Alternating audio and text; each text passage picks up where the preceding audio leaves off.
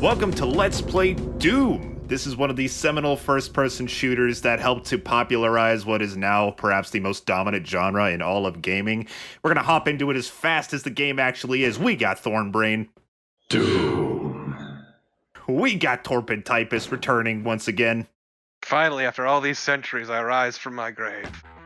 And we're gonna be hopping right into Doom. So Doom is in 4 different episodes. This is specifically the Ultimate Doom, which was the first retail release of Doom. Originally, you had to buy it through phone order, but then they released a retail version of the game, which included the extra 4th episode. We're, of course, going to be starting with the first episode, Knee Deep in the Dead, on the normal difficulty, which in this is Hurt Me Plenty. I will forever love fucking E1M1. It's so good. Of course. Let's not shoot, though. This isn't a shooter anymore. This is a puncher. So yeah, you start off with your pistol. It's very shit. Pretty much as soon as you get any other weapon, which should be here soon, you're not going to be using that very much. So as someone who's never played classic Doom, but has played a fair amount of modern FPSs, how easy would you say it is to go back to this? Not at all. I don't know if I disagree with that. The only weird thing mechanically about Doom is that you can't aim up and down. So you have to kind of just line up your shot and then your bullet will automatically go up or down if there's an enemy there. Other than that, I think this game holds up phenomenally well. And I've always said that it's like Super Mario Bros. 3 levels of as fun now as it was back in the day. This will be a 100% secrets Let's Play. Doom, of course, is known for all of its secrets, fucking pressing spacebar on the walls to see if there's any door behind it. I will be getting all of the secrets. I will be trying my best to get 100% kills, but that will not be the priority. This is just going to be a straight playthrough where I get all of the secrets and kills be damned, and I don't even think, like, the community themselves gives a shit about item percentage. Okay, but what about part-time? Because your part-time sucks. Everyone's part-time sucks. That's another thing that no one seems to give a shit about. Because nobody should get it. That brown enemy there was known as an imp. That one has a little bit more health, still not terribly dangerous, though instead of the zombie men who shoot guns, imps fire a fireball projectile, which is, depending on the RNG you get, can either do a little bit or a good chunk of damage. Still not terribly threatening. So if my knowledge from the Doom movie is anything to go by, they are people transformed because of their evil gene. I am thankful to have never seen either of the Doom movies. I have seen both of them because my girlfriend is a terrible person. There is a good few enemies where chainsawing them is very beneficial. The zombie men and imps, not so much. They're weak enough that you can take them out with the shotgun. But, let's see if we can try it out anyway. It still tears shit up. It's a fucking chainsaw, of course it tears shit up. Zoom. So we've got a chain gun, a chainsaw. Now if only you could use a chain link fence as a weapon. I am specifically using the Z-Doom source port. There's a million of them, and they're all, like, slightly different enough where you can find the one that suits you best. Z-Doom has a whole bunch of different options, including the ability to aim up and down if you so desire. I don't. I'm very much a Doom purist.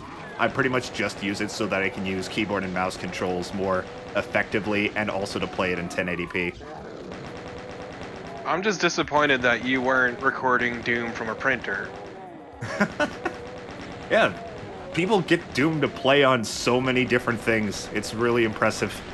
It's this beautiful just engineering meme at this point. Just see if Doom can run it. I mean, most people do better than Bethesda at running Doom. Ooh. Damn. You say it like that's hard, though. Yeah, making fun of Bethesda isn't even a good burn anymore. Yeah, but it is a burn. Technically. Look, I'm just saying, don't trip over that bar you set. Well, if that's not a ringing endorsement of this LP, I don't know what is. If that isn't your ears ringing after you get hit by the bar. It makes hit scan enemies like the shotgun guy and zombie men less accurate. And here's the rocket launcher. We'll get into that in a second because I'm fucking talking. Every episode has 8 levels and 1 secret level, but this is the 9th one, the military base. He's got a big bunch of imps in a cage. Ow.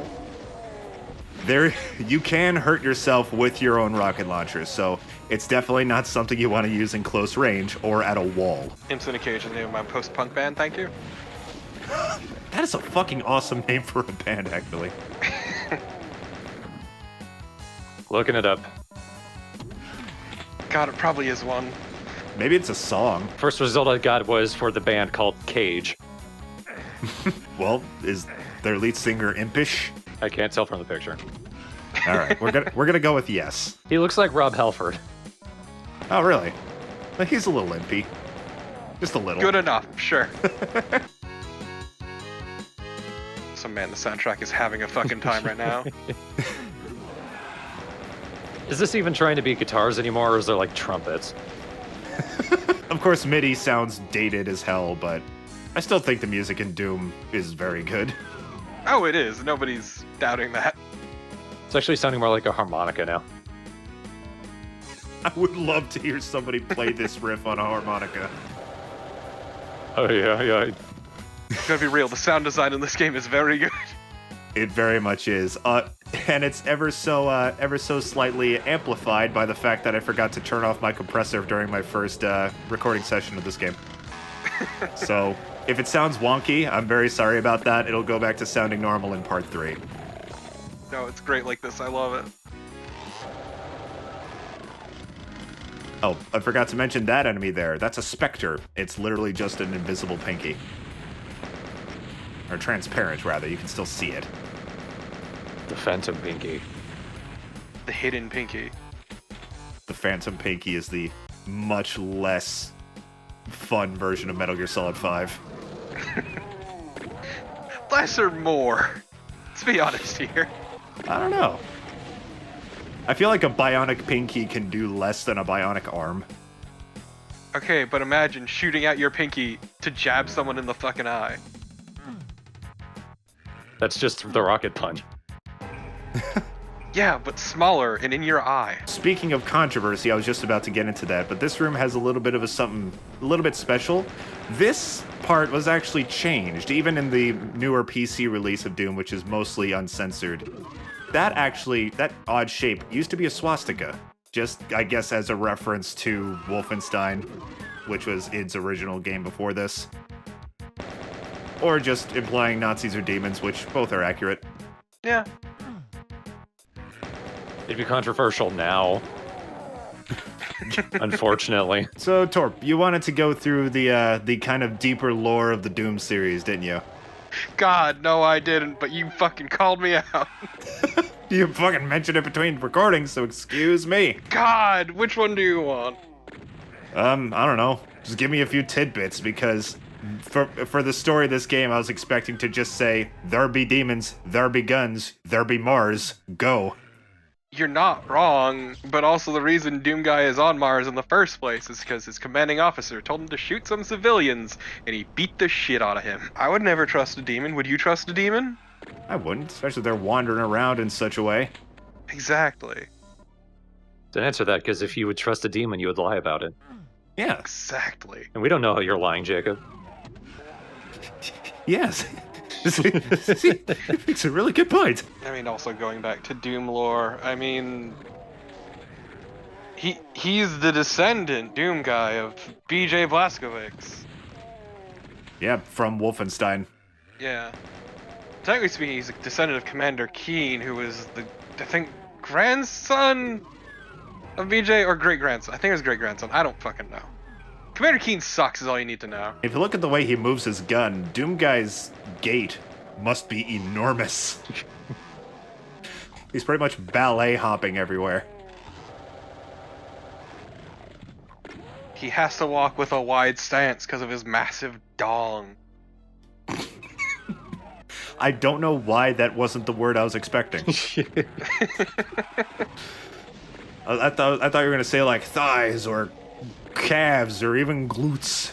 No, you expect too much of me. I am far more crass. There's that classic John Carmack quote, which definitely doesn't hold up today for the record, but it's accurate when it comes to Doom, that plot in a video game is like plot in a porn. You expect it to be there, but it isn't particularly important. again, that's not relevant today, where games are kind of more respected and stories are more good stories specifically are more common.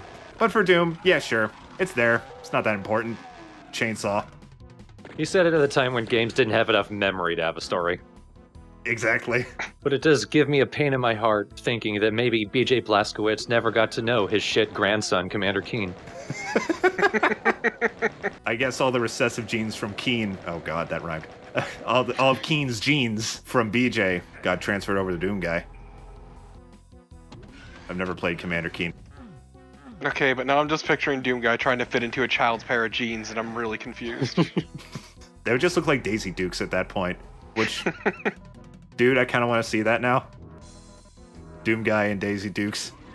Daisy Dooms. Daisy Dooms. That's just leather pants that you tear trying to pull them up. I mean, that's kind of what we're getting at. Ooh, that reminds me. Did you see how that fireball hit that pinky? One of my favorite mechanics of this game is infighting. Monsters of different types, or at least of different projectile types, can fight with each other. Like that shotgun guy, he wasn't shooting me, he was shooting the pinky behind him that fucking bit him. That's so dope. I love that so much, and it's actually a legitimate strategy that you can use in large groups of enemies. Make them fight so that you don't have to waste ammo on them. And hump the wall. I just realized what the pinkies look like what their walking animation looks like. It looks like someone trying to walk in high heels for the first time. Including the hunching over. You're not wrong. I feel like all the jokes of this LP are just going to be making the characters and enemies in this game fashionable. Say that, but those imps are still wearing spikes, and those are outdated as hell. Yeah. Well, it depends on where you are. I guess. If this were a Judas Priest concert. Some weird shit will have gone down, but it would be cool. And I want to go over the difficulty levels in this game. There's 5 of them, but they're really kind of chopped into 3 different sections. There's the easiest one where enemies are very dumb, they're very slow, and they're much less common. Pretty much the biggest difference between difficulties is the number of enemies and the frequency in which they attack you. It's not just they do more damage. On higher difficulties, there are more enemies, and they are more aggressive. So it's not that they do more damage, they just shoot you more and are more accurate. On Nightmare, which is the hardest difficulty, it's literally before you pick it, it says, "Are you sure? This mode is literally unfair." And it is. It is. It's not meant to be a fair challenge, because not only are enemies extremely accurate, extremely aggressive, like overwhelmingly so, and not only is there so many enemies, actually it's the same number of enemies as it is on the difficulty down, but I digress. They also respawn. So if you kill an enemy and have to backtrack, it's likely those enemies are going to be back. And in that mode, you get actually double ammo to compensate for that. But it is stupidly difficult, and it's not easy to get through. There are actually some Doom levels from Final Doom, which is kind of an expansion / sequel that came out after Doom 2, where until recently, there were some levels that were thought impossible to beat on Nightmare difficulty. Now, I know you were looking for secrets there, I imagine. But I wish you had done what you had done earlier in the video, where you just looked at the map, so it was just your icons sliding into walls. That was very entertaining. Yeah. Feel deeply uncomfortable. Yeah, this is me trying to find secrets so I don't have to look in my walkthrough. And so I can feel smarter. Well, imagine how his giant dick feels. Yeah. He slapped it against every wall. I wouldn't want anything of me to touch these fucking walls, alright? They're disgusting. The military base on Mars, I can't imagine it's super clean. There are diseases there that are not on Earth. You cannot handle this. Yeah. Maybe that's how all this shit started. Mars disease. It sounds like an actual disease, never mind. Probably because it sounds like SARS. At least flights to Phobos are cheap because nobody wants to go there with all the disease. Everyone loves taking Delta to fucking Phobos. Nobody loves taking Delta anywhere. Yeah. Nobody likes Delta, it's true. I've had okay flights with Delta, and I still hated it. I hate all flights. They fucking suck when you're my size. Fun fact, planes are deeply uncomfortable when you're 6'5". Since they're man-made and a military base, they're not as aesthetically pleasing as some of the later levels where we actually do explore some actual hellscapes, and some of them look like shockingly for the graphical capabilities that this game can do. Some of them look like actually a bit unnerving, and that impresses me. The later levels get very... I don't know if I want to call them pleasing, because that just makes me sound fucked up. But you know what I mean. They look aesthetical. Aesthetical, there we go. Yeah, aesthetically interesting. Interesting, there we go. Not pleasing. They look hot. Oh yeah. The dangling corpses. It's true, hell is hot. Oh, well, there you go. See? I could say that without being weird. God, look at this time. Yeah. That's the thing about this LP. You're gonna see the full time I spent in the level, and all of my editing to make me look better at this game is gonna be for naught. If this were golf, par time would be if you actually played it. Your actual time is you just beating the shit out of the green. And here we are. These are our first boss. These are the Barons of Hell. They have a lot of health, unless you have a rocket launcher. Good night. They don't have a giant dick. First of all, let's explain what's going on here. Party? It's a fucking party. So you're supposed to be torn apart by a bunch of enemies on your way out of Phobos, and you're supposed to die. And here's the aftermath of that. But since I had the invisibility on, they couldn't really hit me, so it took a lot longer than it should have.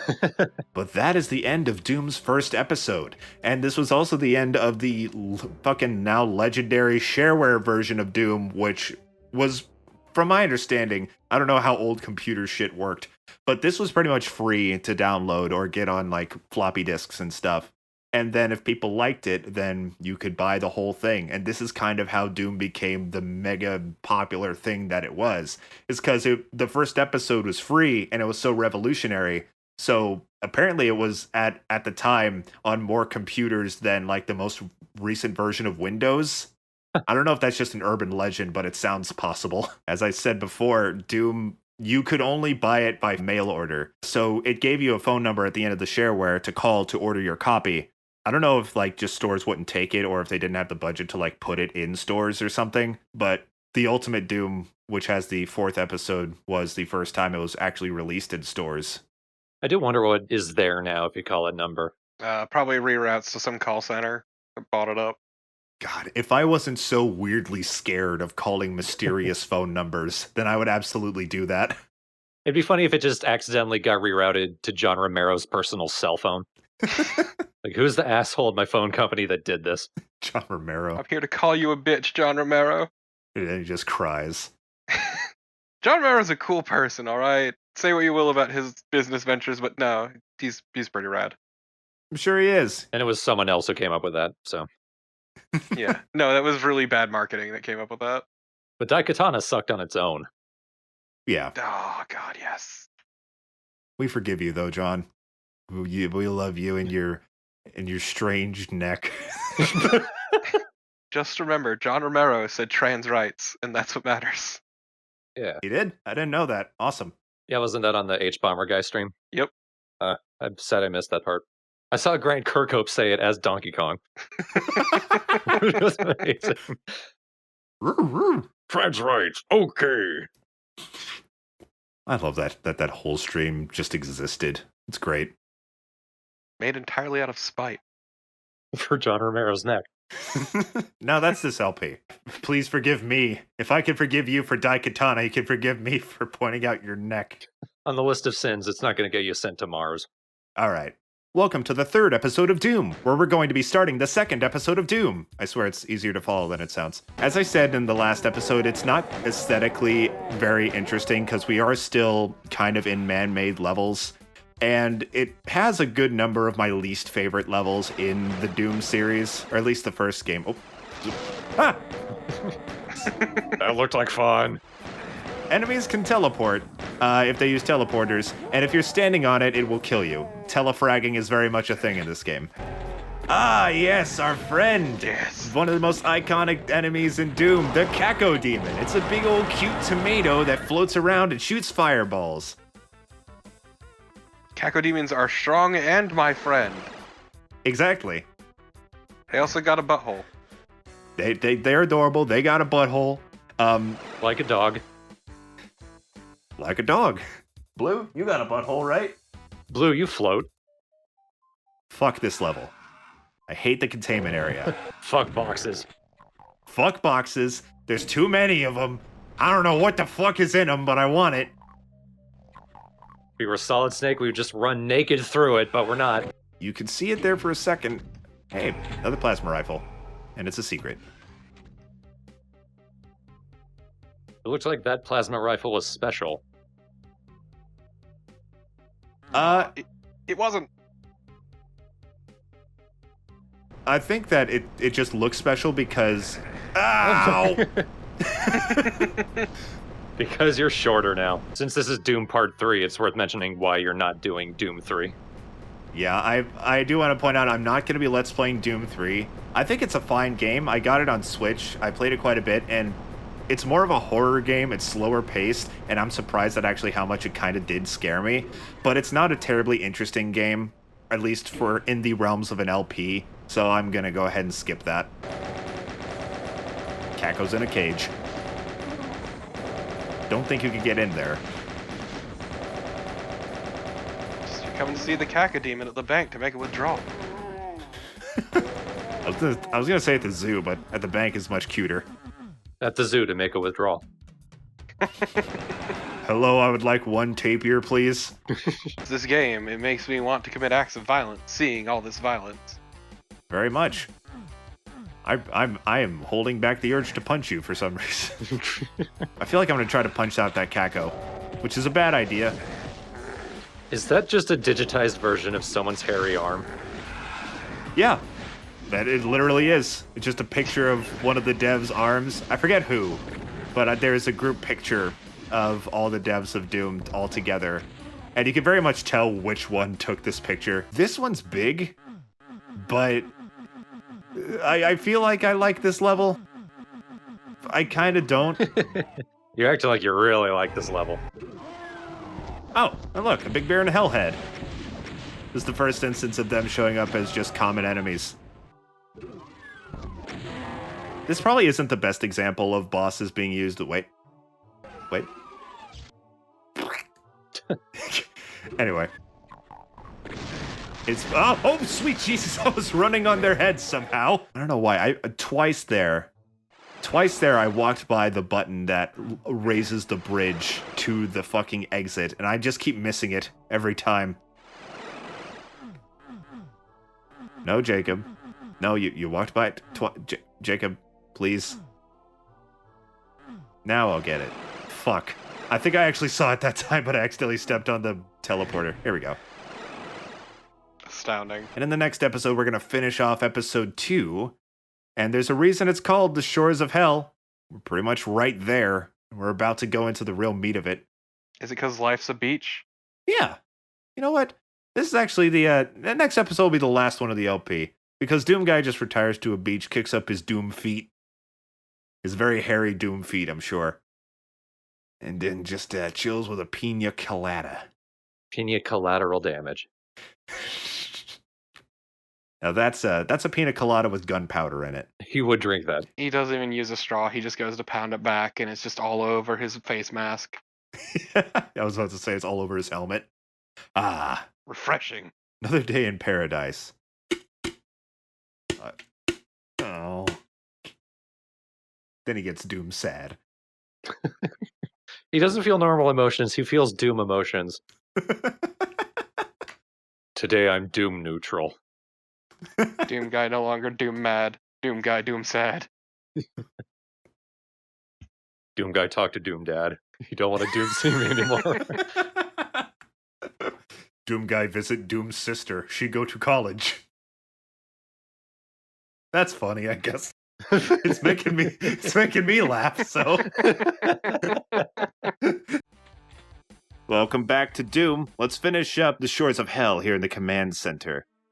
Let's punch open this door. I would love to, but it's a bit too powerful for me. Can't believe we're finishing the beach episode. Oh yeah, Doom guy and his Doom Speedo. His Doom Doe. No, that didn't work. The Speed Doom. Fuck. Some man that screaming wall. Yeah. Fuck you. This is rude. I'll bring you back to life. I know CPR with my fist. The reason I remember this level the most is because of its music. If you listen closely, well, you don't even have to listen closely, you just have to know the song. This is a very obvious MIDI cover of Mouth for War by Pantera. And I'm died. I am died. With a signature Pantera scream. This area itself always confuses me for some reason. There's not much to it. You just gotta press that switch that we ran through, and then run back here, which has a blue door, but also the entrance to the vast majority of the level. And I hope you like the look of this hallway, because that's most of this level. It's very Windows 95 screensaver. This game is Windows 95 screensaver. I guess that's a good time to bring up that I don't know how the technology works, but Doom is not technically actually a 3D game. They just kind of finagled like the technology they had to make it look like 3D. That's why there's certain quirks like rooms cannot be on top of each other. For example, like you cannot have a room on top of another room. That's why the levels are so sprawling. Sounds like a good time for someone in the thread to make an effort post. Yeah. Please. Tell us how this is not actually 3D. Because I sure as hell cannot explain that with my peanut brain. I'll be fucked if I remember the actual stuff. I've had it explained to me like once. I'm like, sure, yes, I understand it all. Spoilers, I didn't. You just kind of wanted your friend to stop talking. Wasn't even a friend. That's the worst part. Oh.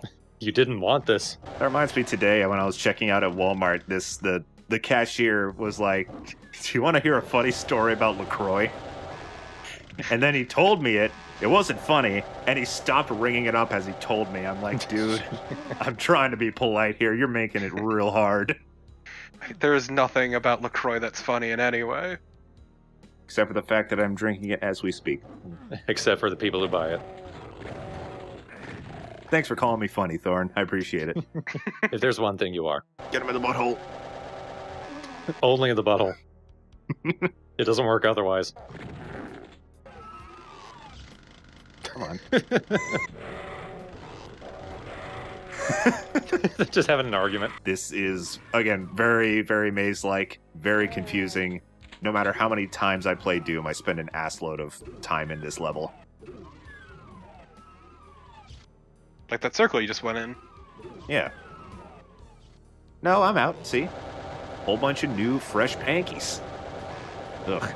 That makes them sound way grosser. Yeah, please don't call them that. Hanky pankies. No. Blow their nose and give them a spanky. This one is a bit confusing, but it is fun. I do like this level. I also like the cheerful little xylophone that plays in the music. Wait for it. I love it. It's so dinky. So out of place. When I did my original playthrough of Doom for my channel years ago, every time that would play, I would have a xylophone fly across the screen. I'm halfway tempted to do it again for this. When I was discussing nightmare difficulty earlier, I completely forgot one of the most amusing things about it. On nightmare difficulty, pinkies are sped up by about 10 times, so they absolutely fucking zoom everywhere. But still do the funny stompy animation. For the new ports, which of course started off bad, they're now really good. But even after all their improvements, they still don't have turbo pinkies. I don't know why no console ports include them. What would be the term for a group of pinkies? Turns a gaggle. I thought it'd be like a fistful of pinkies. A fistful? A pickle. A fistful, a gaggle. A pickle, a pinky.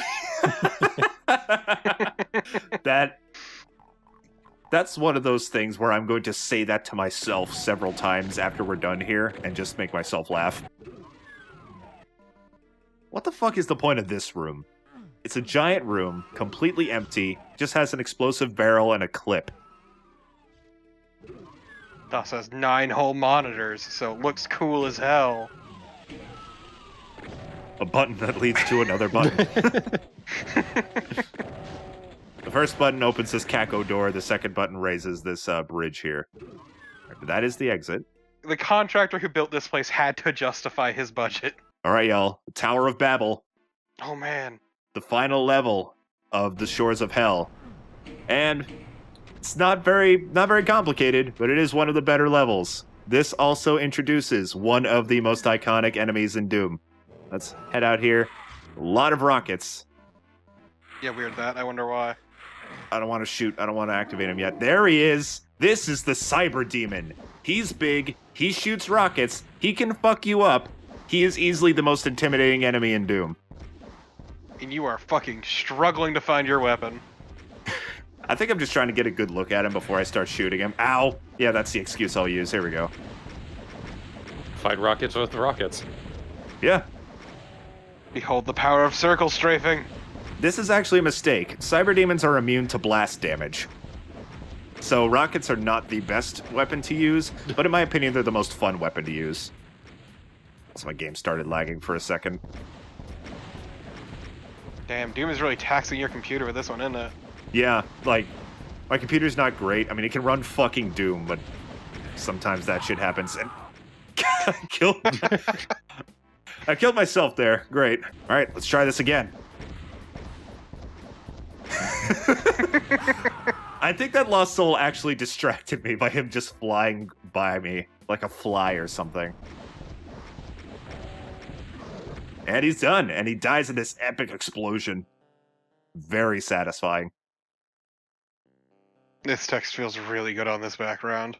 Yeah, the fucking spaghetti. So that does close off the Shores of Hell. Next, we enter the final episode of the original Doom story, Inferno, which is...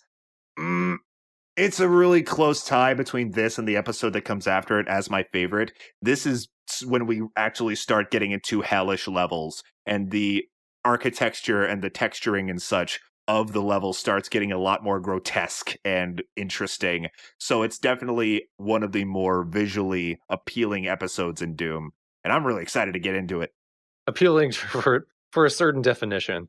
Yes, it's interesting. Again, we have to go through this to make me not sound like a fucking psycho. Jiggly Jacob plastering his walls with flesh. You really Yeah. get that Doom feel. What parts of it do you think are jiggling? Welcome back to Doom. Let's start the third episode, Inferno. And we can officially say, welcome to hell. Pucker up. This level really likes itself a cacodemon. I mean, can you blame it? They're hashtag iconic. Yes, they are, Torp. Yes, they are. Are legally distinct beholders. Like that jackass in his cap. They knew would be iconic.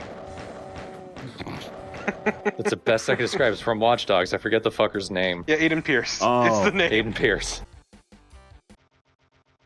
Pandemonium. Pardon me. Just Okay. rocking out a bit. Look at my monium going panda. Remember, there's something significant about this weird, out-of-place silver room. Oh, that is an eye. Yeah. Oh, I got stuck on something? That eye made me think there's a lot of creepy imagery involving muscles and viscera and the like. I feel like there's untapped potential in skin with nothing else. Skin with nothing else? Well, I believe there's actually some textures later that are pretty much that.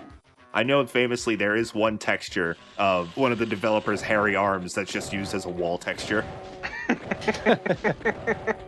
More like that, yeah. The Doom devs were very... what's the word? Resourceful. Ah! You wanna... Where am I? Nope, he's just having a time. I'll find you.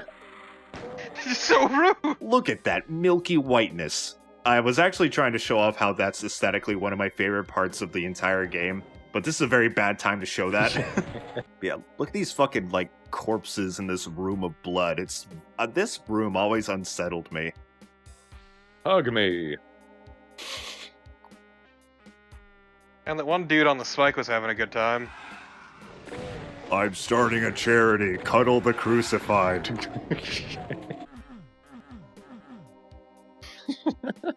I just love the idea of Doom Guy slapping over all the walls like a fish. Even with like the fishy sound effect, like. How tall is Doom Guy? Big beefy. That's all I know. Everyone, yeah, it's a real height. In metric. Big beefy. How tall Doom Guy is will disappoint you, because he is 5'7". Oh my god. It's okay. You know how humans get taller over time. The average height in the 90s was less than it is now. That's my excuse. Mm-hmm. It's like how, in Napoleon times, he was actually a very average height. Wasn't that short at all? He was average height, yeah. Oh, fuck. Ooh. That was Ooh. fucking satisfying. Speaking of satisfying, though, here's a very unsatisfying way to find the best weapon in the game. I'm invisible, so you can't see it. But it is the BFG 9000. Let's take it for a spin. Shit. This... Again, it was too close. You couldn't quite see it, but this is a screen-wiping weapon. It will target, I believe, up to 20 enemies within your line of sight when it gets hit, and it will pretty much obliterate every small enemy in your path. So a very obvious teleporter that leads to a secret that has nothing in it. Anyway. Now we're going to church. Praise Satan and such. Gesture somewhat positively at Satan. Give Satan a thumbs up and go get some corn dogs. Hello, ass. My bud. A pinky booty. There's still a secret over here. Oh god, this room's fucking trouble. Oh god.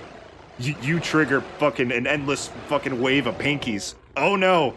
This No. room is bad. This room is bad news. BFG. BFG, please. Oh, there we go.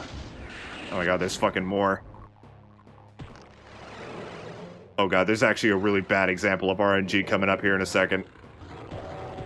Oh my god, that bite. Oh boy. Holy shit. That bite did 40 health. Thank you very much, God. Any more? Ow, thanks. That's probably my least favorite level of the episode. Not a huge pain in the ass, but a relatively decently sized pain in the ass. A stick instead of a pole. Just like a... Never mind. No, go on. Like a... Not quite a finger. I don't know what the fuck else I was gonna say there. That's why I said never mind. Welcome back to Doom. Let's finish up the original trilogy. Let's start with Mount Erebus. This level does have our secret exit of the episode as well. Ow! God damn. You just interrupted a guy's conversation with his dead friend. Oh, Bilson. This fucking music is ridiculous. Wah, wah, wah. It's not very cool, is it? No. Little imps dancing in a cage here. This level has a lot of interesting secrets, actually. We'll get to those later, but they feel more choreographed. Oh, God, fucking hell, I keep using that word. Telegraph. Telegraphed, yeah. Teaching these walls to fucking dance. Oh, how the player won't find me unless they hump this particular candle. Oh, Jesus. Take care of him. Sure, I'll pretend that's what's happening. Yeah, the bitrate on the... I'll just mention it. The bitrate on the preview video is very low. So everything just kind of looks like a watercolor painting to us right now. So there's a fucking room over there. Let's head in here. I don't know what's in here, so we're gonna check it out. Oh shit, it's the exit. I'm not realizing it's the exit. Oh god, no! Oh my fucking god! No. Fuck! Wait, how many secrets did I get? No! Here we go. I think that's my favorite activation sound for the zombies. Just... It's oddly cute. Yeah, all the death sounds never sound that painful. They just sound disappointed. Like they lost at the lottery. And the penalty is death. Over here is the secret exit. I'm gonna save over here. Every one of those A's is me accidentally pressing enter instead of fucking end there.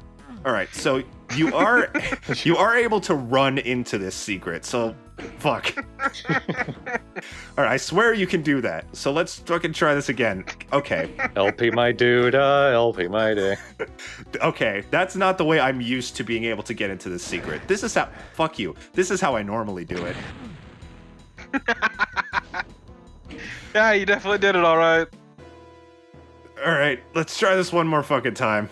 Gotta fucking wang your elbow on the corner too? Like... This is significantly easier to get in. Alright. That's Mount Erebus. I really like that level. This looks familiar. It's an eye. Yeah. This is looking very much like the first level of the episode. Alright, the real test is going to be seeing if the one secret of this level is still there. So let's check out that wall there. Come on. Yeah, still there. It's still got the rocket launcher. Oh well, that was easy. We'll just collect all this fucking health and get out of here. Well, those rocket launchers and that soul sphere is foreboding. Or those rockets, rather. Hello? Oh shit, there's a cyber demon. Let's take him out. Ah, a demon shaped like a friend. A big fucking deadly friend. Oh! Well... Only if you're bad at catch. Or good, really. Either works. I am oddly bad at fighting the cyber demon in this LP for some reason. Let's try that again, though. But it's okay, there's an invincibility over here, so in reality, let's just chainsaw him. Chainsaw dick. If he'll let me get to him, that is. Chainsaw them buns. Cyber demon does have a very juicy ass. Okay, but I do like the idea of the cyber demon just wearing just fucking booty shorts that says juicy on the ass. Getting too close to those explosions. It's okay, we're almost done here. There we go. God, it just explodes into a mist and it's the best thing. That's cyber demon number 2 down, so now we gotta backtrack a bit. That's not the only difference between E3 M1 in this level. It also unveils some cacodemons. Oh Jesus, please, after defeating a cyber demon, don't die to 2 cacodemons. Sometimes you just crave a murder. Okay. Speaking of, what if the real secret was the friends we made along the way? What friends are we making? Fistful of pinkies. In other words, secrets 0%. Oh, sweet Jesus. I should be saving those. There's going to be a lot of hurting floor around, but I guess I'll take them all. Nope, you get every single one trying to avoid the cacodemon. Alright, Gate to Limbo is fucking done. Now, y'all ready for this? Fucking felt like the Gate to Limbo. Here's the final level of the original Doom. This song rules. Get ready to LP your doodah. And who is our final boss of the original Doom? Why, it's none other than this big screaming bitch. It's the Spider Mastermind. She's a big Krang-looking motherfucker with a super chain gun. She can tear you up. She fucking hates your guts. I also really like her cry. There's also a few other enemies to kind of deal with. Just a cacodemon and a Baron of Hell. Yeah, but they're fucking whatever compared to her. Yeah. There is actually a very easy way to take her down. I'm going to show you that later. But for now, let's go ahead and do it the hard way. Take her down with a plasma rifle. At least try to. I'm at 2% health now. How's that armor working out for you? Again, I am doing this the hard way. In reality, keeping it real, guys, the Spider Mastermind is very much a pushover. But I want to make her feel good at first. So I'm gonna have a little bit of a struggle first. Build her up before you break her down. Exactly. Gotta let her down easy. Make her feel important. All right. Did it. That shit-eating face. Look at that son of a bitch.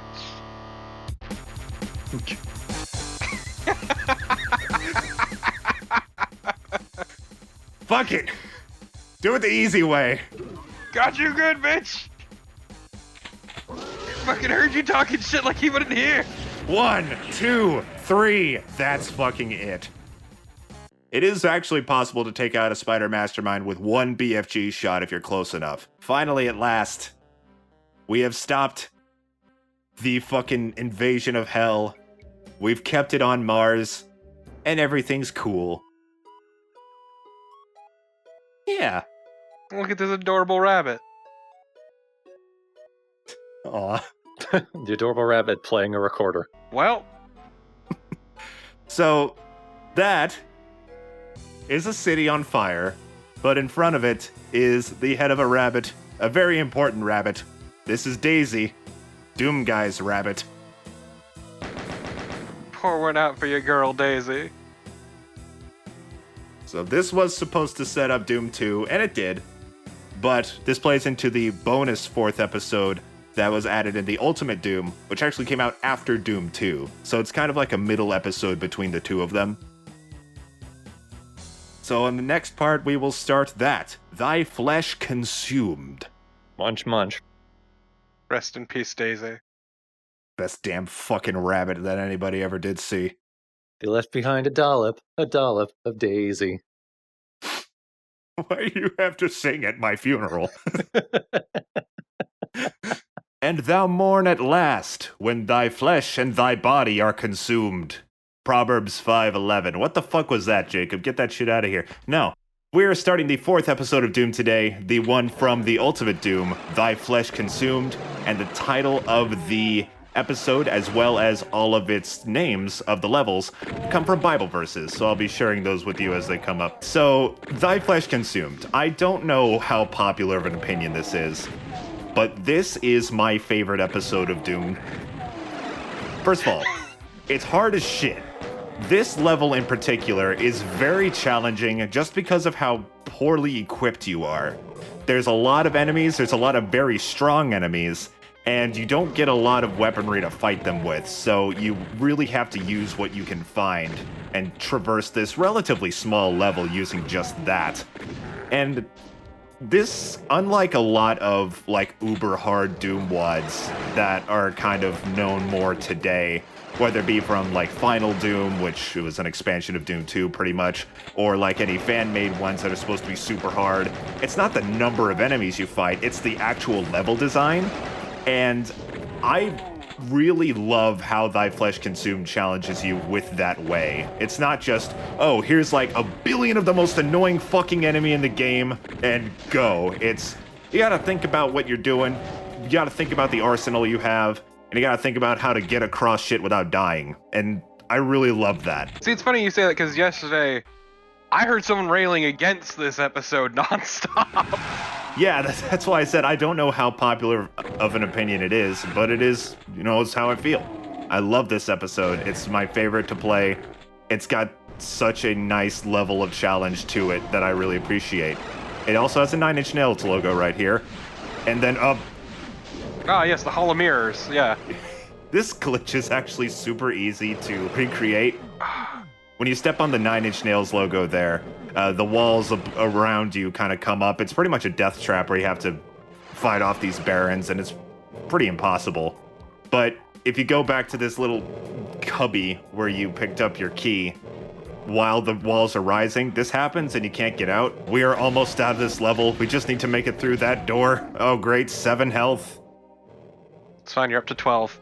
This episode will kick your entire ass, every inch of it. Ah! That inch. Also, I haven't shared the verse for this episode, or this level. It's, this level's called Hell Beneath, and it is, the way of life is above to the wise, that he may depart from hell beneath, Proverbs 15:24. And we're done with it. Fucking hell, that level. It is the, like, far and away, the hardest first level in Doom. There's something about what Doom Guy's face looks like right now Reminds me a lot of Barney Greenway, the singer for Napalm Death. I've never seen him before, but I absolutely believe you when you say he looks like that. He just has slightly more hair. So, we got a cyber demon right here in a very small area, and also an army of cacodemons also fighting us? Shit. And also you fighting yourself. Mm-hmm. Gotta make sure not to fall off, gotta make sure not to get hit too much by the cacodemons. Or the rockets. Alright, get these cacodemons out of here. And now let's have a more fair fight. This is definitely not a purist Doom Let's Play, if that hasn't been obvious already. Like, it's purist in the way that, oh, it's got the original sprites, you can only aim left and right, but most Doom LPs are one run, no saving, or sometimes just pistol starting every level. I don't wanna. A, pistol starting is tedious. B, the game is clearly meant to be played with saves. Yeah, definitely. I have been playing Doom since I was 4, but I wouldn't say I'm amazing at it. I'm decent at best. Alright, but we killed the cyber demon. Let's see what I did wrong. That teleporter opened up earlier. Let's see where it leads. Oh. Gotta go. I have 200 health, so... I think I know what's coming. Yep. So, that teleporter leads to the room where the cyber demon is, and just as a reminder, telefragging is a thing. I could have killed that cyber demon in one hit. The idea is not to fight the cyber demon, it's to be the cyber demon. Of course. I'm the cyber demon now. When you lower that wall that the cyber demon was being stopped by, the secret exit also opens up. So that leads to the one secret level of episode 4. It's called Fear. It's the one level that actually does not have a Bible verse that's named after it. So I went to like a Bible searching website and just put in the word fear, and I'm going with the first verse that comes up. I said to myself, there is surely no fear of God in this place, and they will kill me because of my wife. Genesis 2011.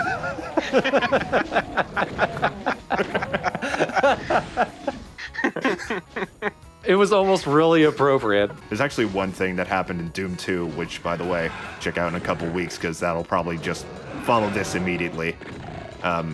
Where it wasn't necessarily a ledge, it was just a slightly raised part of the floor. So it just looked like every other floor, but the corpse just flew in the opposite direction when I killed it. The corpse was scared of Doom Guy. It saw what it did to it while it was alive. Take me to a deeper circle of hell where you can't reach me. Where there's more cushioning. The deeper you go, the softer rocks get. That's the weird thing. The worse the torture gets, but the better the hotels are. There's somebody right now thinking, oh, they're talking about my town. So you've been to San Diego. Is it that bad? I don't know. I went there once when I was like 8. The only thing I really remember about it is that there's water around there, and fighting foodons was on TV. Oh, dope. Kind of the center to the above to the right. Kind of looks like a ball sack. Anyway, sever the wicked. It's in here, bud. So shall it be the end of the world. The angels shall come forth and sever the wicked from amongst the just. Matthew 13:49. This level is super interesting. First of all, bad news is there are technically 22 secrets in this level. The good news is 19 of those secrets are the same stairway. Worse news, 2 of them are not accessible without no clipping. What? Oh. Okay, so I'm assuming everything you just said was an oversight? I guess. Well, the oversight definitely for the 2 secrets you can't access without no clipping, because they're not even like secrets. It's not like it's a room that's hidden outside the map or anything. It's literally 2 pieces of the environment you can't walk into to trigger the secret. The stairwell, I don't know. Here's the stairwell.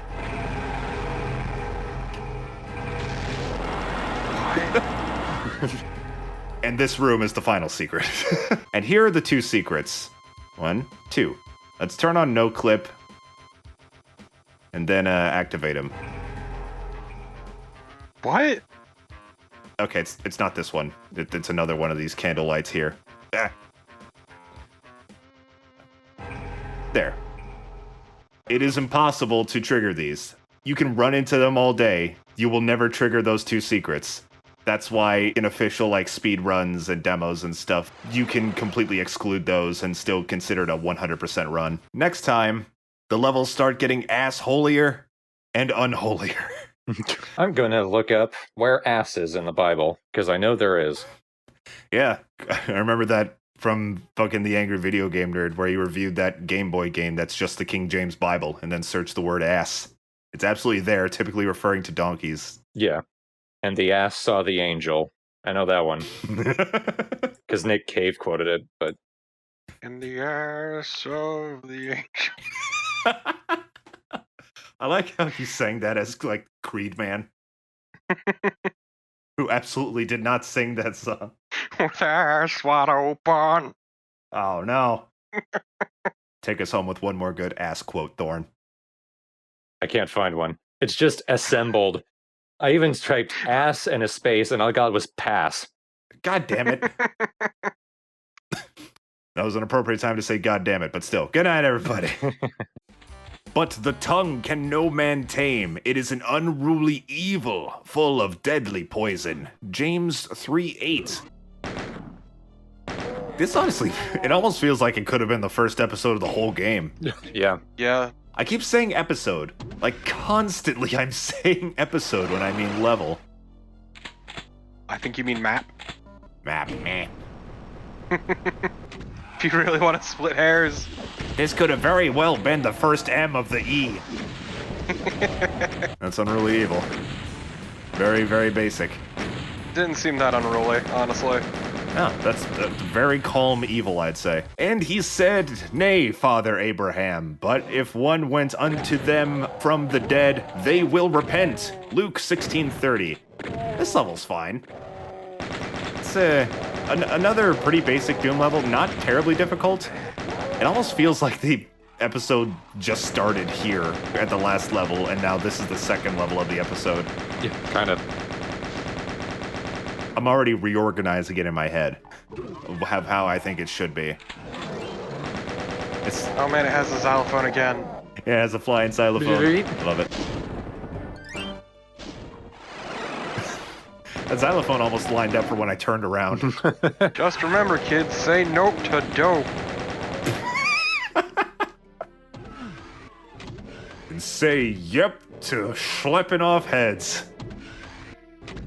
Say yep to schlep into your local drugstore. To buy Flintstones vitamins. They're not from hell. They're so good, you'd think they're sinful. But don't eat more than one a day. Please don't. Otherwise, you'll get the shits. I would know, I've tried. They're just too tasty.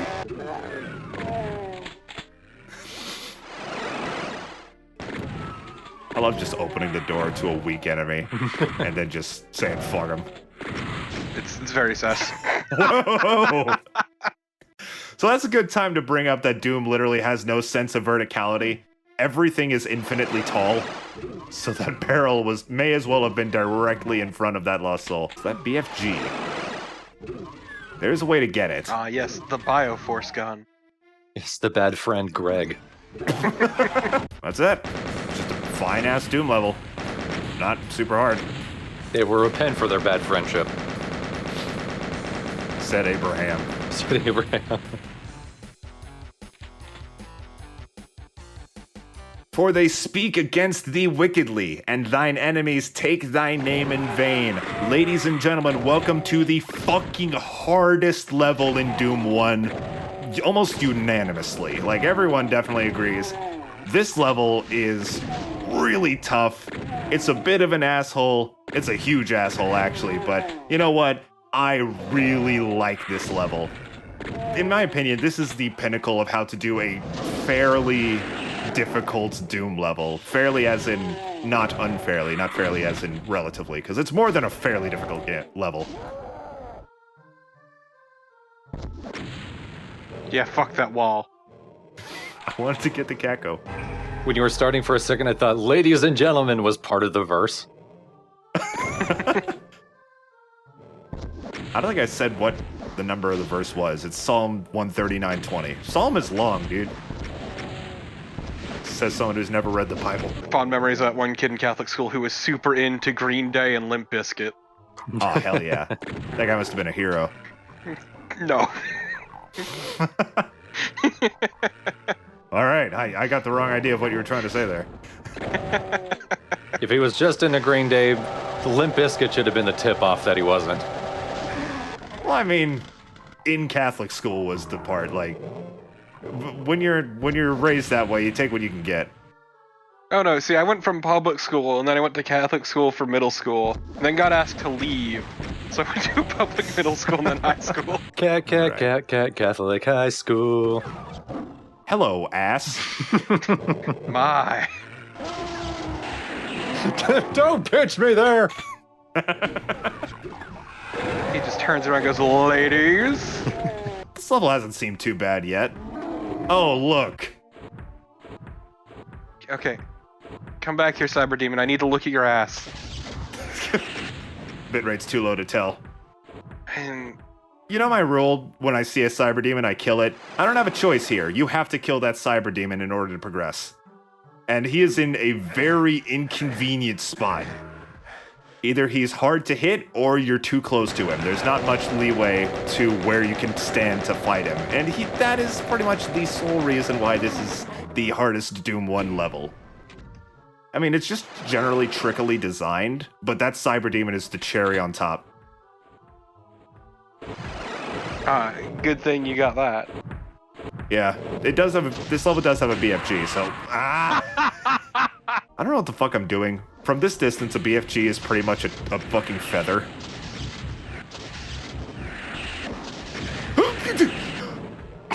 Whoa, that face. Yeah, It looked exactly how you felt. show your ass. Oh, got it. We're good. Not leaving until you do. With not a lot of health left, I've done it. Now just to get out of here. You done did it. I never leave this episode with a lot of health. Level. Fuck. And I looked, and behold, a pale horse, and his name that sat on him was Death, and hell followed with him. And power was given unto them over the fourth part of the earth, to kill with sword and with hunger, and with the beasts of the earth. And hell followed.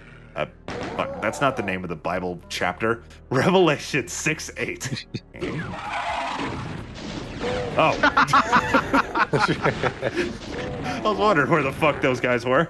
Now you know how the ones that you shot in the ass feel. There's something around that corner. I know it.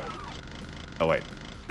It's that cacodemon I killed a minute ago. Never mind. There was something around the corner, you mean? By the way, something we haven't mentioned here. There's a relatively popular name in the realm of niche video games that got pretty much his start working on Doom. He lent his creativity to both Thy Flesh Consumed as well as Doom 2. That'd be one American McGee, which of course I know most for his Alice in Wonderland games. Yeah. Also on Ultraviolence and above, that Baron is a cyber demon.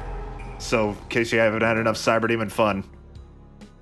Oh yeah, this is another secret that you can't really access without no clipping. But it is possible. You can, on Ultraviolence and above, you can have a cyber demon blast you onto that platform. But of course, that's kind of an exploit. You can't do it, like, by yourself. This next level's not particularly hard, but it is a good slaughter fest to kind of end everything off. Let's thou give thine honor unto others, and thy years unto the cruel. Proverbs 5:9. The final the final goddamn fucking level of fucking Doom. Oh, look at all these weak boys that we can just slaughter. This is a very good stress relievy level. Because it's not that hard. It's got a lot of enemies, but you're well equipped at this point to just fuck everything up. I'll be my doodah into oblivion. I feel like you can come up with better names.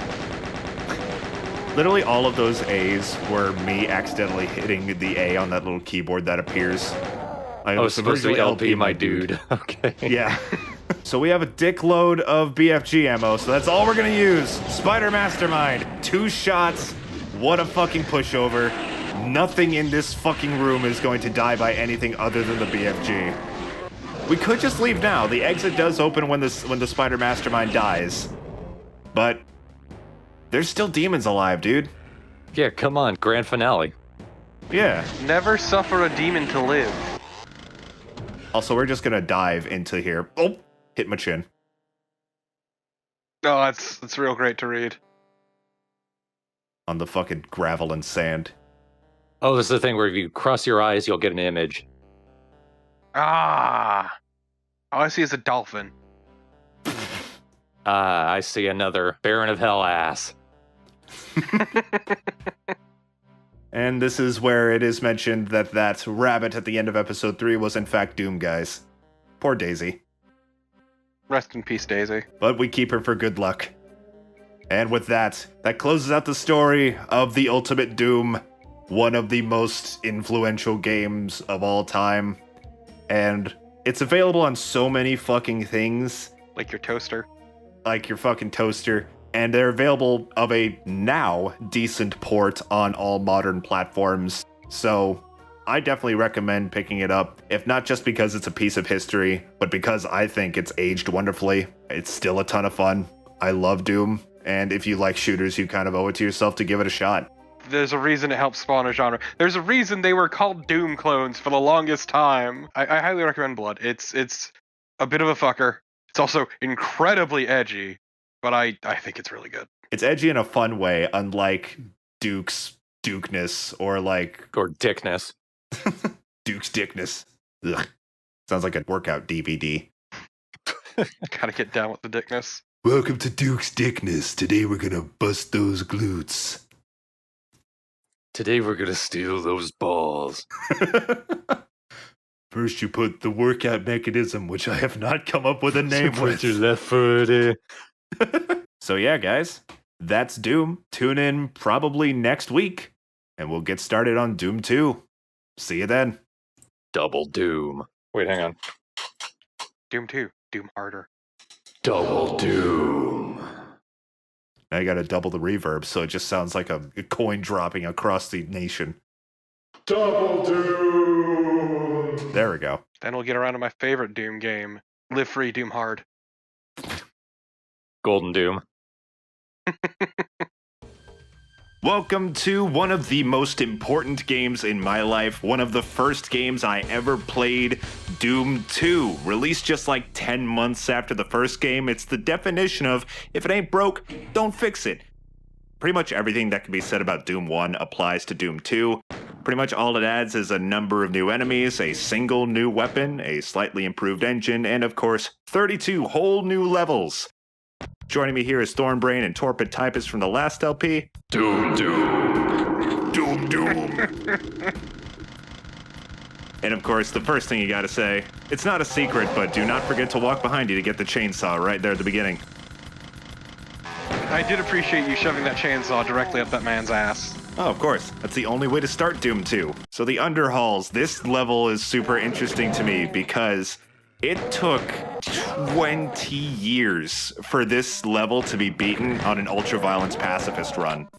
Because on Ultraviolence, again, I'm playing on Hurt Me Plenty. I've mentioned before that I regret that. There's just so many enemies and so many shotgunners and pistol boys. It's nearly impossible to get out of here without fucking killing everything. Boom! Here is Doom 2's singular new weapon, the Super Shotgun. The most satisfying boom and chick you'll ever hear. My baby. So, You have my baby. it tears through everything. Groups of weak enemies are torn to shreds by this thing.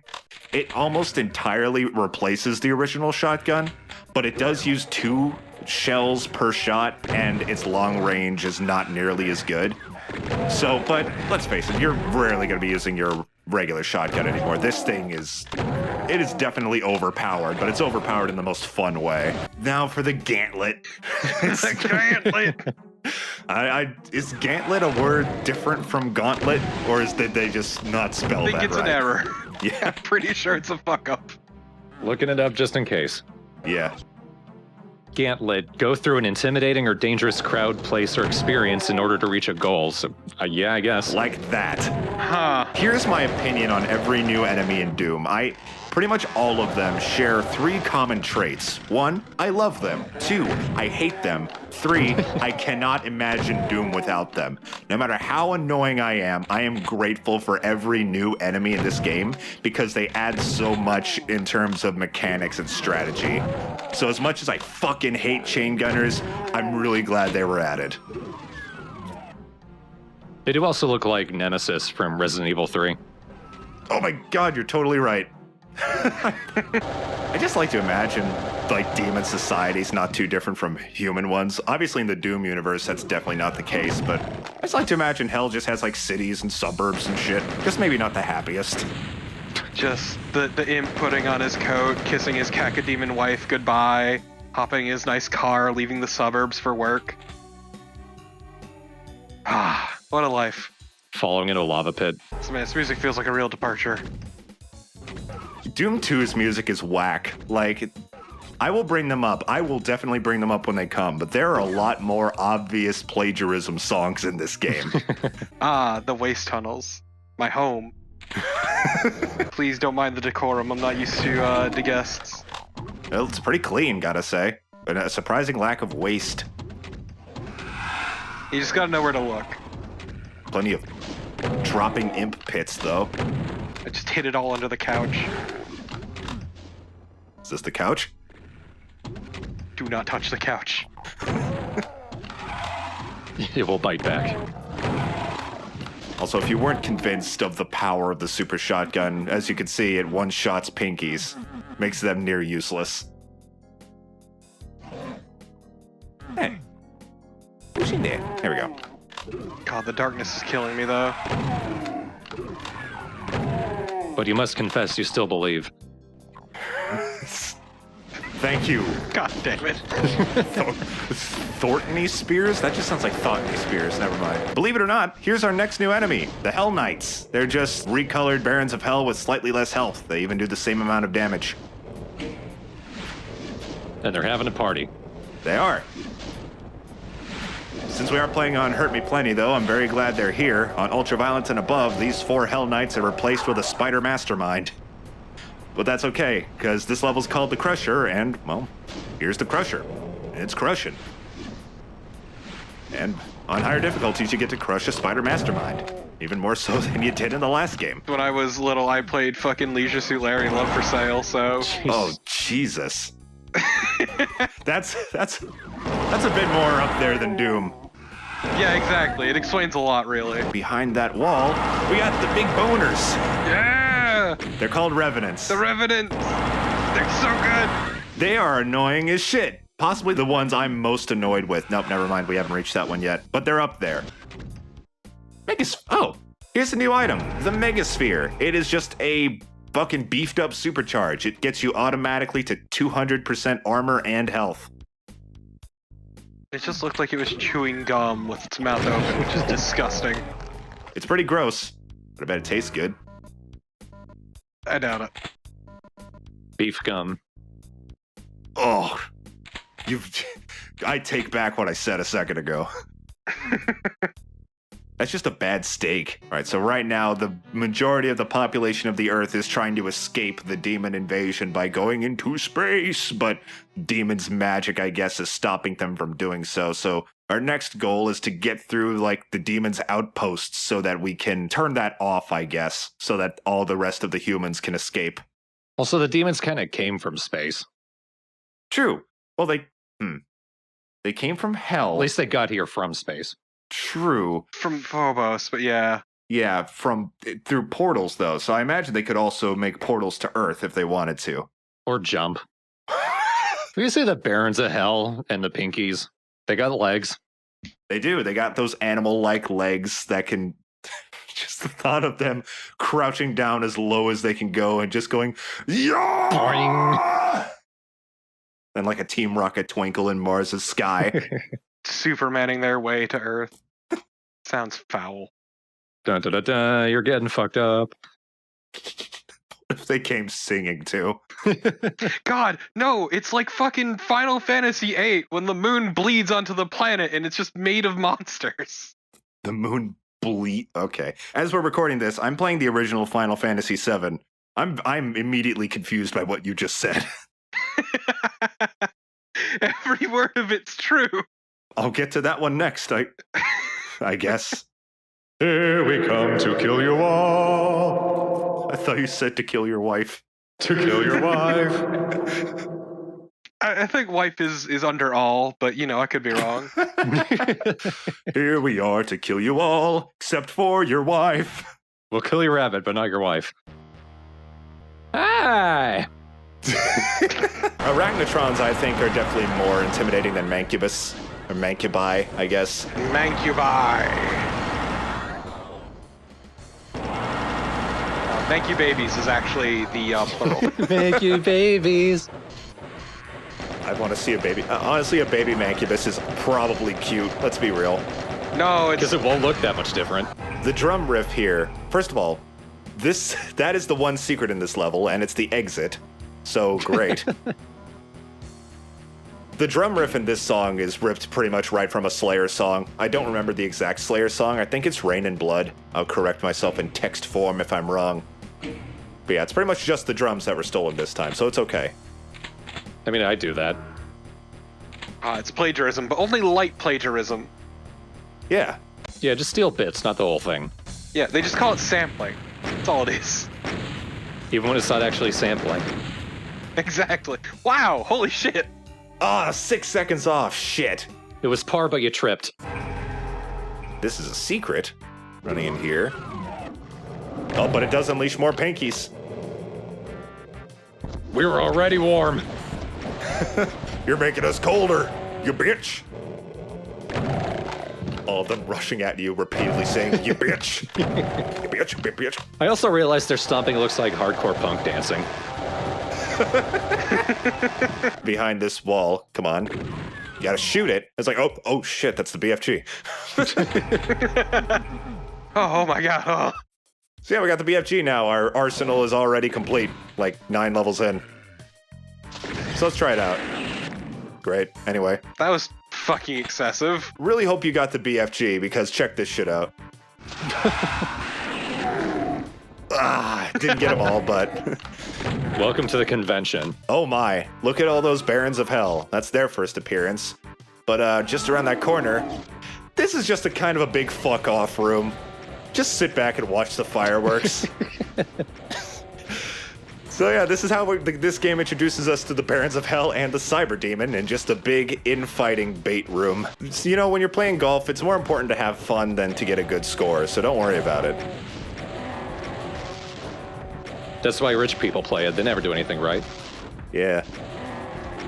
Just watch him shoot everything and not shoot me. It's a beautiful thing.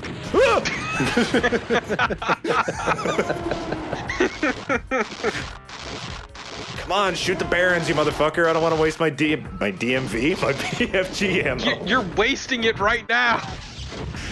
No, not my invulnerability. That could go fuck itself. I don't want to waste the BFG ammo. Go through here and shoot those faces on the wall to introduce perhaps the baniest of banes of the Doom 2 game. The Pain Elemental. They don't shoot projectiles, they shoot lost souls. This is why they're more annoying in this game than in Doom 2. Pain Elementals can fuck right off. They're the one enemy that if they never existed, I would have been okay with it, but still, I'm glad they exist, I guess. They also sound cool. Why they're more annoying in this game than Doom 2, you say? Actually, if you get lucky, well, not lucky, it's just poor game design.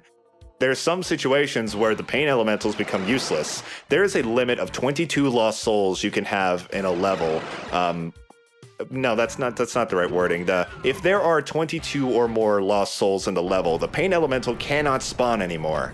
In the next level, on Ultraviolence, that is the case. So, at that point, the Pain Elementals in that level are literally harmless unless you kill the lost souls first. Pain elementals, you say, as you pull out a chainsaw on his ass. Directly up that Pinky's ass.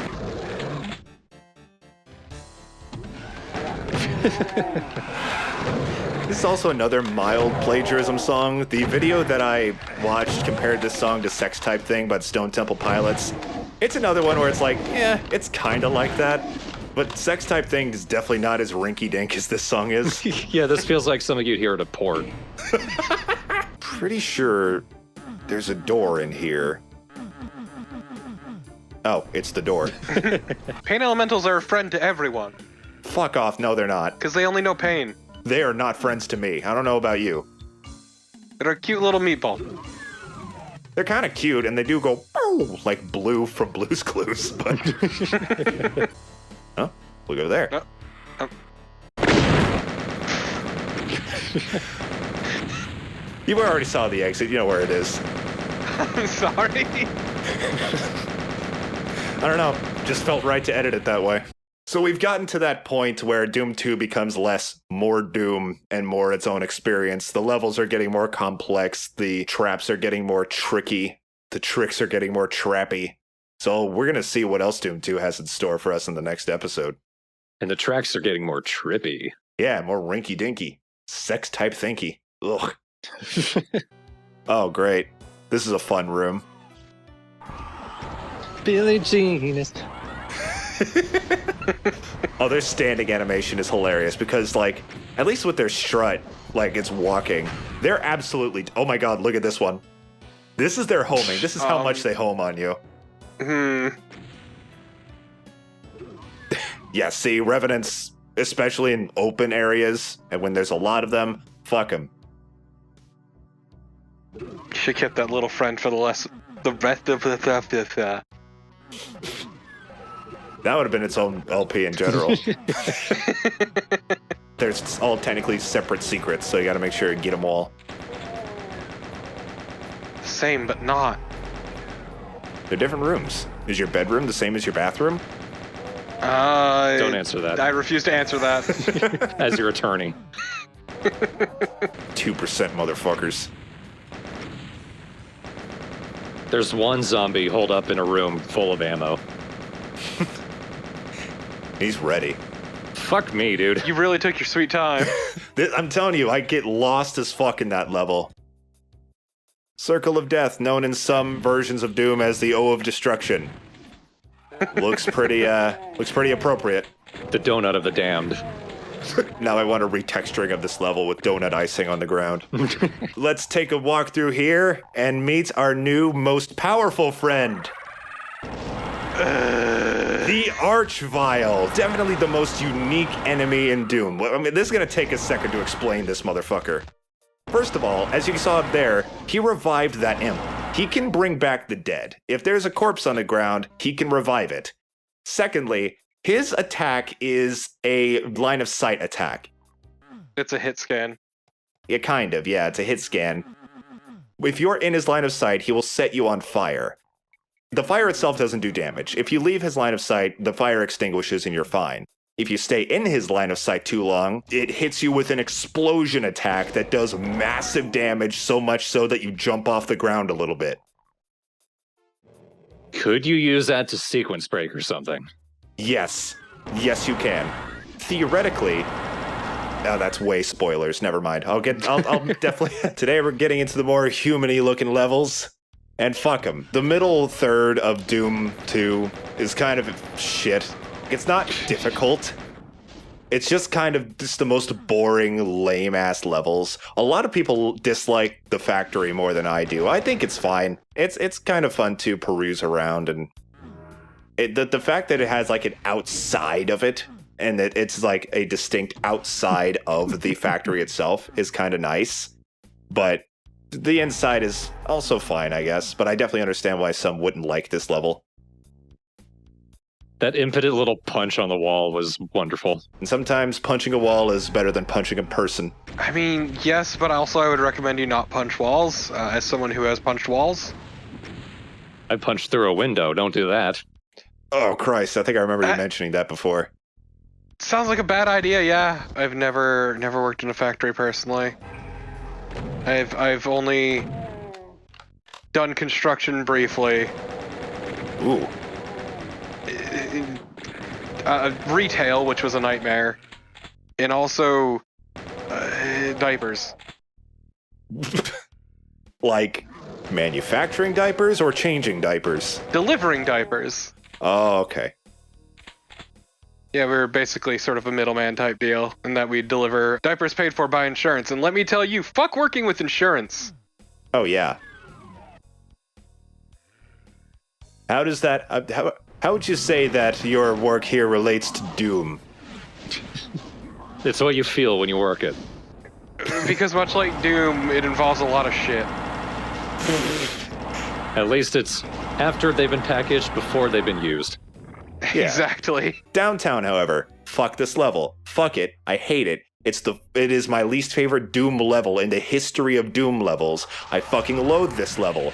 Last time I was playing through Doom 2, I stopped because I reached this level. It's huge. It's boring. It is easy to get lost. It is hard to find your way. It has a lot of revenants right at the start. This level can go eat my entire asshole.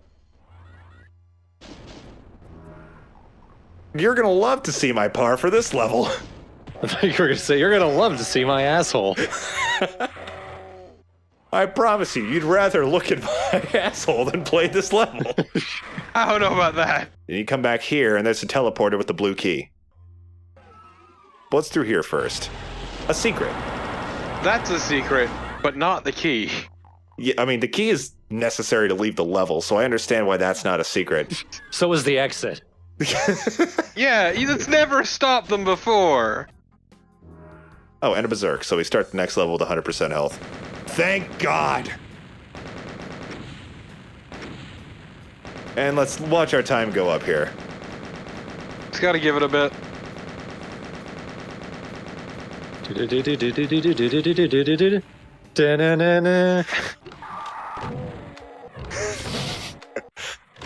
I think the revenants are scared to see me. That's why they scream like that. Ah!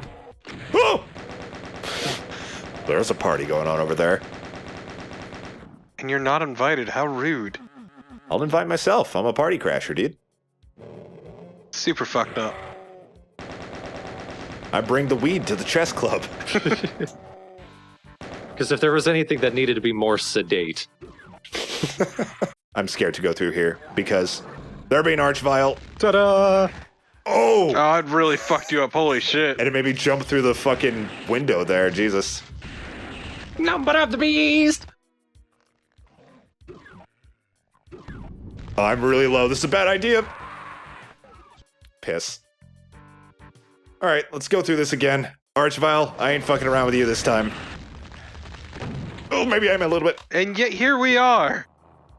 I'm still scared, okay? Ooh, last second. Looks like he chugged a beer as he died. The beer of his own hand blood. What? Ferment that, see what you get. Fuck, what do? Oh. Maybe if I run at the wall hard enough, I'll flip up onto it. Oh, I was shooting a specter, apparently. Today we're heading into the industrial zone. This level sucks close to about as much as downtown, but it's not quite as bad. You gotta wonder, these are still the Earth levels, and I'm wondering how, like, what the process of these demons getting all this lava around this industrial zone is. It's actually just molten steel, really. Yeah, that's another way to look at it, I guess. No. No. I mean, I am replaying Bloodborne right now, and there's quite a few enemies that just vomit lava, so maybe they do too. Oh, yeah. Yeah, some of them even have lava blood, and it's the most miserable fucking fight in the game, yeah. But it's against demon code to use lava as a weapon. For some reason. Why would they give a shit? Because demons have this weird sense of honor, dude. We'll never understand until we become one. In that it's weird that they'd have a sense of honor? Well, that's weird too. Like, we won't understand until we finally go to hell. No, you see, it's not a sense of honor. It's like, lava doesn't hurt us, so of course it won't hurt the humans either. Oh, so they're stupid. Yes! Thought that was obvious. I guess they are. Look at this guy. But also look at this guy, meaning myself, who can't hit him. Alright, so this is a weird teleporter. It seems out of the way, but this is definitely the way to go. And then, you gotta just line it up perfectly right, slam your chin on there, and run back, and try again. This is the way to go. It was a good luck charm. Heading that lion head lowers that wall that blocked this teleporter. And I was confused here, because this just takes you back up here. But the way to go, it's so dumb. You have to go back into the teleporter to get the red key. Like, how the fuck are you supposed to know that? I hate it. I hate that part so much. I always forget. I think now is a good time to mention this is the one level where I had to stop in the middle of my run and say, this is bullshit, and then re-record it. I may have several bloody noses, but I made it. Fuck this chain gunner. Just finding new and exciting bone and cartilage in your nose to break. And then rebuilding it, breaking it again. Didn't know you had any that far in, but now you do. It's true, though. Like, the Doom guy is a real Theseus as shit problem at this point. Hello, buddy. Telling you, he's shaped like a friend. Shaped like a friend, but he doesn't act like one. Like Kirby. Not all friends are good friends. So, are you just calling the pain elemental a shitty friend? You never even said happy birthday when it was your birthday. I mean, if I ever spit skulls at you, Jacob, you can call me a shitty friend. Okay, thank you. But you'd be my friend nonetheless. That's right. That's what's important. I'd also be kind of amazed. You could just turn into a floating head with arms for ears. That's an easier solution than unhinging your jaw. And don't rule it out. I can see forever. Forever is hard to see. This screen is making me see that my monitor is quite dirty and need to clean it. Let's finish off these secrets. Then get out of here. Oh, hi, guys. Don't know what you're doing in here. It's a meatball. Meatballs lived in boxes. It can, yeah. If you don't buy the meat yourself and make the box, never mind. My rule is if I can't say it after 2 times, abandon the joke. See the numbers go up. Eh? I was hoping for 20. You went above and beyond the call on this one. Ooh. Said BJ. Ooh. That was my BJ impression, I guess. You can feel BJ's blood coursing through your veins. This was built by humans rather than demons, but that's arguable. As you can see, this is just a recreation of the first level of Wolfenstein 3D, which was the kind of the spiritual predecessor, I guess, to Doom. And we even got Nazis to shoot. Mein Leben. They just go, Mein Leben, which translates from German as my life. I don't know if that's an actual German phrase or if that's just weird usage. I think they think it just sounds good. Possibly. It sounds better in Wolfenstein 3D where they actually use the German accent instead of this extremely American-sounding version. Mein Leben! Guten Tag! Alright, this is our regular exit, but I said earlier that there were 2 secret levels in Doom 2. The second secret level is accessed from the first secret level, so we're not taking this exit. We're gonna take one that's in here. In here. Where is it? It's in here. There we go. Here's our first secret. That leads into another secret. That leads to the secret exit, which in itself is not a secret. I thought it was. Let's try to get out of here. Oh no! Oh yeah. The Nazi cyber demon. You know what? Not the weirdest thing to come out of Wolfenstein. Or Nazis. Both are correct, yeah. I wouldn't say it's as worth it to find as the first secret level just because it doesn't have that nostalgia factor, I guess. I say as someone who's played approximately an hour of Wolfenstein 3D in his life. Congrats on the invulnerability. Yeah. Now I'm invulnerable from, like, any diseases that are down here. For 30 seconds. Alas, you cannot get down with the sickness. I'm okay with that, gotta say. It's hard to get down with sickness. You can come down with it. It's hard to get down. It doesn't make you want to dance. Or that. Behold this really weird, dumb joke. It's for Commander Keen's. Commander Keen is a platformer that id made like way back in the day before even Wolfenstein 3D. In order to lead the level, you gotta kill him. This just feels excessive. And then Bethesda did even more later with the mobile game. Exactly. A lot of death of Commander Keen in this series. Also, that hole, it's not a hole. If you stand on it, you'll just stand on it. I don't know why it looks like that, but it just does. Welcome back to Dunk Tunk. Today we're going into the suburbs. Looks nothing like suburbs, but I quite like this level, so I guess it can be forgiven. Will a future intro of a part be get ready to dunky tutty or something? Listen, I'm not taking suggestions. Here comes the horde. Party time. Luckily, we have a good chunk of BFG ammo, but first, let's get them infighting. Let's get these cacodemons, these mancubus, these imps, just fucking fighting all over each other. And then let's just take them all out. Make you babies. Make you double decker. Make you biddies. Make you Bob Thornton. A manky with cheese. This is just what Doom Guy thinks to himself as he does this. He doesn't give a shit anymore. That's how the Doom comic existed. In another life, Doom Guy would be a Florida man, let's be real. Gonna give him a taste. Gonna give that a taste. Gotta lick that. Gotta lick this one. Ugh. That one didn't taste as good as the previous one. Gotta lick this one. Oh, my tongue went through it. Please stop licking it. Your tongue won't go through me! It will go through the hole between my tibula, or whatever your shin bone is. No, your, like, bicep bone. That's the one with, like, the... whatever. Hey girl, check out my bicep bone. I do want to see a Revenant flex, though. Did you mean tibia? Possibly. I know there's a tibia, and I think there's a tibula, too. I think that's a different bone.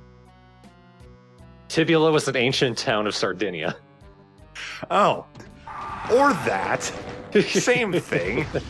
Hey, check out my tuberculosis. That's in my thighs.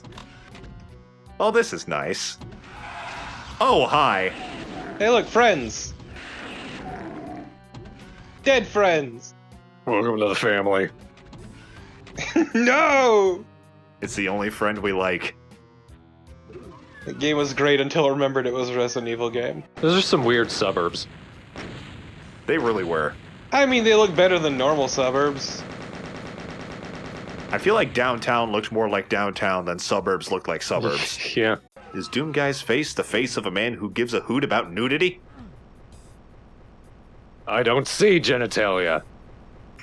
Yeah, this isn't fucking Duke Nukem. I do give a hoot about nudity. I hoot a lot at nudity. It's just this pain elemental rising from the crevice there. Dun, dun, dun. Lost Souls confirmed for very bad kissers. Well, with no lips, yeah. You ever try to kiss someone with no lips? Can't say I have. Well, you know, when you first start kissing someone, there tends to be a lot of teeth. This is true. As long as your real goal is to not clank your teeth together. Yeah. As long as that doesn't happen, you're good.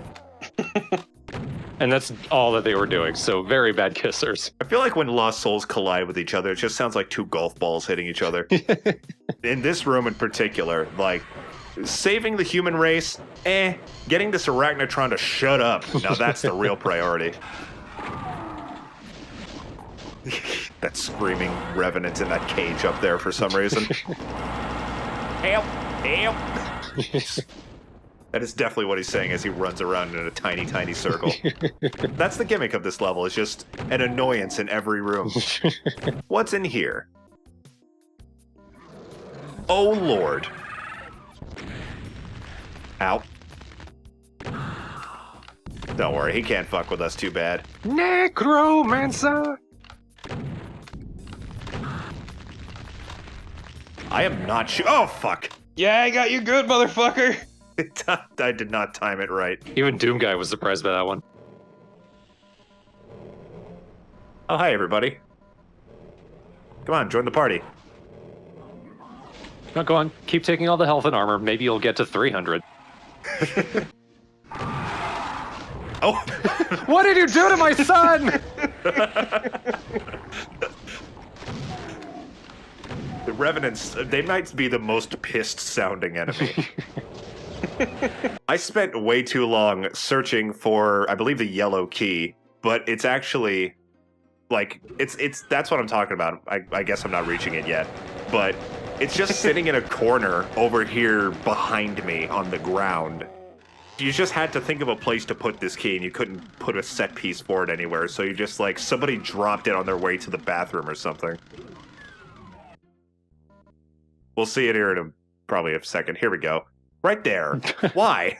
Why is the key there? And I think that's it. Let's get out of here. The blue door was right at the beginning, which leads to the toilet exit. Flush me, world. Flush me, daddy. No, no. Did I catch you in the middle of a sip, Thor? It's just like, this could not wait until I had my drink. You, Jacob, shut up. Oh my god, fuck the Citadel. I hate this level. Like, if I said in any previous episode that the quality was going to go up and that we're not going to have another downtown, I was fucking wrong. I loathe this level. Because everywhere you have to go, every required piece of this level feels like a secret. And it's one of those where it's like, you play it once, you spend a million years in it, but once you figure out where to go, you never forget the pain it put you through, so you never have that much trouble again. Deep-seated trauma you need to sort through with a therapist, I see. Yeah. It's the first thing I'll mention. It's like, alright, Doc, let's talk about the Citadel. From Doom 2? Yeah. Just immediately throws his clipboard on the floor, like, no! Not again! You're the fifth one today. What is wrong with you people? Why is everyone playing Doom 2 in 2020? In this run, I actually forgot the red key, so I come here, I take care of... What the hell? Sorry, Jim. Damn, look at those steep stairs.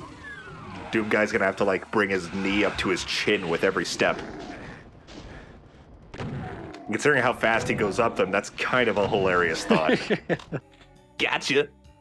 I love that title. I also love this level, because there is a very famous set piece, and it's not this zombie ass. Oh, I thought that was the gotcha. So it's this room here. It is technically entirely optional. You don't need to go in here to get 100% secrets or beat the level or anything. Oh, fuck! Dun, dun, dun. Gotcha. Cyber Demon and a Spider Mastermind? How the fuck are we gonna deal with this? I don't have a berserk. What am I doing? Well, the answer is we're not gonna deal with it. There's with enough thought thinking, you can imagine what we're gonna be doing with these two here. I agree. I too like thought thinking. Spider Mastermind doesn't even know I'm here yet. It's like, why is Cyber Demon shooting? Leave me alone. Come on. Come on, fight. I can only dodge rockets for so long. Step right up, ladies and gentlemen, for the demon fight of the century. It's a Cyber Demon versus the Spider Mastermind, the two bosses of the motherfucking realm. 1-on-1. Who do you got? Who you got, y'all? What's your bets? My money's on the Cyber Demon, because it's got fucking rockets. Which he occasionally decides not to shoot. Yeah. Sometimes you just want bullets in the butt. It's fine. The Cyber Demon has that big burst damage, but the Spider Mastermind is pretty consistent, so she's pretty good at making the Cyber Demon flinch.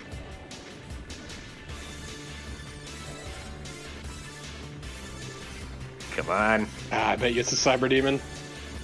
Just Just look at those rockets and that booty. Oh. And it's the Spider Demon. Her prize is about 2 more rockets to finish her off. What happens when we do this? Oh no, an Archvile. Let's bring them back. I think that this moment here is specifically to like scare newer players or less informed players, because Archviles cannot resurrect Spider Masterminds or Cyber Demons. So I think it's just like, That's the gotcha. Yeah. I've made it very clear to viewers that I know nothing about coding. But from what I have heard about Doom's code, it just seems so unorthodox and strange. Like just how everything works in this game. I don't know if it actually is, but it sure sounds like it when people talk. I thought you were going to say, as you folks know, I know nothing about walking. You know what? I haven't actually talked about the quality of this level very much. It's fine. Like, the boss fight is awesome. And it's one of the, one of the most memorable parts of Doom 2. But at the same time, the rest of the levels just, it's okay. It's kind of got this huge open lava area, which leads to the other parts of the level. It's just kind of weird, because everywhere else is kind of small and closed off. But, it's a decent level. I don't hate it. So Jacob, would you say that it's already blown its wad? I mean, what level is this? Like 20? I'd say that, yes, by now, it has. The item placement in these last few levels has been strange. And the S placement in this level's been strange. Oh, apparently there's an Archvile here, fuck! Yeah! That's some good Archvile placement. Yeah, you don't realize he's there until you're already on fire. Little square of secrets here.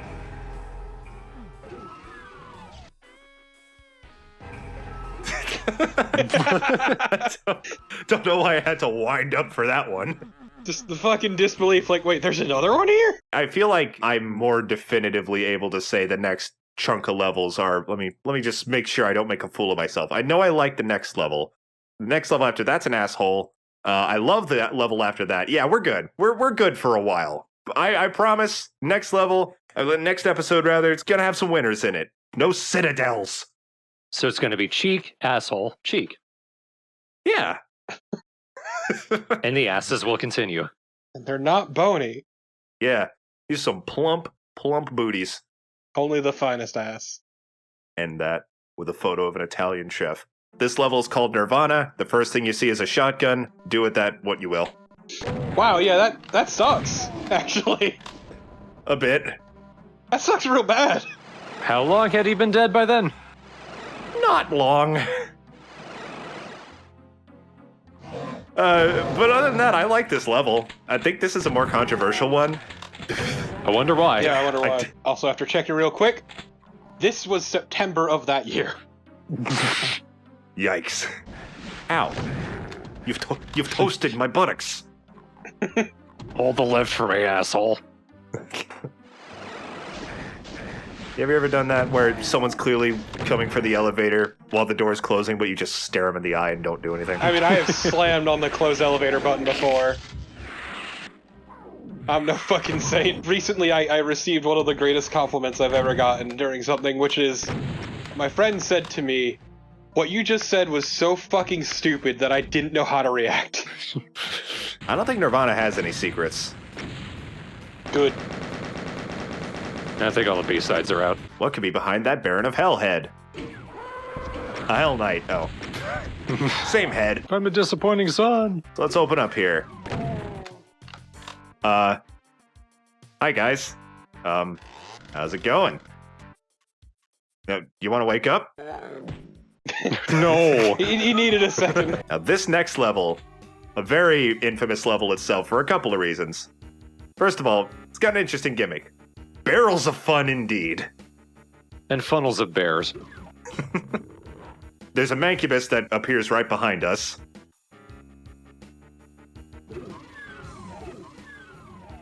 But the main reason I remember it is because of its song. It is just a 100% MIDI ripoff of Them Bones by Alice in Chains. It even has the chorus. Yeah, it's not exactly subtle. Like, I recognized it for once. Yeah. However, this episode, Jacob, what the fuck are you doing? Let's see what the hell I'm going on about here. I see a chain gunner down there. I want to take him out. Pistols are pretty accurate, because you only shoot him once. I'm trying to pistol this guy from so far away. but he's just chipping away at my health. I don't know what I was thinking here. Like, is there any health over here? Not really. But I do know there's a secret directly to the right that has a megasphere in it. But I also know there's an archvile out there. I don't want to get hurt by it. Get it! Oh! And that concludes this episode of Jacob, what the fuck are you doing? Lane Staley had barrels of fun. Sure did. I like that level. It's a little gimmicky, but it is indeed barrels of fun. Now the chasm Is a hole of fun.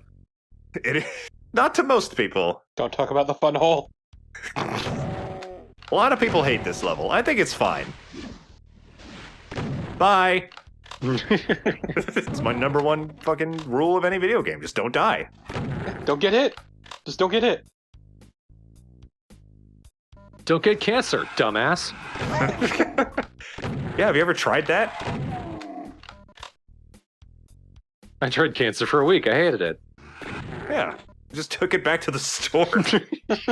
Don't ask me why. It's a story that doesn't need explaining. But I remember one time I photoshopped some hands with no arms and a pair of loafers onto Donald Trump's head. What? It was supposed to look like, actually there were 4 hands. It was supposed to look like a graveler. One day I had a dream. Whereas me, the last dream I had was just a vivid dream of eating a fucking peach. That's it. That's great. Torpin the Vivid Peach. Are you like me where all of your dreams are very like feasible and normal but just slightly odd? So it's also great because I don't get nightmares. Yeah, neither do I.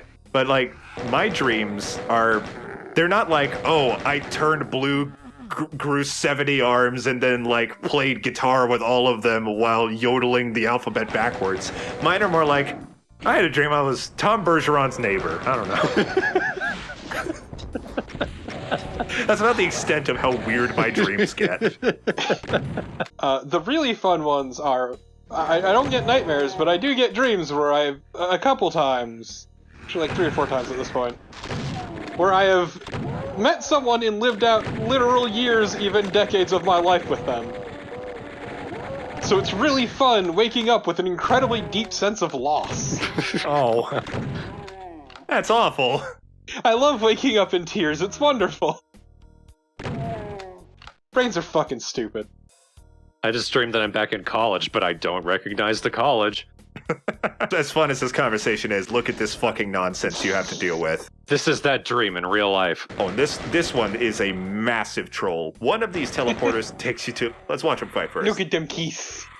The death was censored. Fuck off. This red teleporter takes you back there, which we've definitely been to. The white teleporter takes you to progress. I hate that teleporter so much. Takes you to Star Trek. Everyone says that hell is red, but it's really we're trying to make it blue. That was Otto from The Simpsons, who is the devil. Okay. Hey, God, dude. Got anybody you don't like? I'll hit him with my bus. You know what the worst part is? As soon as you make it to the end, this happens. Dun dun dun. Yeah, we are in the final stretch of the game. We've only got a handful of levels to go before we reach the end. I was just surprised to see that you recorded this back in November. Oh my god, I did? According to the save. Fuck. I'm gonna cry at time now. We have to finish Doom 1 first. I recorded like all of Doom 1 and 2 like in one big stretch. Got really excited. Yeah, I was Doom Eternal had just gotten delayed, so I was in super Doom mode. And now it's Eternally Doom. Welcome back to the Cheats, Cheat, Vengers, and Moses Malone land. Today we're going to Blood Falls. Get me out of here! This level's, other than the panicking Revenant, which is hilarious, this level's fine. It's not, again, as I stated in the... Well, other than the fact that it also fucked me up in front of the Aho box. Help, help. It just fucking knocked him off. Damn. Reminds me of this vine where this guy was coming in to port on this little dinghy. But then this guy just comes out of nowhere, speeding, and spears him into the water for no reason. And the fucking ooh that the guy did when he got hit was brilliant. Help me bring it in! I'm editing a mustache onto Doom Guy for a second. He looks great. I promise. Nah, Doom Guy will be clean shaven until the day he dies. He will shoot the hairs off of his face if he must. Problem is he's basically frozen in time at this point, so he'll never actually grow facial hair. It's really tragic. Or convenient, depending on your opinion. Yeah, actually, the reason he's clean shaven is because the only facial hair he does grow is like really gross and patchy and awful looking. That's a very humanizing trait of Doom Guy. I love it. Doom Guy confirmed, pubescent teen. My brother has the same issue, so what I do is just go up to him with my full luxurious beard and rub it in his face. But not literally rub it in his face, because that'd be weird. I don't actually know what you look like. I didn't see you as someone with a beard. I have one. I haven't been clean shaven since I was 15. Oh, wow. It's because I got a bit of a baby face.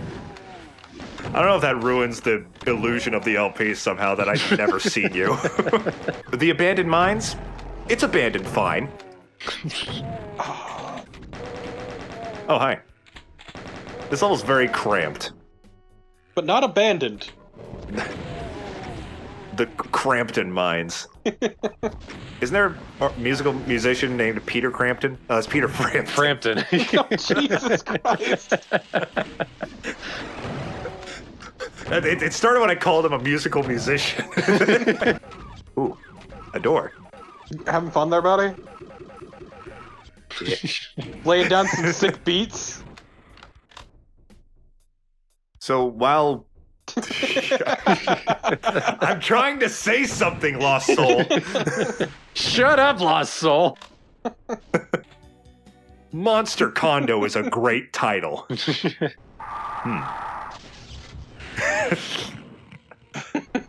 I love it. I love the Revenant scream. This is our room. It just sounds like they stubbed their toe. One.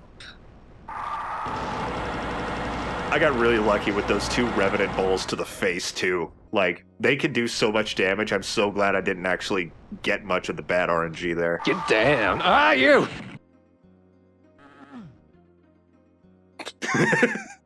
Slowly approaching the blue door. That's how Doom Guy got his awesome ab window. The tears of the Baron and the Hell Knight. Like the time that I was on like a trip for school and my fucking pants tore from balls to asshole just the whole way along the tank. I really hope that's the first line to some documentary about America or something. Alright, that deals with the condo. I believe we have just 3 levels left. We are in the home stretch of Doom 2, and next episode will be our finale, where we get to see all the rest that hell has to offer and finally close the portal and deal with all the bullshit that hell has to offer to us finally. Ah, man, I am awful at building sentences. You rebuilt that one twice halfway through. Yeah. I actually recently had a promotion interview. I haven't been confirmed that I didn't get it, but I feel like I didn't because I just kind of did that the whole time. I just talked about hell and Doom when they asked me questions about how I would become a good leader. And I just ask, what did you think of Doom? And you just look them dead in the eyes and just say, it was a hell of a time. What do you think you could provide to the position? Hell is fine. You know, Monster Condo, it was okay. But, you know what? It was too dark, but it was still kind of fun. It's still not as bad as Citadel. I can promise you I'd be a fantastic employee unless you kill my rabbit. You know what? I think that's fair to say to anyone. Yeah. I will do well at this job if you don't kill my rabbit. Okay, what if we kill your hamster? That's easy. I don't have a hamster. You're hired. Thank God. Welcome to the finale of Doom 2. Just the last few levels, and this is actually the last level that has a secret. The last 2 levels don't have any. By a secret, I mean several. There's not just one secret here, but there are none in the last 2 levels, is what I'm getting at. The secret is Maybelline. The secret is vinegar. This is a really good song, too. Like, you feel like you're near the end of the game when you get to this point. This is also... Okay! Near your own end, that is. Let's use a weapon that does not have splash damage and friendly fire. There we go. Shoot that, you get a rocket launcher. Shoot this, that opens that door. Shoot that, it opens that door. Or those ribs. I was appreciating that really garbage pain elemental placement, just sitting there in the cage where it can literally not harm you in any way, shape, or form. Yeah, you're right. I don't know why it's there. Of course, lost souls can't go through those bars, so... Yeah, there's nothing you can do. It's like when you put a pain elemental in a level where there's already the maximum number of lost souls, where they just become flying, screaming douchebags that can't do anything. This is a throne room. What happens when I sit on it? Lowers this, which is a secret, apparently. Oh, not invincible anymore. I'm sure that won't cause any trouble. Let's press this. Oh, hell. Yeah, it's about how I feel too. I'm Satan! The reason I look back on Doom 2 so fondly is mostly because of the enemies, because of how much strategy they add and how unique they are. Like, Just getting in a fist fight with a skeleton. God damn it! This wasn't here earlier! Fucking hell. I appreciate that you were so angry you wasted an entire fucking BFG shot on it. And with the spirit world over and us entering the living end, we have officially found every Doom 2 secret. Hey, There's none in this level, there's none in the next level. Hey guys, I just found all the secrets. What do you guys think? no! I want more!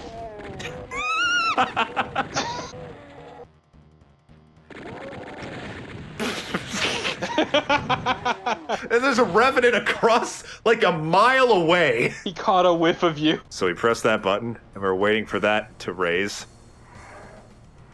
So, you guys chew any good bubble gum lately? I haven't chewed gum in like a decade, actually. Now that I think about it. What have I been doing?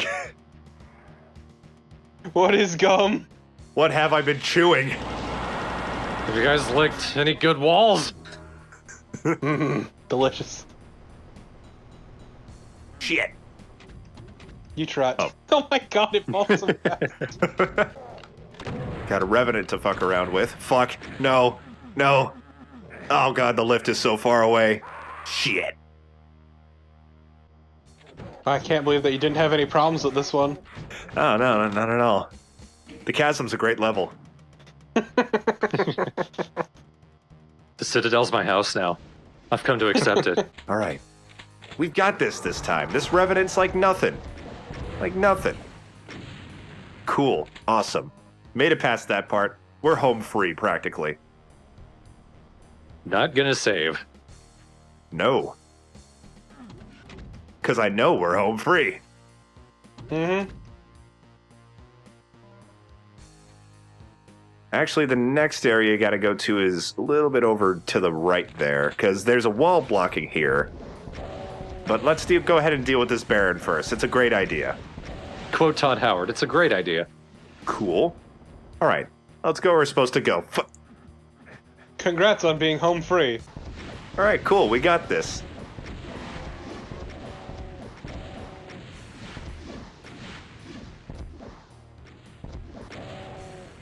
I did it. Okay. That's the living end. Time to move on to map 30, the Icon of Sin. And could you possibly guess this is the final boss? With this spooky wee-woo music. Not to be confused with spooky Wii U music. Alright, let's head to it.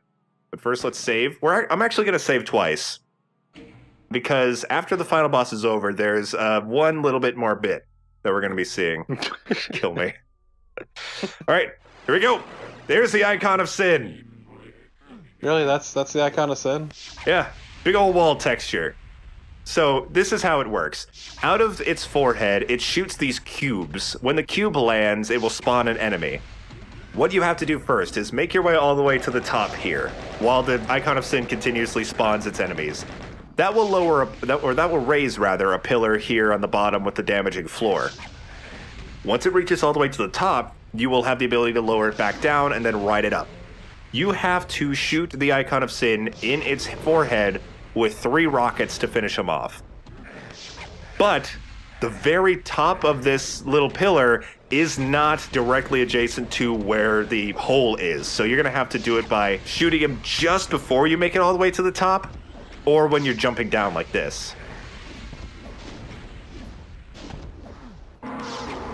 And that's how you know you hit him, he'll scream. This is not a hard boss, but I am awful at it. I am just shit at this boss, but I cannot say it's hard.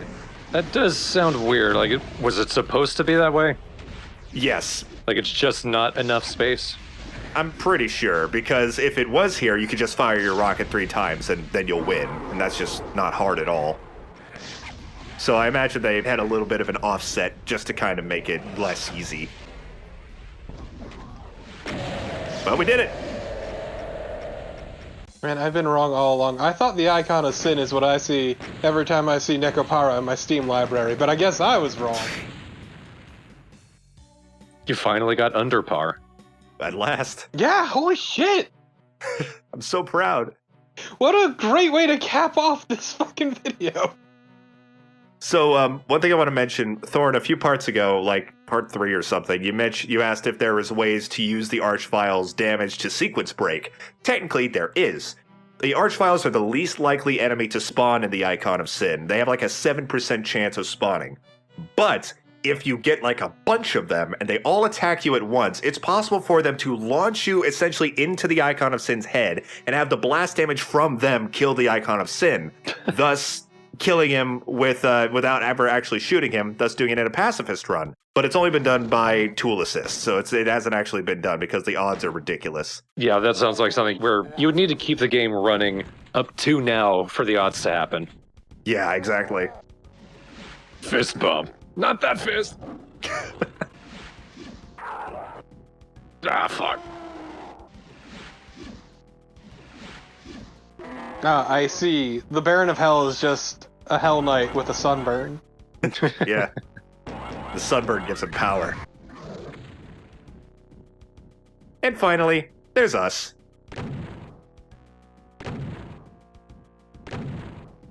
It's so piddly.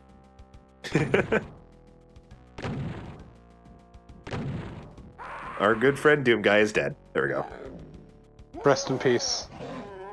So while we run through and kill everybody one more time, there is one more thing I wanted to show off here. It is perhaps the most infamous Easter egg in Doom. So once we get through to everybody, we're going to go back to the Icon of Sin, use a little bit of cheating magic, and see what exactly it's talking about. Most people will know, but for those who don't, it is a delightful little thing. Listen to what the Icon of Sin says. I don't know what the fuck that means. Let's go ahead and reverse it.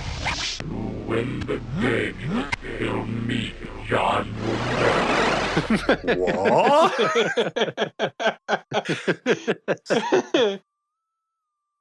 Let's go ahead and activate our invincibility cheat. Spawn back in. Activate no clip and go through the wall here. It's so good. And behold, John Romero's head on a stake. He's the true final boss of all, with his little, like, pouty lip. I couldn't chainsaw him for some reason. I thought you could. John Romero screamed trans rights. If you slow down the Icon of Sin screams, that's what he's actually saying.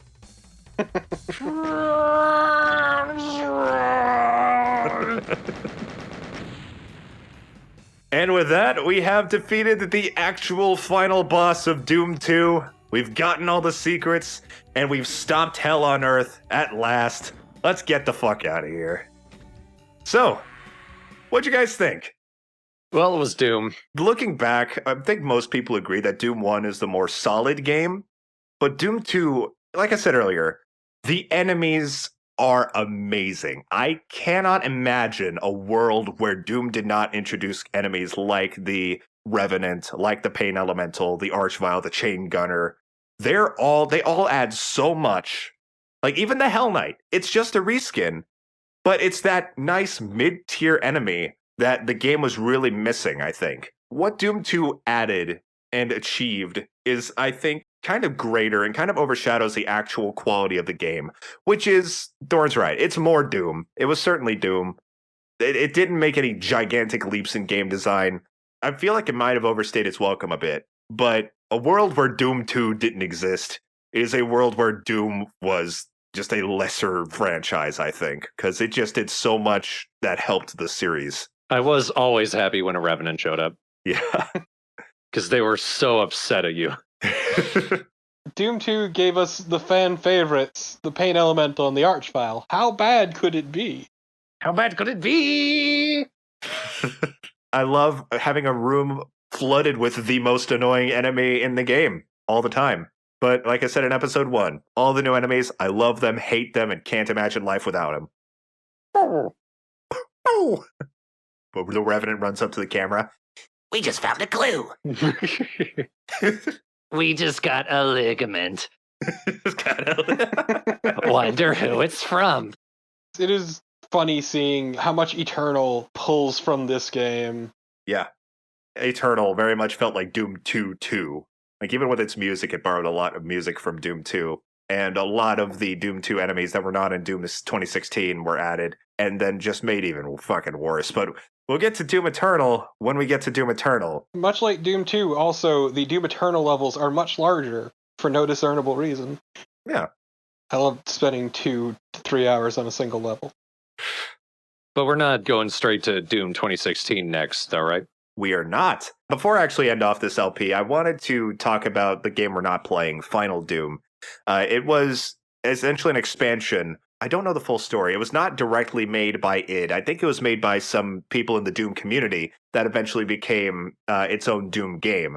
There's 2 episodes. TNT Evolution, which is just kind of more Doom 2. It's just a bunch of fine levels. Then there's the Plutonia Experiment, which is the hardest commercial Doom game, hands down. It's also fucking garbage. Yeah, I watched Civi 11's video on the Plutonia Experiment. I haven't played it myself, and if I haven't made it clear, I'm not going to LP Final Doom. I might stream some of it, but I wouldn't get my hopes up. It's filled with the level design that I kept saying that I hated, where you just throw a bunch of fucking Revenants and Archviles into a room and then just call that challenge. I hate that shit. And that's the main reason I'm not going to be LPing Final Doom. Also that, and it doesn't really introduce anything new. It's just more Doom 2. That said, the next game, Thorn's right. We're not going straight to Doom 2016 from here. We've said before we're skipping Doom 3, but there is one more stop on the Doom train before we reach the newer reboots. So join us next time for perhaps the most unique game in the series, the black sheep of the family, Doom 64. Is it? I've heard good things about Doom 64. It's Doom 3 that's the black sheep. Well, it's a numbered sequel, so at least people remembered it more. Doom 64 is more of a cult classic, and it, of course, recently got re-released on modern platforms for the first time ever. So, we're going to be taking a look at that, seeing if those who missed out were truly missing out on something really cool. Do toot, dank tank, donk tonk, dunk tunk, dingle tingleton, dummy tummy, the Cheats Cheat Vengers in Moses Malone Land, Doom 2. So, Doom, being the hottest thing since sliced Pong, was naturally ported to pretty much anywhere that it could feasibly be ported to during its height of popularity in the 90s. You got the Sega 32X, the Atari Jaguar, the Super Nintendo, PlayStation, the 3DO, the Sega Saturn, and of course every other home computer that could run DOS at the time or anything beyond DOS. One noticeable omission from this, however, was the Nintendo 64. Anything that could run electricity was running Doom at the time, but the Nintendo 64 never got its own version of Doom. It got one better. It got a wholly original Doom campaign, complete with entirely original sprite work, new music and sound effects, 32 all new levels exclusive to this game. And after over 20 years of just being that weird side thing from the 90s, it's finally getting a chance to shine on modern platforms. Thornbrain, TorpidTypist, you two join me for this Let's Play of Doom 64. There are now 32 of each of us here to commentate with you. I am now here to discuss how this is in fact canon. It is canon, after being ignored for 20 years. So, I've said before, I want to play on Ultra Violence. Doom 64 has its own naming for difficulty. I thought I was playing on the equivalent of Ultra Violence. I was wrong. Sorry. Before we discuss anything, don't shoot that barrel. There is an extraordinarily secret in this level that requires that you shoot every explosive barrel in the level, and it's right behind the entrance. Once you shoot the last one, the secret exit, which leads, again, to a stupid secret exit that you're not supposed to find on your first try. Like, don't worry if you don't. It opens up for just 10 seconds, and it's behind the intro area, so save that barrel for last. I actually really like the updated look. Yeah, as you can see, like, Doom 1 and 2 were pretty much identical graphically. Doom 64 has a look of its own, and it's super awesome. It's refreshing to see something that looks at least a little bit different. Yeah. Just getting a little monotonous near the end there. Also, man, you can tell it's an N64 game with the muddy textures. Yeah, it's kind of a muddy game. But also, look at this chainsaw. It's got 2 blades. That's just kind of stupid. Doom 64 does have a few gameplay tweaks from existing elements, including the chainsaw, a few enemies act differently. The game itself is kind of slower paced. So, this is very much its own experience. It's so interesting. And even just the fact that you have to do a sort of mission to unlock a secret instead of just walking to it. Yeah, very much. Though that is the only secret in the game that's like that. Oh, I was kind of hoping that you had to actually do something each time. Yeah, you gotta hump a wall. Man, they are reveling in that new lighting. Oh yes, of course DOS couldn't do lighting for shit. The Nintendo 64 can. Like, this is still kind of the same engine as Doom, but it definitely takes more advantage of the Nintendo 64 hardware in certain places. Also, spoilers, there's bridges. There are bridges later in the game. They did it. My god. Verticality. To be fair, it helps that this is actually fully 3D. I don't think it is, actually. I don't think so. It looks fully 3D. Well, this is also an updated engine for the new releases. True. So there. This is our super secret level. John Romero. Oh. Again, you are not supposed to find this level on your first try. It's basically a cheat level, and it is so strange. So, you're in this room. The exit's actually right over there. You can just leave if you want. But there's some power-ups around here. Let's get them. Oh boy, a supercharge. Fuck. I can't get out. No. Oh god, the Crusher. It's a-coming. Get me out of here. No! Hectic will make you its bitch. Less hectic and more panic. Goodbye! And the squish sound in this game is so juicy. Yes. It's pretty good. So how about that mega armor over here? Okay. It even looked like a crusher. Come on. I know. God, this is a weird joke level. It is very much that. It is a joke. Though, beating it fully, of course, there's these... I don't know what happens here. I'm going to try to pick this up again later, and the trap will actually work, but right now you just can't pick it up. I'm not sure why. Because you have full armor? Yeah, your armor's full, dude. Oh, fuck, that's why. Damn it. Here's our arachnotrons. They're bigger, they're more bean-shaped, and they shoot 2 plasma shots this time. This is really about doubling up on everything, isn't it? Yep. Can't decide if they look more or less like brains. I'd say more so. Also a crusher activated on everywhere that was not lit up there, but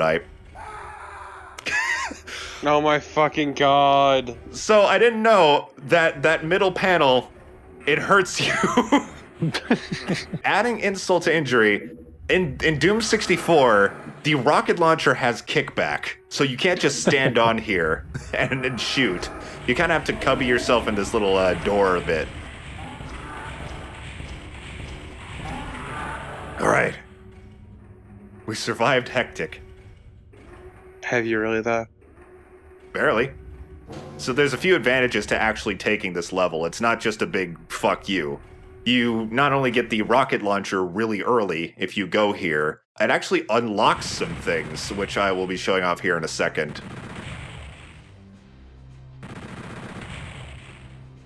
Also, no part-time, so no one can make fun of me for how long I spend in levels anymore. When you beat Hectic, you unlock the features option in the menu, which opens up a level select, some cheats, and it also unlocks some challenge maps. They're called fun maps. They're more difficult maps, and you can just warp to them and play them if you want. Look, years of playing Dwarf Fortress has taught me to never trust the phrase fun. I'm playing the PC version of the modern ports. It was also released on PS4, Xbox One, Nintendo Switch, and Google Stadia, if you want that version. Funny thing about that room that was dark and then slowly lit up in blue, even though this is an N64 game, that felt more like the old PC games I used to play, like Descend, than anything in Doom 1 or 2. Yeah, I feel that. I've never heard of that game, but I understand what you're talking about. It's a motion sickness simulator. Yeah. Here's a bunch of switches. One of them does not have computers on it, so that is the one we're going to want to press. But we're still going to press them all anyway. Ow. Bonk. Doom 64 is a good game. Ow. It's really fun. Ow. Okay, let's get it. So it's one of those people who has trouble accepting compliments. So here's a bit of check out our fancy engine. You can't do this on DOS. Oh, damn. Terraforming. This level is called the Terraformer. And, like, it wants you to see this. It won't let you out of this room until this cutscene is done. There is a secret back there. I clearly don't know how to open it. That's kind of unfortunate for an all secrets run. I mean, I figure it out. So you have to press, like...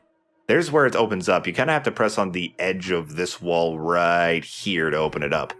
What the fuck? The secrets in Doom 64 are pretty tricky, outside of even, like, Hectic. Hectic was just dumb to find, like, on purpose. But the rest are just kind of tricky. You had to lick one screw in the wall. I appear to have accidentally cut out that secret. I will add it in post. Wow, what an amazing secret, Jacob. Thank you. There it is. It's in a wall. Before we end this episode, I would want to talk about one more thing about Doom 64 that was very obvious compared to the other games, was its sound design. The sound effects are actually taken from the PlayStation version of Doom, which, again, as we discussed, is very much its own experience.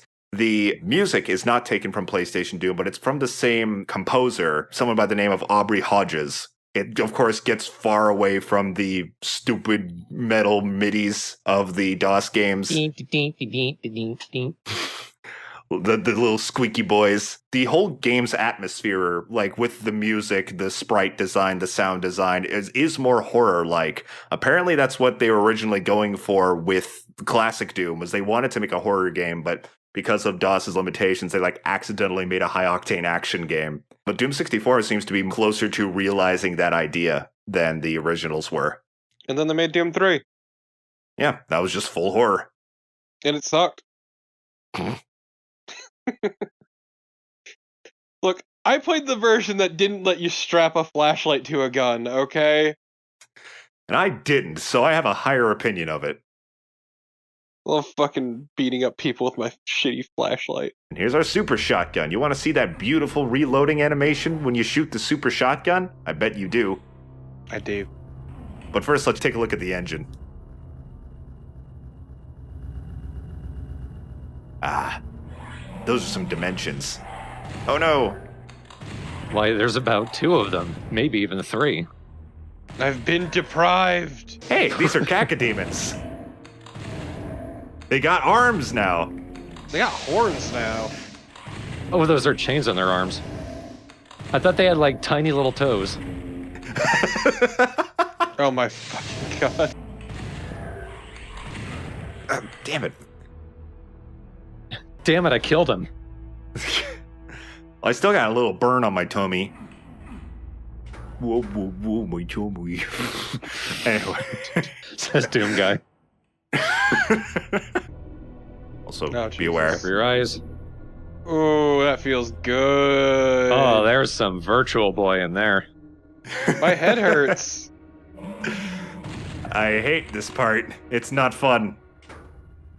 Y'all don't have a migraine. Please, I recommend against it. Don't have a migraine, man.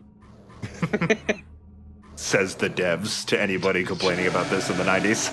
It's the worst Sonic line I've ever heard. Don't have a migraine, dude.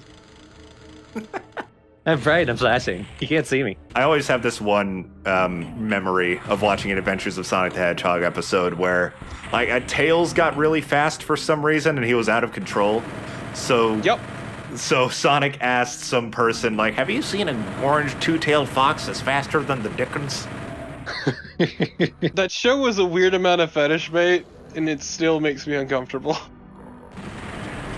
Are we talking about the Adventures of Sonic the Hedgehog Yes. or Sonic Sat AM? Sorry, yeah, Adventures. Well, I don't know what you're talking about. I don't think I know. I don't think I want to know. You don't. Look, I watched through a bunch of episodes for a thing recently, and it's like, oh Jesus, oh this is real bad. Oh, why is Tails in a diaper? Oh Jesus. So there's a secret level in this episode. There's many secrets in this episode. Yeah. I don't know where you keep the ammo, honestly. Oh. I didn't need to do anything for that lost soul. He just blew up the explosive barrel himself. Everyone hates me. Got a juice. There are, unfortunately, some lost enemies, some ones that are not going to be returning. We will not be seeing the chain gun guy, we will not be seeing the Archvile, and we will not be seeing the Revenant either. We won't be screamed at. Nope. No screaming. No big screaming bitch either, because the Spider Mastermind's gone too. Oh no, what will we fucking do? So you get this spooky little monologue every time you enter a secret level.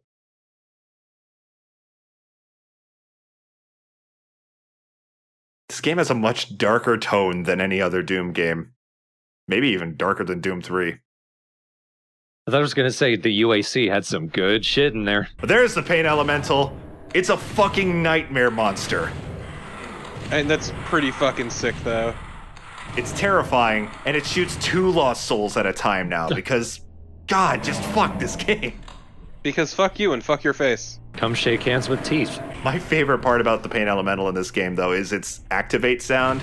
I don't think we're ever going to get a chance to hear it, like, at full volume just because of the other sounds happening. I'll play it on its own, like, when I'm done with this sentence, but it just sounds like a nervous laugh. It just kind of just goes,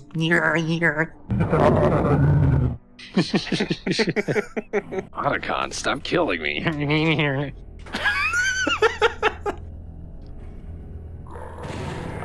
If Otacon had a Doom Sona, I don't know if it'd be a Pain Elemental. Look! Bridge! Turn around, Jacob! I promise it was there. If you were paying attention, you saw it. What an amazing bridge I saw! My god!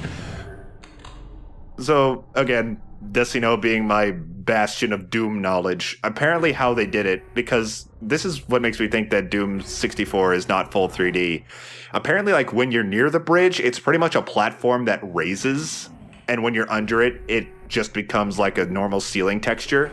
That's why if you kill an enemy on a bridge and you pretty much activate that change, the enemy will act like it got squished by a door or something, and their corpse will turn into a gib. Man, that's actually pretty slick. Yeah. So this game has bridges. Hallelujah. Oh, but here's a super secret. What was that? There it went.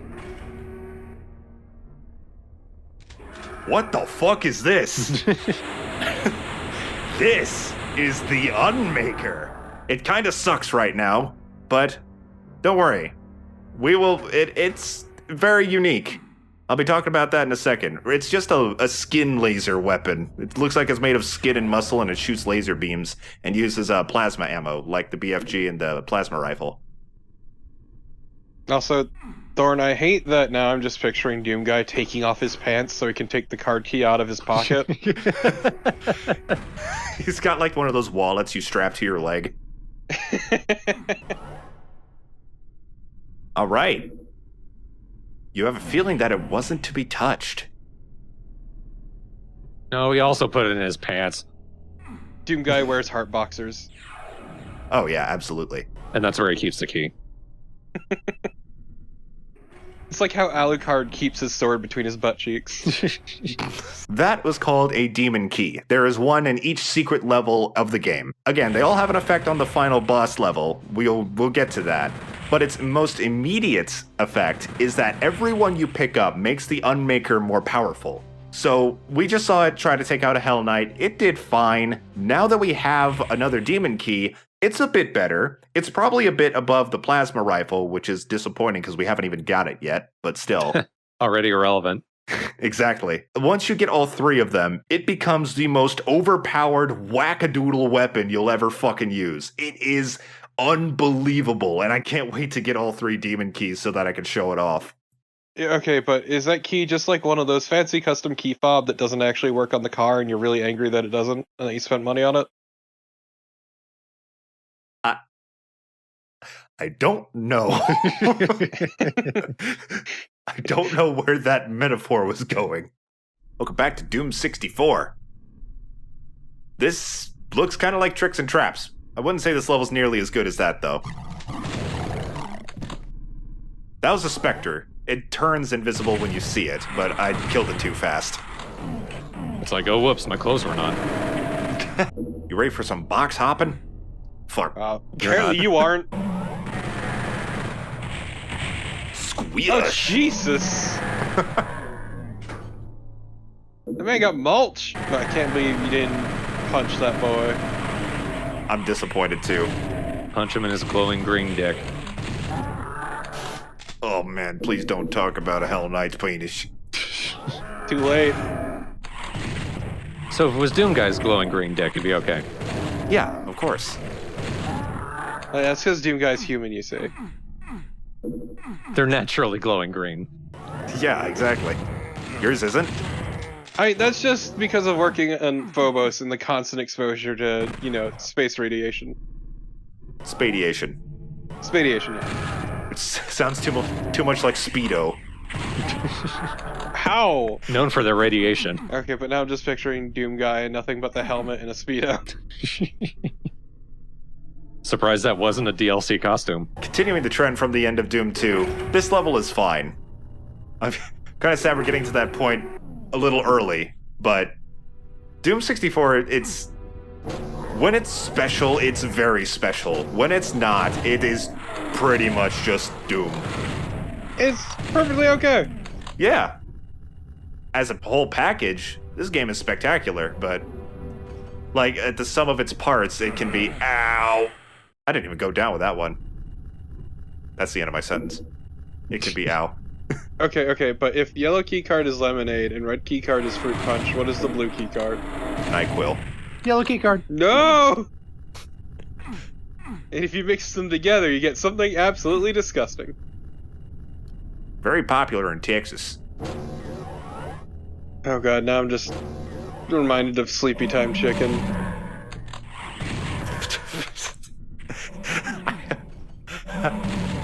The fact that I have absolutely no goddamn idea what that is makes it so much funnier.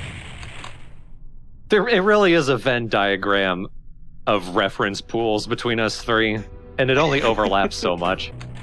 Now, are the cacodemons in this game cute? They're kind of cute. I think they are. I think, yeah, those horns that they got make them look like cats. Also the giant eye, the one giant eye. Right. Now when you hug them, they can hug you back. Life is merciful. Look, if there's anything anime has taught me, it's the bigger the eyes, the cuter they are. They're like evil Suezo. There's that Venn diagram again. It'll be our like collective mission to make as many references the other two don't get. If somebody else gets your reference, you lose a point. Who here likes the Stone Roses? 2 points for you. Or at least 1 for me. Doom Dad. You saw it on the main menu. We've discussed this. I know I played Doom because it was on my dad's computer. I don't know how much he actively played Doom himself, though. He worked an office job in the 90s, so I imagine he played it a fair bit. I mean, given enough time, Doom will appear on every computer. Right. It'll be like that one, Yeah. I'm not as afraid of cacodemons as I am of Kirby. Cacodemons are who I want to see when I'm ready to die. Kirby is who I will see when I'm not. Fight! He's just partying. Oh, Jesus. You cannot kill the party. Man, fucking reminds me. Remember that time that Bethesda had Andrew WK on for one of their fucking E3 presentations, yeah. and nobody in the audience was having any of it. And I, on the other hand, was hype as shit. It was great. Wasn't he singing Ready to Die? Yes, he was. For Rage 2. Which is a game that people remember. Man, and like he could have been on like a From Software panel and it would have been much better. Dark Souls 3, better get ready to die. If you've ever seen like the cover, the original cover of Doom 3, there's a Hell Knight on the cover of it. They look completely different and they look pretty nice. Well, they don't look nice, that's the point. They look sweet, they look handsome. They look friendly. They're good boys. A Hell Knight in an apron sending off another Hell Knight to school with his lunchbox. Now, Chauncey, be sure to pay attention in your Doom Guy avoidance class. I will, Dad. Going through puberty. I wish you hadn't been born. I don't think any of them actually shot me. I heard something. Oh? Oh! What? Says Doom Guy. Got one over here by the blue key area. What the fuck? And that lets you into these little cages, which contain rockets and a rocket launcher. Didn't help him, did it? Remember, kids, put on your space helmet and puke. Oh, no. You know, guys, I really hate being surrounded by hit scanners. It's like my least favorite thing. Ah, god damn it. Well, happy birthday, Jacob. My birthday was like 2 months ago? Yeah. Well, there you go. It's late and it's not what you asked for. I keep hitting my head on the ceiling so this elevator's not going up. Welcome back to Doom 64, guys. Dude, just don't be tall. It's very simple. Chop off your legs. Nah, just my feet. Embrace your inner manlet. I could just go like Hank Hill's dad and just chop off my shins. Shins are overrated anyway. Yeah. So vulnerable. What have your shins ever done for you, really? Doom Guy must eliminate all vulnerable parts of his body. No shins, no balls. No skin. No eyes. No tongue. Dude, this is a horrifying thought. This might be scarier to the demons than actual Doom Guy. Here's the dumbass puzzle. Couple of lost souls just to make it more annoying. There's the yellow key. If you press this button, it lowers the thingy but raises the cage. If you go in here, it raises the thingy, but you press the button and it raises the cage. So you keep going back and forth, and you've got to figure out how to get this yellow key down in some way. So how the fuck do you do it with these two buttons that seem to work against each other? You give up. Do you use a third button? You press this button. Okay. It's so dumb. That was a button, yeah, sure. Fucking... That's just frustrating, man. Like, that's... The entire cage and platform situation is just a red herring. I hate it. It's That's a really weird choice. That doesn't look like a button. It doesn't. The only note is that the thing the yellow key was standing on has the same texture as that wall, but you can barely see it when you're not actually looking at it anyway, like from your vantage point. Oh, and on the N64, you probably couldn't see it, period. Yeah, exactly. Yeah, it's fucking mud. There was also a night vision goggles, which will be of no use to us because it takes me like a good like minute or two to figure out how to get out of here. The grade AAA UAC poison they crave. Your bloodthirsty scream shatters the teleport haze. Welcome to hell, everybody. Hell's old news by this point. Yeah. Where's the heaven? Whoa, that was a party. I love how exaggerated the Mancubi waddle. Like their whole like shoulders waddle back and forth as they move. They got a fucking strut going. Yeah.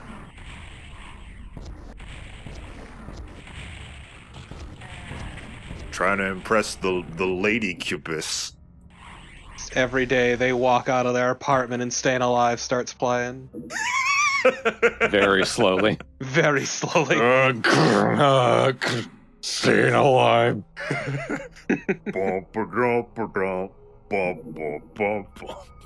Except on a tuba. Lo-fi BG tuba to Mancubus 2.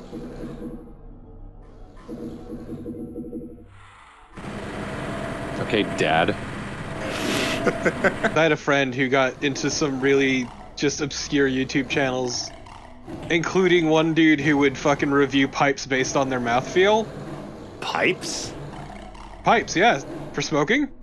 Oh, I thought you just meant like PVC pipes. Yeah. Or lead. Just fucking blowing pipe all day long. Hi, I'm gonna leave. Yeah, just let's not go there. You found the university. You know what? I love the idea that there are demonic bricklayers. I guess there kind of has to be. I imagine they're just imps or something, just some low-level boy. It's just like, just slamming concrete on there. Actually, they're just a bunch of Hell Knights who just couldn't quite make it. The classic trope of like the construction worker demons catcalling the lady demons as they walk by from while sitting on a gurney. Like the old cartoons. Okay, but now I'm just picturing a bunch of Hell Knights catcalling some cacodemons as they float on by. Wait, can you blame them? They're beautiful. They're so shapely. One shape. Rotund. They're made of curve. Get yourself a woman who's spherical. And here I got kind of confused because I kept hearing that door, see? It's gonna be right there. I mean, what the fuck is that noise? It's that fucking thing. It won't stop. It's the local elephant.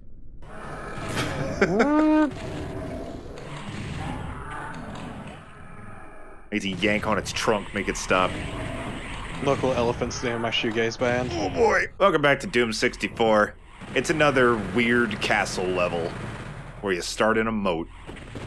Actually, wait, this is the first one. Never mind. It's the first weird castle level where you start in a moat. Weird castle. Don't mind the baby in the soundtrack. This is the baby song.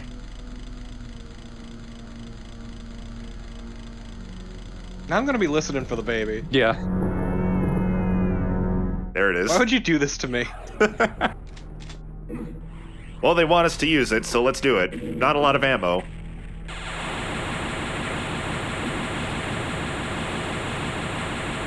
Not a lot of power either. Not right now. Alright. Let's kick ass. One whole ass. That one. This... Ah, shit, I kicked multiple asses. That's not what I was going for. So we do have a more powerful Unmaker now. Only problem is we only have 2 cells. So let's get a little preview here. Damn, you got him good. Oh yeah, look at that power. Hi. Where the fuck did he come from? This wall. Oh, okay. Behold. The imp hole. Behold. This room is an absolute disaster. It's only got a Baron, but let's take him out first before the actual disaster shows up.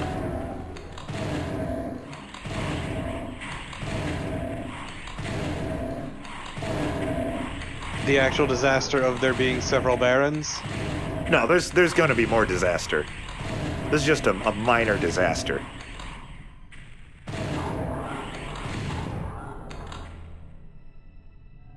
Like, this is like some minor house flooding. This is leaving the tap on.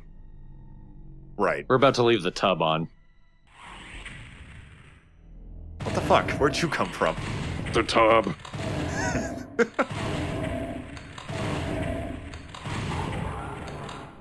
Alright, here we go. Pressing this button will make the keys show up, but it also does something else.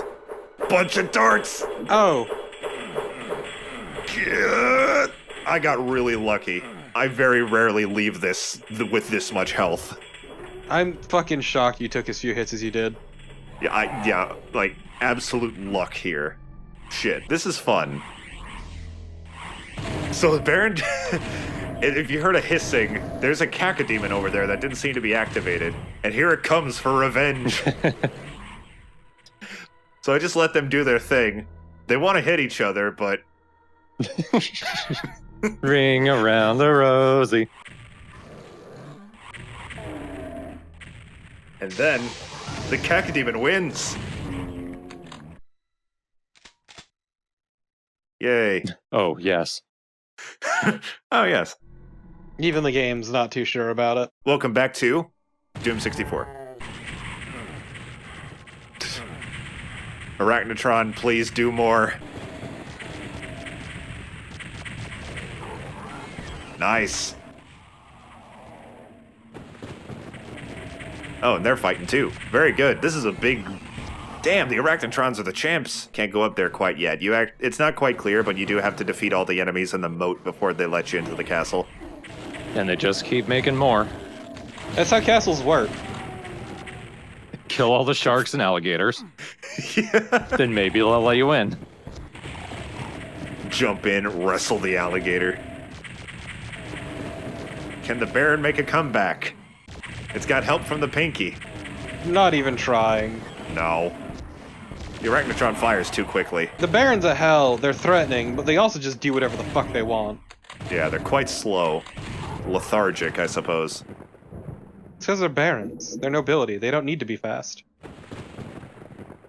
Their activate call should be... Moo. Exactly. They have people to be fast for them. Fine, Mom. They just do that Ojo-sama laugh. You know the fucking one. I don't believe I do.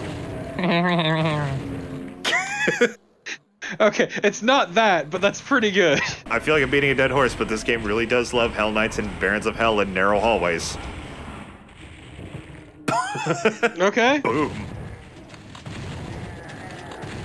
Lots of hit scanners, many of which will take care of themselves. If you couldn't even see the imps behind them, it looks like they just shot themselves. Just a really weirdly designed level, it seems like, because there's just so much infighting, and I can't tell if it's intentional or not. This level can go fuck itself, actually. Like, that last level I was talking about was one where I didn't like it at first, so it left a bad impression. I don't like this level ever. There's a good chance this is maybe the hardest level in the game. Or it's at least up there. This room in particular is actually awful. These enemies, whatever, they're fine. But the Revenants may be gone, their missiles aren't. Oh wow, what a fucker. Behold this thin bridge, actually. It's not a hallway, it's a bridge, they're different. Yes, this is not a Doom 64 special. I mean, it is, but a different kind of Doom 64 special. Actually, I don't think this is an actual bridge. You're right, actually. There's not even water. I don't know why this... Like, architecturally, I don't know why it looks like this. I also don't know where that Arachnotron came from. There is, like, sludge on the sides. Is that sludge? No, that's brick. That's some Is asphalt. that brick? Yeah. Fuck, why is that there? It's just a hallway. They're planning on building a garden there, but they haven't gotten to it yet. The Blood Keep. What do they keep in there? Plasma. And urine. Which they bleed. Ugh. That's an unfortunate existence. Finally, now we understand that they're truly full of piss. But what about vinegar? I mean, you've got the vinegar for the gnats. True. I've got a gnat problem, so I got a bowl of vinegar on my table over there. It's making my room stank a bit, but it's working. I've claimed 2 victims so far. Hello, more Hell Knights.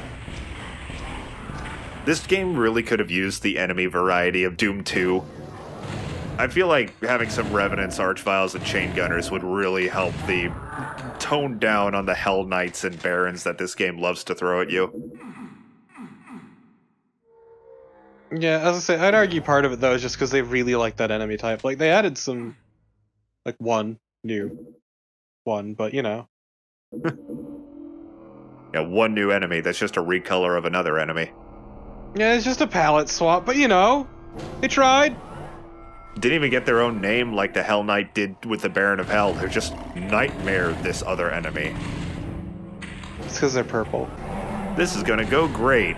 Hello, Baron. Ow! Haha! A hallway! Gotcha! Anyway, let's try this A again. hallway with only one exit. Some might call it a room. There, that went well. I had to do a double take, apparently. Oh no, it is actually a hallway. It's an L-shaped hallway. An L-shaped hallway with baby rooms. And the babies are Hell Knights. I'm an architectural expert, so I know what I'm talking about. Sir, I'm very glad you decided to hire me as your contractor. You're gonna love this house. So I thought I'd be putting some baby rooms here. I'm single. What's your point? Lost souls? But I found them. Alright, watch out. You're at the exit, but that doesn't mean the game won't put an instant death trap here. Wow, what the fuck? Doom 64 is a douche game. For douches, like me. 64 of them. Jacob is also 64. Ooh, a big castle surrounded by weapons in Doom 64. This is gonna be a big boy level, folks. That silhouette in the opening, that felt so 90s video games to me. It's like this big spider, vaguely spider-shaped colossal being. That'd be a cool boss, though. Oh, yeah, actually, that happened. It's called the Spider Mastermind, Jacob. The grunt echoing through the halls. Look, they look vaguely door-esque, you know. They are doors. We just have to open them in different ways. You know, unlike doors. You need to grunt with your butt. But now that'd be interesting. Turn around and press the use key. I've been playing Luigi's Mansion lately. Oh, hello, sir. Anyway. That door can actually be opened, that one that's hiding the pain elemental. You just want to deal with everything out here first. Free him. If you're given the option of freeing a pain elemental, why would you? Unless you absolutely had to. They're shaped like a friend. Well, not these ones. These ones suck. Yeah, I was about to say, it's the Doom 64 pain elementals. Like, the Doom 2 ones, I'll give you a pass on that. They're kind of cute, but... Ow! If you want to kiss, that's a challenge. And if you tickle them, they go... You have to kiss once with your mouth and the other with, like, your hand puppet. I love its little arm movements. Okay. They really like having the cacodemons descend from the heavens. They're like they're walking down the stairway to heaven.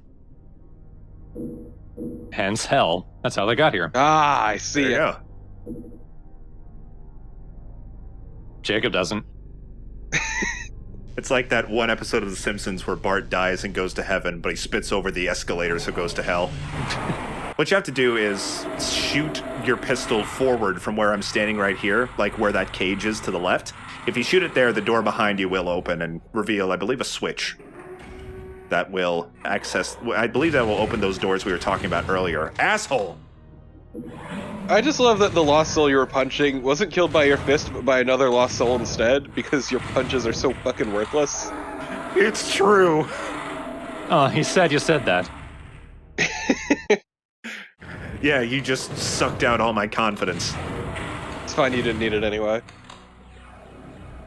What you need is a better punch. Damn. Go to the gym, dude. Gotta build up a comp. Have you seen Doom Guy's fucking delts?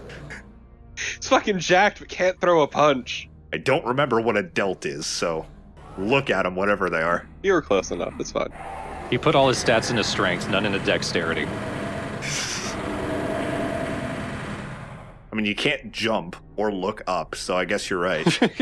That's why the cacodemons fly down from the skies. They're trying to fuck him up. Much like gamers, Doom Guy can't look up. Well, it's because of Doom Guy that gamers don't look up. Ow. Ah, I see. It's a horrible circle of lack of ability. God, that noise is so meaty, I love it. So juicy.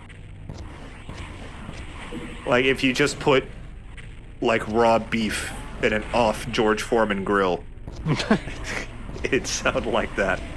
Keep slamming it down on it. Only if it's off-brand, though. You do weird things in Foley. Foley artistry requires a very specific mindset, and I can appreciate that. Are these horseshoes or are they cans? Is this a fist or a grill?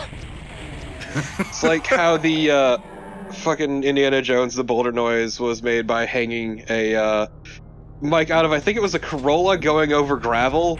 Oh boy! So that's the boss. Jesus!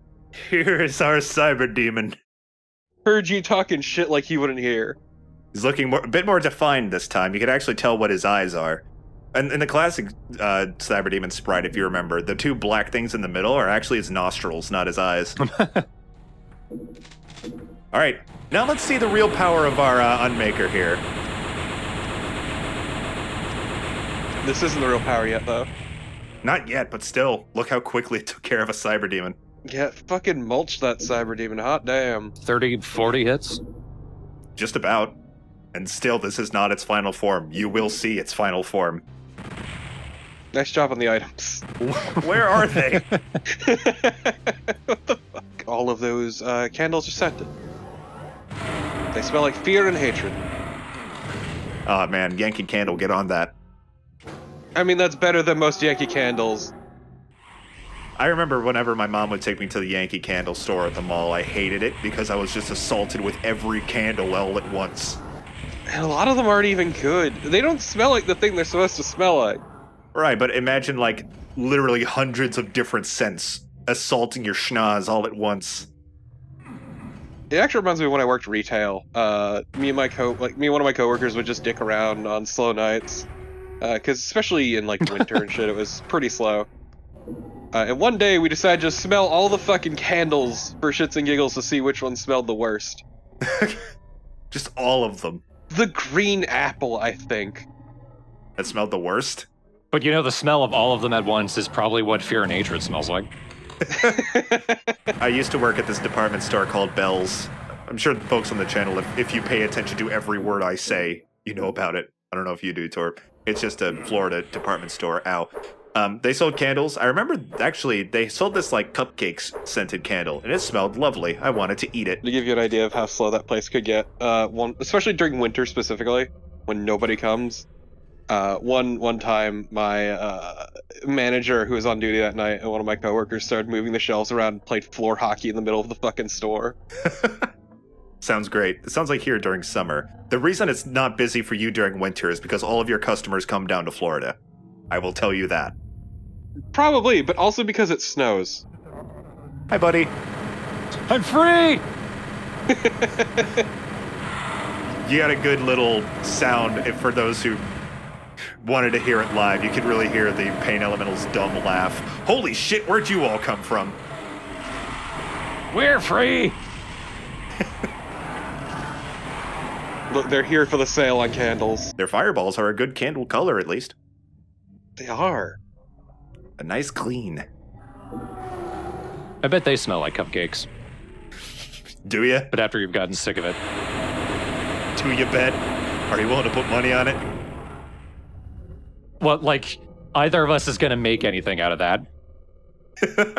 I will bet you $10 that a Hell Knight smells like cupcakes. The only thing you can smell is your system burning. If that's what's cupcake, well, if you're a bad enough baker, that's what they smell like. So this is going to be like a few-step program here. I'm imagining like an actual like step program like for addiction or whatever, but it's just too vague. This is a few-step program. How many's a few? You'll see. I hear one really fucking horny grasshopper outside my window, and it's miserable. I was going to say that sounds like a game studio or something, but there's always already one called Grasshopper, and they're pretty horny. So... Oh god, don't use that. Okay. There's our last demon key. Well, how do we get it? We can't jump and grab the ledge. If only we knew how to use keys. We do, we just don't have. We don't know how to build keys. Every day with Doom Guy's a fucking struggle as he fumbles with his key ring, not sure how to use it. You can smell the key, you can't look up and see it. Like, he doesn't even have peripheral vision. No, This one clearly. tastes like blue, this one yellow. Did you say this tastes like blue? Yes. Or maybe it's like Tomb Raider Angel of Darkness, where like we're not actually picking up the keys, we're just letting Doom Guy know how to use them when we reach that area. I feel stronger now. Australian Lara Croft. Like, you've never had something taste like a color, like purple tastes like purple? Anything grape flavored tastes like purple and not grape. Exactly! Because it's not grape. Yeah, I don't know what it is. It's a weird chemical that they happened upon accidentally and decided, I guess that's grape. Grape soda is also just the worst soda. It is. I agree 100%. Because it doesn't taste like it's supposed to be edible. Yeah. Yeah, it's also not, like, sickeningly sweet like orange soda is. I like orange soda, it just stains your teeth with its taste. I love orange soda. That said, I don't really drink that much soda anymore. So the problem with grape soda is it doesn't go far enough. It's like halfway between orange soda and cough syrup. It needs to be more halfway between orange soda and Mountain Dew. So wrong, yet it finds its place in history. The cliche is Doritos and Mountain Dew. What would it be with grape soda?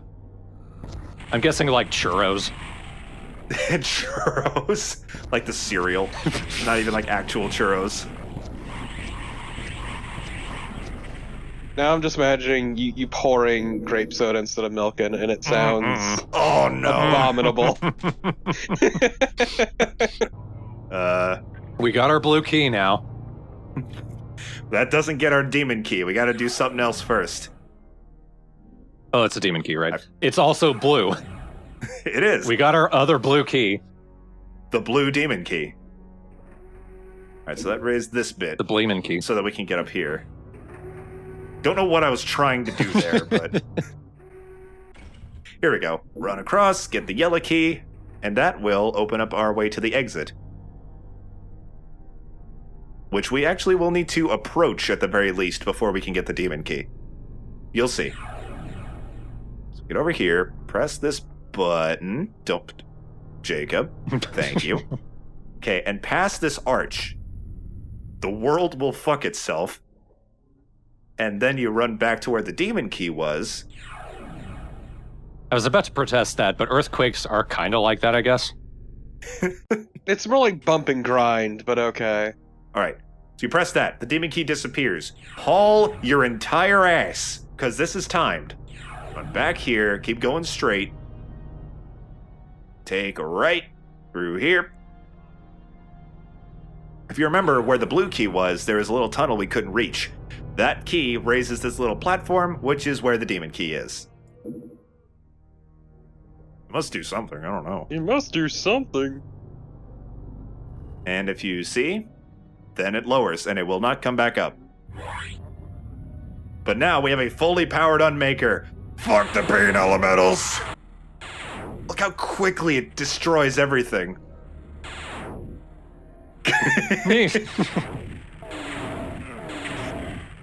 I just feel like you're wasting ammo. I am. But I just want to show it off, man. I've got the fully powered Unmaker now. It's a celebratory waste of ammo. God, get out of here. Get out of here. This isn't 100% kills run. I'm out. Okay, I was worried for a hot second when you hurled your ass off a cliff. Nah, that's the exit. That's an exit, alright. Let me get a refresher. Nah, alright. That's a good start. Then we get a refresher. Shit. Welcome to the spiral in Doom 64. I wonder why it's called that. I don't know. Because of what it does to you. This level's just a big kill enemies fest. It kind of expects you to have gotten the fully powered Unmaker at this point, but it also expects you to have more ammo. Shit. Would this be a good place to get the enemies to infight, or is that just not logical with how many there are? It's good. It's just they're kind of so spread out and at different elevations. It's a bit more difficult than normal, I'd say.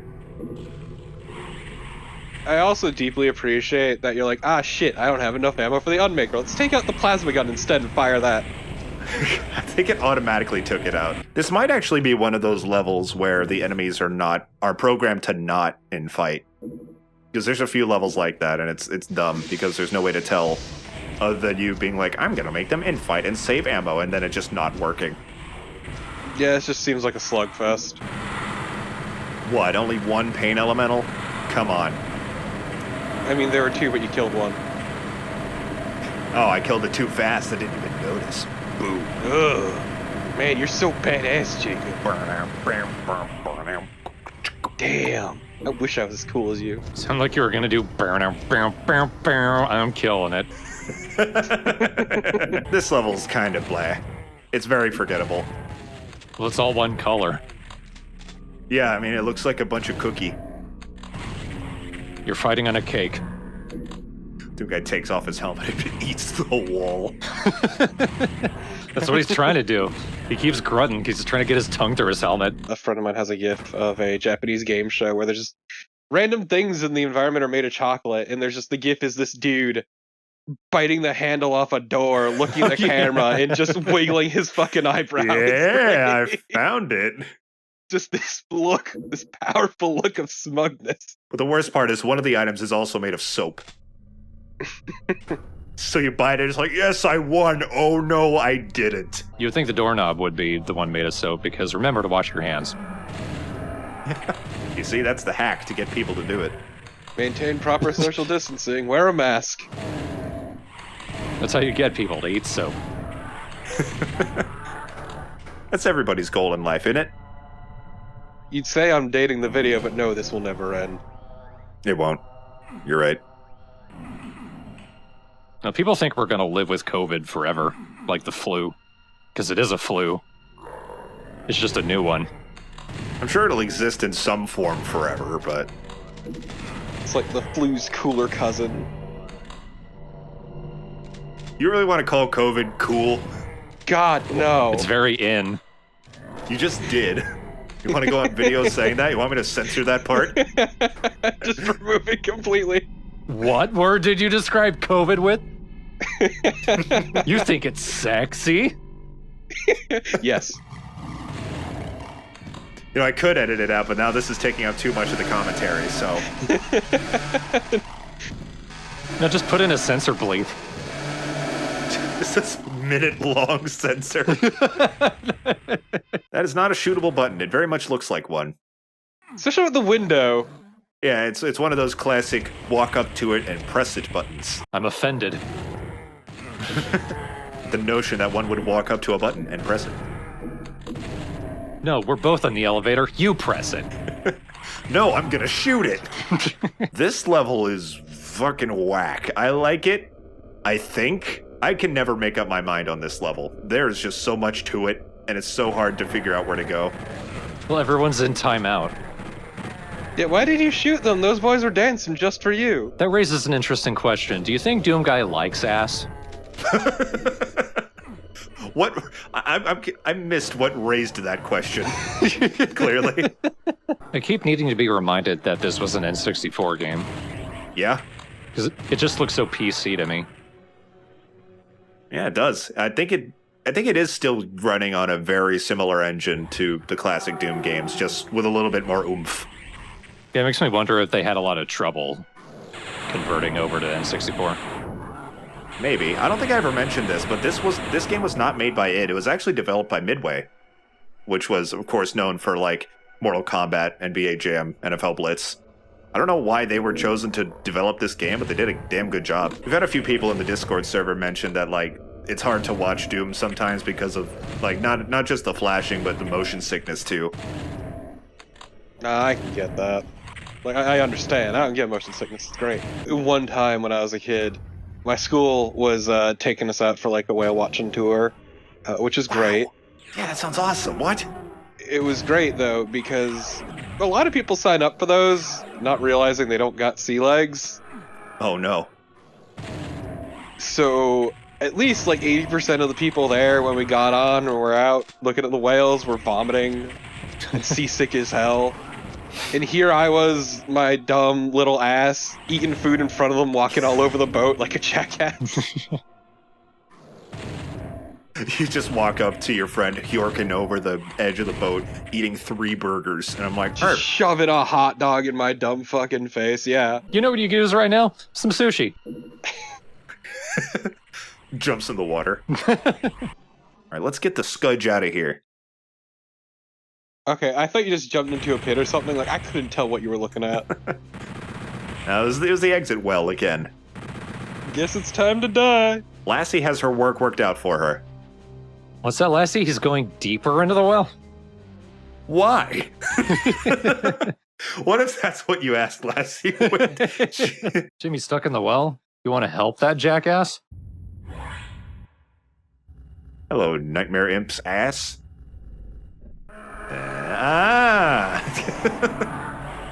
It's about time. Once again, I feel like it would have just been cheaper to use the Unmaker. Well, I'm pretty low in shotgun ammo, so maybe you're right. No, I meant instead of using the BFG. I didn't use the BFG. Oh, you didn't? I thought you did. Did I? You did. Fuck. My brain's going. Jacob, you did fight in the war. What? I did? You are the assassin. How did I do that with all my anxiety and fat? Bunch of arachnotrons. I've got plenty of health. This will go just fine. I may as well pick up that rocket launcher while I'm at it. It'd be great. It would be really... There we go. Oh, no! Shit. I can't move. Oh. That's a fucky trap. I forgot I just used that gag on the Cyber Demon a few episodes ago. So I did it again. It still works. Did you just applaud my zoom? Applause is sincere. Aw. Thanks, Dorn. Alright, stay in this corner. Now let me get the candle and leave. I mean, the key. Fuck. This part's interesting. Let's see if you can see how they make this effect here.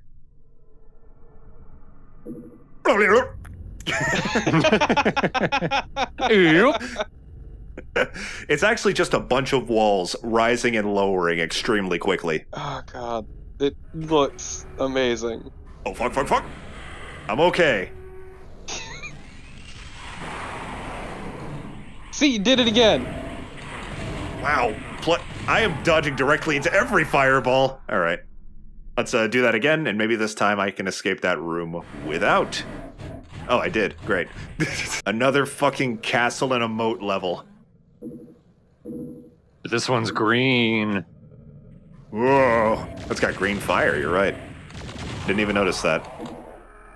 Can fire even be green? I know it can be red, and then when it gets hot, it turns blue.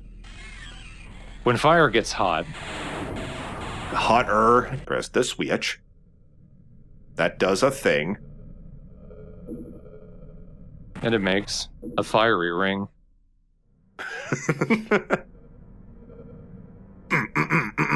I appreciate that the fire is turned from red to green now. Yeah. Now it's apple flavor.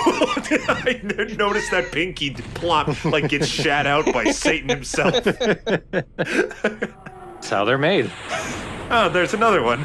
Born to die. The world is a fuck. Ow. Sorry. I went skateboarding today, therefore I'm in pain. How much shit did you eat? Oh, only a little bit. I thought you meant like literally. Like, what the fuck are you? What do you think skateboarding is? Here are the buttons. They each have their key, and you gotta press them in specific orders to open up the doors around the level. Let's start with just the basic red, or yellow, red, blue. There we go. Just whichever one you choose first is the basic. Yeah, whatever I say. So it's red, red. There's surely some more danger around here. Hello, sir. I'm Charles Danger. Shoot him in each individual tooth. To kill the cacodemon, shoot it until it dies. Oh no. The cacodemons are following the same mentality with me. Oh, finally. I can save myself. 10 HP. I can make it. You tried. Now that you need to zoom into. Right. That one little eye just peeking through. Free at last. From the unhoardily bull. You alright? No, there's no escape from me. Hello? Hi, Jacob. Oh, stairs. Oh god, he's free. I still have secrets to get, and if you kill the cyber demon, the level ends. Oh god, there's 2 of them. Delightful. Fucking run. Alright, here we go. We got just a few more to get, like 1 or 2. Oh my god. Here we go. We're not done yet.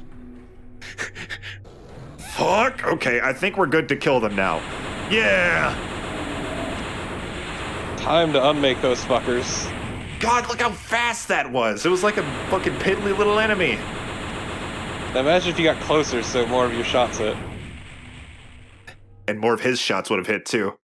Hey, it's fine. Remember how long it took to kill him in Doom 1 with rockets? Right. Alright. No. No, I quit. Turns off the game. There's actually several things about this final level. Let's start like we're an idiot. Let's start playing this level as if we do not have a fully powered up Unmaker. I'll keep it at that. So we got these 3 doors that will spawn a shitload of enemies. Not just pain elementals, but at the start. Enough of them that will be enough of a problem. Yeah, so we got like, what, 6 pain elementals right now? Completely flooding the room with lost souls? I don't know, I can't count. Oh, good lord. What is a man to do? Weep. Whoa! Oh, this is chaos. Oh! This is hell. The rockets are the most, like, effective, but the lost souls make it hard. Here, I could beat them all with 6 HP and a BFG. Here we go.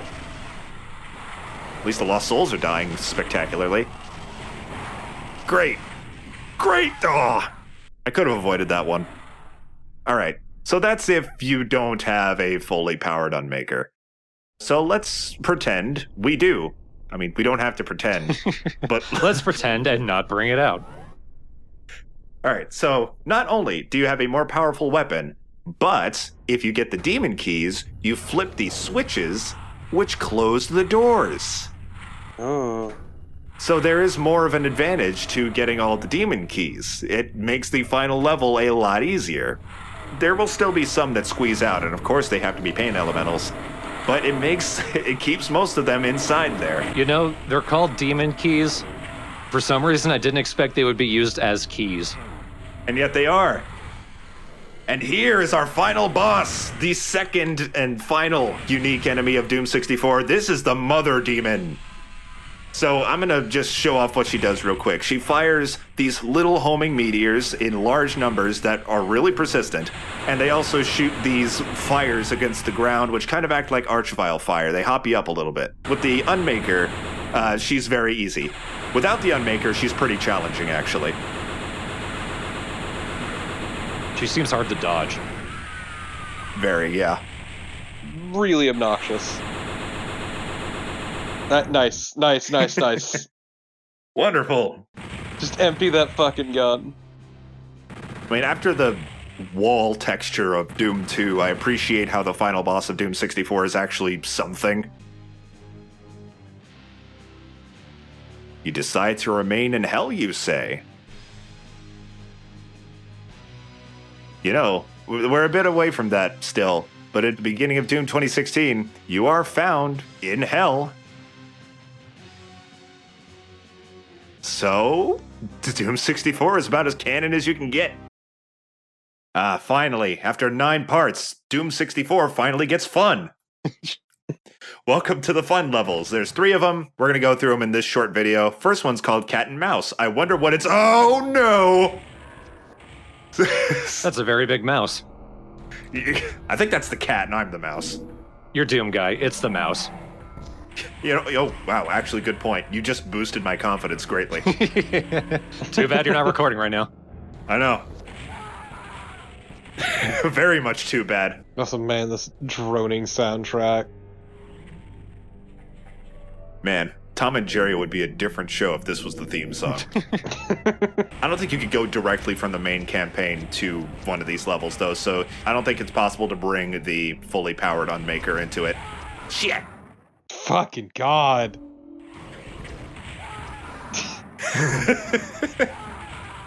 No! I'm digging the death reel. Quick reminder for those who haven't noticed, this video is 13 minutes. Yeah. This is what he kept. Oh, there he goes. Oh, he does. He's running away from me. Is it when he walks into certain spots? I think that might be it, yeah. I don't think that Doom could program, like, purely randomly teleporting enemies. There we go. Ah, it's always so satisfying to see. It looks like they're trying to use their rocket hands to help them walk. Like they're using them to balance. Or some extra lift. Some weight to keep them moving. Incubi don't seem like the most dynamic of creatures. Oh my god, they're everywhere though. Oh! Aha! Got you good, motherfucker! Don't touch my mancutaint. My mancubelly. Every body part of the Mancubus starts with Mancu. Respect my personal Mancu circle. The Mancu boundary. Ah, there you go. Fuck, I'm out of rockets. I need to find some more. I'm not. Gaze in despair upon the Mancu cannon. They were just gonna say gaze in despair.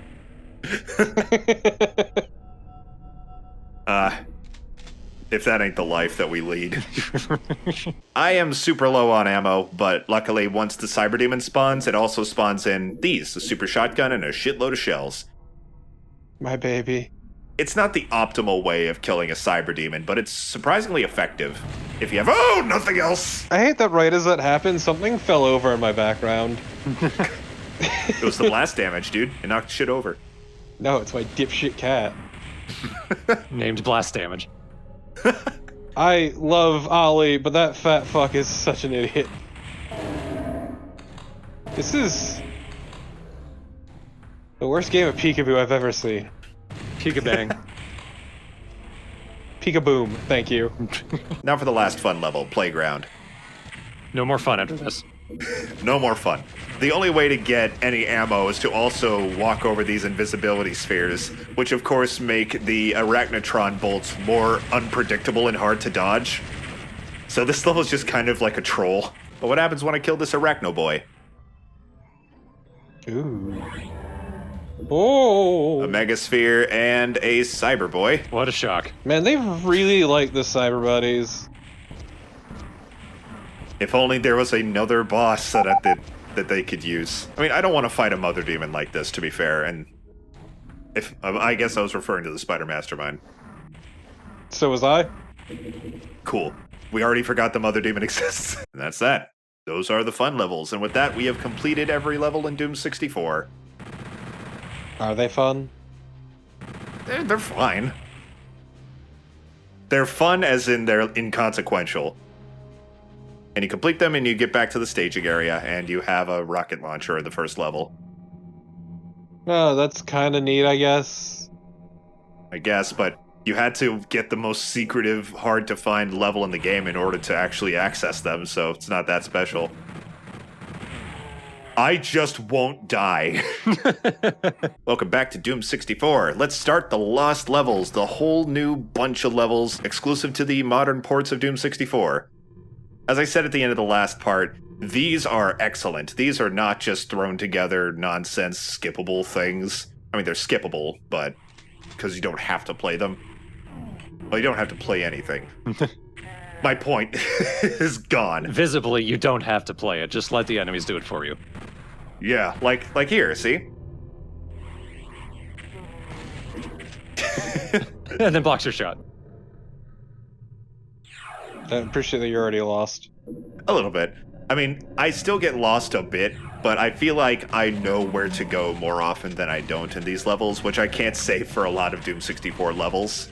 To be fair, it seems like they made like each of these areas visually distinct. Yeah, so I know where I am at least. Like, this is the place with the yellow and blue doors and the rocket launcher, where I try to hump every wall, and we'll go over here. Same, but that's just my everyday life. Yeah. Just too rawny. I have had security called on me so many times. Because they're cowards. You ever seen that old meme video, Going to the Store? Yes. It's kind of like that. Yes, exactly. It's that with a gun. That's terrifying. Fucking... Don't run into the gunfire. No, I love that you opened the door and immediately ignored the pinky. I don't know any better. They can only bite. They can only attack you with their teeth. I was about to say they can only bite you with their teeth. I mean, you can say that for most things with teeth.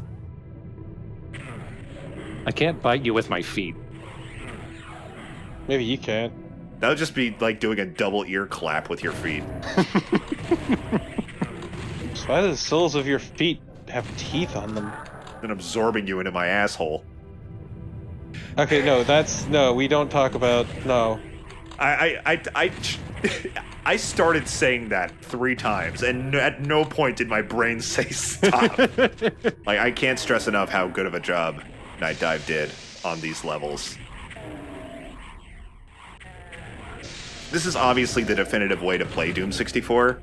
Like, I tried playing it on... like I said in a few parts ago, I recently bought Doom 64 on the original hardware, just for collection purposes. I feel like I could get used to the controls, but I mean, it's still not optimal. You're still using a Nintendo 64 controller, and it's still absurdly dark and difficult to see anything. So there's not much of a reason to go back to N64, Doom 64, other than curiosity or collection. And there's not really much of a reason to go back to the N64 in general. Yeah. As much as I love it, as much as I grew up with it, it's so hard to go back to. Not just that, but like a lot of the worthwhile games are on other systems now. I don't know. I mean, I didn't grow up with a Nintendo 64, but it's, of all the retro consoles I didn't grow up with, the N64 probably has my biggest collection. I love it.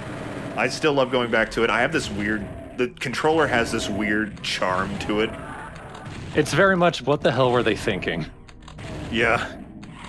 Charm is not what I would describe that controller as. I think it is, because, I mean, it's fun to use in its own way, and I cannot think of a more accurate word for it. I guess so. I think it's because the games were smart about not having every button be required. Yeah. So you only need the 2 hands wherever you put them. And when you think about it, the Z button is pretty much the L button. Yeah. I'll stick with the PS1 controller. Yeah. I mean, it's better. Trust me. Which, I mean, hasn't changed much in the time being. Like, I still use the fucking DS4, and it is the best controller, and I will fight anyone who says otherwise. I mean, I'm a weird, dumb man, because my favorite controller is the Wii U Pro controller. You do you, really. It's like, what if you took the Xbox 360 controller and got rid of the dumbass battery pack and gave it a better D-pad? There you go. The D-pad on the DS4 is also very good. It is. And also, I like the weight of it. like weight is very important for me when it comes to controllers. I like how that Cacodemon was just enjoying the tooth massage. Ooh, it's like a sexy dentist. Bullets. I mean, that's probably how dentistry is in hell. Yeah. Hello, Mr. Cacodemon. You're next up. My name is Dr. Nice to meet you. Anyway, are we ready to get started? Sexy dentistry just sounds like a needlessly elaborate form of BDSM. A lot of BDSM is, anyway. You're not wrong. It reminds me of this line in one of my old Team Fortress 2 videos that I was always really proud of. It's to describe something that seems to be going poorly and then going well and then going poorly again. It's like when you go to the dentist, but it turns out it's a strip club, but all the strippers are dentists. Oh no! I fucking love that line, and every time I say it, it's like, yeah, Jacob, that's great. I think it's because it makes more sense to you than it does anyone else. Isn't that my fucking life, though? It's not relatable in a way where anyone else has had that happen to them, so it must have just happened to you. Thor, do you think this has happened to me for real? I mean, it has, but that's beside the point. You're a strange man. I have no expectations about you.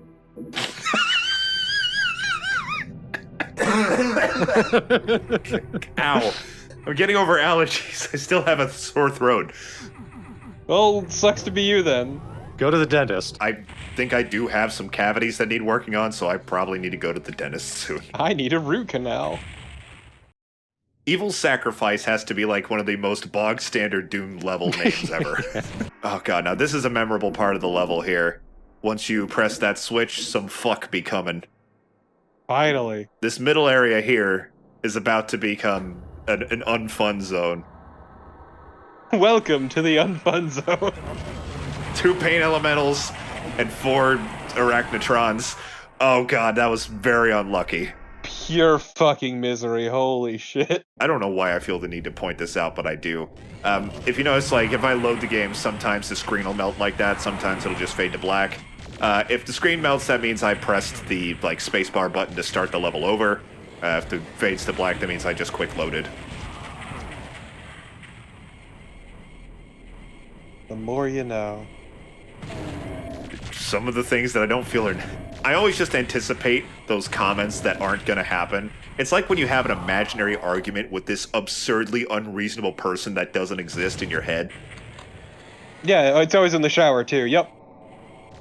Yeah, and then you're like, I feel smart having kicked that guy's ass. I feel like my view of, like, the comment section, quote-unquote, is, like, skewed by other comment sections from bigger YouTubers, but our comment section is sick, other than the occasional porn bot. Like, you guys are great in the comments down below. Here's another unique part. You gotta choose here. You either get the plasma rifle or the supercharge. I've got a lot of health, and I don't have a plasma rifle, so I will take the plasma rifle. But that means you don't get the other one. Can you still get 100% items, though? You know what? I don't think so. I think that makes it... I don't think the plasma rifle counts towards 100% items, actually, since it's a weapon pickup, and I don't think those count. So if you want 100% items for some reason, then yeah, go for the supercharge, but... But we've established, if you're playing Doom, you don't. Yeah. I can't even explain, like, I suppose I should look up a reason, but the Doom community as a whole, like, they care about 100% kills and 100% secrets. Like... Every, like, completionist Doom run will care about those two things, but not items. I don't quite understand it. It's a pain in the ass. They're a pain in the ass, they're not as fun, and they're, again, what counts as an item percentage is not entirely clear unless you actually research it. Never mind, I got 100% items anyway. I don't fucking understand this! Oh, I thought that said crab grounds. Anyway. You would have hated that. Welcome back to Doom 64, The Lost Levels. I haven't pointed it out, but I like how at the start of every video, the level fades in, and you twitch a little bit. Like Doom Guy, at the start of every level is, where am I? I don't know why. Just now, the Hell Knights cry is getting amusing to me. That's the sound I make when I wake up. I thought it was going to be like a scream, like. Oh, I'm not a screamer. Hello, boys. Would you like a punch? Oh God, apparently not. Merry Fistmas. I'll blame it on the imp's dodging and not my aiming. Damn those nimble imps. Those. Oh, I was about to call them nipples, but I hate that. Yeah, I was trying to avoid that actually. I kind of heard it a little bit, but I wanted to ruin your life. Don't punch me in the nipple. Their nipples are just smaller imps. Here's an example of something that can happen in Doom 64, but not classic Doom. Wait for it. So that Hell Knight dies. But Hell Knights and Barons of Hell can actually infight each other in this game. They could not in classic Doom. This is kind of pathetic looking. This is just a really sad slap fight. We need the sound effect of... Who's the one asshole? Why do they cage the imps? I mean, fucking, what else are they gonna do with them? Let them roam free? What, do they live here? I don't... You know, that's a good question, actually. Hey, these are what hell apartments are like. Maybe they don't want to be here either. In hell? I imagine not. I like this second question on Google. Is Smash Mouth still alive? Did they all die in the plane crash that killed Buddy Holly? Holy shit!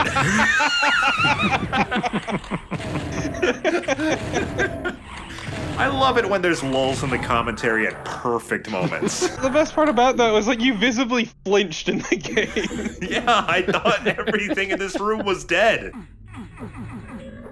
What the I don't know what the fuck happened there. I've never seen the map like judder like that when I hump a wall. Just that trap going forever. And they really stocked that shit up. I'm so proud of you for running into every single one.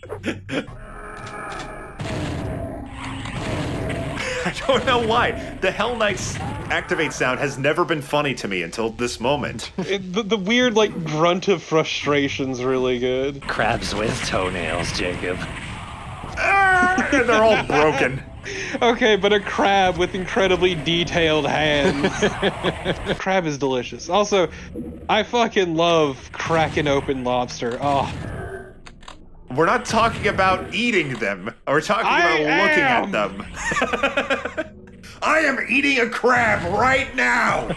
And you're gonna watch me! I hate that all I can think of in my head right now is just a crab with, like, very large, kind of hairy hands doing finger guns at me, and I don't know why.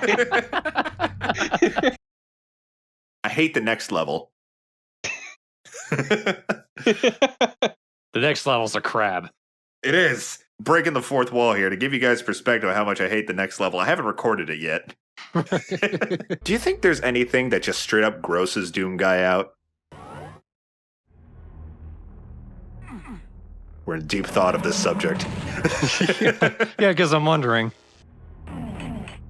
After everything he's been through, if he's not emotionally dead, maybe just like mysterious stains on a carpet. Where the hell did that come from? Wine stains are what truly disgust Doom Guy.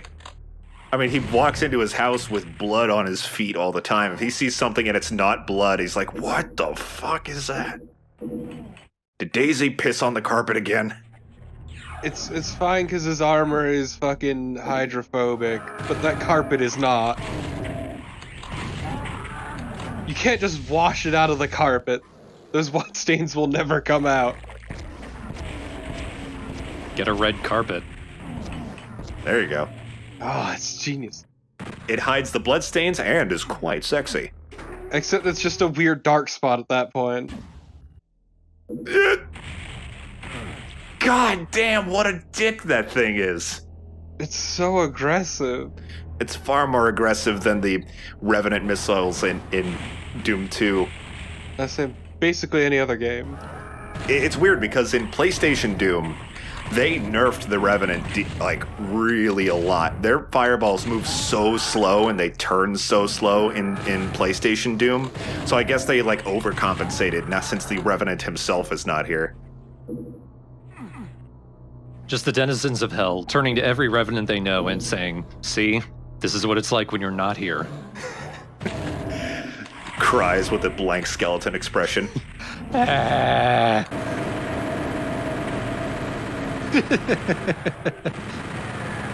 That Kako had a new experience and didn't know what to think of it. Ooh! How did you avoid that? I don't know. It went between my legs, I think. Also, man, that pain elemental's going to fucking town. Anyway. Okay, that was just a waste. Yes, it was, but it was the best waste of my life. It was a waste, but cathartic waste. Like vacations. Damn. It's just running out the clock, but it's in a nice place. Yeah. At least it should be. I mean, if you're at the beach, anything is more fun. Robbery. Thorn, that's why staycations are a thing. That's just my life. Yeah, that's kind of been the COVID experience.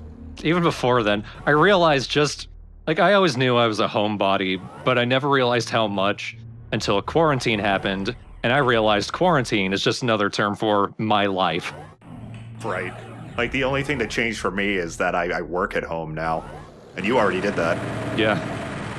I never realized how much of a fucking shut-in I was until I got a vitamin D test. Spoilers, it shouldn't be at 11. It should be at around 30 at a minimum. Remember to go outside, folks. We're basically meaty plants. I refuse. This is such a bad idea. I have 4 HP, I've got lost souls up the ass, I'm using a rocket launcher. You can tell I'm out of practice. Spoilers, I'm about to quick save with 4 health. See? It's great.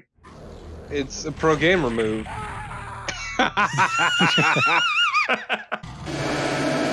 Oh, they're trying to protect themselves. Well, they're doing a shitty job and they deserve it. God damn it. So did that Baron. Hell Knight. Hell Knight. Fucking, see what I mean? Hell Knights are green, Barons are mean. Not even colorblind, I just keep forgetting which color's which. Green is a knightly color. Red is a baronly color. Yeah, like the Red Baron. There you go, the Red Baron. You think that's easy enough? No, because I'm immediately going to forget after this recording. And we're taking care of the final secrets of Doom 64. Next level does not have any. Cowards. So touch this meat. It looks like a hand doing the middle finger. Touch the fuck you meat. Shoot that shoot that button and you get a whole bunch of cells. And then shoot that meat, you fuck. I know what's behind this wall. Hello. Anyway, you get the computer area map here and some cells. Bit late for that. Yeah, what a good time to get it. Yeah, I'm getting the last secret fist pump. Yeah, I love how, like, limp-wristed that slap looks. It doesn't look as impactful as classic Doom, does it? Like a GoldenEye karate chop. It doesn't help that, like, these gloves are really goofy looking. Let's get out of here. I don't think those are Kevlar. Nah. No Kev. No Kevin in these gloves. No Kevin or Lars. All right. 24 minutes. I didn't edit out much. Final Judgment. The final level of Doom 64, The Lost Levels. So all the secrets we got at the end of the last one are kind of useless because they give you a whole bunch of ammo here at the beginning. And an Unmaker. What good is an Unmaker, though? We don't have any demon keys. Well, this level is a ton of fun. We'll see why it's fun once I collect this ammo and this invincibility. As you can imagine, it's very slaughtery. This is a spectacular map, though. I'll show you why. Let's go! Hello. Can't see dick. Alright, so, Cyber Demon. Oh my god, look, the demon key buttons. The demon keys are all in this level. You gotta find them all. They're not that hard to find, but once you do, oh yes, pistol starters, you get hyped because you can actually experience the full power of the Unmaker without having to play through the game. It does look a lot like one of the last levels from the main game. Yeah, it's similar for sure, but it has the added, it's designed a bit differently. I'd say it's a lot harder, and it has the added fun of going around the level finding the demon keys. There's one. All right, so we got a little bit of a powerful one now. Oh, I didn't mean to find the other one that quickly. All right, now that we have two, it's officially badass, so we can pretty much use this for the rest of the level. Oh god, okay. Oh, 12! Ah, nope. Man, this very much has a final level vibe to it, which I can appreciate, because just everything's slapped together. Yes. It is so much fun just trying to avoid everything, because you want to kill everything with the Unmaker. So you're like, I'm only gonna kill what's in my way. Everything else, you wait your turn. I think those lost souls killed each other. More cells. Give me all of the cells. Just wait your turn. You'll die too. Hey, thanks for the help, Arachnotron.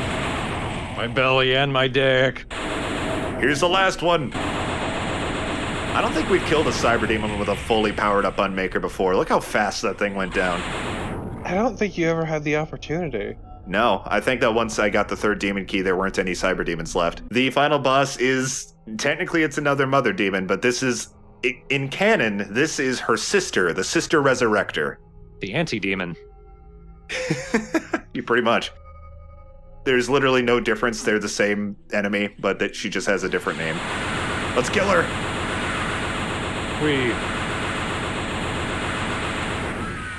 That was easy. Wow, that was a fight, wasn't it? Put it away. Hide it. It's so funny when they try to put the word Doom into, like, dialogue. It feels so corny. Later, losers, I'm off to go kill a Titan and get fucked up. I guess it's the fact that they're using Doom as, like, a noun. Which it is. Oh. Doesn't help that they try to capitalize it in the text. Ooh. Anyway, I had to beat Hectic again because it didn't save my progress from my last one, from my last computer, but whatever. Here's the fun, the final fun level. It's probably the hardest one. This is actually the first time I beat it. It's got a bunch of Arachnotrons. Continues to be... The Night Dive continues to love their Arachnotrons. The perimeter of this level is surrounded by Revenant missiles, but if you keep circle strafing, you'll have an easy enough time dodging them if you want to go around the perimeter. But your view of the Arachnotrons is blocked for such a large amount of time when you do that, it might not be beneficial. So it's probably best to kind of stay within the inner sector to fight these things.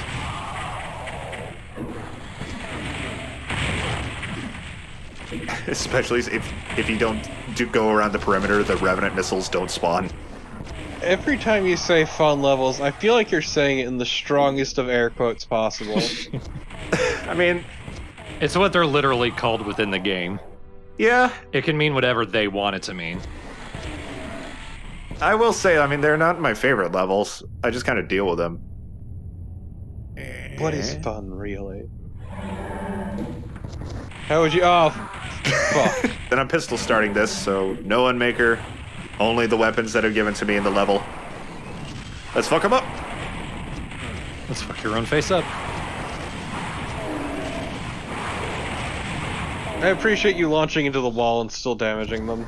Yeah, that's a strategy. If you shoot the wall and then peek out from behind it immediately after, it's still hurt by the BFG tracers. So that can be very asshole-ish in old Doom multiplayer. There's apparently an exploit when you're playing like Doom 2 multiplayer, where if you hump a wall right, like either after or before you fire a BFG, the BFG's firing sound isn't made, so you can like sneak BFG people. Ah, yes, when you hump a wall just right. 1 health. Good time to save. Oh! Wait, I killed it, but I died. Does it count? Oh my god. It Oh my counts. fucking god. Pyrrhic victory. This is such horseshit. This feels like the only true end to Doom Guy's life. Doom Dad. That is the end of Doom 64. What did you guys think? I know it seemed like by the end of Doom 2, like the scenery was starting to get a bit repetitive. Was the new look and feel of the game enough to make it feel fresh? Yeah, it did feel a lot fresher compared to Doom 2. Yeah, it had a new vibe to it, and I can appreciate the new look. It kept it from feeling like more of the same. Also, the new environments, I feel like, were a massive improvement. Oh, yeah. I think so too. The completely different atmosphere of the game just made it feel so unique. One more thing to discuss before we move on is similar to the end of Doom 2, there is a game here we're not playing. And I want to take a moment to discuss about it because I don't think it deserves to be ignored. Doom 3. Torp, you have had your opinions on Doom 3 throughout these Let's Plays. My opinions have mellowed out somewhat, but yeah. I still kind of like the shotgun in Doom 3, though. It's terrible, but in a way that works for the game. Of all the things you've complained about, you like the shotgun, which is like one of the most panned things about the game. I never said I liked it, but it's like, I appreciate it. Well, so basically, it's a tunnel shooter. It's a corridor shooter through and through, is what Doom 3 is. It is. That's exactly why we're not Let's Playing it. I want to be super clear here. Doom 3 is a good game. It may be considered a great game. There's no such thing as a bad officially released Doom game. And if you like the mid to early 2000s horror games, I can compare it a lot to Fear because it's technically a horror game, but you shoot a lot still and you have plenty of ammo. I definitely recommend the BFG edition or the Switch port, which is the BFG edition in all but name. Don't play the original because you can't carry a flashlight and a gun at the same time, and the game's dark as shit. But it's hilarious beating things to death with your fucking mag light. It only does so much, though. It does piss all, but also it's funny. So yeah, we're not skipping Doom 3 because it's bad. We're skipping Doom 3 because I don't have a lot to say about it. I don't think it's a particularly interesting game to watch, but I do recommend it for a bit of a different experience. And if you just like action horror games, I can definitely recommend playing it, especially like it's $10 most places. Absolutely worth it. Apparently Doom was originally supposed to be a horror game. Just with the limitations of a DOS system, you can't really make it that actually scary. So it ended up being more of an action game, at least in the eyes of the players, even if it wasn't really what they wanted to do. So seeing Doom 3 kind of fulfill that original desire was really interesting. To draw a connection, it's kind of like the reason why Sonic 2 and Sonic CD exist, which is the two groups had completely different ideas of what made Sonic Sonic. So Sonic CD was about the exploration aspect, and that's what they thought made it good, and Sonic 2 was more about the speed and the level design, and they thought that's what made it good. Right. Didn't Carmack still work on Doom 3? Wasn't that before he left id? Yeah. So at least like it still had some hands of the original Doom creators, which was super interesting because the modern Doom games, John Romero, John Carmack, they have nothing to do with it. One thing I don't really like about Doom 3 that made me have like a joke vendetta about it for years is a lot of the designs, like they don't look very true to the original, which is one thing, but a lot of them just don't look good. Cacodemons look like literal dung balls. I hate it. Oh yeah, no, a lot of the designs are very not good. Like the only enemies that really retained their old look were like Revenants, the Mancubus, but the Mancubus sucks in that game, so like it's barely worth a damn. Funny enough, though, the Hell Knight kept its look. Yeah. Which, I mean, it kind of needed a new look to begin with, but still. Yeah, because it did not have a look of its own at all. But next time, we're hopping right past Doom 3 to the next generation of Doom as we play the 2016 reboot, just called Doom, more colloquially known as Doom 2016. Is Doom Guy even in Doom 3, or is that just a random Marine? It's supposed to be Doom Guy. I don't think Doom 2016 or Doom Eternal make many references to Doom 3, so I don't know how canon it is, but it's supposed to be him.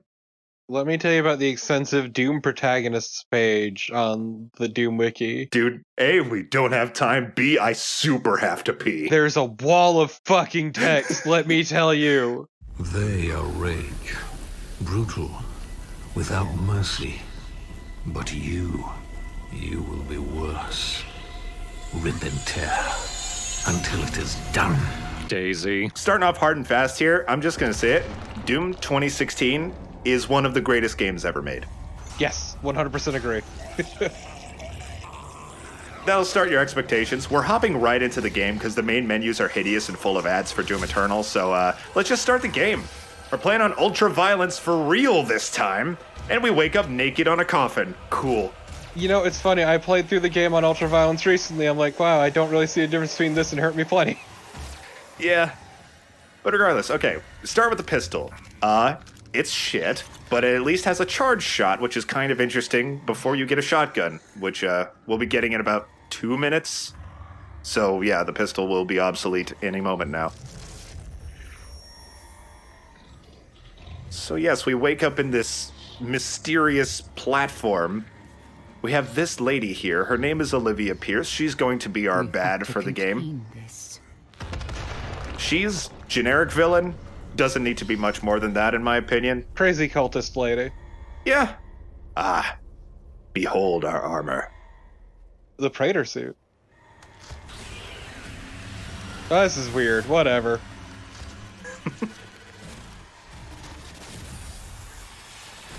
Yeah, I'm sure none of this is relevant. No. Man, it was tough putting that suit on.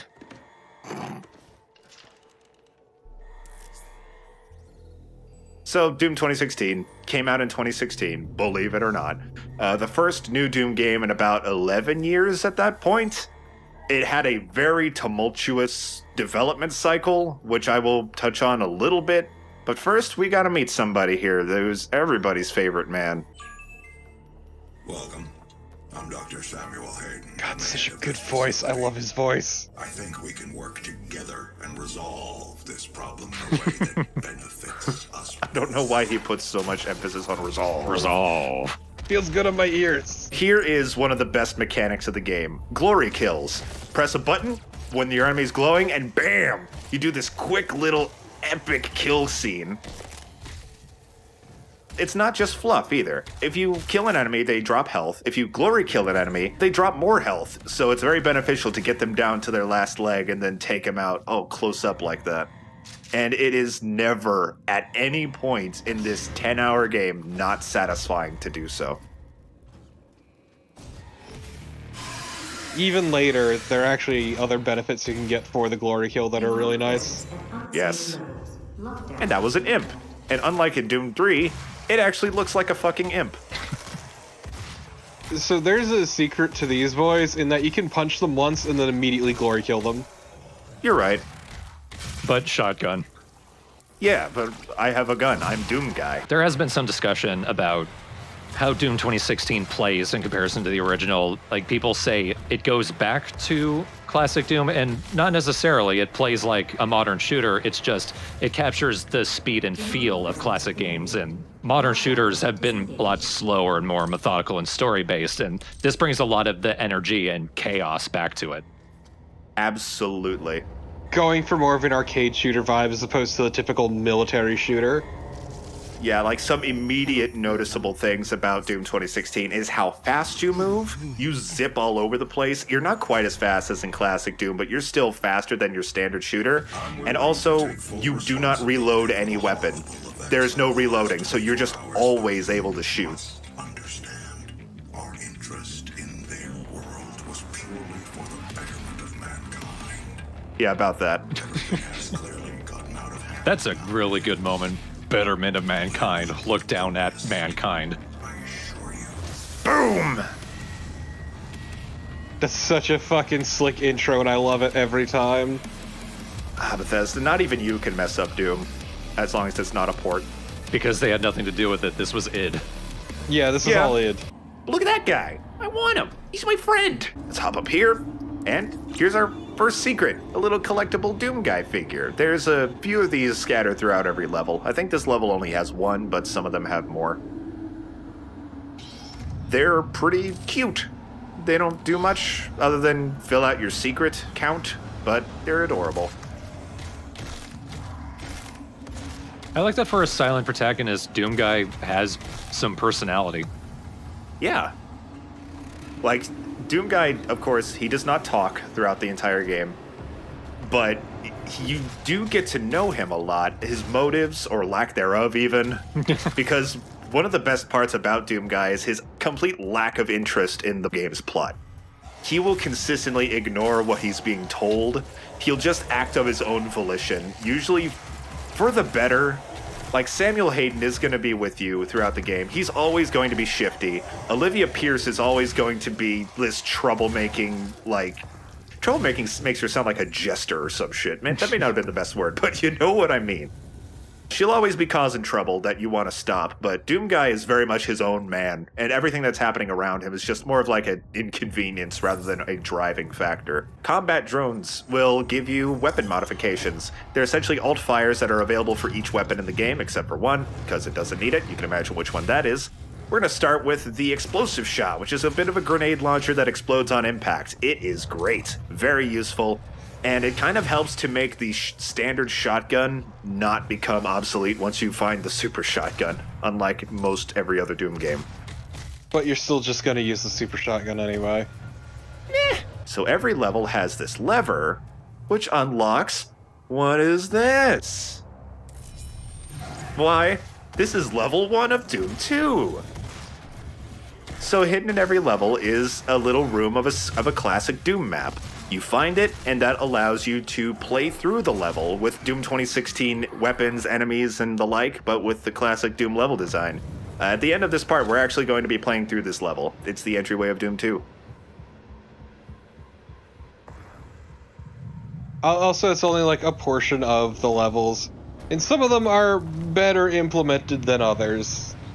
Right, when you find them, it's just a portion, but when you're playing through them, it's pretty much the whole thing. Yeah, some of them feel kind of phoned in. Yeah, I mean, there's no real reason to do them. We're only going to be playing that one just to show it off. But it's just kind of neat. That's the extent of it. It's neat. Does any of the game maps, like the actual 3D game maps, do they replicate any maps from the classic games, at least in any way that anyone can notice? Not directly, no. Most of this game does take place on Mars, usually through bases. Sometimes you're on the Martian surface, like here. There's no direct parallels between any classic Doom levels and Doom 2016 levels. Is this Mars or is this Phobos? I think it's Mars. I believe it is directly referred to as the Martian surface later. Plus, it's red as shit. This is a very red game. Late 2000s games were brown. This game's red. Which is at least more interesting to look at. Doom 2016 started its life simply called Doom 4. It had a revealed trailer. Actually, no, I think it was a leaked trailer that came out later that was originally intended to be shown, but I don't think it was officially. It made it look like much more of a standard shooter at the time. It was very militarized. I don't think you played as Doom Guy himself. It was just demons invading Earth, and you were like playing with a platoon of people trying to kill them, and it looked really boring, especially in comparison to what we got. If Doom 4 came out as it was, Doom would not have survived. I'll just say that. If it was good, it would have been okay and forgettable, like at best. I'm trying to think of other games where that was the case, where they were banking on one element of the game, but it was something else entirely that made it famous or a hit. Fortnite. Oh, yeah. Yeah, Fortnite's a good example. I'm trying to think of games that I've played. Oh, there is 2 Doom Guy plushies in this level. Do they squeak? They don't squeak, no. They creak. They're made of plastic. So I guess I shouldn't have called them a plushie. Doom Guy is strong enough to crush them and make them squeak. The music of Doom 2016 is absolutely incredible. Oh, it's so good. Very... What's the phrase for when the music is affected by what you're doing in the gameplay? Dynamic? Dynamic. Yeah, dynamic music. It'll start and stop between battles. There are a few cues that make the music do certain things. It's so beautiful. If you like metal, if you like music that goes good with shit, this game has it. No. Ew. Knock that shit off. I want to listen to fucking ballet music with this game. We need some G-Funk in here. That would be the best. Just some Primus or some shit. That is not G-Funk, but sure. Doom Guy was a race car driver.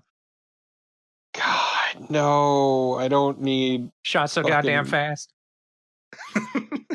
What, do you not like Primus? Tell me more about Doom Guy's big brown beaver. I don't know much about Primus. I know plenty. I know Jerry was a race car driver because I like Tony Hawk. That's about it. I still think actually their Devil Went Down to Georgia is really good. That is a good cover. I can absolutely picture that. Wow. I need to hear that. I mean, they're kind of like liberal funk rednecks.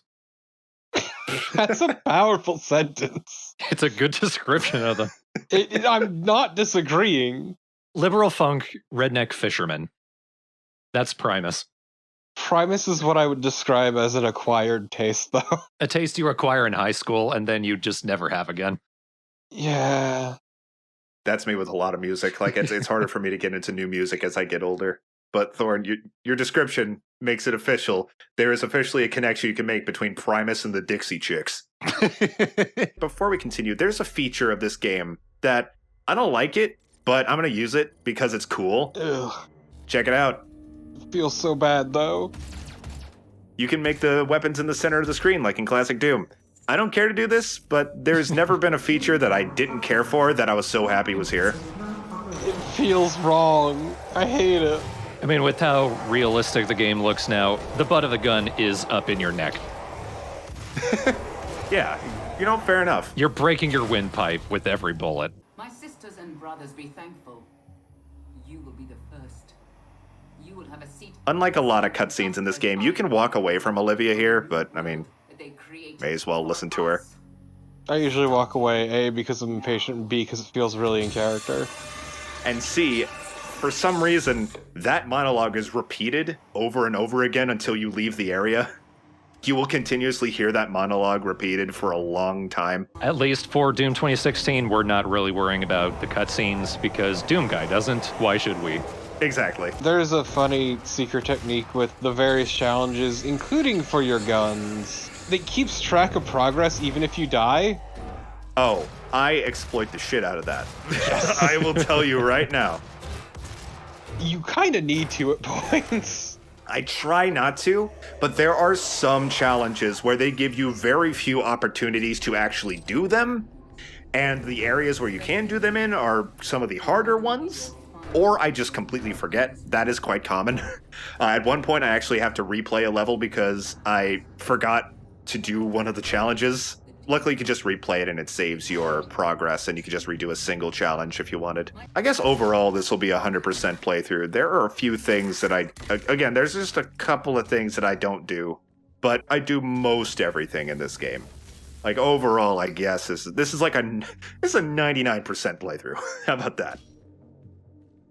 Yeah, I was gonna say, every run of this game for me starts off as 100%, and around the end I start slipping up, and then I realize, oh, it doesn't matter anymore because I have all the upgrades I need. Boom! That's a possessed engineer. Shoot him, he flies back and explodes. Even their glory kill, you punch them away. One of my favorite parts about the general areas that you explore in this game is all the corporate nonsense of the UAC. Like, you'll see this holographic guy stating corporate rah-rah, we're in this together, employee shit. He'll just show up everywhere. The UAC just feels like a place you would actually work, and they're trying to look good even though all this shit is happening. It's really amusing. Here's the chainsaw. The chainsaw very much has its own mechanics itself. It's kind of similar to glory kills, but when you chainsaw somebody, they explode with ammo instead of health. And unlike in classic Doom, you actually have ammo for your chainsaw. You find buckets of gasoline, or containers of gasoline rather, to refill your chainsaw. You can see the 3 little red bars in the bottom right of the HUD. That's how many chainsaw fuel you have. Weaker enemies only use one. Like imps, you can just chainsaw using just 1 fuel and get ammo. But if you save up your fuel, you can actually use it on much bigger and stronger enemies and essentially take them out with 1 shot later in the game. I pretty much only use it for very specific enemies. Chug. Which kind of fucked me going into Eternal. I use it when I'm running out of ammo, and which isn't terribly common in Doom 2016. They give you enough for later, for the next game, but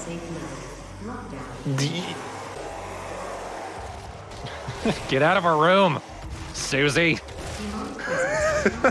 These things are so loud, and their mating call is so annoying that I assume there's always more than one. So I think there's like 3 levels of music, too.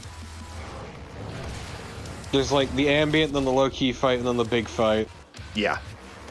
And it's all fantastic. Mick Gordon was the composer for this game, and he did a real bang-up job. I'm pretty sure at some point he used an actual chainsaw as an instrument for one of the songs.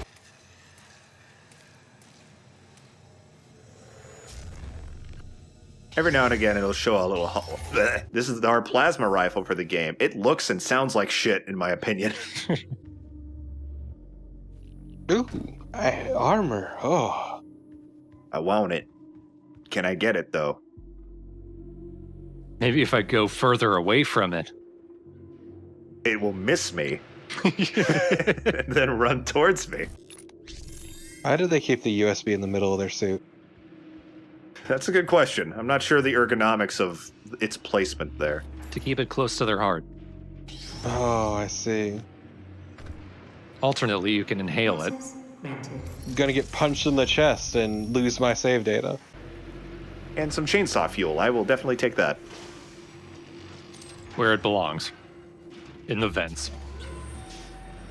Yes, gasoline in the vents. That won't cause any hazards. But then again, it's very apparent the UAC doesn't care about the safety of its employees very much. Breathe deep. The fumes add to the ambiance. Some people like the smell of gasoline.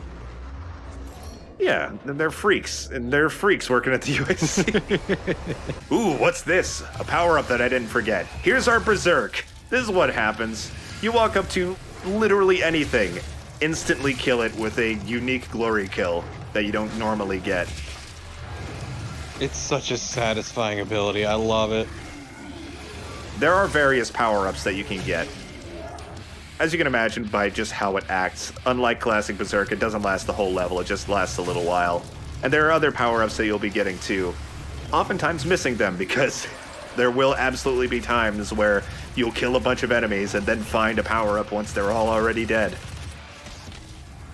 Yeah, I love chilling in a corner, just fucking vibing, murdering every demon that comes my way.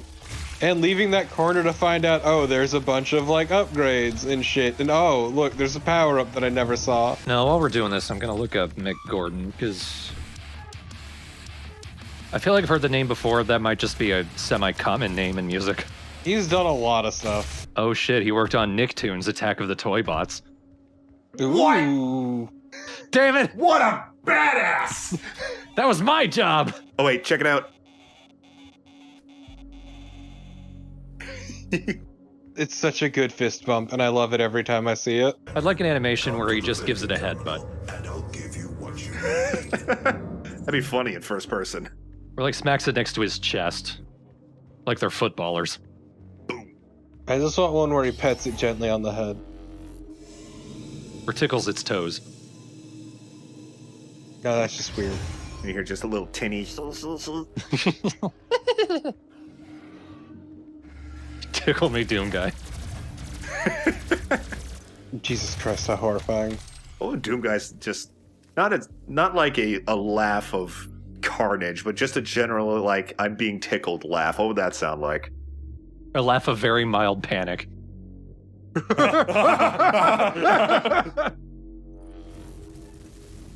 That slowly descends into screaming.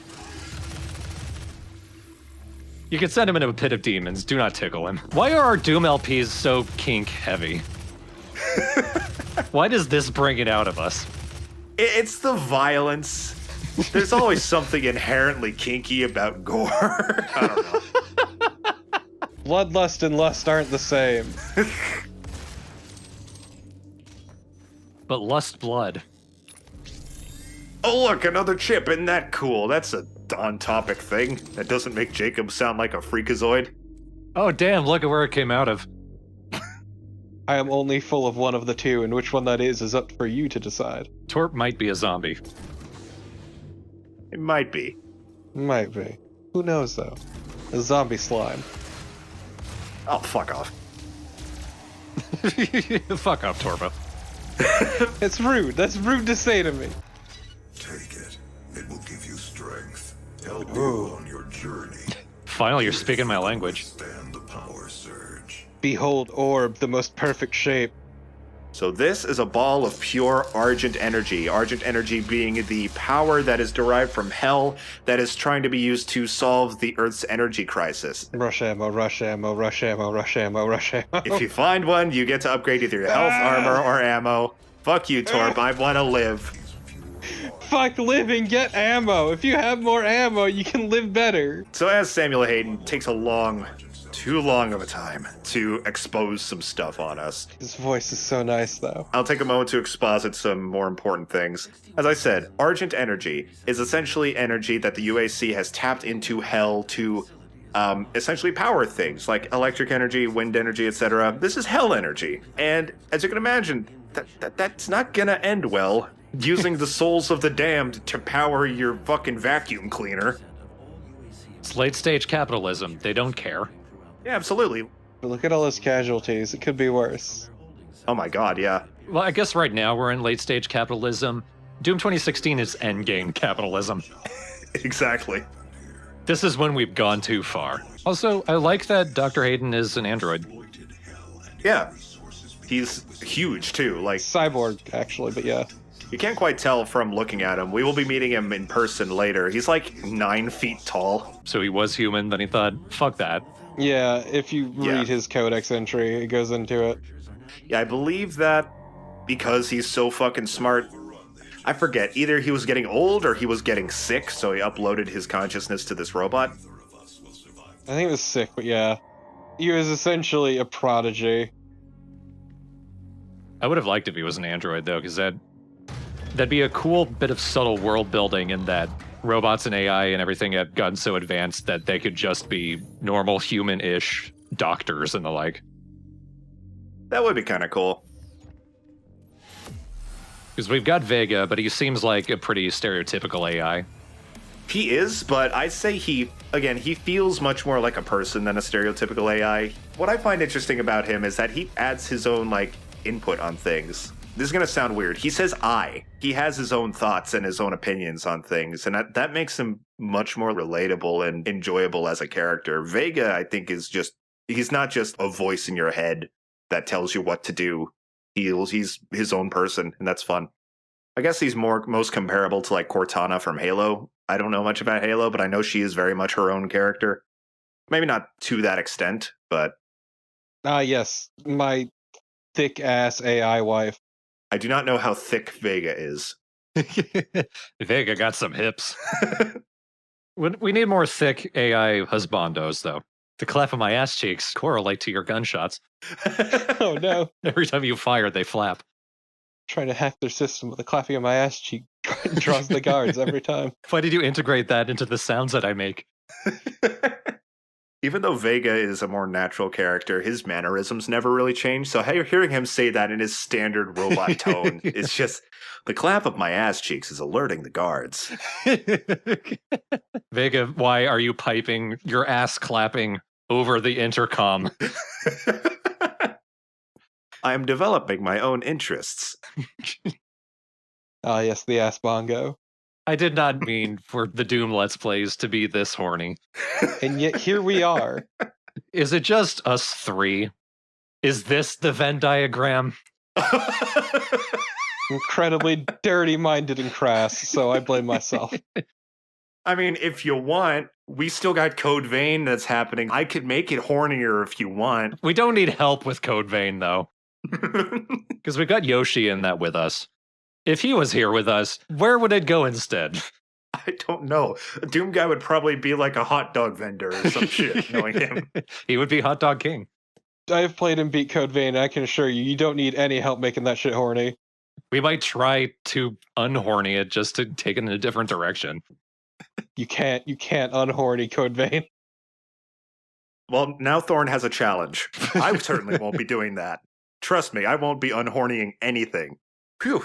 I'm getting very hot myself, much like the meltdown that's currently happening in the base that we will try to stop next time in Doom 2013. Bye. You said that so loud it picked up on my mic. Stop hitting yourself. Alright, so I'm very much trotting all over the yellow key. I really wish I'd pick it up. But as you can see on the map, there is a little Doom boy down there that I would like to get. How do I get it? I jump over the rail. I'm overthinking things again. You wouldn't need ammo if you upgraded your ammo capacity. Torp, I'm going to swallow your head. I'm not in Devore, thank you. Hello, sir. Leave me alone. Oh god, this... Oh, well, you know, a lot of good that extra health is doing. Whoa! I'm surfing using my own chest. Ooh, that's another new enemy right there. This is the Hellraiser. You didn't really see it, but it shoots a laser beam out of its arm. And its name is spelled stupid. Are they completely unique to this? I think they are. Yeah, Hellraisers only appear in this game. They're not in any previous game, and they're also not in Doom Eternal. Yeah, ignoring bosses, there are 2 enemies that are unique to this game. So is it Hellraiser as in it raises hell, or as in it shaves hell? 25%. It uses its lasers to properly, you know, shave you. Well, I mean, the only demons that really have much hair are like the Barons of Hell, so maybe they shave the Barons of Hell's leg hair. You've killed so many of their troops, they need to rely on the hairdressers. See, now I'm just picturing a Baron of Hell with, like... Oh god, I hate this image in my head. Just its legs completely trim, but, like, the groin area still left full of fur. So it's got a fur Speedo. Yeah, it's exactly what I was thinking. Goodbye! Just past the hidden level lever. The classic level lever, rather. I passed by that several times, and anybody who knows where it is going to be pissed off. The lever... What's right in between an L and an R? I guess it'd just be R. The liver. I think I intended to cut this out, but our commentary's been actually on topic, so... For once. Yeah, I may as well keep this on. Not enough talk about dicks. Look at that lava, you know what that makes me think of? Red Hot Passionate Love. The cover of Load by Metallica. Living in California. Alright, that's all the gore nests. Reduced to minimum safe levels. Lockdown. Disengaged. Minimum safe levels. I know, what does the UAC consider a safe level of demonic presence? I feel like OSHA hasn't really covered demons and demonic invasions, so they can kind of get away with whatever they want. It's not in the book, we can't find them for it. There's a few secrets in this area, actually, a few items to collect, and I keep not realizing there's more, leaving, checking the guide, and then coming back in. You know, I keep editing this shit out so that you guys don't realize I do that, and then I tell you that I do it. I'm so inefficient at making myself look cool. I'm sorry to tell you this, but you're never gonna look cool. You've taken a picture of yourself and posted online of you with your big-ass beard holding up a skateboard, and you've never looked less cool. So... I was gonna say, you fucking... It's never gonna happen for you, Jacob. Yeah. Damn! You had every opportunity, but your expression just says, I don't know how to ride this thing, but look at it. Because it was true! Behold King Goober. What, am I gonna buy a skateboard? It's like, yeah, I'm gonna do a McTwiggle. Like... You fake it until you make it. We got the rocket. Also, you filmed yourself and put it in the video. Oh, Jesus Christ. We got the rocket launcher. It's great. Embrace your goobiness, Jacob. It's your brand. I love you, Jacob. I hope you know that. I know, I love you too. Ooh, it's nice and toasty. Very hot in here. So take off all your armor. It's fine. The Praetor suit is air conditioned and it jacks you off. Oh my god, that's efficient. That's just gonna make you hotter again, though. That doesn't help. That Hell Knight was very resilient. His armor jacks him off.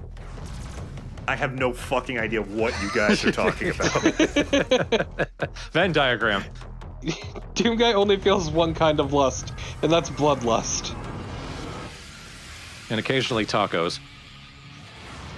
People like to ship Doom Guy and Samus because their armor looks similar, but they're just teammates. Like, I can't imagine Doom Guy loving anybody. The only thing Doom Guy loves is wanton violence. You know, I will always kind of want an M-rated Metroid game because I feel like the added effects of the violence of the against the aliens would add a lot to the atmosphere. Finally, sexy Samus. And everyone thinks I'm going to sex when I mention that. Yes, the protagonist of Metroid is very, fucking slamming. But I'm not talking about that. I'm talking about the gore. She rarely takes off the armor in the games anyway.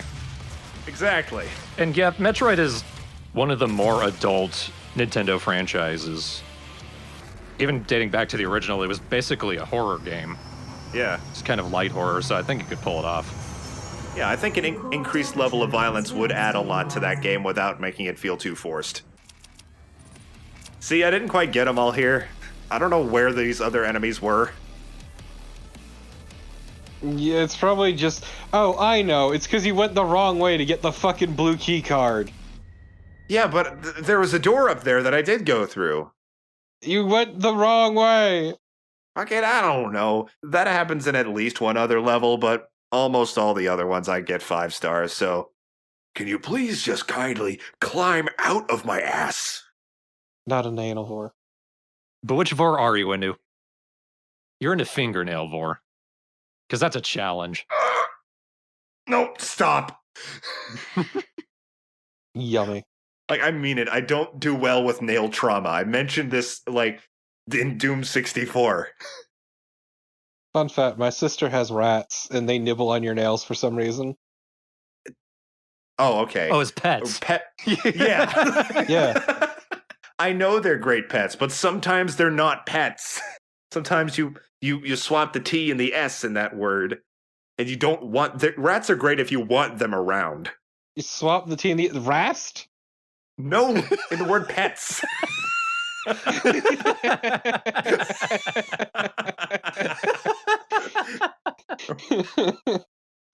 The fuck's a rast?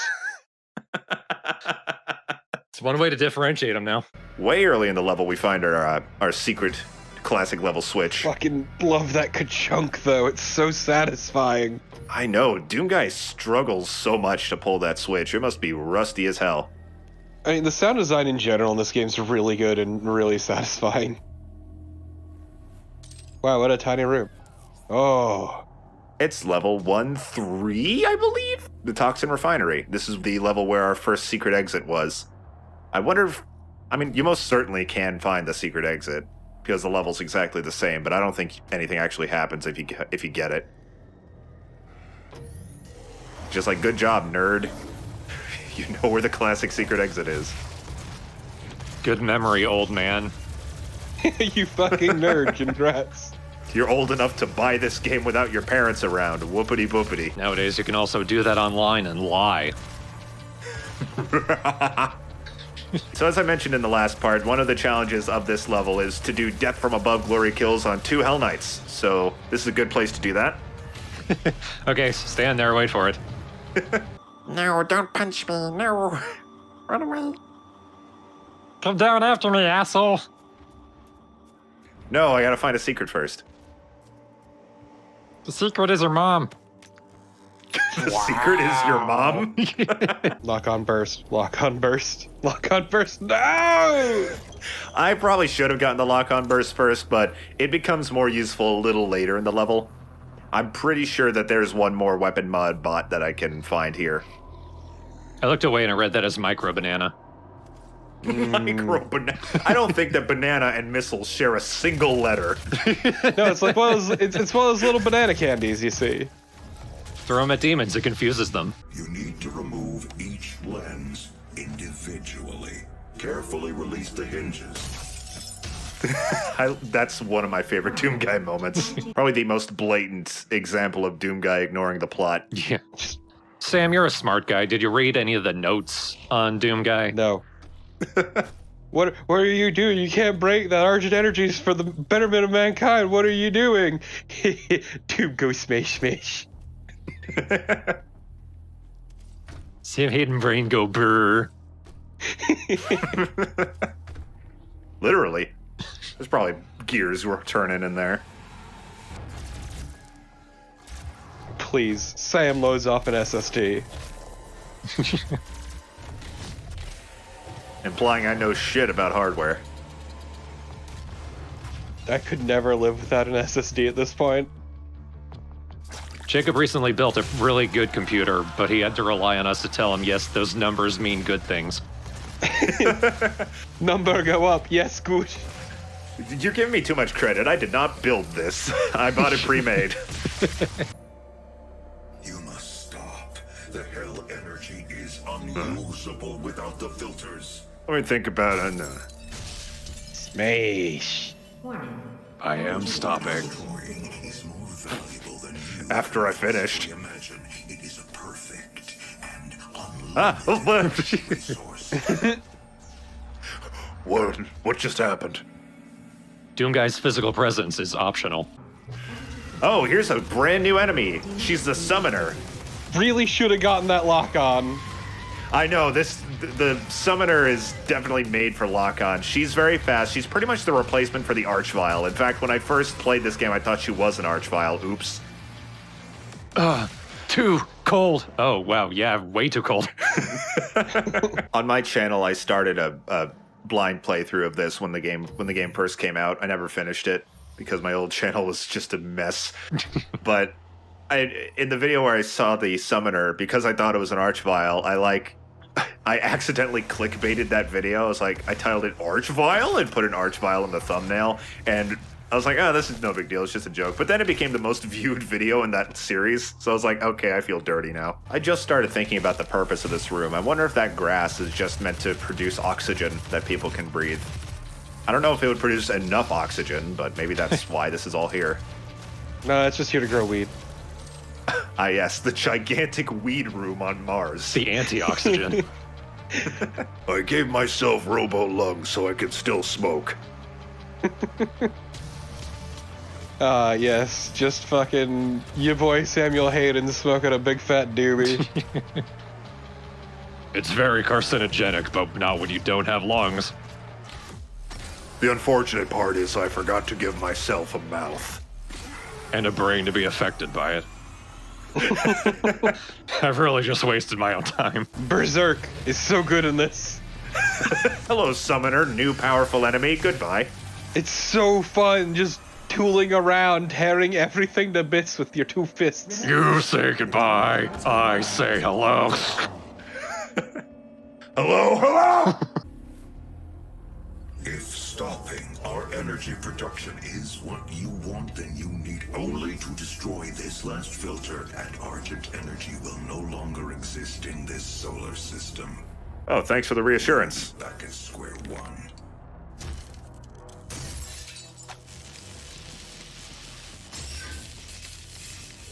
It wiggles a little bit, it's so good. Why'd he cover his face? He's wearing a helmet. You have no idea what you have just done. You know what, Sam? You're right. You're correct, 100%. Ah, shower. It's nice and warm. We fucked up some filters. We ruined all of Samuel Hayden's hard work, and isn't that really the main goal of this game? I was gonna say, you could just stop it, we fucked up. Did we, though? I think we did quite well. That's assuming we're on his side. Just because he's helping us doesn't mean we want anything to do with him. Doom Guy is his own side. The enemy of my enemy is not necessarily my friend. Doom Guy is the personification of chaotic good. It's like running a marathon. You're all going the same direction, but none of you guys are on each other's team. Or something. No, I think in that case, you're literally in competition with each other, so no. I was gonna say, it's like a marathon, but one of you's toting a fucking baseball bat. and everyone else is already dead. Exactly. You don't need knees where we're going. Look who's back! Yeah! Our Doot Boys are returned after an absence in Doom 64. The problem is they are fucking useless. But one thing we actually talked over, my bad, was these things that Vega mentioned. Not you. You. Jet boots. Yes! Now that we got these on our feet, we can double jump. We can? blast our knees into our chest. Doom guy's got bones of stone. He'll make it work. Like, behold, we can get up here, It's such a simple upgrade, but it feels so good. and we can jump over here. Oh. Anyway. Spicy.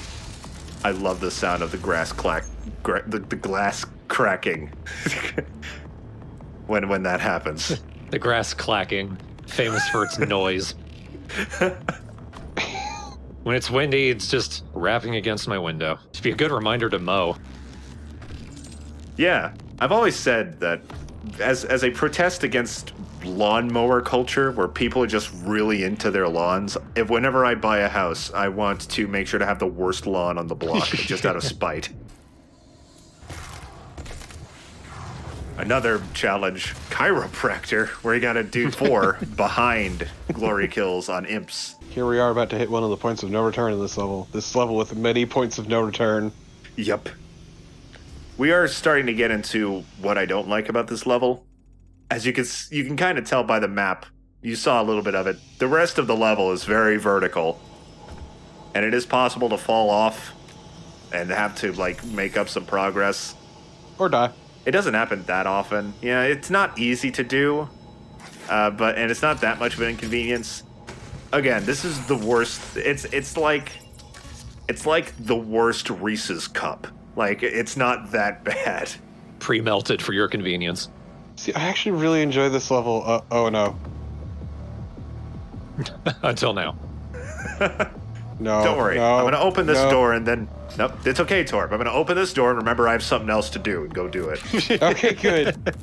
Oh, I have made that mistake before and had to redo the entire fucking level to get it. Yep, I knew how many points of no return were in this, so I made damn sure to get out all the secrets before I go. Yeah, okay. Just imagine doing this all live on stream, though, and let me tell you about that fucking nightmare. I would puke. In anger. Now, this song rules, but again, I haven't played this game. I was introduced to it in Chip Cheesum's Metal Gear Solid 5 Let's Play, where he used it in the cheat code video, where his druggy version of Snake, Vapor Snake, machine gunned a bunch of sheep. Sheep? I forgot there were sheep in that game. That's the only thing I've ever seen of that LP, and it was a magical experience as he fucking flew across the mat. Launched himself like Superman. Alright, pressing this button activates these drones that'll take you higher. Ding-a-ding-a-ding. Okay, I'm glad that's the direction you went, because my brain just immediately went to Creed. That's what I did.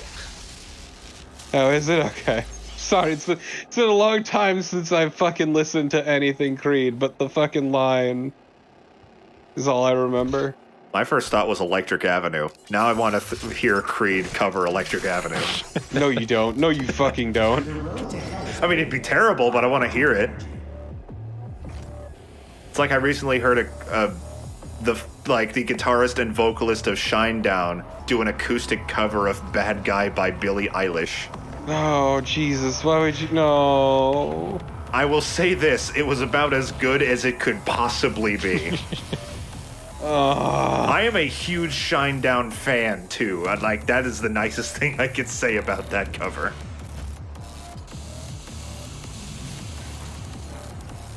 So I'm invincible now. I need to let out some aggression while doing this. You can't hurt me, my own self-loathing. Doom guy just punches himself in the face. It doesn't hurt. Nice.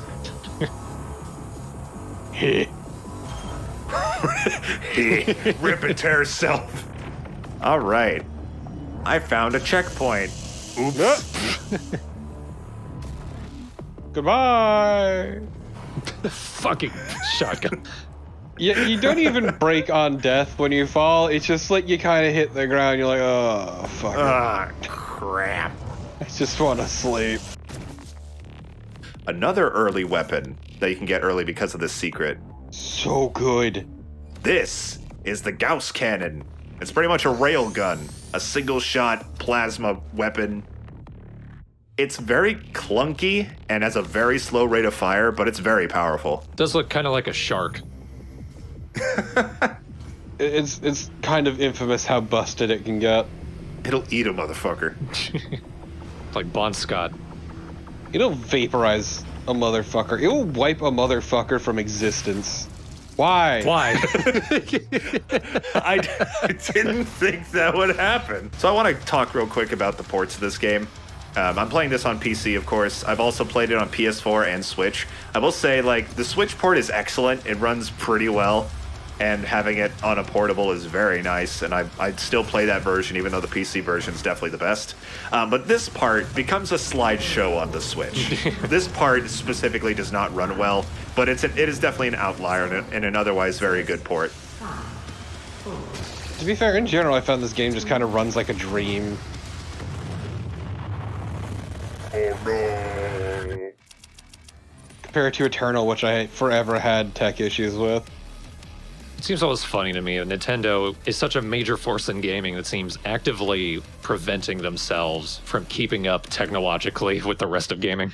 I know. I mean, making something like the Switch as powerful as like a PS4, it can't be easy. So I feel like the next Switch will be pretty much caught up, I feel.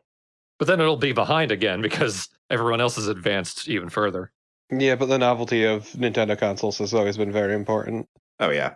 You don't buy Nintendo consoles for power. Now you have the Switch, which fucking, yeah, I'll play Doom 2016 on the go. Sure. I don't care that it only runs at 30 FPS. That's what we're watching for the preview videos. Right.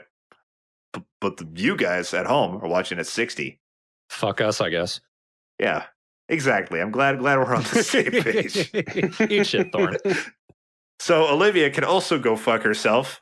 Because she took us to hell. Next time on Doom, we're going to hell for the first time in the game. It's like we're back home again. And really, isn't that what matters? Going to hell. Going to fuck ourselves. What else are you going to do in hell? Welcome to hell, boils and ghouls. Specifically, the Kadinger Sanctum. It's pronounced Cottinger, but it's fun to say Kadinger instead. Also, the name of this level just makes me think of a fucking Dawkins song. Does it? What Dawkins song? Into the Fire is the name of a Dawkins song. Oh. Well, I know it as a Deep Purple song. It says... So I guess I'm doing better than you. I'll be honest, guys. I think a lot of bands have made songs like that. Yeah. Fucked up. So while I was editing this, I was speeding up the footage just to get through it quicker. If you speed this song up, it sounds like a song from Yoshi's Story or something. Just the demonic chanting in fast motion and pitch shifted up. He wore the crown of the Night Sentinels, and those that tasted the bite of his sword named him the Doom Slayer. Doom Guy is no more. We are the Doom Slayer.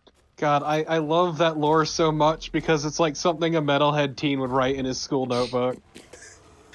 It's a bit better than that, I think. No, it's that level of like fucking over the top. I love it.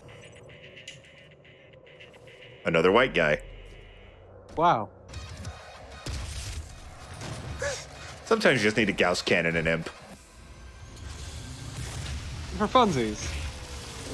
And duck under a Hell Knight's leap. Sometimes you need a grenade and ant. I love that thought.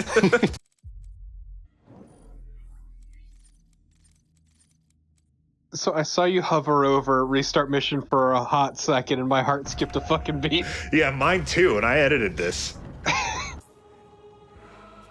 Hey, fuck you, Commander Keen. We got your daddy's gun now. We found ourselves a chain gun in this secret. And a Commander Keen helmet. It says Doom on it. I fucking hate Commander Keen. You ever hear something that's like, that's a weird thing to hate? I mean, so did Bethesda. True. Didn't that mobile game get, like, canceled after 10 months or something? Yep. Dark and light, fire and ice, in the beginning and the end. great taste less filling. Slaves of doom with barbarous cruelty, for he passed through the divide as none but demon had before. I really wish you could continue to hear him as you're walking away, not only because it makes the game faster paced, but tearing through demons while listening to a demonic voice sing your praises would be amazing. Yeah. So this is rude.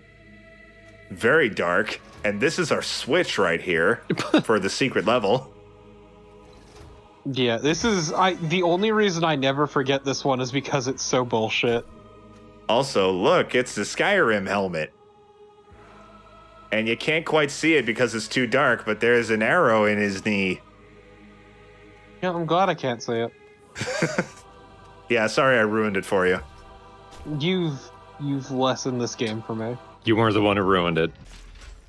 Hello, infighters. Allow me to outfight for you.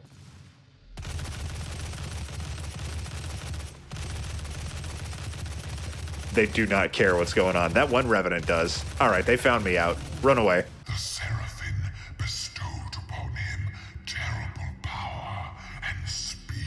The funny thing about this voice is really anyone can do it. He crushed Yeah. the obsidian It's not special, god temples. He set but forth it is effective sometimes. This being one of them, it's pretty good. 9 circles, unbreakable. Any words in there disappeared at the end. Satan, look what I can do. Punches Satan. Oh, hi, sir. Playing football. Linebacker of hell. Excuse me, I would like that Mancubus. Home. And check this shit out. Whoa. Bam! I was so proud of that one. I had to stop and be like, what the fuck did I just do? Even the music is reverent. Hey, look, it's our home. Yeah, this is where Samuel Hayden found us. Let's go not home? Mars? Let's go Mars. You know what? Stone sarcophagus, though, terrible back support. Yeah, very surprised that Doomslayer woke up. This is a bad joke. I'm abandoning it now. Olivia has an artifact in her private lab that we've been studying for years. I believe you can use it to find the answers you seek. It bears your mark. A middle finger. So if this looks familiar at all, this is all pretty much the same level as like level 3 or 4, one of the earlier ones. It was 3. But now everything's all destroyed and goopy. Yeah, it doesn't really look any different. It's a lot more, fire, lava, monsters, Nah, this place always kind of sucked. human entrails. It just adds to the decor. Just imagining this 30s hell housewife decorating the house with, like, small intestines for Christmas or something, ironically enough. This rune is stupid. This rune trial, anyway. There's no monsters, you just collect balls. I mean, it's basically the imp one again. It's even the same map. Yeah, except instead of imps, these balls. Collect my balls. I am a man of many testicles. Collect my balls. I am a man. Where the hell are all the enemies? Here we go. Are you gonna get it? We're gathering by the fire to keep warm. Mars known for being real cold. I don't need it. You didn't use it? No, there's like 3 enemies left. So it's fun. It's fun. Don't get so defensive about fun, yeesh. Just wanna fucking stick my thumbs through some imp's skull and tear it apart.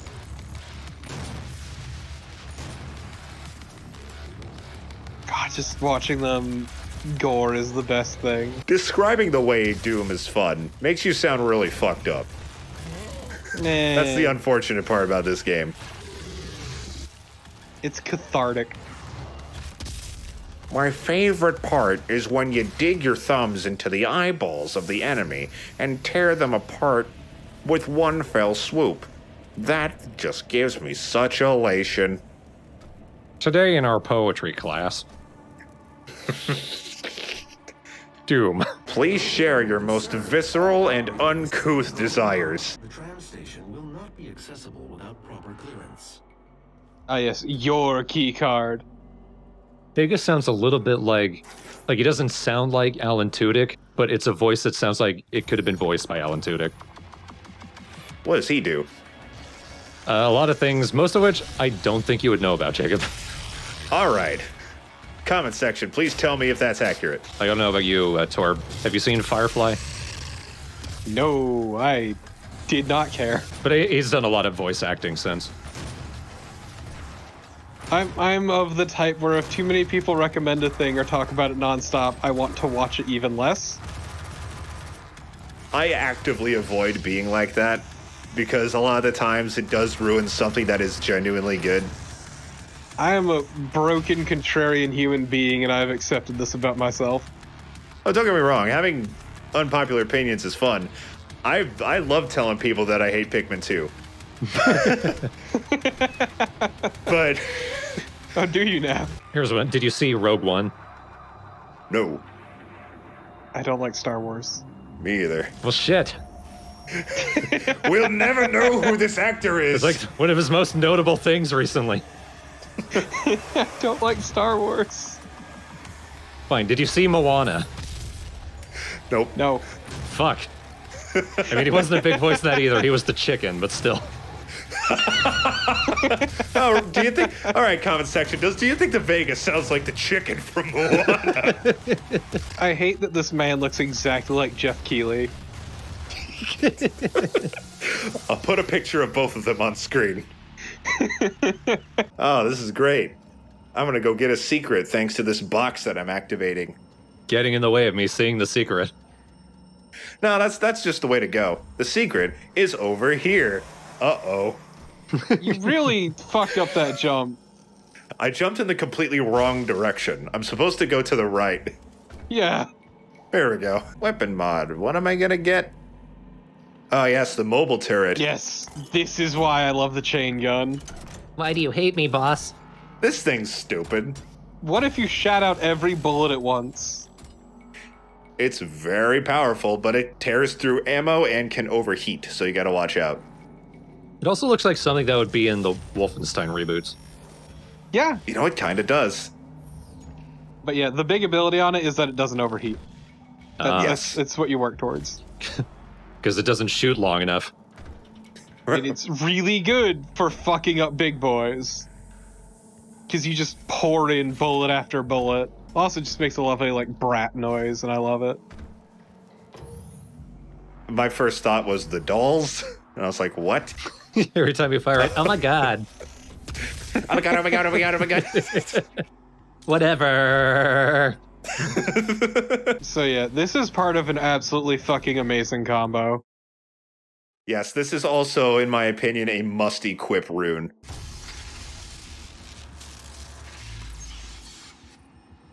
Give me more ammo? Right? Yeah. Got it right, I'm proud of you. 1 and 3. Don't worry, I'll get the rest of them wrong. UAC, built on blood, sweat, and dreams. Holy shit. There's There's room here that you see a window into, but you don't know how to get to it, but then you gotta find the entrance in the bathroom. Ah, yes, we call that the John Romero. You must shit with me, John Romero. Berserk is my favorite power-up just because it's so damn satisfying to use. You're pretty much invincible while you're doing it. Oh. Well, that, Let me out! he's having some trouble. Do not be alarmed by the system update. It Oh is god, a he's huge. prototype of our interdimensional tether. Look at this large A boy. means for me to pull you back from hell. I'm sorry for the jolt. but I didn't think you'd allow its installation voluntarily. I'm Dr. Samuel Hayden. I have supplies. I just realized he has 4 fingers. This way, please. These are my love handles. They're freshly installed. He just pulls himself up by his handles and flies off into the sky. Take whatever His legs spinning like a helicopter.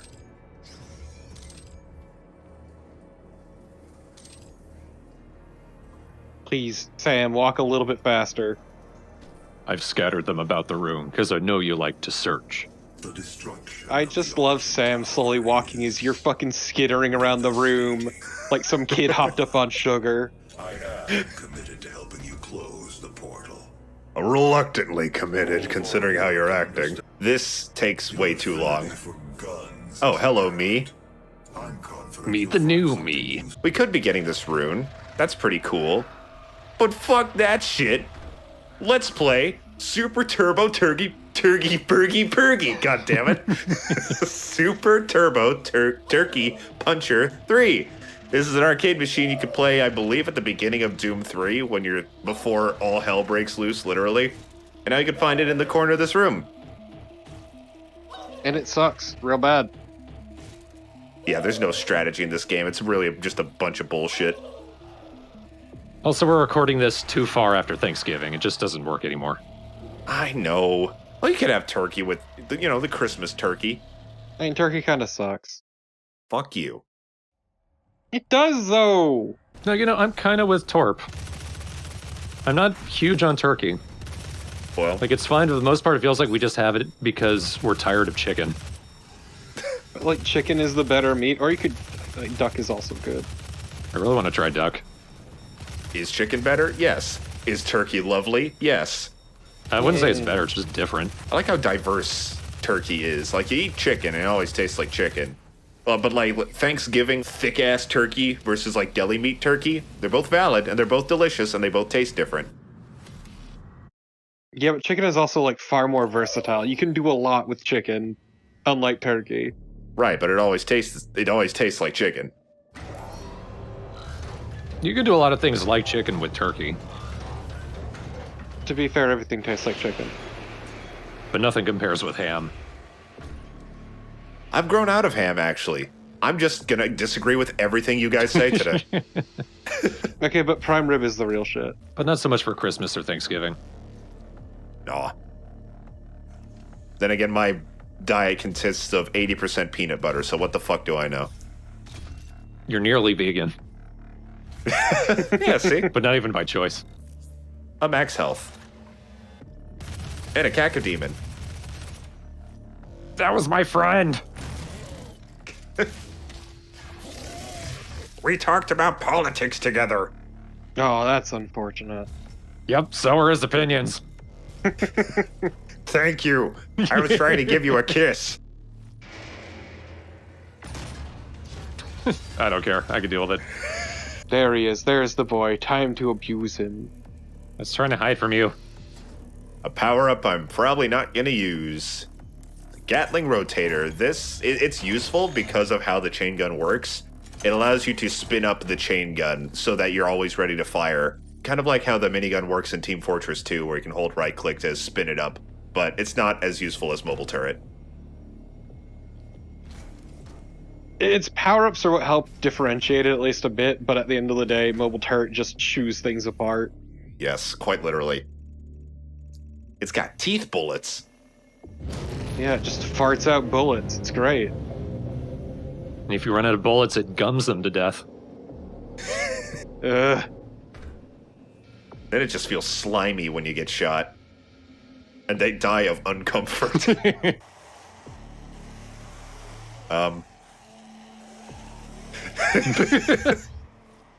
Well, Yup. I got hired here. Everything looks okay.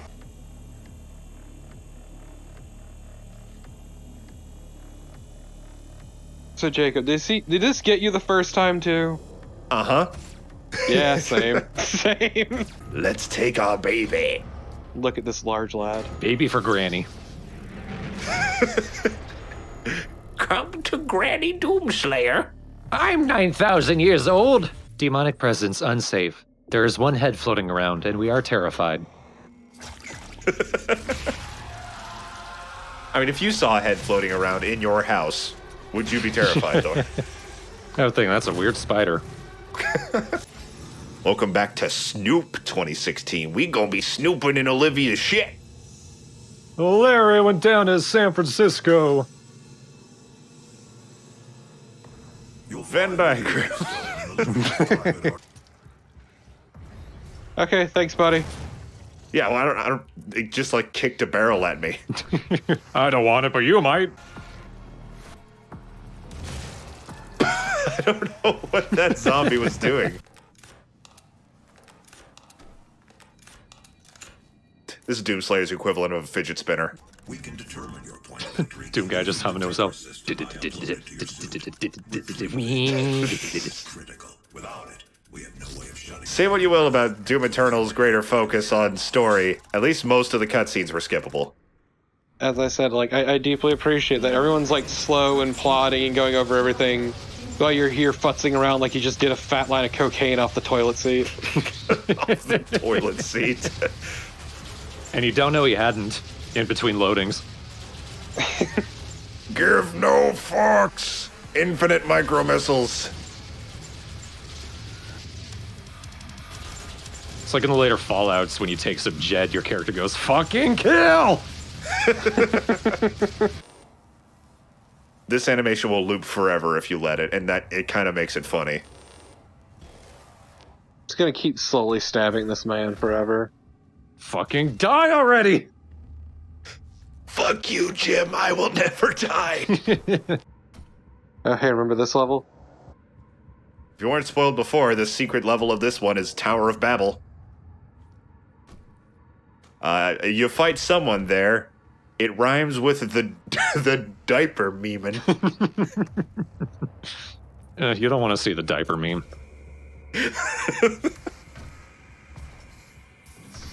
Do not tweet diaper memes at me. No, please do. This is an instant command. Get off of Twitter. Don't be diaper memeing.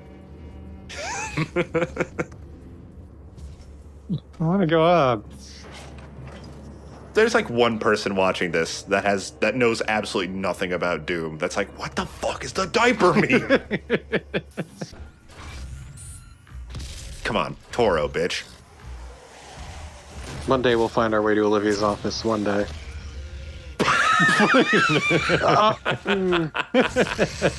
Oh, I love that guy. That's good, Pinky. And if I'm not mistaken, this is actually our last rune. After this, we'll have them all. It is indeed. I've also never used it. No. By this point, you're not going to be dying a lot in the game. And even if I do, I don't like second chance items. Unless it's like a roguelike. And then I'm like, yes, please keep me alive as long as possible. Yeah, so this one fucking sucks. Yeah, it's hard. Unfortunately, in my old Doom Let's Play on my channel, for some reason, the one where you had to collect balls took me like 6 tries. I don't know why. Fuck. He's too fast. He's too frozen. What is he doing? I think he broke. Gotta patiently wait for this door to open. It's a big fucking door. Or not. Oh, hey, look, a friend. Cyber, deal with it. Cyber Demon looks pretty cool in this game. I prefer the classic look, but... This is my favorite Gears of War anime. Oh my god, it does look like a Gears of War enemy. You've ruined it forever. I have a poster of the Cyber Demon in my room, and now I have to take it down. You're welcome. I like a lot of designs in this game, but the Cyber Demon is, in my opinion, one of the weakest. Yeah, I think so too. I think its issue is that since it has such a monotone color scheme, any of the cool details within it are kind of lost. The fight itself is also not too bad. It's not super easy, but he has a number of attacks. You just gotta keep shooting him. He's always vulnerable to damage. And usually just circle strafing him will do you good enough to dodge them all.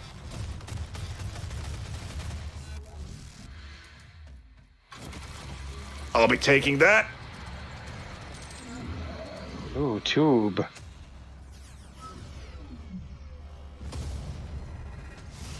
Man, he really took it like a chump, didn't he? Yeah, what a dumbass. Now that takes us to hell. Hey, it's 2020. I'm already there. Where he is okay. For now. Well, yeah, he's a demon. Alright, phase 2.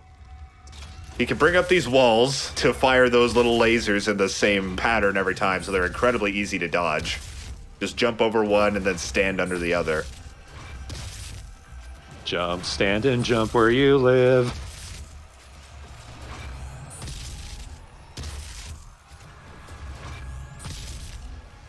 Also, for the record, the BFG can also tear him up, but I'm trying to do my best to not use it. Because that feels like easy mode. I appreciate you just firing normal rockets at him instead of doing the charge. I'm trying to do the charge. And I'm firing it between charges, too. How much damage does the BFG do to him? I would say a small enough amount that I can't think of an accurate fraction to use. It takes up like a good, like, fifth maybe to a quarter, somewhere around there. I think it's less than that. I think it might be like more of a tenth. No, it's definitely more than a tenth if you fire it right, but it's enough to notice, but not enough to really ruin the fight. Yeah, it's not like it kills him in like 2 shots or anything. I love this. Bam! God. Just home run slam that motherfucker's skull off. Welcome back to Doom 2016. Now that we have taken down the Cyber Demon, we're kind of stuck in hell again. But luckily, that little zippity zap Samuel gave us is going to help us get back home. Ooh, it's looking dank. Bow down, Overdweller. It's just another day in the life of the Doomslayer, if I'm gonna be honest. It looks so fucking goofy. I mean, this is what the music sounds like. I mean, the reason it looks goofy is because there's not really a sound that goes with it. It doesn't have like a whir like the Heavy's minigun in TF2 does when you do the same thing. It's just kind of plastic clumbles. Very faint clicking noise, yeah. Yeah. It's like a card in bicycle spokes. It could be that. We can't see the inside of this gun. This game gets very... It just kind of crumbled like a t-shirt there. And took the music with him. Yeah, this game is definitely one that gets easier as you go along, rather than more difficult, because you're just so much more well-equipped. And it's kind of neat, you feel powerful. You are the Doomslayer, that's right. You feel like the Doomslayer. You know, I quote that "you feel like the Batman" quote, but I don't actually know why it's funny. So I woke up this morning and I feel like the Batman. It's got enough grit in it, is the thing. I don't know why when that cyber mancubus was walking towards me, I just thought, let me talk to your manager. It's a little keen guy. Marathon jogger guy. Isn't that nice, Torp? I deeply appreciate that I saw y'all's TV tropes page, and the only mention of me is about my hatred of Commander Keen. I'm like, what the fuck?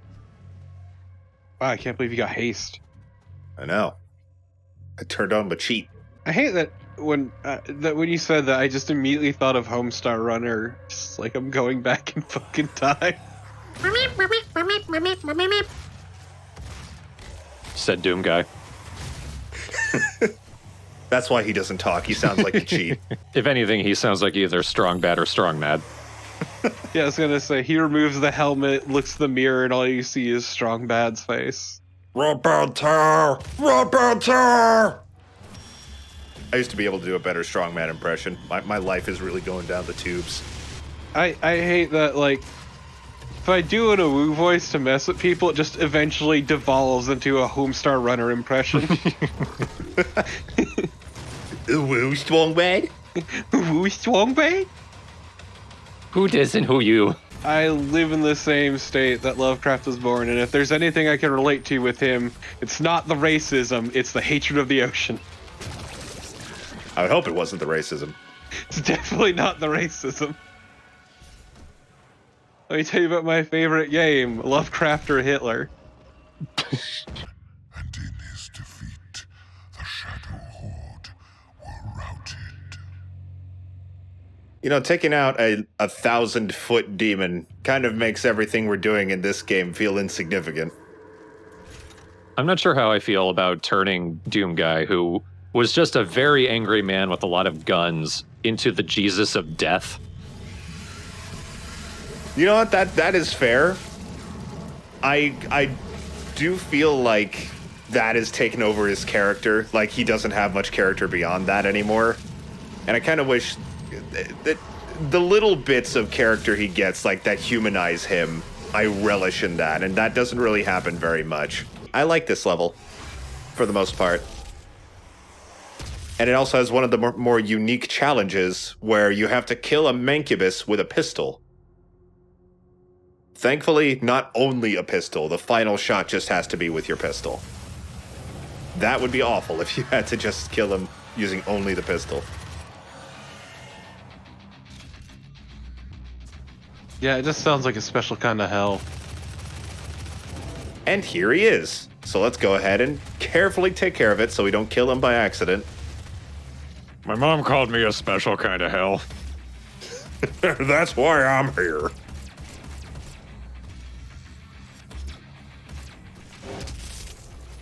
Oops. All right, so we turned one lever. Hopefully no one heard that. Wait, we already fought everybody. Jesus. It was a very quiet ka-chunk. Jeez, did you guys hear that really quiet ka-chunk? Do not underestimate cacodemons. They are a dangerous sort. You can usually mulch them with one hit from siege mode. Yeah. Like that. Hey, why'd you do that? Ah! Do you ever go... Oh my god, oh my god! That Pinky was so determined. Very excited bulldog. I feel like if Doom, the new Doom, goes on for long enough, there will eventually be a character with, like, a pet Pinky. And I'm going to love it. Like, it'll be a good Pinky. I named him Thumb, because it's funny. Thumb? Oh, I get it. It is funny, you're right. You know, dude, in real-time games, talking is not a free action. And a buddy. Oops, broke him, landed on him. Trash guy, is that what it says? Teal guy. Okay. Also, this is like one of the very few times there's actual demon infighting. Yeah. He must not reach the crucible. I'm still recording the next one. The next one, it's just cut off in the middle of it. The Doom Slaves. Oh shit. I think this level has one of the dumbest secrets in the game. Oh, it's the best.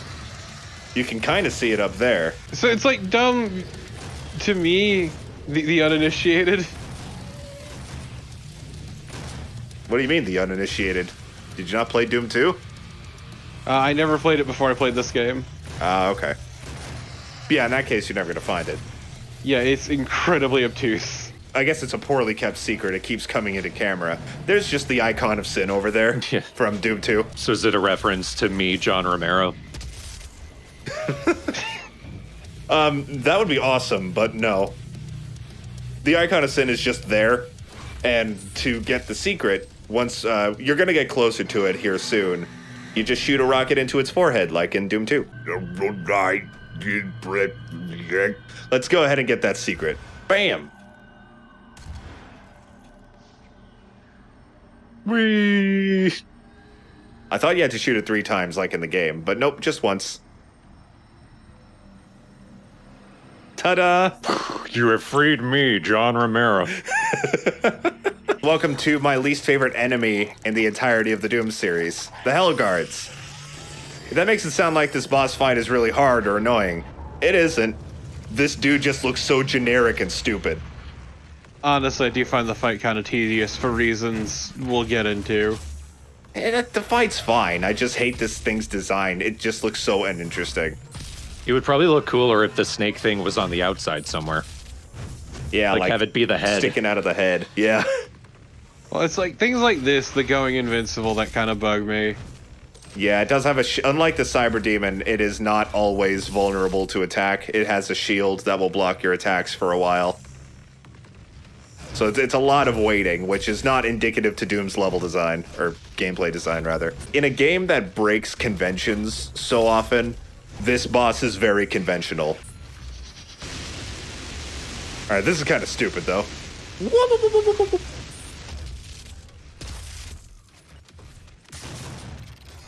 Get a few good shots on him here. Sick flip, brah. Yeah, like, what was that?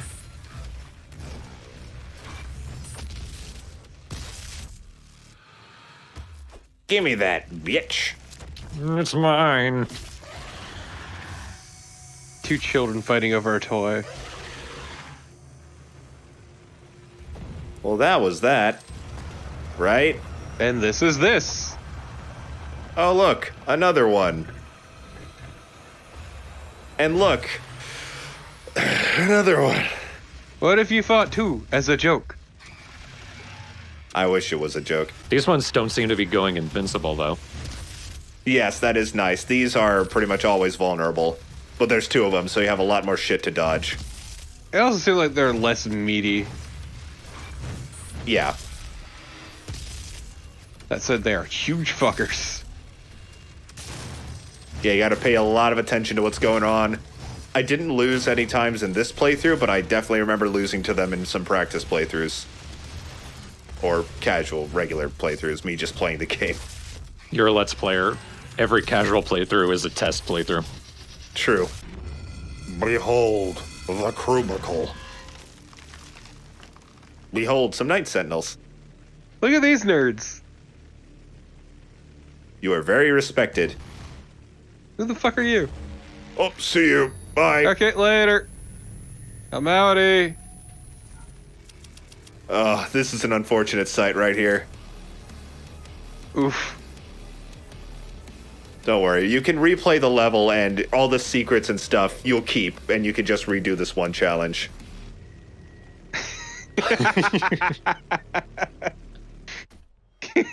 Fuck you later, Space Cowboy.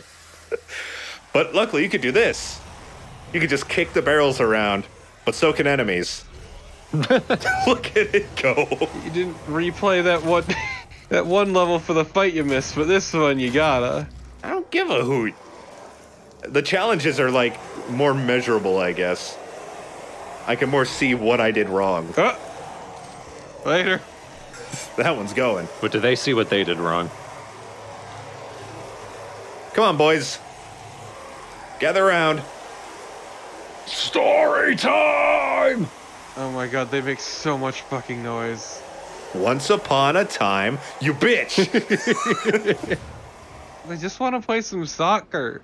Oh, 9. I'm mad. Don't worry, there's this Mancubus over here. A good old Mankey buddy. There we go. Did it.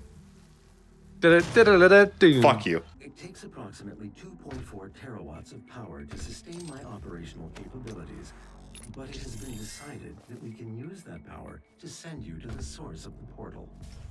I will not survive the procedure and am unable to self-terminate, so I will walk you through the process.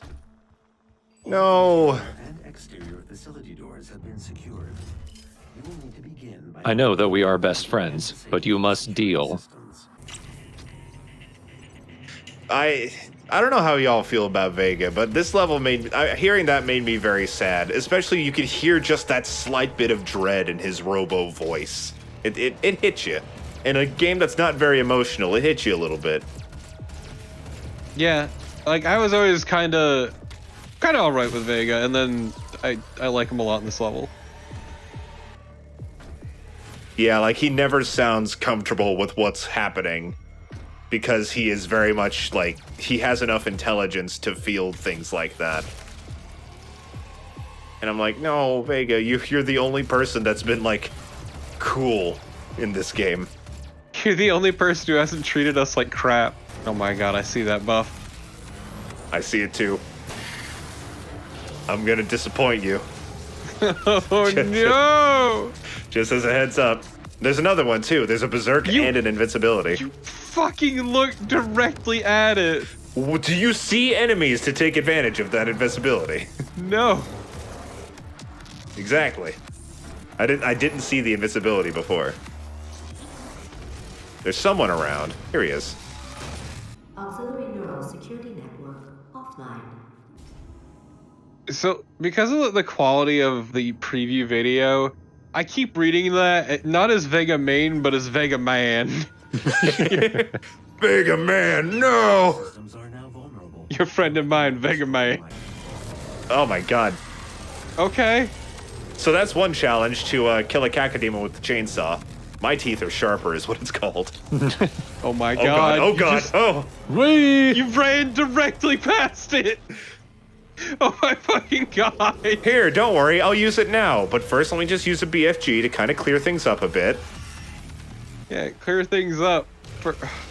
And little do I know that BFG killed everything that's left in the room. You are killing me. Ah, yes, Gore Pinata, my favorite rare game. I will say Viva Pinata and Viva Pinata Trouble in Paradise are the best rare games to ever exist. This is a hill I will die on. And I'll leave you there. Yeah, we'll leave you to die on it. Can I? Yeah! Yeah! Chainsaw Baron! Yeah, funny enough, I think the Cyber Mancubus takes about as much fuel. Yeah, that took 5 chainsaws.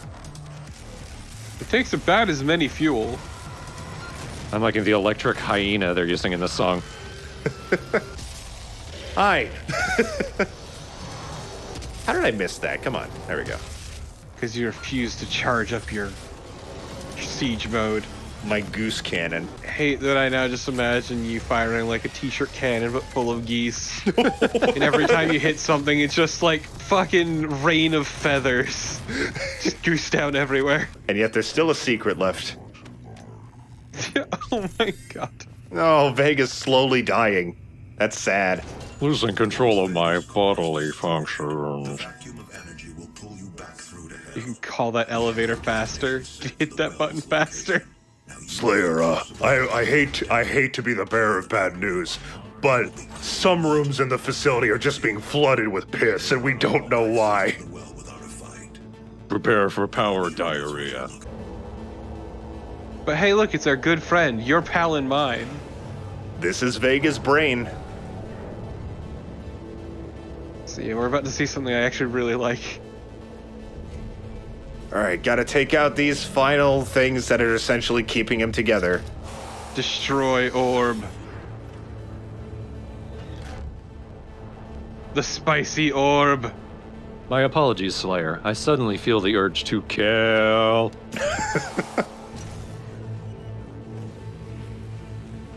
Oopsies. Oh no, my hand slipped. But yeah, this little bit right here. Thank you, Vega. Yes! You're taking him with me. So once again, that is the thing that Sammy Boy never told you to do. Yeah. So you're mentioning like little humanizing moments. That's honestly one of my favorite in the game. Yeah, I loved that. This level is really great. Vega is such a uniquely great character. I don't even understand entirely why I felt so good when, like, he backed him up onto that thumb drive. Well, one of the things I appreciate is he's kind of supportive, but also he's never like a super sarcastic robot stereotype or anything like that. No, he's always helpful. He's not trying to be like GLaDOS like a lot of games seem to want to do. No. I mean, that may make him sound kind of flat, but they sprinkle enough into him to make him feel alive. Like, mostly the dread in his voice throughout a lot of this level. Let me tell you, Slayer, I'm not drunk enough for this. Ha ha ha. Just start slowly sobbing monotonely. It's amazing how you could back up Vega no matter how many like ridiculous measurements of memory he takes up, like Google bytes or whatever, all within like 2 seconds. Computers must be amazing right now. My sick ass space SD card. So Vega has sacrificed himself so that we could officially close the portal from hell to Earth and vice versa. In the next episode, we finish the fight. Wow, wrong game. Correct game. Green Robo-Man, good enough. I mean, yeah, everyone knows that Doom Guy is just a ripoff of the Master Chef. The Maestro Chef. It's just fucking conducting with a ladle while wearing Master Chief armor. Yes, the secret Halo weapon, the ladle. Soup's up, motherfucker. Welcome to the finale of Doom 2016. Back to hell, back to the well. Let's close this portal and save Mars. And all of mankind, possibly. This is also what Doom Guy says when he opens his eyes here. Well. I'm so glad you found this right away for once. Oh, yes. Did you punch that one off balance? I think so, yeah. Hey! I like that the Revenants are the dorks of the demons. They very much are. They're pathetic.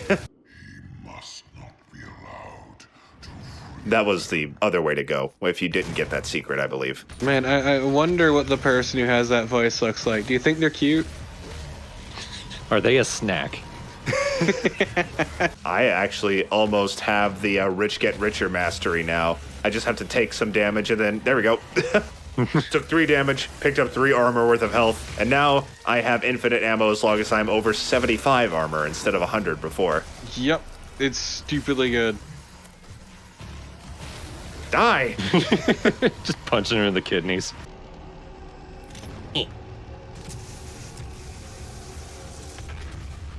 Why did we develop the key to our own destruction? Well, that sounded lovely. Some people just cry in hell. It's how it be. But who is crying? That was me, I'm sorry. I still miss Vega. Well, well, well, look who it is. They promised me so much.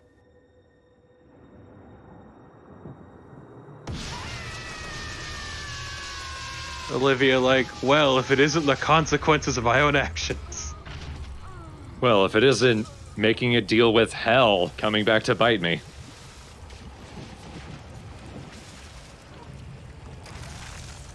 Ooh. Look who's back! Your friend and mine. Please welcome back the one, the only, or the second or fourth at this point, Spider Mastermind! Here we go! This fight's fucking rough. It's pretty awesome, though. I believe she's vulnerable to attack everywhere, but she is most weak at the brain, so you're gonna want to keep pummeling her with that. These platforms are going to come up. There are going to be some points where she will electrify the floor, so you're going to want to go up there to avoid that. And she has a number of other attacks that are going to fuck you up. This is not an easy boss, but again, it's definitely manageable at this point. You have so much ammo and so many resources to easily take her out. See, I like using mobile turret, but... Yeah, that's good too, but again, I haven't fully upgraded it, so it's not as useful as it could be.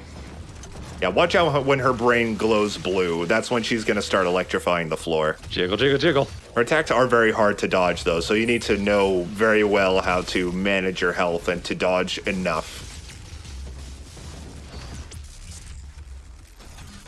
See, I always aim just above. Though if you want to cheese it, I mean, there's an infamous bug in this game that was never patched out. If you turn on the weapon wheel, which I never use in this LP, while the BFG tracer is firing, if it's still firing close to an enemy, it will continuously do damage to it while time is slowed with the weapon wheel out. So you can annihilate her extremely easily. But where's the fun in that? Yeah, That's kind of like a physics bug in Breath of the Wild, where you can launch yourself by going into focus. Right. One cool thing, though, is that you can see her deteriorating in her both, like, abilities, her motor skills and her intelligence as you do more damage. Like, she was just going crazy there for a minute. Yeah, let's finish it off.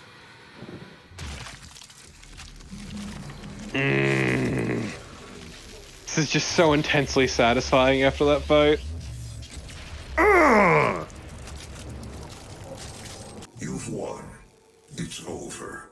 You stopped the invasion and closed the portal. But it's come at a price.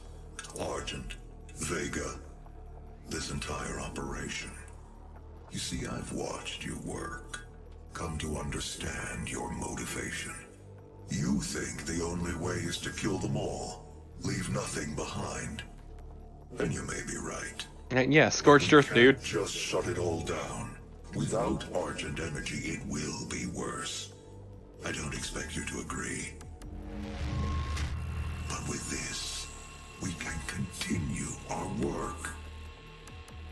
I am not the villain in this story. I do what I do because there is no choice. What's the sound of one man jacking off? Coordinates complete.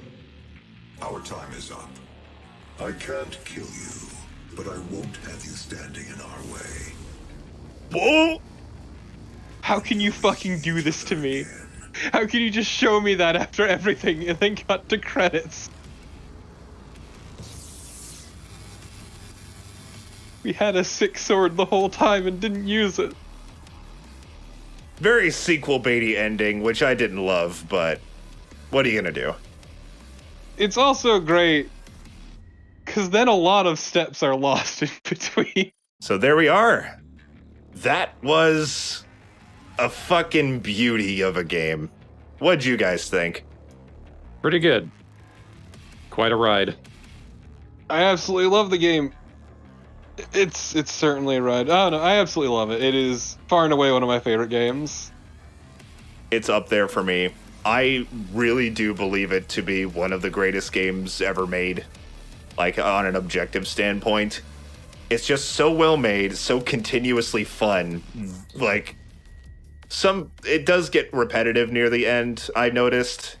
But it doesn't stop being fun. The core gameplay itself, it feels revolutionary because there really doesn't seem to be there wasn't at least, any other games like this. There were some, like, similar type games like Bulletstorm you can compare this to, with its unique kills and stuff. But I think that this one, like, really refined ideas like that into something wonderful. Also, this is really dumb, but I love it.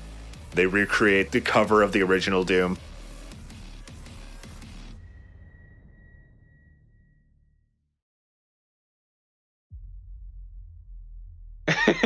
So yeah, Doom 2016 is brilliant.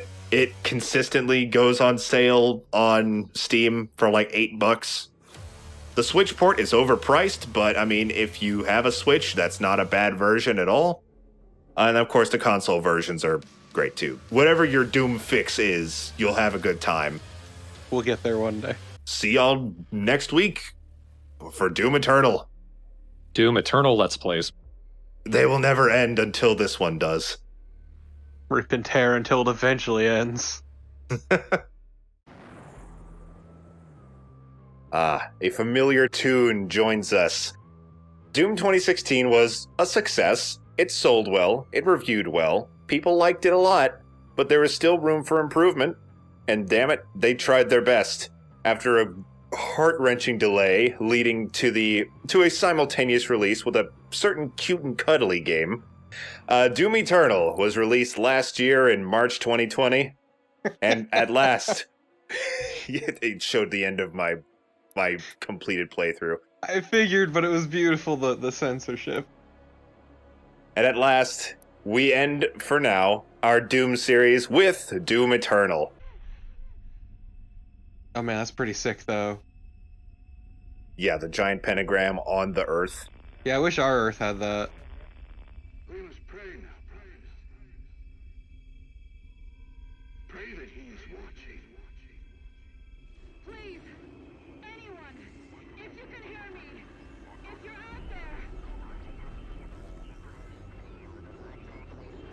It's him and his biceps. And his jaw. Attempting to acquire the Hell Priest's Doom jaw. And Vega's back. Nearly 60% Our of one planet friend. has been consumed by the invaders.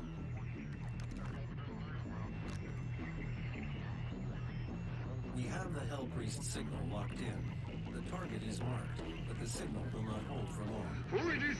Just, buddy, what happened to all your other guns?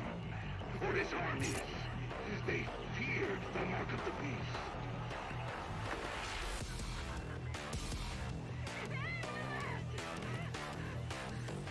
His face.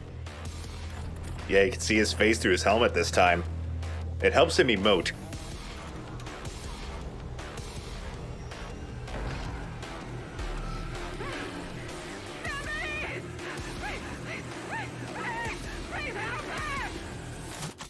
On our way!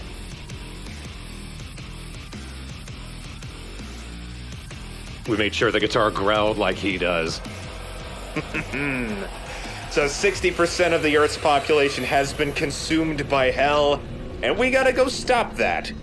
The reason that they are able to continue to consume hell is because there are hell priests on Earth, and if we kill them, that can help stop the continued invasion. And we're about to go kill one of them. Not this guy. I love that glory kill.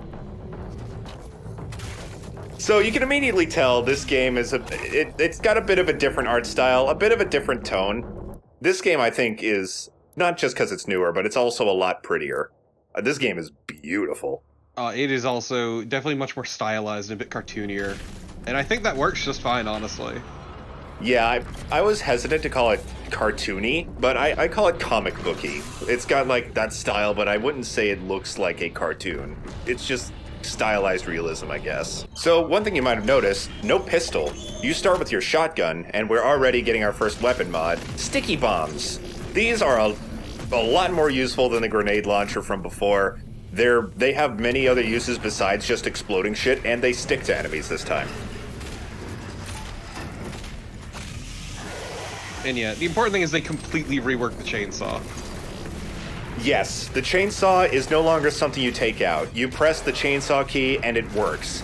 Another major difference is that you have one infinitely regenerating unit of chainsaw ammo that you can once it's refilled, you can use it on any weak enemy, like these weak zombies, these zombies with guns, imps, stuff like that.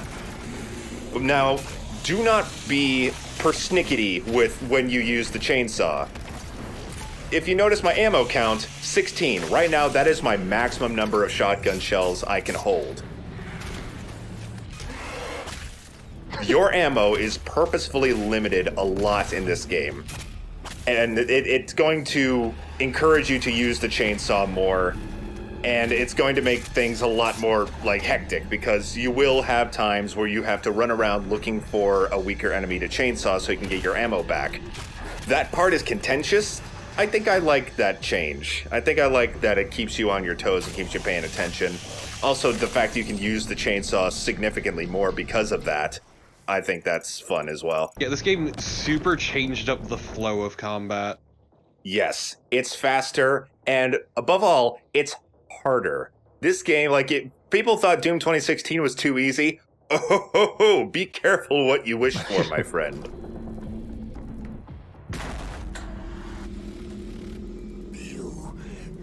Doug Nillox. Oh.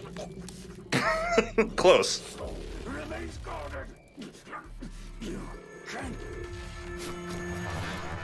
I'm gonna threaten you with money.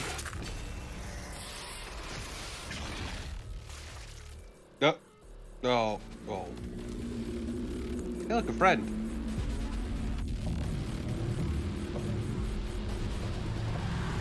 I appreciate the little animation of him adjusting the crown, because that really mattered.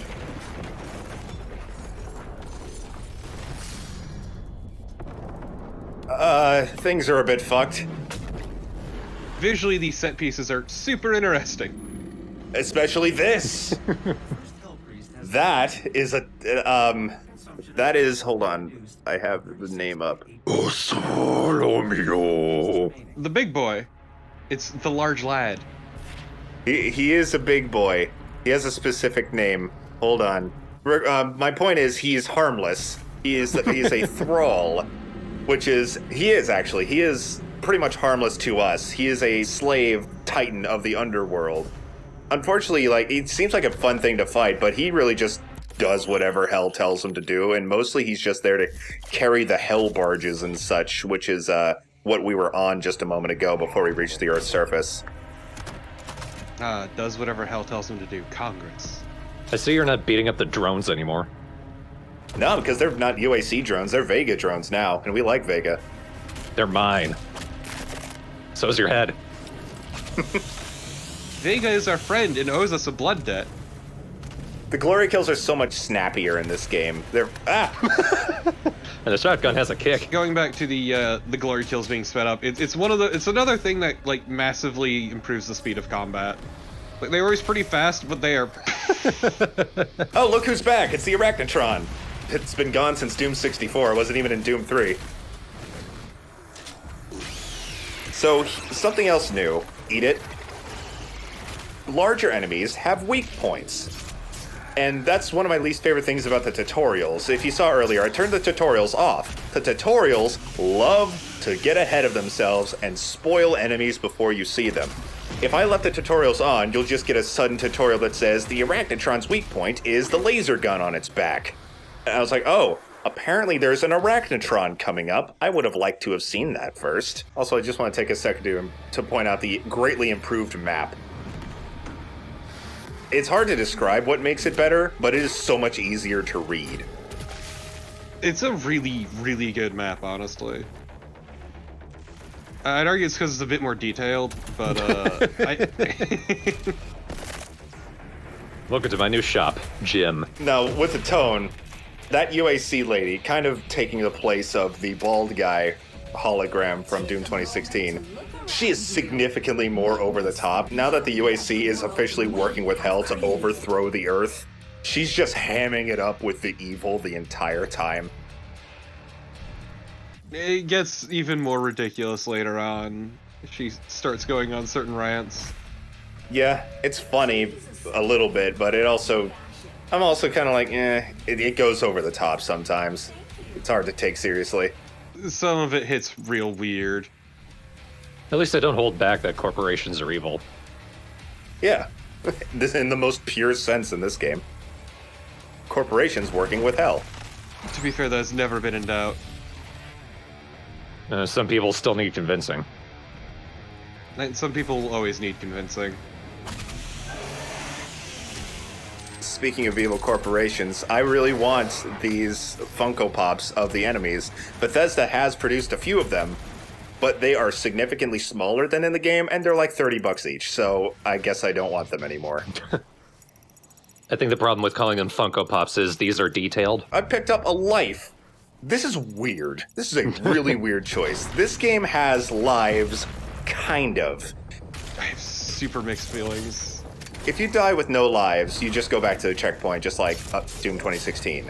If you die and you have an extra life, you respawn exactly where you were with like 100% health, and you can continue like nothing happened. Like, it's an instant respawn. I'm fine with it, I guess. It made this LP a hell of a lot easier, let me tell you that. But I really wish you could turn them off. I would rather not play with them. I feel like a lot of people agree, but you kind of, like, the only way you can not use them is to not collect them. And I'm going to try, like, since they don't count towards your collection, luckily, but I'm still going to go for them anyway. That man was dancing over the ledge. It was. This game is a bit more rough around the edges than Doom 2016. A bit. Oh, yeah. I never finished this game because I had constant technical difficulties with it. It was actually frustrating, personally. The first speedrun of this game right away was just finding a bug that let you jump outside of the geometry wherever you are.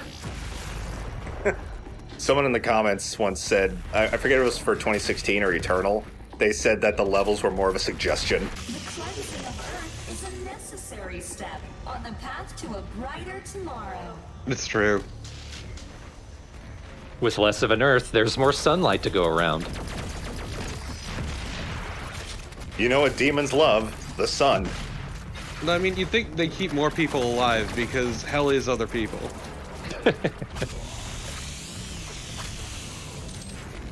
I mean, look at the demons. Hell definitely has no mirrors. This intensely frustrates me, but the precision bolt is too necessary. It's amazing in this game. Remember how shit it was? But it also means that micro missiles are pointless because it is so stupidly necessary. Yeah, that's kind of true. But it is really fun to use. It essentially turns your assault rifle into a sniper rifle. It takes up more ammo, but it's very powerful, and you can headshot folk. Like this. Oh, that wasn't a headshot. I'll get one. Like something. So how did the grenades compare to the first game? Oh, they're so much better. They're shoulder mounted now. Also, here's a cacodemon. I'll explain their weak point in a second. You kind of saw it. They're shoulder mounted, so you don't have to stop firing to shoot them, and they don't bounce as much. They kind of just flop in place and roll around slightly, so they're a lot more predictable. You'll see me using grenades a lot more in this game. Forget about the future. To suffer is to be present. I'm not going to stop every time, just the first few times, to listen to whatever nonsense she says. Yeah, luckily they made sure it was mixed loud enough that you can just... Where'd he go? Man, you murdered that man so hard he vanished from existence. No, I didn't murder him yet. He was staggered. He was still alive. He just GTFO'd. I'm going back to hell. Fuck this. He logged out, the cheater. Rage quit. My name's Hal. This is my moving castle. Located just above your location. My scans indicate there is a lift at the center of this facility. This game just fucking drops you in deep with the plot. Vegas seemed kind of jazzed about that. Yeah, Vega's got a lot more pep in his step. You saved his life. I did. So if you noticed, I was not worried at all about points of no return. That's because it's not a problem in this game. Once you near the end of a level, you unlock fast travel, which lets you just teleport to earlier points in the level. The only thing you need to keep an eye out for is the notification that says it is activated. Because right now I can fast travel, all the enemies stay dead, and I can go back and get any secrets that I missed. But if you end the level, if you go forward too far and the level ends, the only way you can go back is to replay the level and get all the secrets you missed, but also still kill all the enemies. Yeah!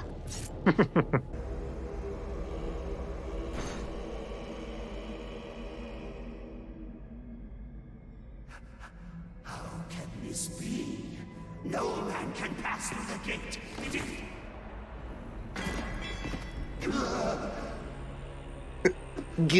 This stops nothing.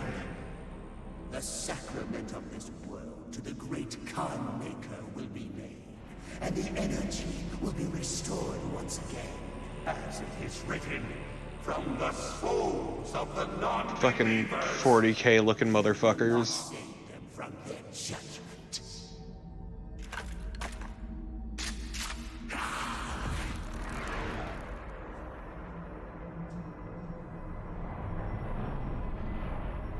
You go too far this time. You cannot interfere. This is humanity's chance to repent, to give service to us. You cannot resist the will of the Khan Maker.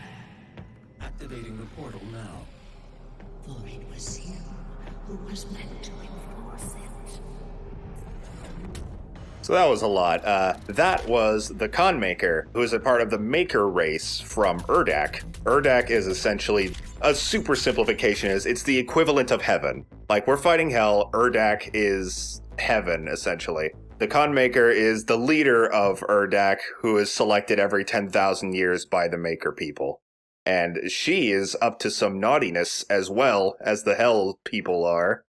So we're going to learn a little bit more about that as the game goes on. I don't want to get too far into it already.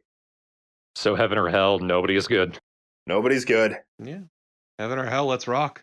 I guess I can share her general motivations. Everybody wants Argent energy. Earth wants it, but also the Makers want it, because it seems that the Makers themselves are having their own energy crisis, and they plan on essentially using hell to rid Earth of all of its souls, which create Argent energy, so that they can continue to live on. See, right away with that cutscene where Doom Guy was just standing and listening, and you explaining that, I think, man, you guys overcomplicated this. A little bit. This game went hard into the lore, and if you really care to look into it, you can. And it definitely has a bigger focus. But it is overcomplicated, I'll say. It's not the best story, but it is engaging. I was never like, okay, sure, dude, whatever. When playing this, I was interested in it the whole time, if that means anything, even if I didn't always entirely understand it. My comprehension is just generally bad, so even like the best stories I'm sometimes lost on. But simultaneously, though, you can more easily skip by it if you don't want. You, of course, can not read the codex. And also, most of the cutscenes are skippable, which they were not in Doom 2016, since they were like real-time first-person cutscenes. These are more traditional cutscenes that tend to go into the third person, so you can skip them if you really don't care and just want to get to the gameplay. So we've already killed one of the Hell Priests. There are three? Three. Four? Three. I need a reminder, apparently. One day we'll be free. There were three. I do not have the means to locate the second Hell Priest. Your celestial locator is missing a component. He did not add me on Facebook. We will need a replacement. Hell Facebook? No, that's just Facebook. The flame belch is now ready for your approval. Oh man, 4 lives? The flame belch.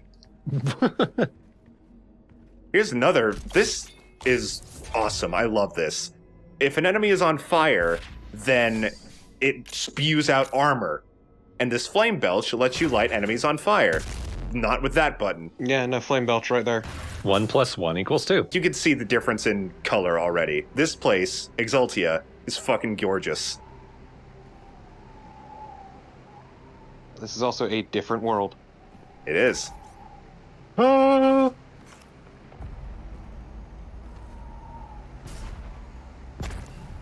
I like the statue of Doom Guy during his time as a drummer. I like the platforming in this. I think it helps break things up, and it generally feels pretty good. Yes, this is a big thing as well. Like, you're going to be doing a lot of jumping around and climbing on shit. 2 common complaints that I hear people state about this game are the story and the platforming.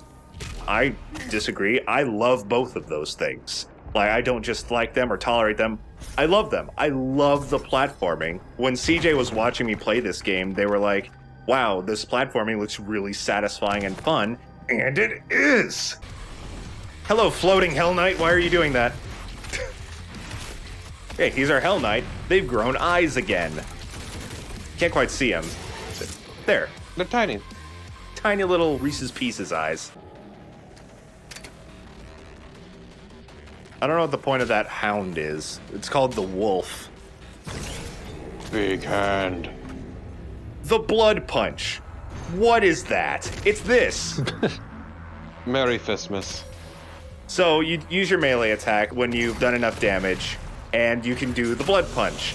I consistently blood punch by mistake when I try to glory kill, which should be more annoying than it is, but I guess it isn't. Eventually you can upgrade it so that you get health when you blood punch people too, like a glory kill, so it doesn't get in the way so much. See, my issue with the weak points is actually I always felt they kind of broke up the combat in a way I didn't enjoy. That I just straight up disagree with. I think they're fun to exploit, and if you choose not to exploit them, I don't think it hampers you too much. Except for something like the Cacodemon, where their weak point is so easy to exploit. Now, are you aiming at the Arachnotron's gun? Yes, the turret on its back is its weak point, and once it's destroyed, it can no longer shoot it. Okay, I couldn't tell if that was just kickback from the shotgun. No. If you hear a tink, that means you've destroyed an enemy's weak point. If you hear a pop, that means you got a headshot. Took you a second to register. Must punch? Punch. Come on, that's one of Doom Guy's 3 words. The other 2 are ugh and eh. I thought his 3 words were rip and tear.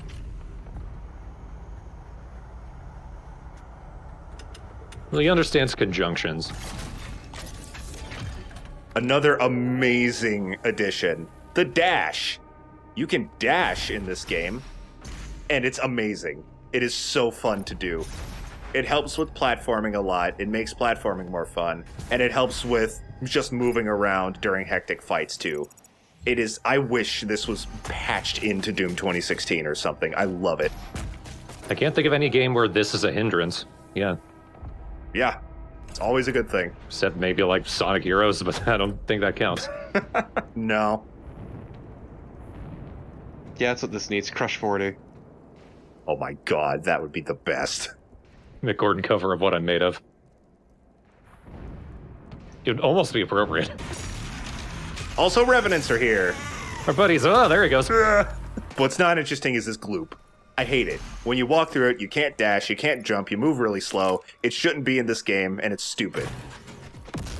That's why you jump over it. Yeah, you can jump and dash over a lot of it, but you're gonna be in it eventually. And I wanted to show off, I don't know why, but I wanted to show off what it does. Also going back to the Revenants being goofier. It's even to the point where they had a skin you could get if you pre-ordered the game, which was the Doot skin, which replaced their missile launchers with large trumpets.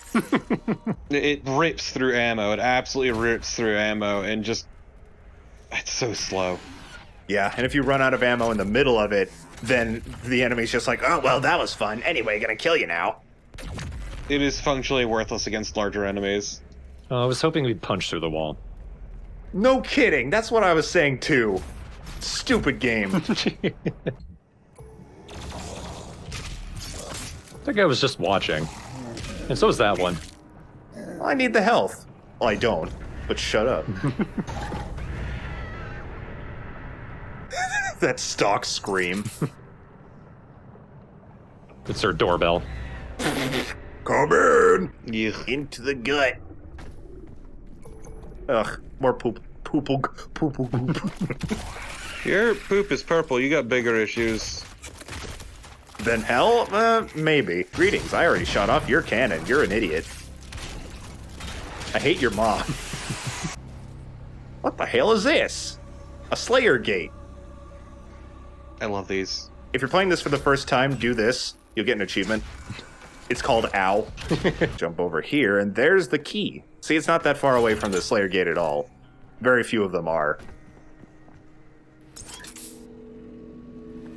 It's not even a key, that's a weapon. Yeah, you can probably beat the shit out of people with this. So in here is a gore nest. Destroy it, and... you are teleported to a special, usually significantly more difficult than the rest of the level encounter, where oftentimes you will see more powerful enemies before they're introduced in the main campaign. Beat this, you get an Empyrean key. Get all the Empyrean keys in the game. The game will spoil what it gives you, because this game does that. I won't. If you play the game with tutorials on, you'll already know what you get, but I think it's more fun if you don't know, if you're unfamiliar. Ooh. You gotta love a good cut that doesn't go all the way through. It's extra painful. All I know is if I'm cutting my meat, I want to go all the way through. Stop slicing yourself. I'm not gonna just eat a half-cut steak. That's ridiculous. Butterfly, it makes it cook faster. I did it! And the Slayer Gate is displayed in purple on your combat points in the top right. Well, now it's green because I did it. How's it feel to know that you got a key to get a key? Well, I'd never thought of it like that.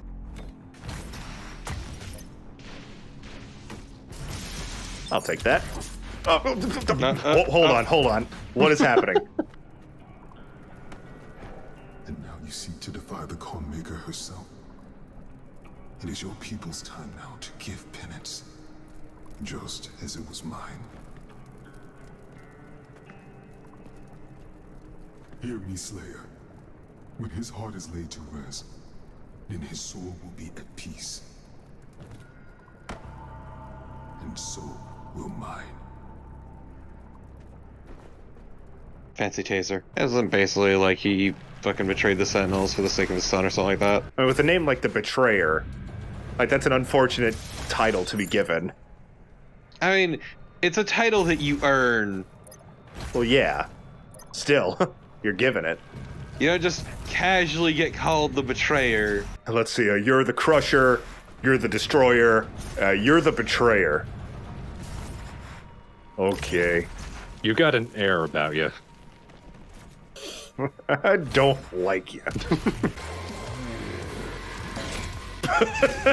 you hear that? Oh. Someone's just having an unrelated stomach ache. You couldn't see the zombie marine off in the corner having the worst shits of his life. His codename's Diarrhea. So returning from Doom 2016 are the mission challenges. From here on out, we're going to get some certain missions to complete to get weapon upgrade points, and I will be doing all of those, of course.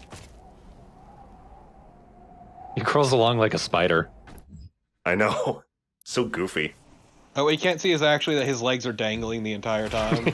He's just using upper body strength. Incredibly powerful arms. For all my misgivings about this game, I think that the platforming is probably one of the strongest things that they improved.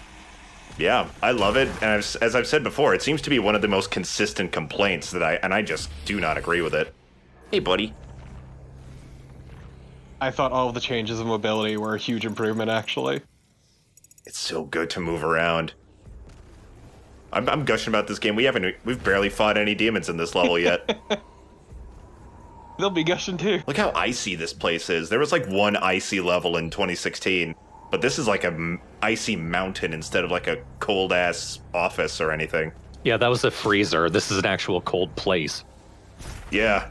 You want icy? I got a foot of snow yesterday. You can have that. Get your Rhode Island ass out of here. It's actually quite cold in Florida today, and by cold I mean 53 degrees high.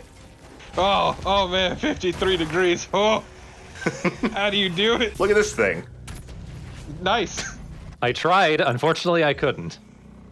I saw it briefly. I'm doing this totally wrong. Yeah, it's the dope fish. It's the dope fish. It's a Commander Keen enemy, I think. Sure. There's a bit more to it than that, but yeah. I don't know. All I know about Commander Keen is you hate it. I don't. Hate is a way too strong word of my feelings for that. But TV Tropes says you hate it, and I believe everything TV Tropes tells me. God. TV Tropes also said I hate it, and all I said it sucked what Bethesda did with it. These are the rest of the challenges. Very easy to start off. Ooh. Oh. The gate's tongue. I don't think I was aiming for that guy. Man, I love that big ship just floating off in the distance. Well, I missed that. It's like off in the skybox. Yeah, you very clearly did miss You that. missed a lot of things there. You gotta come at it at a particular angle.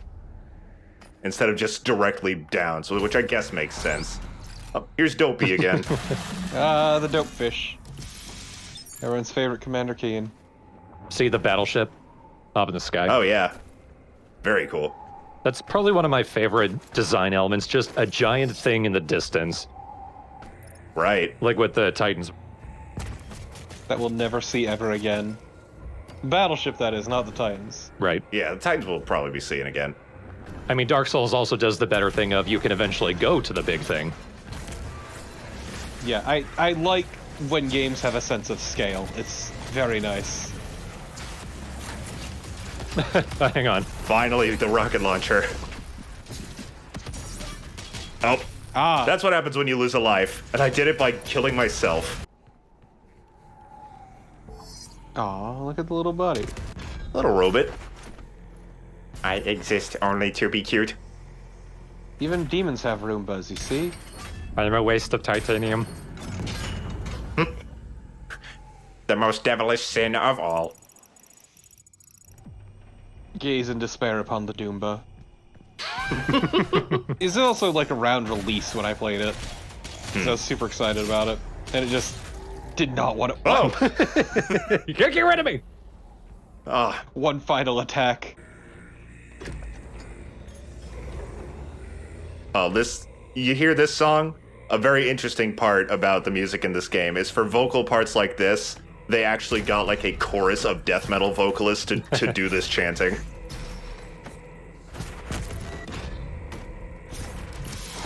That's pretty sweet.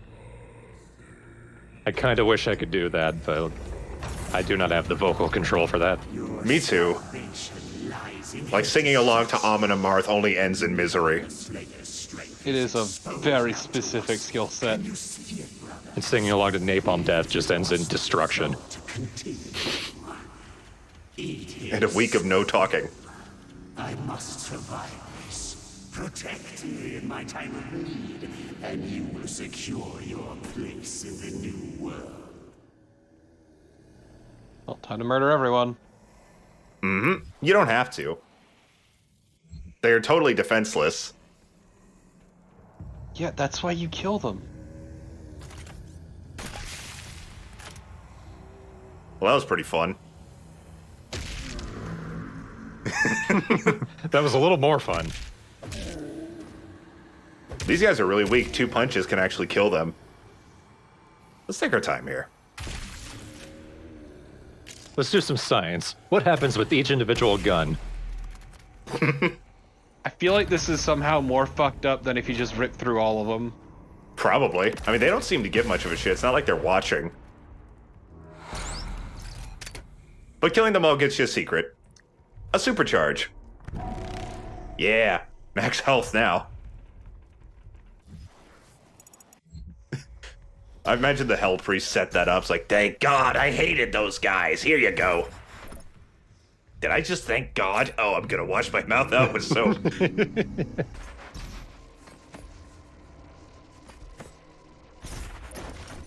The monkey bars are so fun. Just imagine Doom Guy is like smiling as he swings on him. Who's ready for a shameless plug? A very fun one, but shameless nonetheless.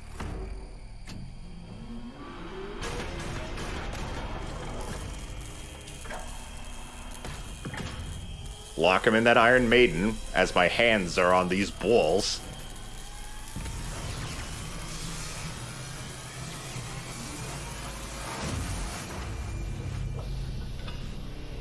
And I have become Revenant, Deuter of Trumpets. You are now in control of the Revenant drum. No, but that's because you're not using that skin. Nah. Look at this guy. It's, You killed my wife! Well, I settled that argument. I'm a Revenant now. This is really cool. It would be more cool if this was not the only time in the campaign this happened. This is essentially an advertisement for the multiplayer battle mode. And I guess I'll take this time to explain how it works. Battle mode is a 2v1, I forget the phrase, where 2 people play as the enemies, 1 person plays as a superpowered Doomslayer. You can play as a number of the heavy demons, like the Revenant, the Mancubus, as well as some others that are going to be coming later.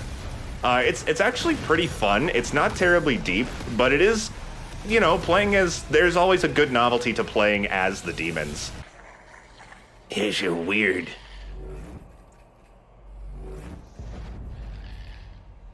And he gives us the super shotgun. It actually has a skin on it. I forgot to turn it off.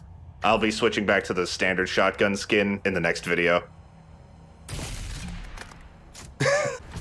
So the super shotgun has that, the meat hook.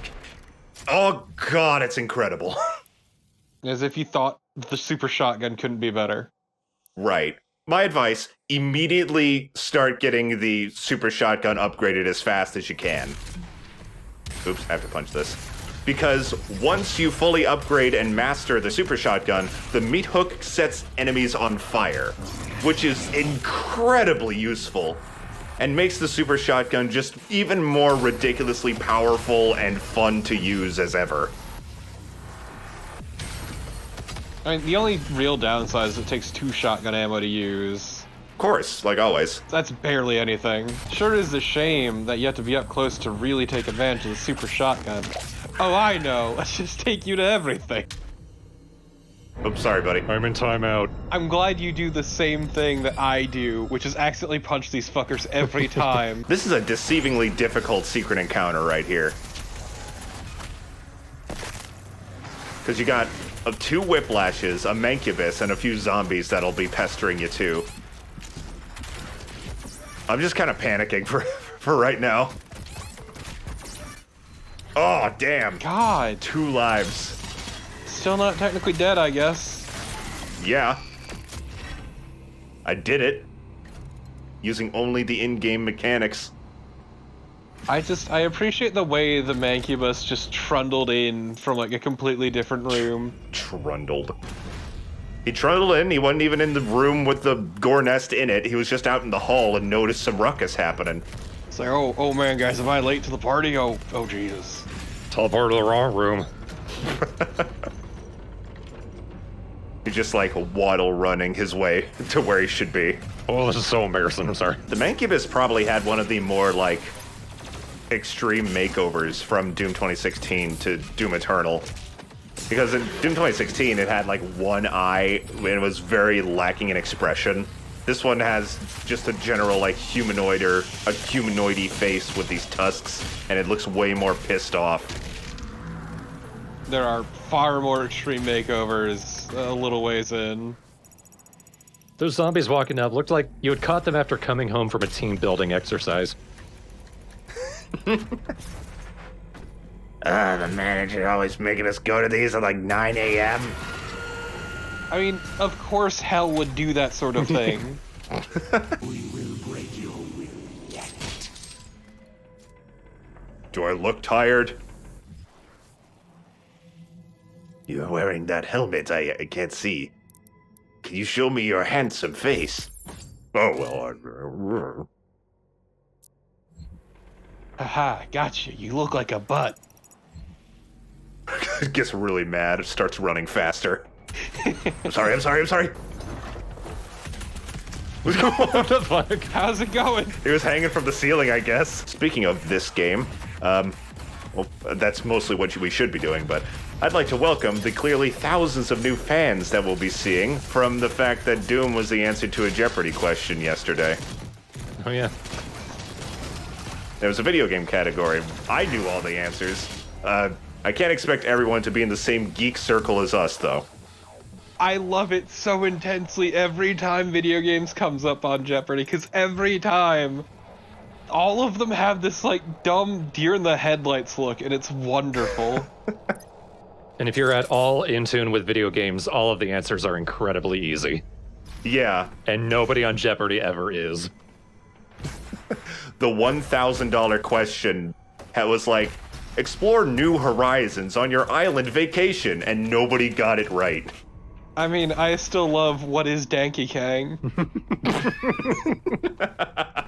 So we're one step closer to killing our second of 3 Hell Priests, and next time, let's see if we're going to be able to actually do it, dang it.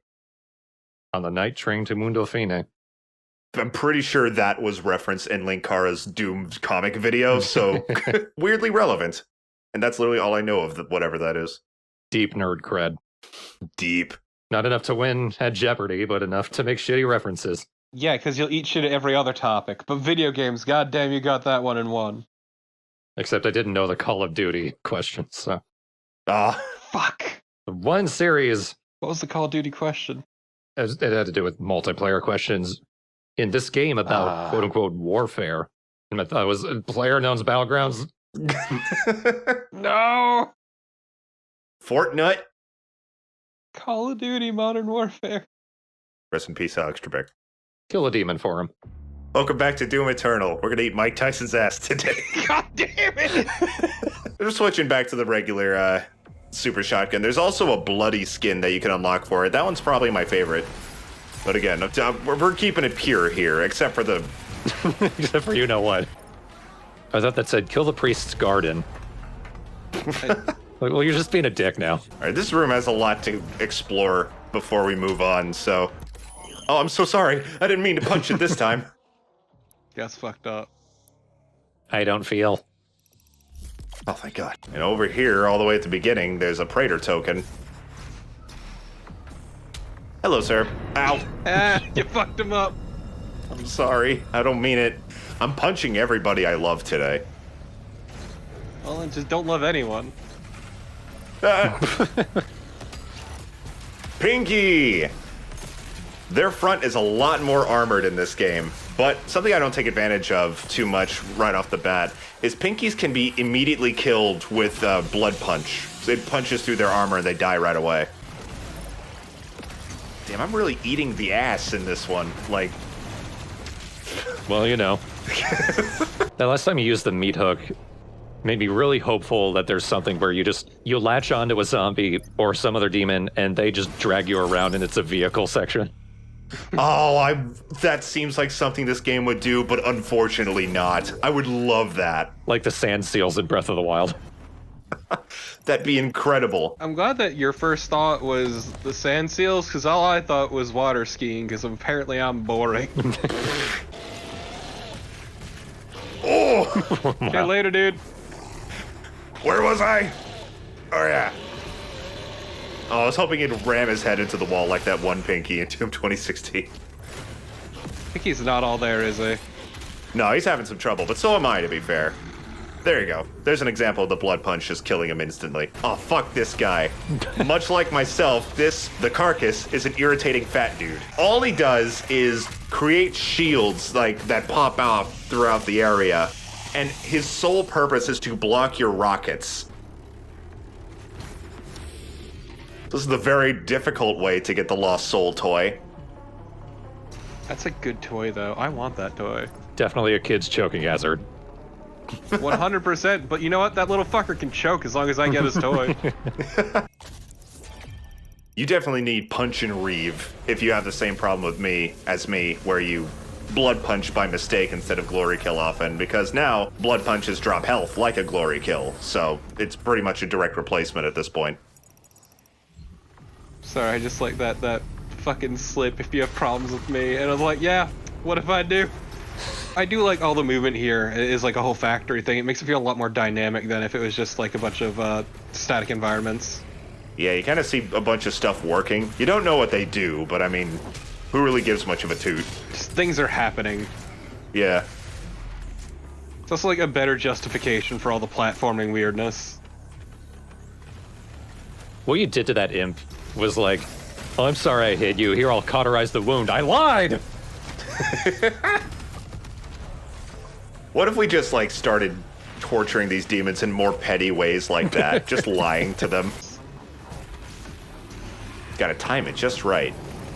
So I skipped a step. I thought this was the next step. It isn't. Yeah, jump at that glass, motherfucker. See what happens. You're supposed to go from the lower one to the higher one up to this place where the Mancubus is. But, I got a little confused. The Mancubus gave up once he lost his cannon. Oh, well, I'm in trouble now. Okay. Oh. I don't even know what exploded there. That was mostly the super shotgun. Oh, look at that fucking shield. Yeah, I know. You could just tell that... Like, I feel like you guys might be getting annoyed by this thing just watching it. I have played this game. Those fuckers are just intensely tedious to deal with. I can assure you, Jacob, I barely understand what's happening. Oh, thank goodness.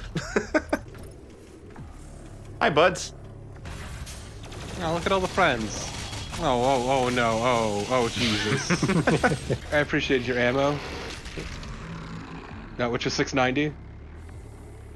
Well, I didn't notice. It was very nice. What position is that? That's when you just have someone watching. I was thinking 69 on a jelly bean. It's just taking into account the bed. Oh, yeah, there you go.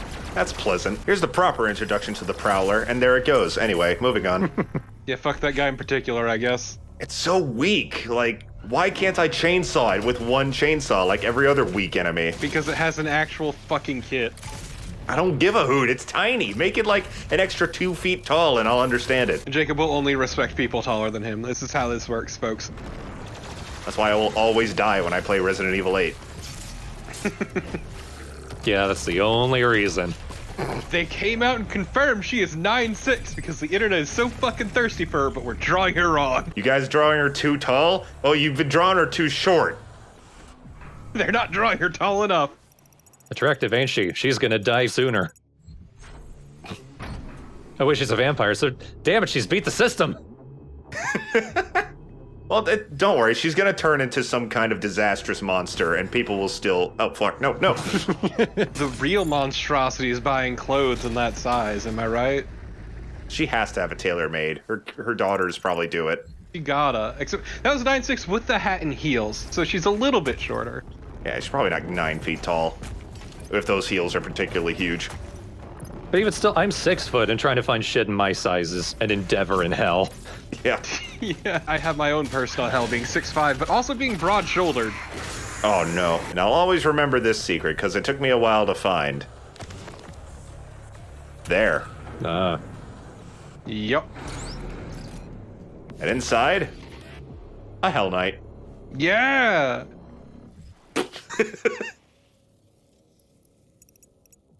Yeah, a Hell Knight. Yeah! Continuing the great tradition of cybernetic enemies, we got ourselves the Doom Hunter, finally. Big tank bitch.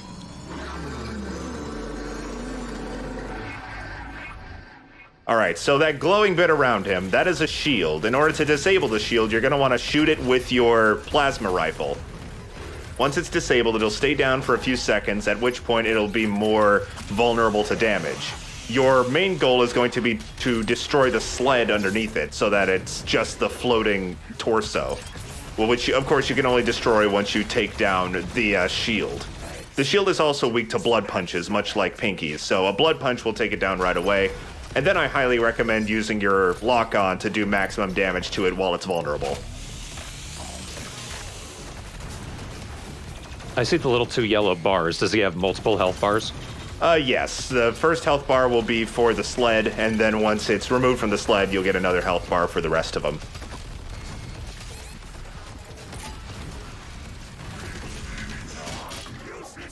If you hear him say, critical damage, I'm going to say that again. That means the sled's been destroyed. Now, once the sled's down, you can fully just shoot him with whatever you want. Now, I like that. I like that the multiple health bars are actually like phases of the fight. Yeah.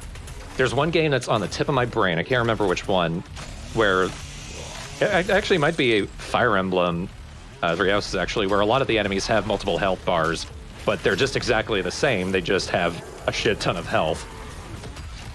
Yeah, but there's still the mechanics of that as well.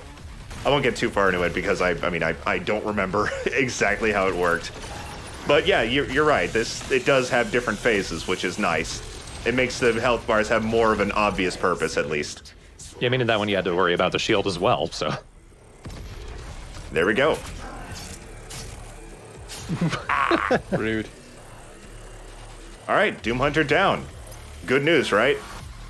Let's jump in this cloud hole.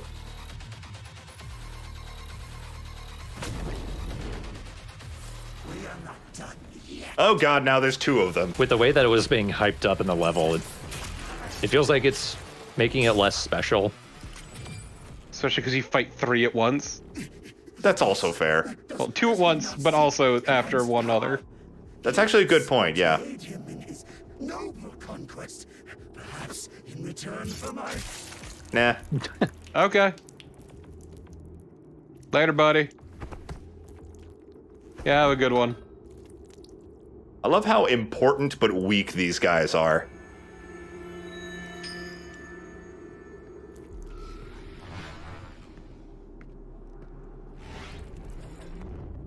Ah, man. So that's the second Hell Priest down. Next time we are going to return briefly to the Fortress of Doom, explore it a little bit, and then move on and hopefully find the third and final Hell Priest. Rest in priest. This is not my footage. I will explain once Vegas done talking. And the con maker, but fuck her. This game has gone far enough. I preferred 2016. This is not my footage.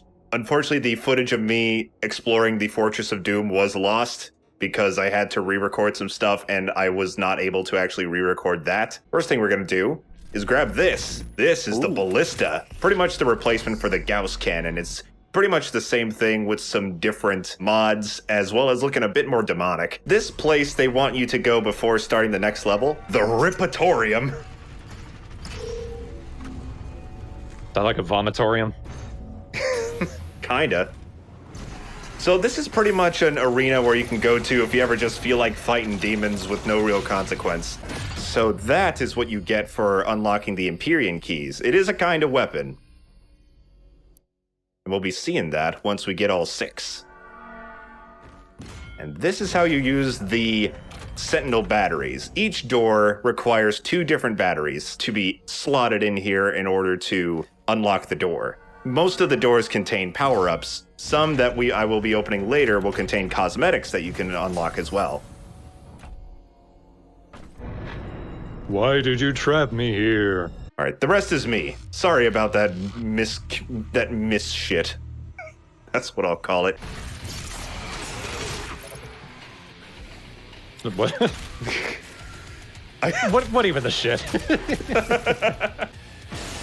Hello, major problem in this level with a giant piece of glass in his back. I wish it stayed there. I know, me too. But this is a big problem in this level. One of the challenges is to do, I believe, 3 different glory kills on Pinkies. Problem is, Pinky's weak spots, they're made of tissue. They die extraordinarily easy before you have a chance to actually stagger them. So you need to be very careful with the Pinkies in this level so that you can do that challenge. That's why I had to re-record it. Now that you can actually do that, unlike in 2016. Where it's like, you missed the secret? Tough toenails, bucko. I have an extremely large family, and we will solve everything. Was this a Nurse Joy situation? They're all actually different people. All of us are corrupt. Join the cult, Ash. The other one should be a lot cooler. It's a long blade you charge up. Chest bump. You hate me. And I live off it. Du hast mich. Rammstein could do some good Doom music. Buff Totem, what the hell is that? That's my first reaction to it's a little totem that is somewhere in this arena that is making all of the enemies super powered and infinitely respawning. You gotta find it and kick its ass. Just destroy it. It doesn't have an ass to kick. So that the enemies will stop coming and they won't be quite as powerful. Here it is. I got lucky. There's like 4 teleporters there and one of them goes to the buff totem.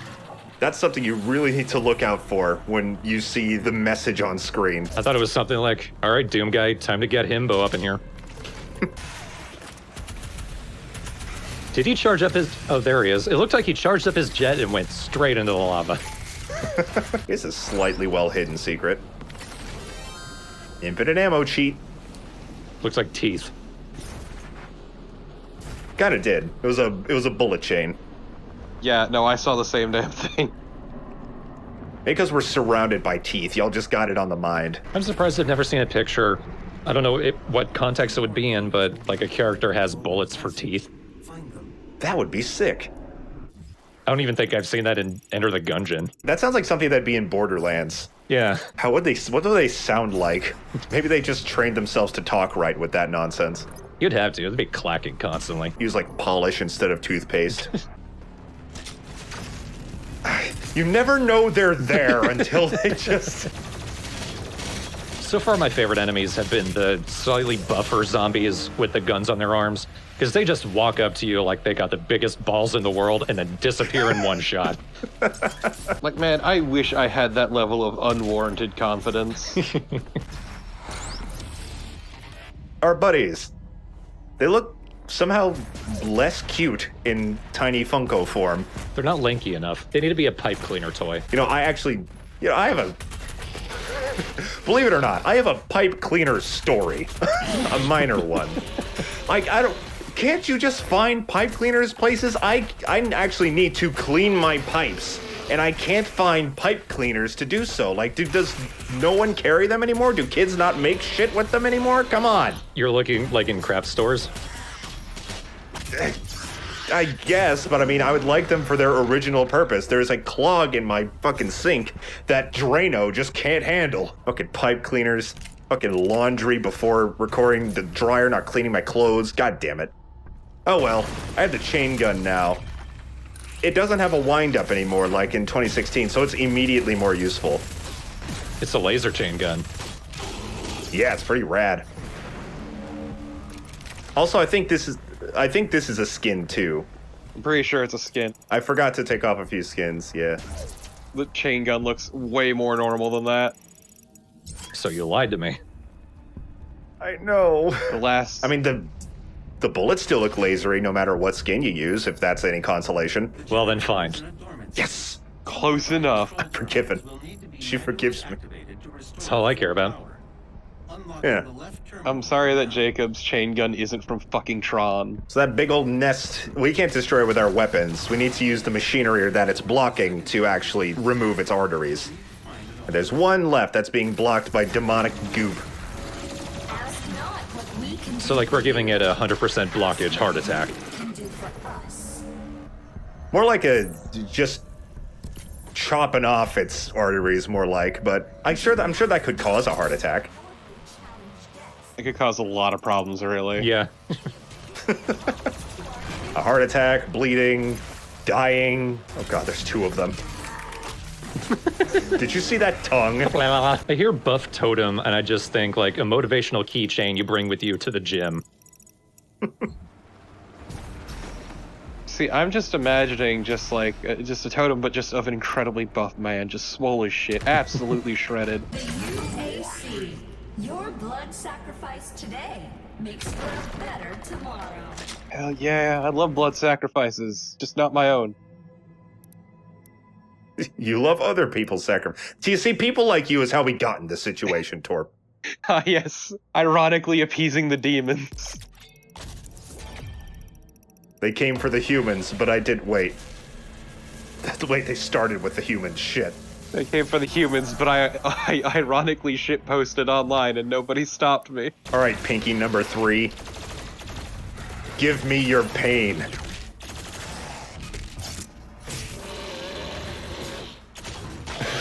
He's trying, man.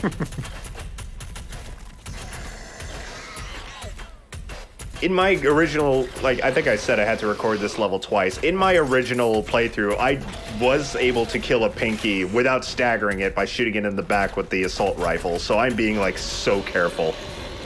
I love the little chunks of meat that fly out every time you hit it in the ass. Now I can unclench. Hello. Back clenching. Reclench. Reclench. I am looking forward to it with bated breath. Just chopped his legs off. When he gets back to hell, he's gonna be a laughing stock.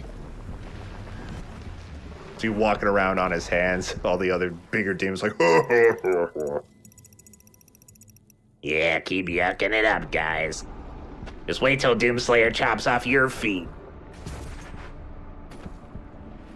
He shot my hand.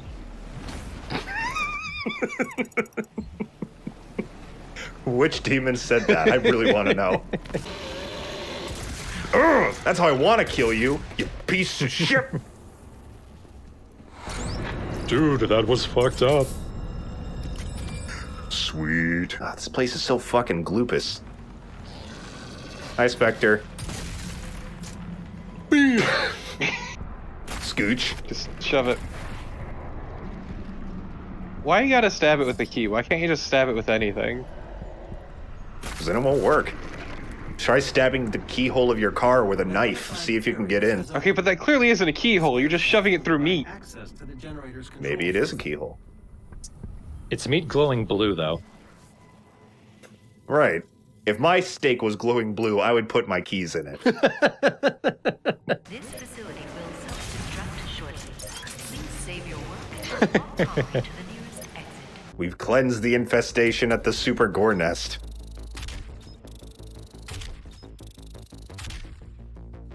That's certainly going to put a, considering that's where the whole invasion started, that's definitely going to put a dent in Hell's plans. Maybe symbolically. It depends on how long the invasion's been going, because it may not be centralized to there anymore. True. If anything, it's spread out enough. Right, but still, the Gore Nests seem to have a significant amount of draw when it comes to the invasion itself. I think my brain just like, after I said I did it, the first thing my brain thought of was the I did it line from fucking Bomberman and Bomberman Hero. I did it! Played that game. I'm sure someone could mod Bomberman Hero to have Doom Guy, and I think it would fit, honestly. They have similar shaped heads. So Doom Guy is killing things that appear to deserve to die. Unlike Bomberman, who just murders indiscriminately. Murders the local wildlife. Yeah. Including inanimate objects like flying knives. That's what this game needs. Possessed items. Not just killing them, but killing them in cruel ways, like the salt bomb. Yeah. Bomberman's fucked up. I could play a game like Doom with all of its violence and gore and shit, but Bomberman's a step too far for me.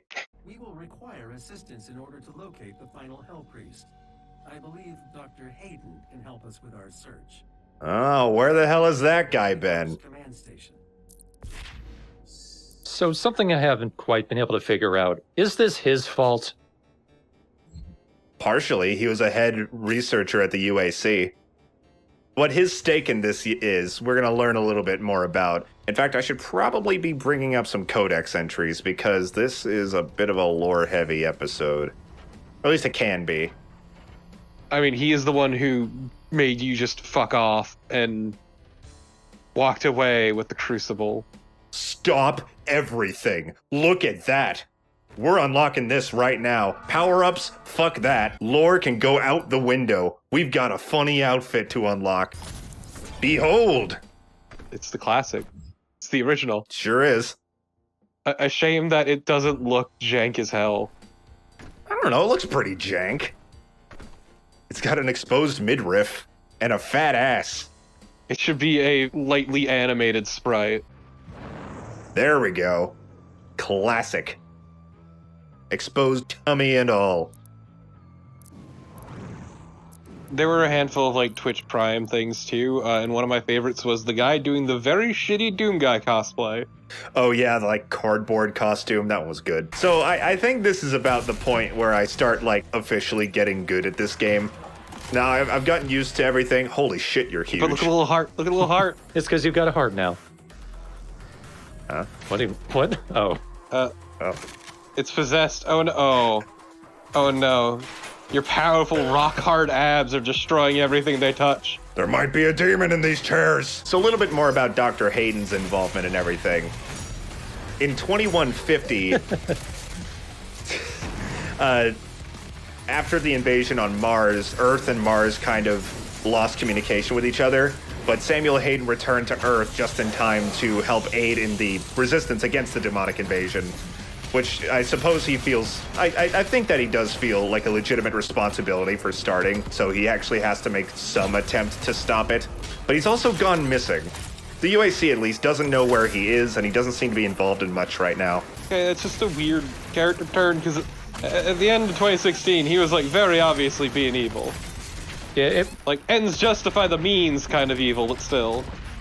It would track a little more that he was part of the invasion. Right, but you do remember what happened to Olivia Pierce when she was trying to join forces with Hell, so maybe something similar happened to Sammy. To be fair, that's because she was a liability to his business.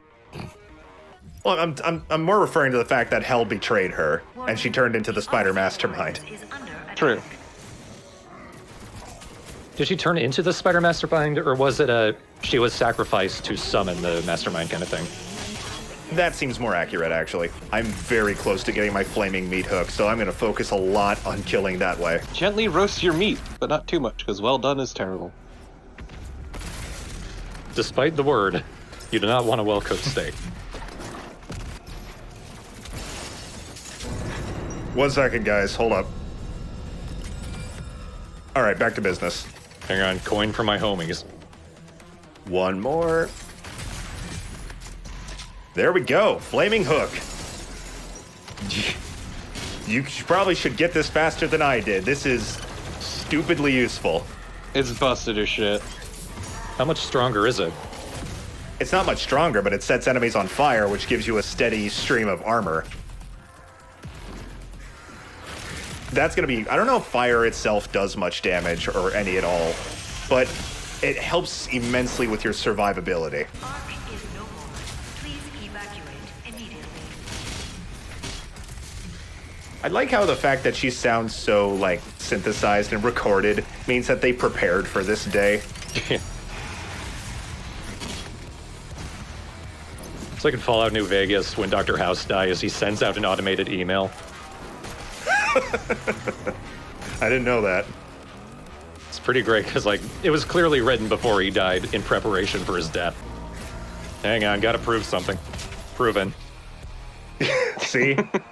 It's cool on paper. We're going to be meeting Dr. Elena Richardson here in a second. She has somehow studied the Doomslayer and left some audio logs of her findings. And Thorn, you said that you weren't a big fan of the fact that the Doomslayer being the Doomslayer is being his ultimate destiny. If you still feel that way, not sure how you're going to like these. This is Dr. Elena Richardson, log entry 002. Subject analysis of Doomslayer, January 24th, 2163. There is no chance that the subject is a demon.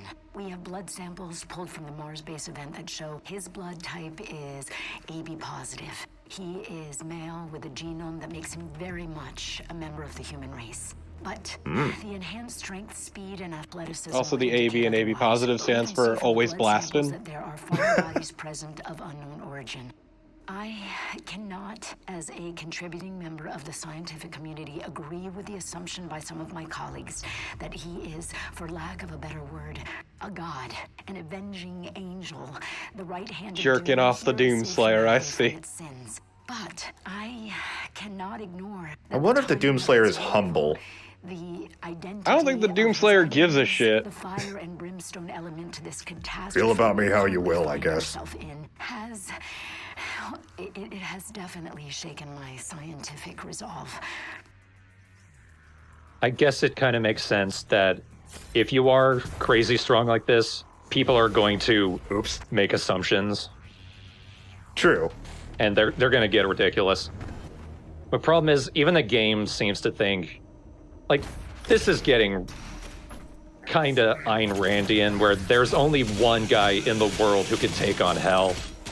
It would be nice if there was a little less of that bullshit and a little more of what we saw earlier, where Doom Guy showing up brings hope to Earth and the rest of Earth rises up with him. And we're not seeing any of that. Doom Guy is the only guy who can do anything. Stealth is the only Sentinel who can do anything. Yeah, like maybe more Sentinel involvement would help, but I feel like the way the story progresses like that way, that Doom Guy is such a solitary person and a solitary, like, force, is more for gameplay purposes, so that the player doesn't have to rely on, like, AI or other people to get objectives done. Sure. Yeah, but it's just the narrative acknowledging that he's the only one who does or can do anything. Honestly, I would like a cutscene where just Doom Guy finds some humans, manages to save them, and through inspiration or anything, another human picks up a gun, saves some humans at the same time, and the two of them tear shit up at the same time. That would save everything for me. No, it's an issue of player empowerment that a lot of games have. Which is either they treat you like shit or suck your dick, but no in between. Though, Thorn, I will say, that is an amazing idea. I love it. I'm not going to say that's exactly what's going to happen in the DLC, but something like it's a start does happen in the DLC. That's like the beginning of that line. That's my pitch for an episode of a Doom TV series, which I know they're working on that, or a movie. He is a god. Like an authentic one, not the Doom movie. Humankind's Yeah. A Doom movie, not the Doom movie. Yeah. Either of them. That which would threaten our survival. He is And to really drive it home, it needs to be a nerdy scientist who starts out as a coward. I mean, again, it's like you've already seen the DLC almost. You know what? I'm waiting for it. I'm looking forward to it. We were talking about the plot. And when we finished listening to the first codex, immediately after she got done talking, I fell off a cliff. So... I mean, what's to say he's not just a hippo? Hippos probably took out a few demons. Oh my god. Hippos probably took out a lot of demons, actually. The animal kingdom joins forces with the humans to fight the demons. Dude, this is getting awesome. Doom 2016 3, you better be listening. I couldn't say Doom 3, because that's already a thing. No one is born a sinner. Doom 3 again. Hard to achieve success. Okay, I like that quote a lot, actually. That could apply to a lot of people. For Mancubi, size and roundness is actually a sign of a good mate. Oh. It's actually all part of it, because the larger they are, the more threatening they are. I don't want to hear about Mancubus mating rituals. Little sneaky boy. That was mine! That was a collector's edition! God damn it, he cornered me. This dude's pissed. Please welcome back the Pain Elemental. No, thank you. Or like pain in my ass elemental. They're actually not so bad in this game. They got some moves. I made the mistake of trying to use the Destroyer Blade, which just... Well, I did it, I guess. Which completely destroyed my chance of doing that with Grace. But the Pain Elementals really are not that bad in this game. It's not like they flood the room with Lost Souls like in Doom 2. They just more throw Lost Souls at you, and since they're kamikaze enemies, the Lost Souls are, it's not like they stick around and constantly pester you. They are very beefy, though. Pain Elementals take a lot of firepower to take down. But when have you ever been graceful? I could get graceful in this game. Then do it! Fucking I've been do it! Trying. My confidence, Uchi. Oh no, another life lost.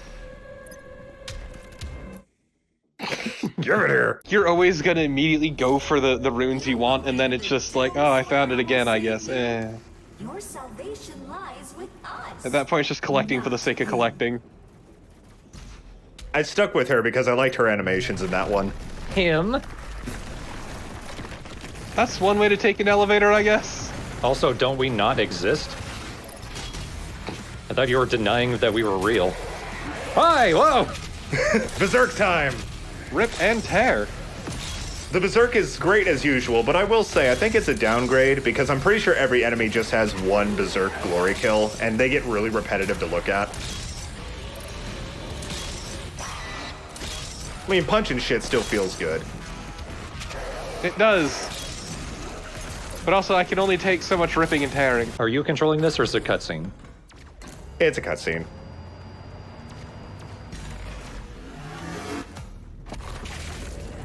I kind of wish you could control it. I remember I watched Markiplier play through this game, and he mentioned that he was really upset by the fact that this was a cutscene. It's fucking Doom guy with a big gun. Of course, it's a bit disappointing, but also it's like, what would you do other than just shoot the one thing?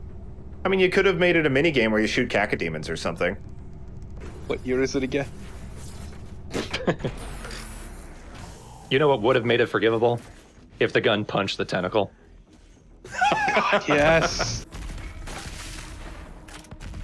Haha, just like your brother. What? What? Just like my what, bitch? Every time he's doing that sick dodge. I like to think that because of his animation, he was dipping every time he tried to shoot the same spot. So fast you don't even see it. Want to see me do it again? Cool. Anyway. God, I hate the gloop. I hate the gloop. I hate the gloop. I hate the poop, and I hate the snoop. Excuse me. That's right.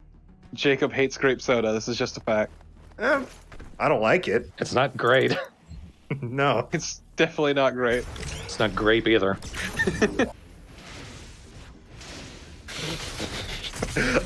Love it. I didn't realize how often you see like zombie men just smacking the shit out of other zombies like that. The path is now clear. You can access Dr. Hayden's outpost. Please hurry, because everyone else can too. I didn't think this through. Oh, hey. There we go. Taking advantage of my 3 chainsaw for once. From my knowledge, there is not an enemy that can be killed with 2 chainsaw fuel. It's either 1 or 3. Ah, yes, the 2 extremes. 1 or 3. Yeah. Either a lot of gas or a little gas. The 2 genders, 1 and 3. Just trying to figure out what to do with that boy. I'm gonna do this. There we go. I was waiting for that. Beautiful.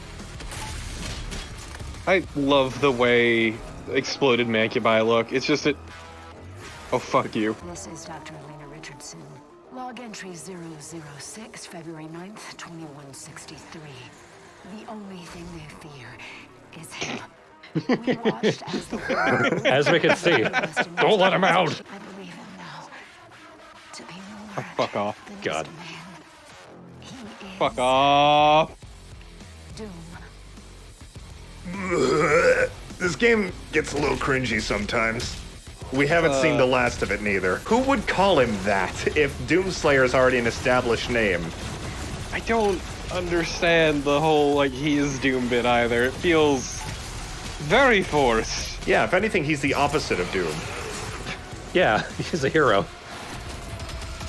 Here's the thing, if he was doing all this to humans, he would be the villain. There's a point where integrating fan shit into the canon of the story undermines your own coolness. It does. What I would love, actually, is instead of that shit, just like various pages from like Doom Guy's journal or something that are just him waxing poetic like he does in the comic. Yeah. Just that level of insane stream of consciousness thinking. Barring that, just a file somewhere where we learn his canonical birth name, like his first name is Doom Guy. 1 word. And his last name is Jones or something. I am a believer now. I feel it is in Doom that I have faith. What does that mean? This is so dumb. The heart of our attackers, and those This is like the purest fan wank. Oh my god. For there is only Like, there's plenty about this story that I like. I'm not sure this is some of it. No, just the Elena Richardson stuff just did not need to be in the game. of the destroyer. The Slayer's time is now. That's the last of them. What were you a doctor of? I don't know. Doctor of Fine Arts. She was studying Doomslayer's like body and blood and stuff, so maybe she's a biologist. Maybe she's just thirsty. My favorite part of part 4 was you trying to do that and immediately regretting it. Dr. Hayden's office laboratory is located at the top of this facility. Attention. Emergency protocol. Attention, he's lying. activated. Please exit the facility now. Vega pipes up. Hey, who is she? My God, Dr. Hayden was convinced. So here's Doomslayer interacting with some actual humans for once. He's always so awkward. You know, I feel like being in hell by himself for so long really fucked up his capacity to just talk to people. Can I just say that it is an honor for me personally to meet you? He's so awkward. I like him. Attention.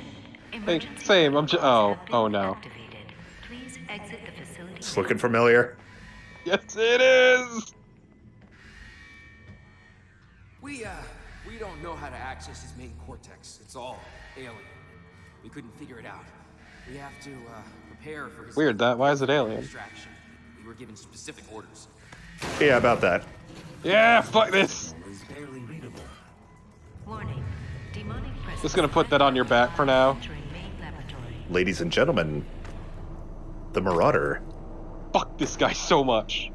I will need a good 30 seconds once this cutscene is over to fully explain this man. I hate this man. Looks pretty cool, though. Opening the portal now. What the hell are you wearing?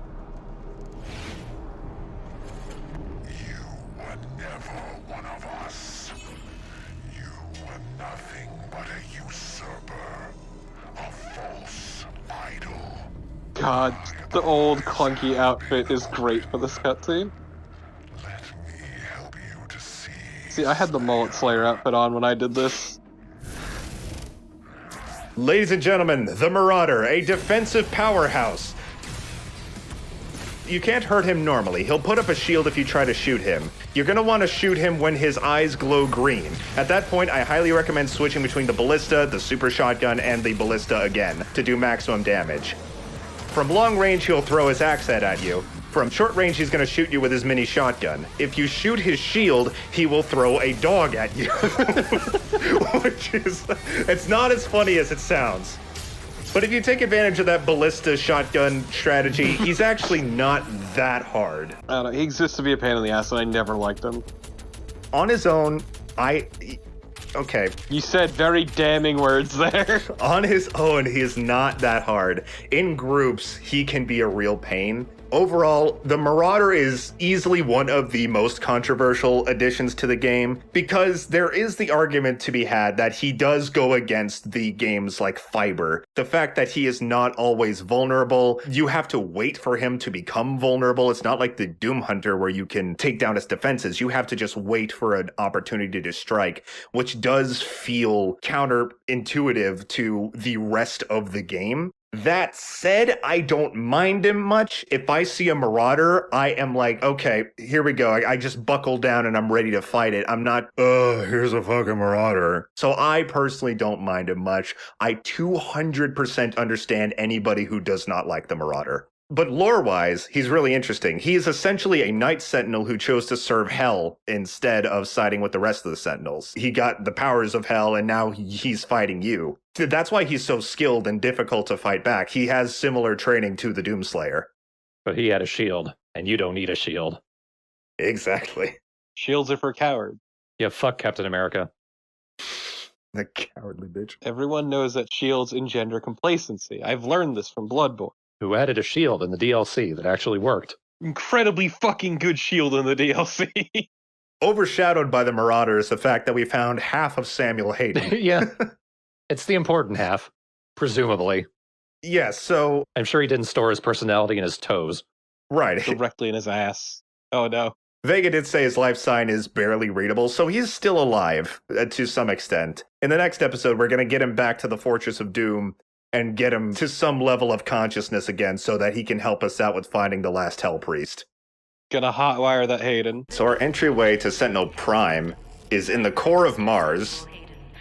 How do we get there? I understand. Searching the coordinates to the BFG 10,000 now. What if we had a bigger gun? You can't just shoot a hole into the surface of Mars. The portal is I think if anyone could, I would.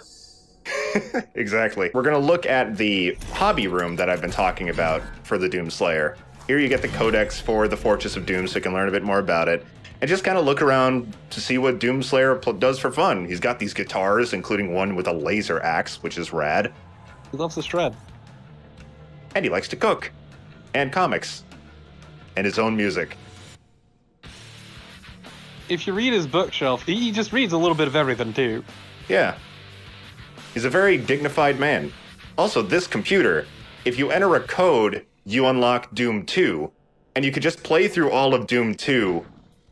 It's a little jank because it's got like this filter that makes it look like it's on a CRT. Plus the chainsaw sounds broken, so it just like starts continuously. Well, to be fair, Doom 2 is super lightweight, so yeah. They could easily fit it in there. And also, I believe if you collect all the cheat codes in the game, you also unlock Doom 1. Were you tempted to do the whole LP like that? Oh my god. I did record Doom 1 and 2 before this game came out. Oh, yeah. If I didn't, then yes, I would absolutely be tempted. Just like looking by the snacks around the place, I bet you just one of those people who orders like those snack boxes. And here's all the toys we've been collecting. They're slightly higher quality than a Funko Pop. Yeah.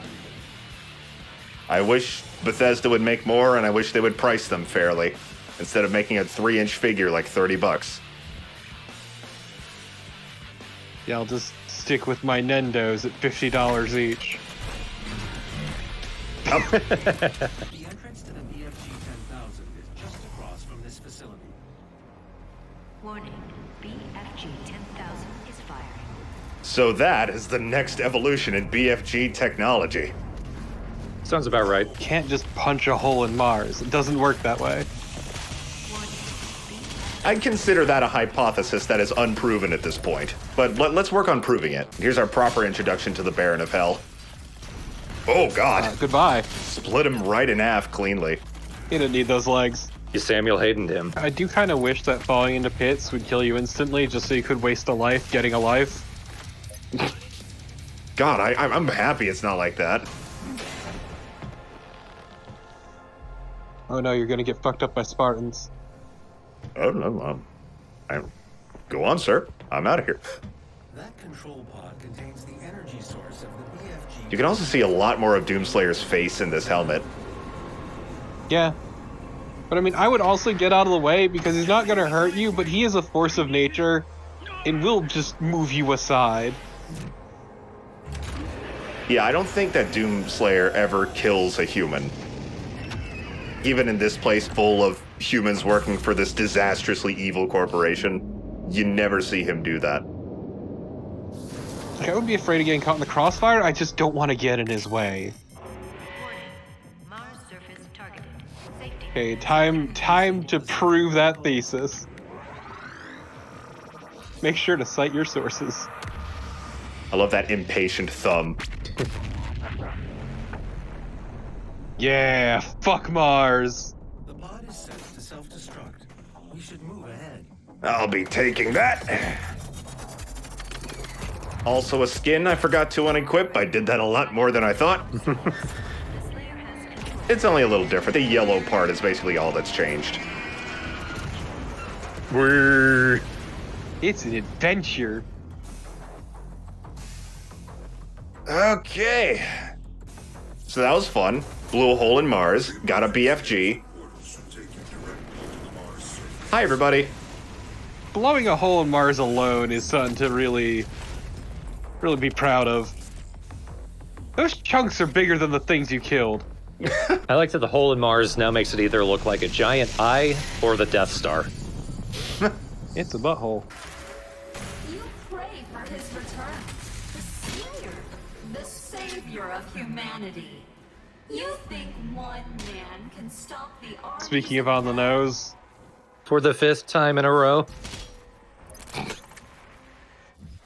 He just kind of keeps doing it. I don't know what y'all expect at this point. He just won't stop. Give him a little nudge in the right direction. That direction is down. Look, like they always say, jump. I feel like I haven't upgraded my Praetor suit in a while. I think I'm going to do it at some point through this level. In my head, I love the idea of Doom Guy getting one of those and then peeling away the foil to show the chocolate coin underneath. Not a teleporter. Well, who said it was a teleporter? You can see Doomslayer's ideas in his brain. I suck. And sign up now for the UAC Mortally Challenged Blood Drive. I like this one. Generous. Give your blood. Give all of your blood. Now you don't want my blood. Jessica in HR. That's just funny. My blood's not good. Think the blood of the demons is good? I'm not drinking demon blood, dude. So we got this cannon here, and we gotta get to Mars. And we're very angry about it. Doom Guy learning how to use interfaces. Nope. Yeah! Buckle up, bitch. Let's do this. This might be the dumbest level in the game. But it's also making me like the Doomslayer more. Yeah. I know. He's so reckless. It's so stupid, but fucking awesome. Yeah! Hello!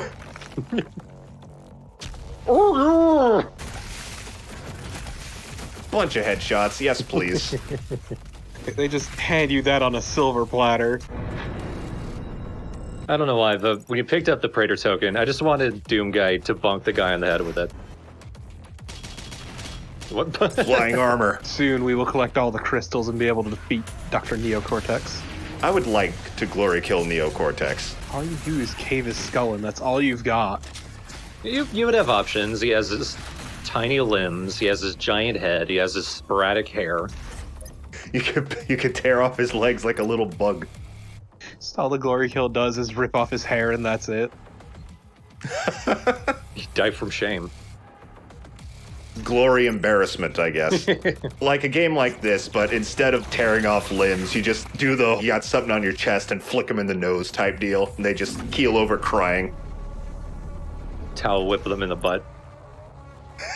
I want to see this game, like an E10 version of this game. I guess that would be like Chex Quest Eternal. I thought that was amusing until you said eternal, and then it became perfect. Oh, and there's a new enemy. That's a maker drone. We're not going to see her for another good, 3 or 4 levels. Okay, because... Damn! From a distance, it looks like a Moogle. A very tall Moogle. 12 lives. Whatever will you do? I don't know. Now, I'm trying very hard to headshot the Maker drones, because if you headshot them, they explode with ammo.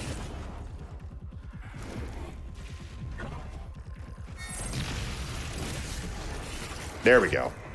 Now to unclench and defeat the weaker demons. Everything else, once you kill the Marauder, everything else is fuck. Nice. Did it get stuck on the torch? Yes. Calculating thrust vectors. Launching in 3, 2, 1. Right into a meteor. Entry phase. Prepare for turbulence.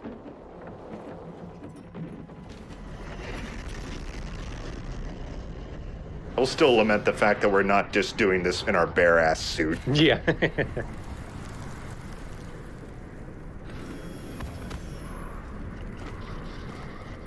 Well, the lost city of Hebeth. The lost city of Hebeth. When it comes to very involved action RPGs like that, where it's basically a hack and slash RPG, but they're still as long as an RPG, I do get exhausted from those games pretty easily. So that's why I always struggle to beat Nier Automata.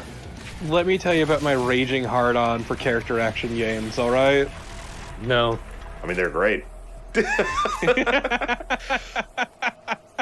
Poor choice of words involving Nier Automata.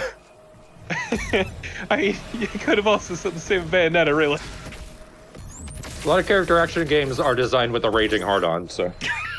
I see a man with a token. Give me the chocolate. You see what I mean? The way he holds it, you expect him to knock him on the head like a plate. Then it breaks and it's like, oops. I wish Doomslayer were a bit clumsier. I think that would be fun. Yeah, trip mechanic. Oh, never mind. Sorry I said anything. Yeah, fuck competitive Doom. What I've decided to do, against my best interests, is I've decided to, in the next episode, narrate the codex entries, just so that we can experience the level like the game kind of really wanted you to. Plus, these codexes are very interesting. Next episode, we are pretty much going to be learning definitively the origin of the Doomslayer and how he came to be as he is today. Sentinel Prime, home of the Sentinels. And today, we will be learning a bit more about the Sentinels, as well as the origins of the Doomslayer himself. We will learn a lot in this episode. First thing we learned, this place is very pretty. I really do expect there to be a chariot fight inside that Colosseum. Sentinel Prime. The ancient God. is a holy place for the people. I mean, what do you want me to do? Just be like, the ancient arena is a holy place for the people of Arjadur. I'm not saying that, but goddamn, that is goofy. It's goofy in exactly the way that all the other voice acting in this game is, so it works. Perfect. I spent many years helping Jacob become a good voice actor. So. In the front lines of the Thanks, Dorn. This is all because of you. To die in service to Argent. I am getting to the point where I'm tired of working customer service, and I'm considering getting professional training to do voiceovers, because I want to do something that doesn't make me want to tear my hair out every day. The corrupted priests now allow more violent exchanges. They never arrested their own. They did anything wrong, they'd be put on paid leave. The priests of the old, spilling the blood of the Argent ascended class On Arthur's result in dinner. transgressors banished. Have you become an ape? What? We're being dragged. Oh, yeah, okay, yeah. I like that observation, though. Return to monkey. Oh, look at that.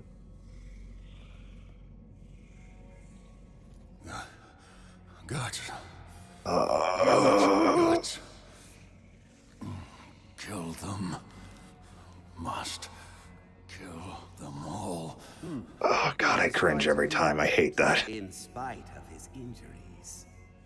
I was so tempted to put, like, the Fallout 4 everyone disliked that text in the corner. Doom Guy spoke, and he was called Doom Guy in the subtitles. Yeah. Ugh. High school, man. Yay! I'm glad that even in this old drawing, that guy's got a rockin' booty. If you let the priest live, then I will return to you what the demons took from you so long ago. I am almost positive she's talking about Daisy. She was 100% talking about Daisy. I thought she was talking about the super shotgun, which you stole back anyway. She just like, no, I already have it back. Shit. But elegantly. Shit. I have no more bargaining chips. Did he lose a pet? I can't find the pet. I could have some chips. I might. No. History of the Sentinel forged in war. An ally. That armor still looks so dumb.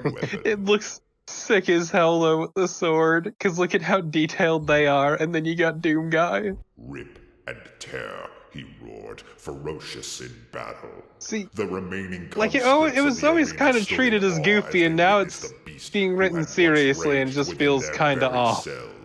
Now armored. I think rip and tear is a simple and violent enough phrase that it can work, especially for somebody whose mind has been melted by years of violence. Born Sentinel fighter. I guess I just like the context and knowing it's a reference and all that But just though the swarm fell melts my before brain a their little assault, the Titan remained invincible. He stood in the arena and screamed his war cry. In the Get a prostate exam! Gets in the arena and just starts yelling, "You're huge," which means you got huge guts.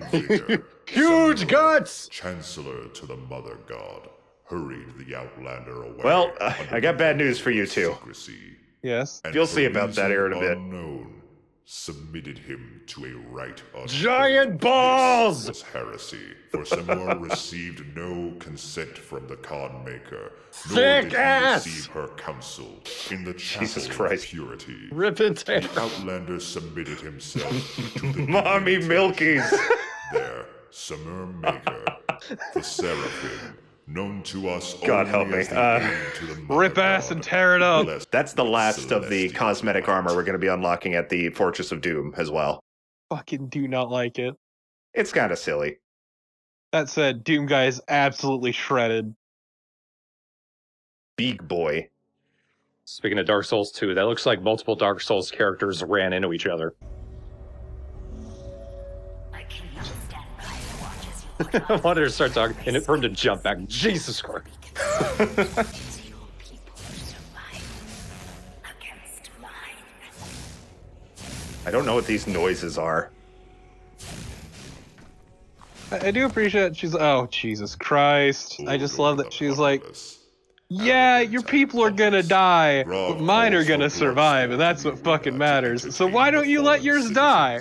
Doesn't that make you feel better? Since the demonic No! invasion of Earth began, It is, like, he has just operated on the incredibly planet's flimsy. surface, taking So he's keys the to reason the secret betrayer is the betrayer. and opening the It vaults was of the Dave sleeping Gregg. wraiths. The ancient creatures were abducted, transported to hell, and tortured to siphon away their power. He used the heart of Valen's son to animate the Icon of Sin, a titan still The Icon of spoken Sin? in legend throughout. That was the final boss of Doom 2. Oh no, his son was John Romero. Oh no! Last one. Last one. It's okay. Gladiator. And it spoils the boss in the way only Doom Eternal can. An insidious influence had beset itself upon the Sentinel people, corrupting its Teenagers once-held smoking. sacred traditions. The Colosseum, once a Premarital place of honorable sex. combat where prisoners of the Mommy Argenta were milk. tested for the right to fight in the front lines of them.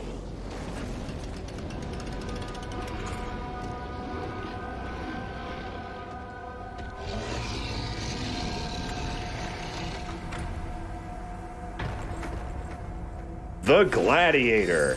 One of the only true bosses in Doom Eternal. It works kind of similar to the Marauder. When the shield glows green and it makes itself vulnerable, you're going to want to shoot it and run up to it and do glory kills, which take chunks of its health away. Honestly, I don't love this boss. It's kind of basic. It's kind of like the Marauder, but less interesting. And more health. Does his shield blink? Yeah. That's kind of awesome. Yeah, it's got an animated face. That's kind of rad. Like it said in the codex, it contains the tormented soul of its master. I also just don't do well in this boss, I gotta say. And I don't think it's very hard, but you just gotta be good at dodging its mace. It's not a hard fight, but I do really like his design. I think it's pretty cool. Yeah. It's a cool looking dude. Shooting his shield at you. And because of how the game functions, even in a boss fight, you still have to have regular zombies around if you run out of ammo.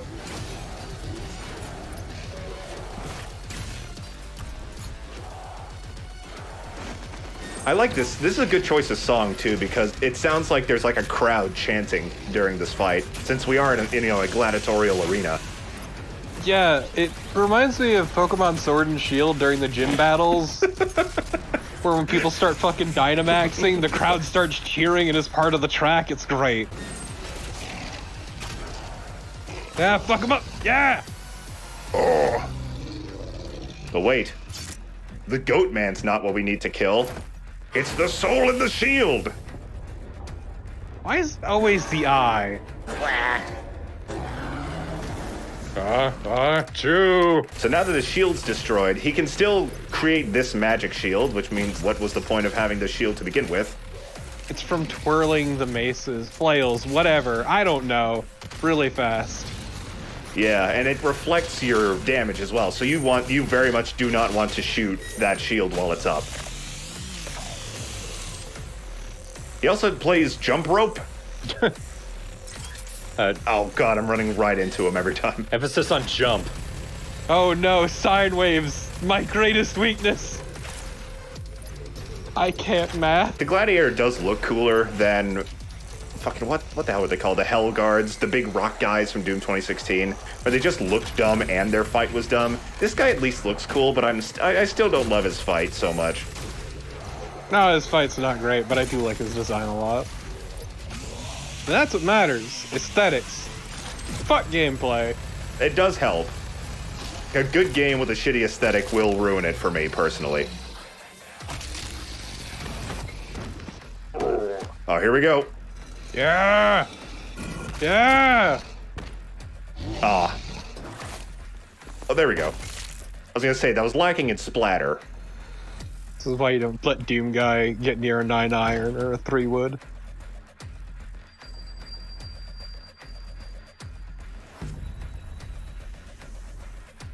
This stops nothing.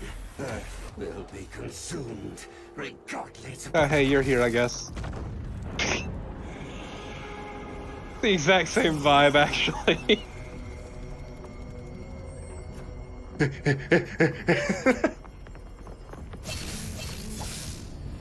I have a gun. Yo, dude, that was fucking awesome, but, at the end of the day, we're cops.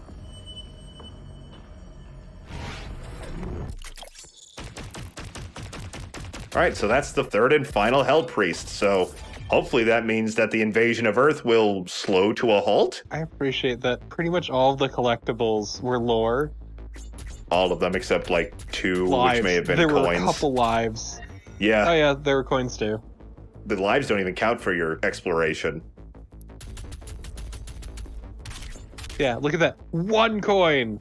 1 fucking coin! I'll give it this. It's an easy level to 100%. Unlike enemies of the past, we could not contain the demons emergent from the Dark Realm. The Con Maker demanded the teeth? How do you pronounce that? Give me a moment to use Hell Google.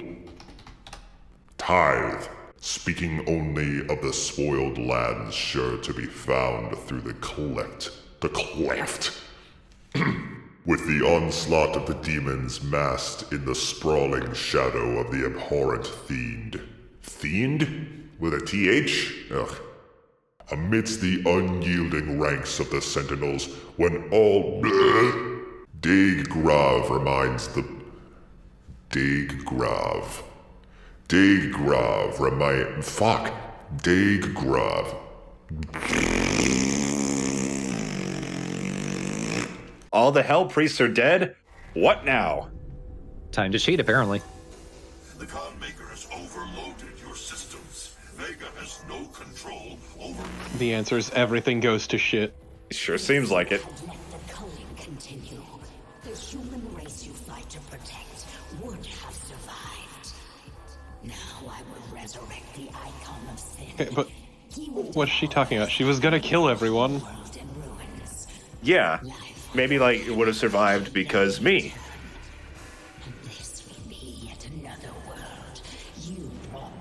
I just wouldn't kill everyone, just most people. This stronghold will now serve as your prison. With no power, you can do no more harm. Oh no. I'm surrounded by imps and gargoyles. Whatever will I do? Well, that was wacky. Anyway. Went hard into BFG Division to just immediately stop. She didn't know you had the demonic crucible. In the end, the very power source you sought to eradicate from Earth is now what will help you save it. The mission on Sentinel Prime was a success. The demonic consumption of... Yeah, now we have to use Argent Energy to fuel our ship, and Sammy Boy is just reveling in it. He's chuffed as hell. City of Taras Nabad to retrieve your crucible before it is too late. Without it, the Titan cannot be stopped. Setting the portal to Taras Nabad. Look at that ridiculous piece of shit. It's ugly as sin. It is the last costume you unlock in-game. The rest you unlock via achievements or events. Where'd the green glow go? I don't know. We got ourselves the original Sentinel training armor that the Doomslayer wore while he was in training with the Sentinels, as you could guess. Finally. You can show off how completely fucking shredded you are. We're actually going to do that next episode. I forget to change the costume this one. I like that they're called gym clothes, like it's just a t-shirt and some sweats. All right, time to go piss myself. I mean, no, there's no backing out of that. Let's go. Sorry. So we're going to find ourselves our own crucible. What is that? Painkiller! It's pretty fucking rad. I mean, if you remember the end of the previous game, I'm assuming that's what it is. Yeah, pretty much. Also, I've already missed a secret. I will get it at the end. God, that's the absolute best feeling. Oh, jeez, what? Here's problem number one with Taras Nabad. This room. Thank you, tutorial. This bastard is back. Let's find him first, and I'm going to explain why I hate this room, besides the fact that he's here! The Archvile's returned!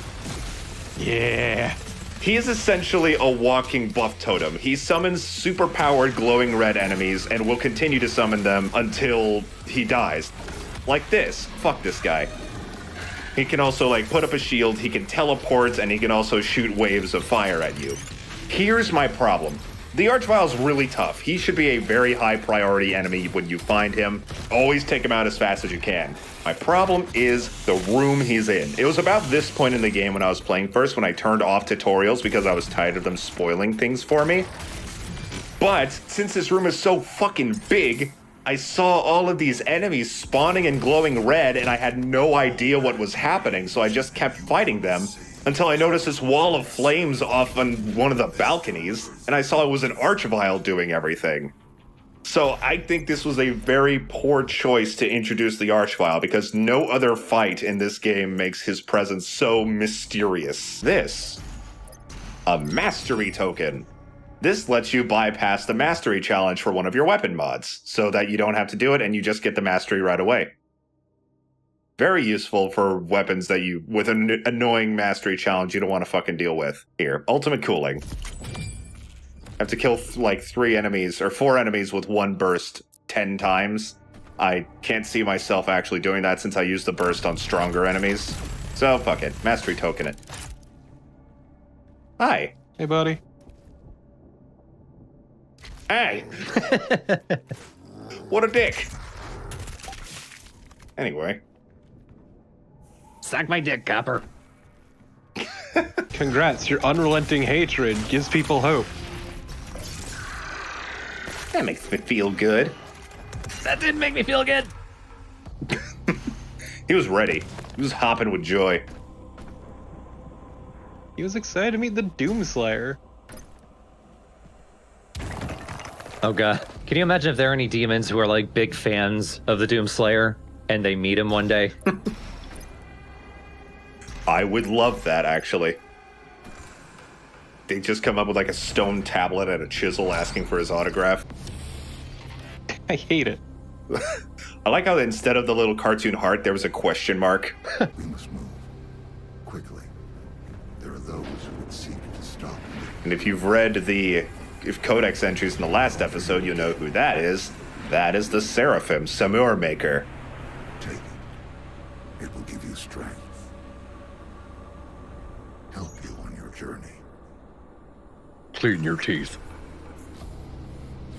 Still not sure how I feel about Doom Marine being specially enhanced and not just like sheer fucking force of will. It explains how he's able to do what he does more efficiently, rather than him just being like a human who happens to be like ridiculously strong for no reason. So that's how Samur Maker gave Doomslayer his powers in the Divinity Machine. That's a lot of dumb words I just said. Sure was. It's just they can't name them like Jim or Dave. They have to give them names like this that feel otherworldly. But it's always ever so slightly awkward. This game fucking loves proper nouns more than anything else. I thought you were going to say, this game is ever so awkward. I mean, the storytelling, yes, actually. I don't know, man. I've played Code Vein. Code Vein gives everything a proper noun. They're like real words, though. You're right. Also, I'm getting my ass kicked. Hold up. I'm so low on ammo. Then don't be. I think I was also out of chainsaw fuel somehow. Look, Jacob, anything is impressive if you set your sights low enough. That's how I get through my days at work. I just expect the worst day ever, so when it's not the worst day ever, I'm like, hey, that day wasn't so bad. And you work in a call center, you got to do that to live. I know. God, I'm sorry. I mean, it could be worse, but it could be better. Now for the final Slayer Gate, and if I remember correctly, they definitely go all out for the last one. This one's not nice. They really do like hiding these in sewers. Yeah, this game's gunky. Oh, right off the bat. Again, you see an Archvile, you forget about everything else in the world until you kill him. Yeah! He is absolutely one of the most dangerous enemies in the game.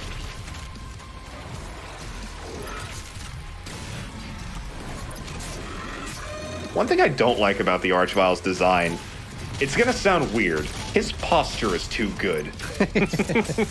Like, the Archvile in Doom 2 had this lurch that made him a lot more intimidating and creepy, but the Archvile has better posture than me, which makes me feel like it makes me feel insecure, first of all, but that's beside the point.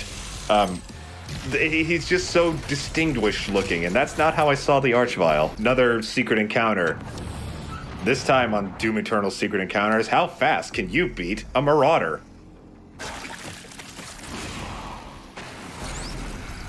And one zombie for ammo. Two of them, excuse me. This is weird. I love their expressionless faces.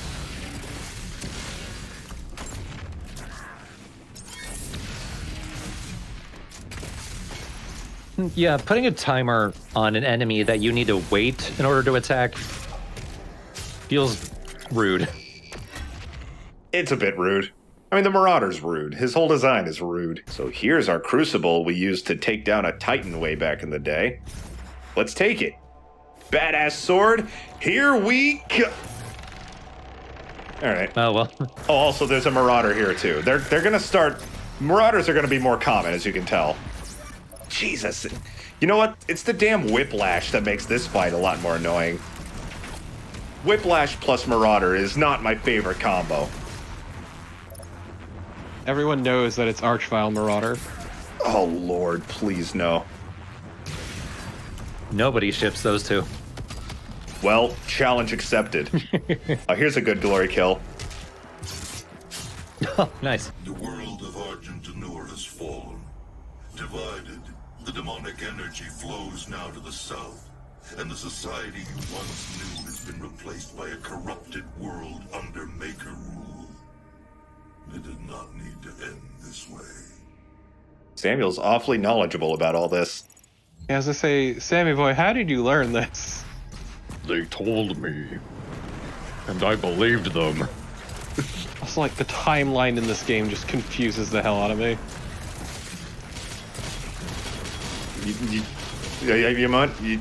You know what? I can't argue that. Oh, hello, Monkey Bar. Hello, Monkey Bar. Hello, Monkey Floor. I think we're on annoyance number 5 now. Are we there yet? Hold on. Yes, we are. This is the worst secret in the game. There's this big pit. It's not this guy. He's fine. I'm terrible. This guy was the biggest douche. This big pit right here. There's like a wall you have to punch as you're falling down. I'm gonna get this later. It literally took me like 20 minutes to get this secret. It sucks. 2 whiplashes. Uncool. Did he try to bite you? It looked like it. Rawr. I just swooshed out of the way. I'm a shark. So Doom Guy's not at all afraid of demons. Do you think he's afraid of any animals? Not even the common animal fears, like sharks or bears or anything. Giraffes. You know what? I'm gonna make myself feel better and say he's afraid of crabs. Even then, I mean, that's a more common fear than giraffes, I'd say.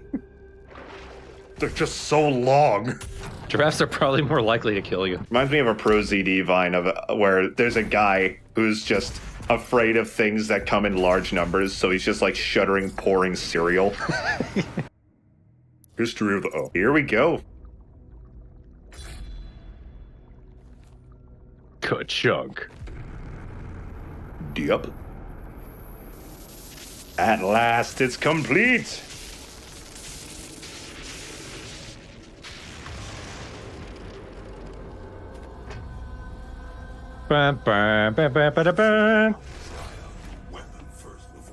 Yes. Yes, I do.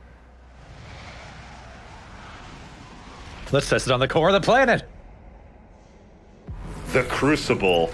The game knows you want to try it out, so it gives you a room full of charges to just slaughter things with. It's a one-hit kill on everything, except I'll give you one guess. Cacodemons. Tyrants. Both wrong, if you could believe it. Yeah, it doesn't work on Marauders, because, you know, why would it? But yes, it can hold up to 3 charges. It can one-shot anything, including an Archvile. Very good.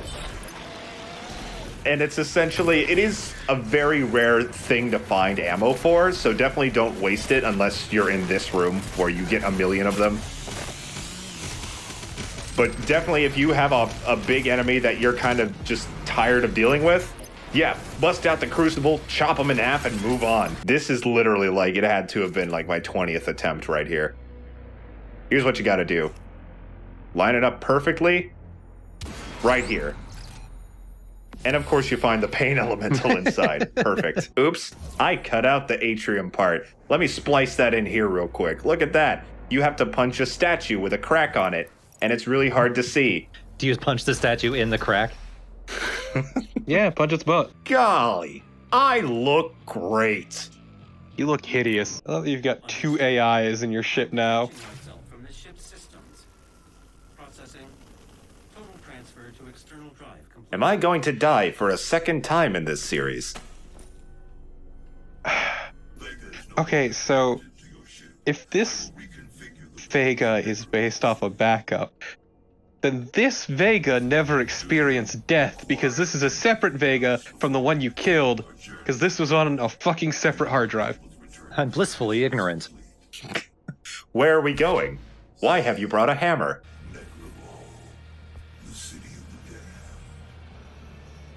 Ah, my home. This is a very edgy place. Like, what movie do you think he watched for that to happen to him? Hi! Me no! Cybermanky. I don't know what. Cybermanky. That's just word thought, word said. Just your friend and mine, the Cybermanky. Pokemon really is different. It's Digimon now, motherfucker. They won the war. Cybermon. I'm pretty sure that's already a thing. I am Leomon. I know there's Cybergermon. Poor guy. Went into rigor mortis really quickly. Oh my god, just slot all your shit. Slotting it in.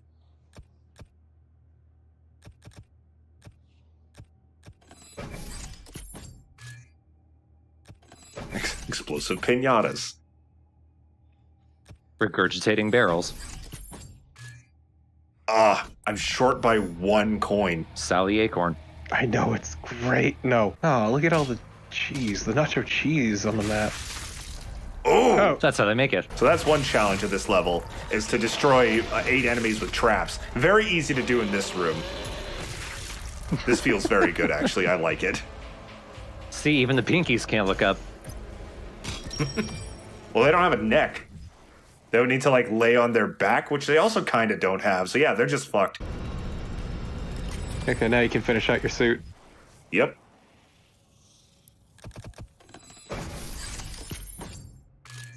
There we go. And you actually do get something for filling out all of your Praetor suit upgrades. Quick con mode cheat. What? When you activate that, you will be accompanied by cheers whenever you do something. God damn it.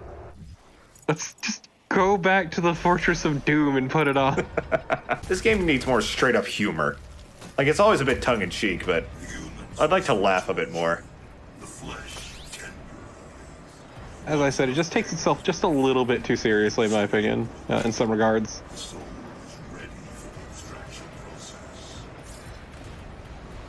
Another thing, starting in this level and continuing on to the next part, Samuel Hayden starts to repeat himself a lot.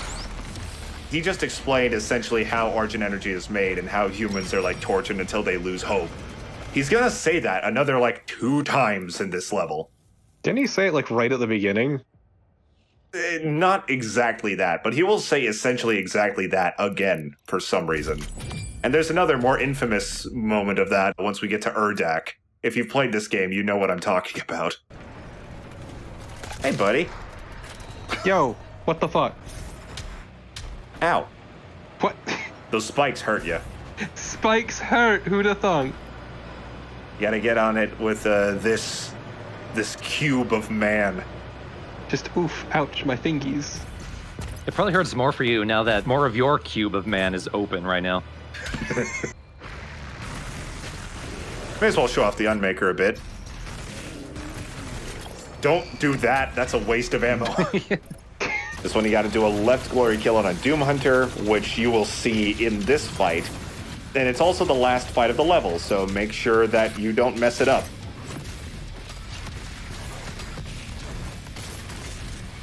I hate how long these levels are and how much they've conditioned me. Because we're 26 minutes in, and my first thought was, wow, already? I know. These next two levels are really short. The next level's shorter than this one. I've been fucking broken. Alright. Thankfully, they do give you 2 chances. How grateful, how kind of this game to give you 2 Doom Hunters at the same time. Wonderful generosity. Generous, that was the word I was thinking of. I kept trying to say grateful. No, that's how I'm supposed to feel. At the wonderful gift of 2 Doom Hunters. The other one's over there. He doesn't want anything to do with me. Blessing most foul. Alright, don't fuck it up. Yeah. Excuse me, sir. Please. Do it through my legs. No, it smells down there. It's a challenge. You'll get another weapon point for it.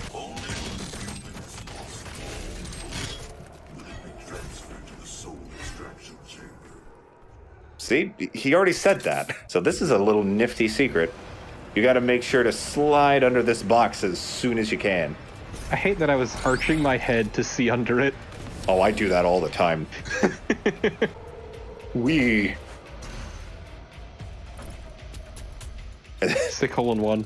That's a really weird place for the level to end. It does, just like apropos of nothing. In the hole. Where you belong. Your people are made to suffer. Processed souls for the Khan Maker's world. I assure you, this could have involved different leadership.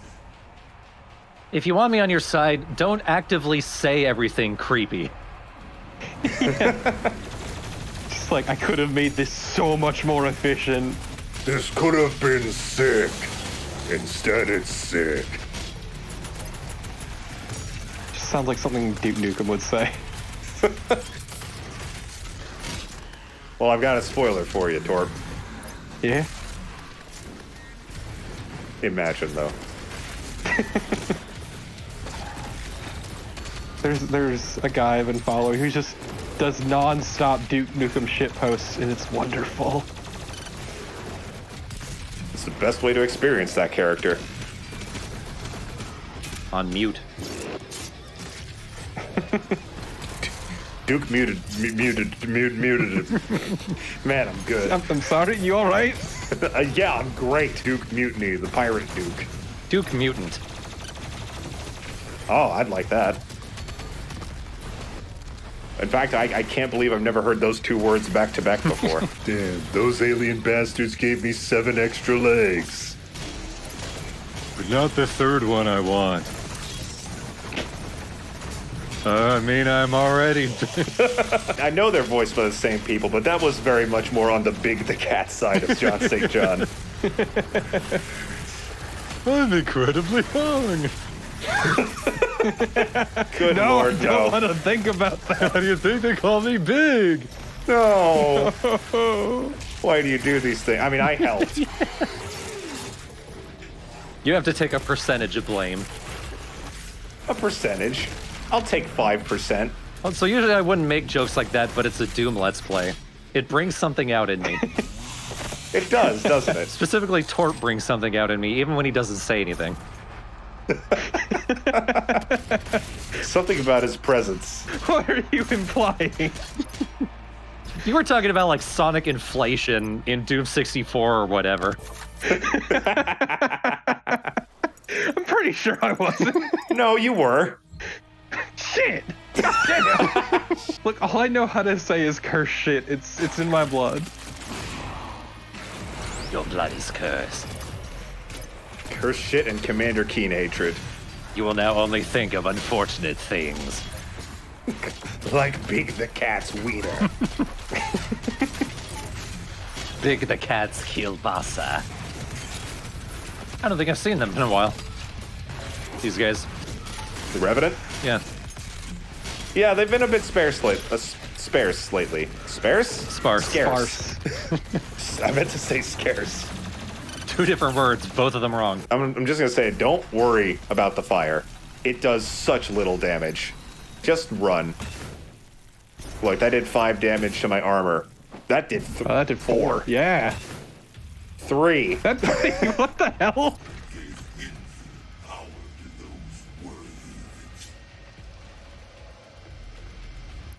Okay, you done? Not gonna expand on that further? Okay. No. Whoops. I've decided to be vague. I've had enough of talking. I'm not much of a talker. I'm shy. This facility was built in As of right now. the Night Sentinels never I feel better now. Anyway, yada yada yada. by Sentinel slaves, for a maker who never set I'm a high turnover introvert. Zoo. That's the sound the Archvile makes. Bazoo. Ow. Rude. Super rude. Wait, what? Look at that. All right, so the last challenge is to back glory kill a tyrant. I had to restart this fight because I killed the tyrant before I could glory kill him. Love life. Too efficient. Imagine being such a refined murder machine. Surprised I haven't seen a Taco Bell while wandering hell in this game. Welcome to the heavenly world of Urdak, the home of the makers. There's gonna be a lot to take in for this level, but it is very action-packed and pretty challenging on top of all of that. And judging by the tutorial, lots of crotch punching.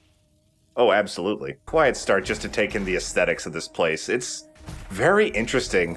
Like, I love how mechanized the Maker technology is. Like, it's not really what you'd expect from like a heavenly place. It's very different. Also, like, super clean. It's a lot of white. Yeah, heaven tends to evoke Whoops. either clouds or Roman theater. But in the meantime, let's just zen the fuck out, dude. And it is heaven. Heaven's got to be a creepy place.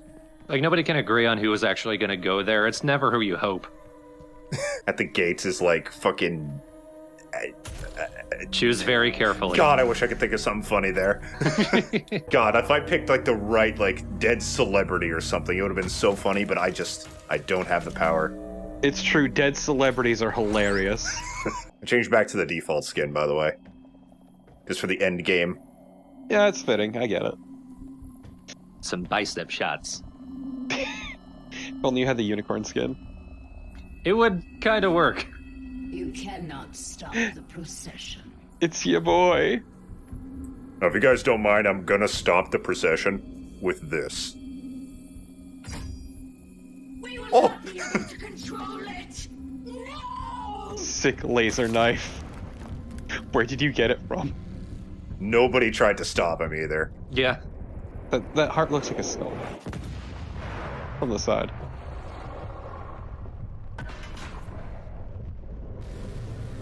The big boy. The Big John. John Romero is on the loose, and he's gonna make you his bitch.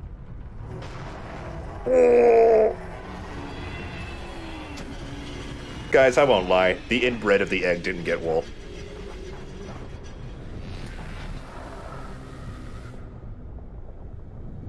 It's gonna be very odd for anyone who doesn't remember a very specific joke from Doom 2.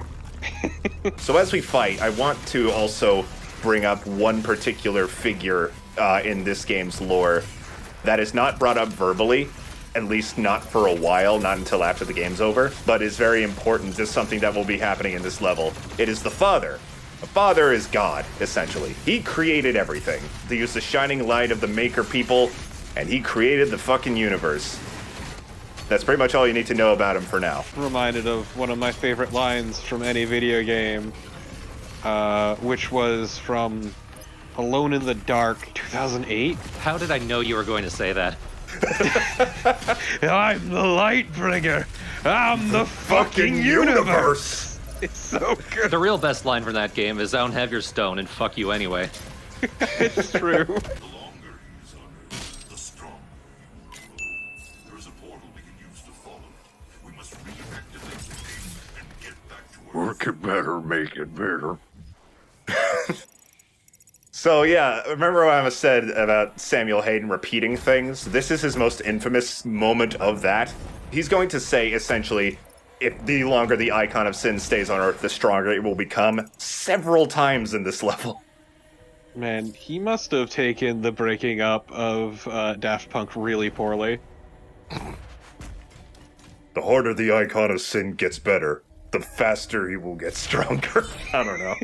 It's just like fucking that image of Wolverine in bed with the photo, and it's just Samuel Hayden with a picture of Daft Punk. Goodbye, sir. It may look heavy, but they weigh about as much as a balloon. Sometimes you in the scope just reminds me of some real COD shit. Oh yeah. No auto-aim here, though. Fucking years of Call of Duty have poisoned me. I mean, it helps that everything is huge in this game and doesn't move around too much, not like a real person anyway.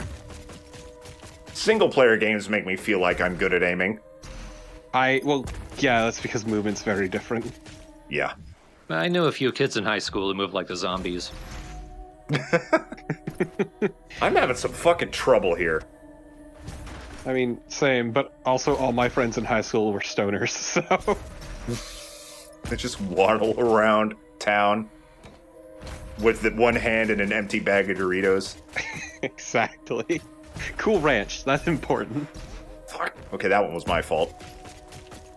I believe in you. You can do it. I dashed too low. There we go. Oh, I thought I didn't make it for a second. Okay, that was pretty good, actually. The whining is incredible. You haven't washed your hands. Let me go. Your hands are cold. There's got to be mods to replace critical damage with something else, right? Oh no, get out of there! I hope so. That's one of my favorite things about, like, Team Fortress 2, is because you can replace the hit sound with anything. So right now, for me, it's a clip of German 985 going every time I hit anything in that game. And at one point, it was Lil Jon going, yeah! And it never got old somehow, despite the fact it was very loud and very long and happened no matter how many times in a row I shot something. Yeah, that's Lil Jon's career. The icon of sin grows more powerful the longer it is on Earth. System acquired. Setting a course for the Earth dimension now. I can see now. Am I the father apprehended? Gee, was that a bit direct? The other teleporters align before it's too late. The gate must be reactivated. The longer the icon of sin is on Earth. He literally just said this entire thing. So Vega just casually dropped a bomb? There's no... Wait. But let me hold off on this for a second. Look at these fellas. And these guys just casually swallowed a bomb. What? I win! Hang on. That didn't work. Let's try that again. But as I was saying earlier, there's no point in really hiding it. To answer Vega's question, is he the father? Yes, Vega's God. So, was the father then an individual, or like an AI or a force or something? I don't think the father ever had a physical being, no.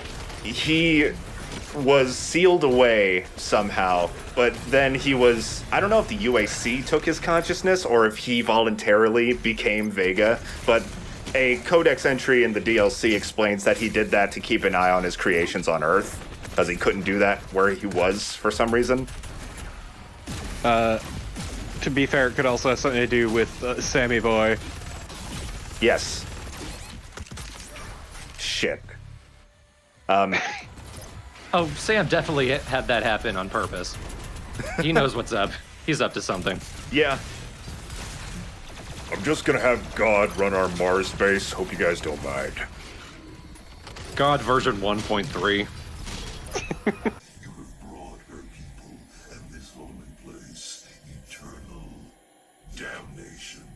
Longer, stronger damnation. We gotta align all the rings so that we can shoot a portal back to Earth.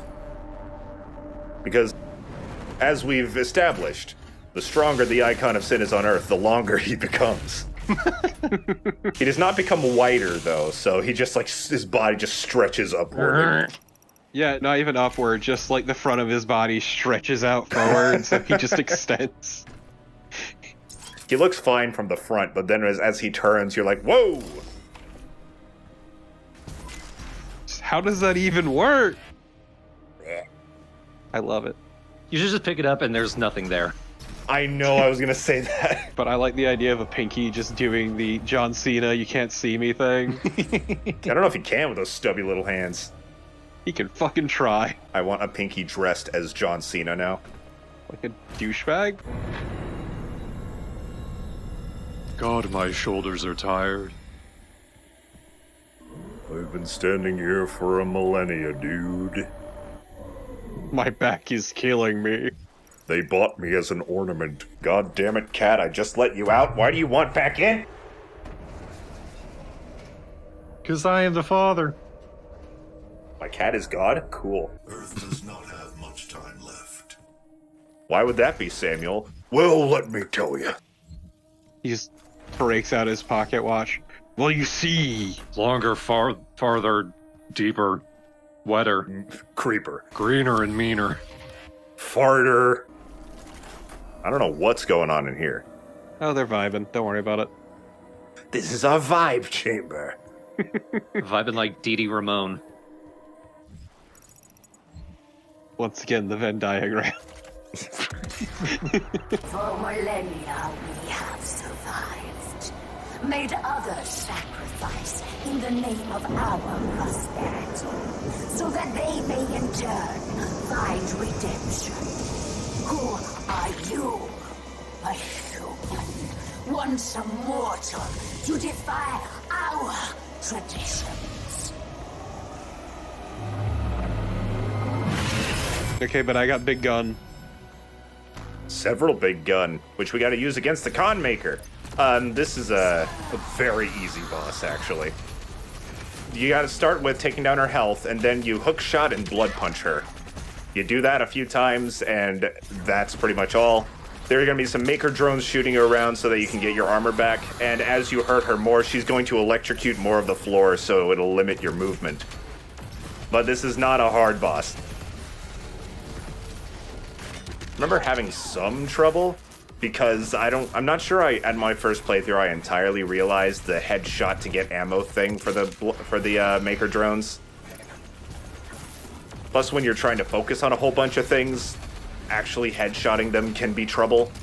But here in the middle of the fight, I'm going to equip the rune that slows down time when you hold right click. That will help with getting more accurate headshots when you're under stress. See? Sure. Snazzy as hell. It's kind of a pain in the ass, though, because the slow motion also happens when you want to use your lock-on, so it's a little annoying. I really don't need it. I don't struggle with this boss, and, 21 lives. Even though it's easy, this might be my favorite boss in the game. I mean, I don't know if you count the first Marauder as a boss, but the Gladiator was kind of boring. It was just a big, hairy Marauder. This one is at least unique. I guess, but it seems like super formulaic at this point. Yeah, it does. The fight does not change at all. The only thing that changes is the ground limits your movement. But even then, that's not that big a deal. You have plenty of places to hop and move around.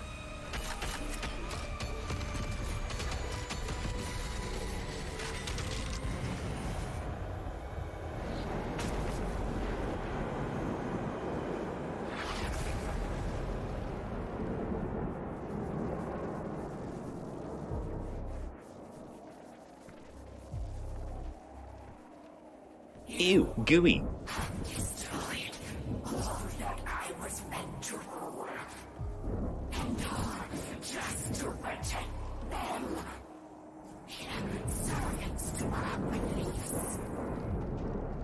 You have broken the holy seal of Erdek. Your transgressions here will jeopardize all of creation. Okay. Yep. Not much of a violent death, sadly. No, like, ripping and tearing of the con maker. Later!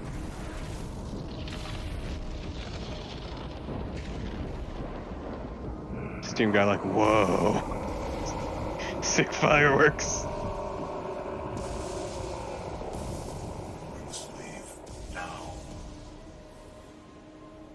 I'll leave whenever I want to leave. I mean, I'll leave. This place sucks anyway.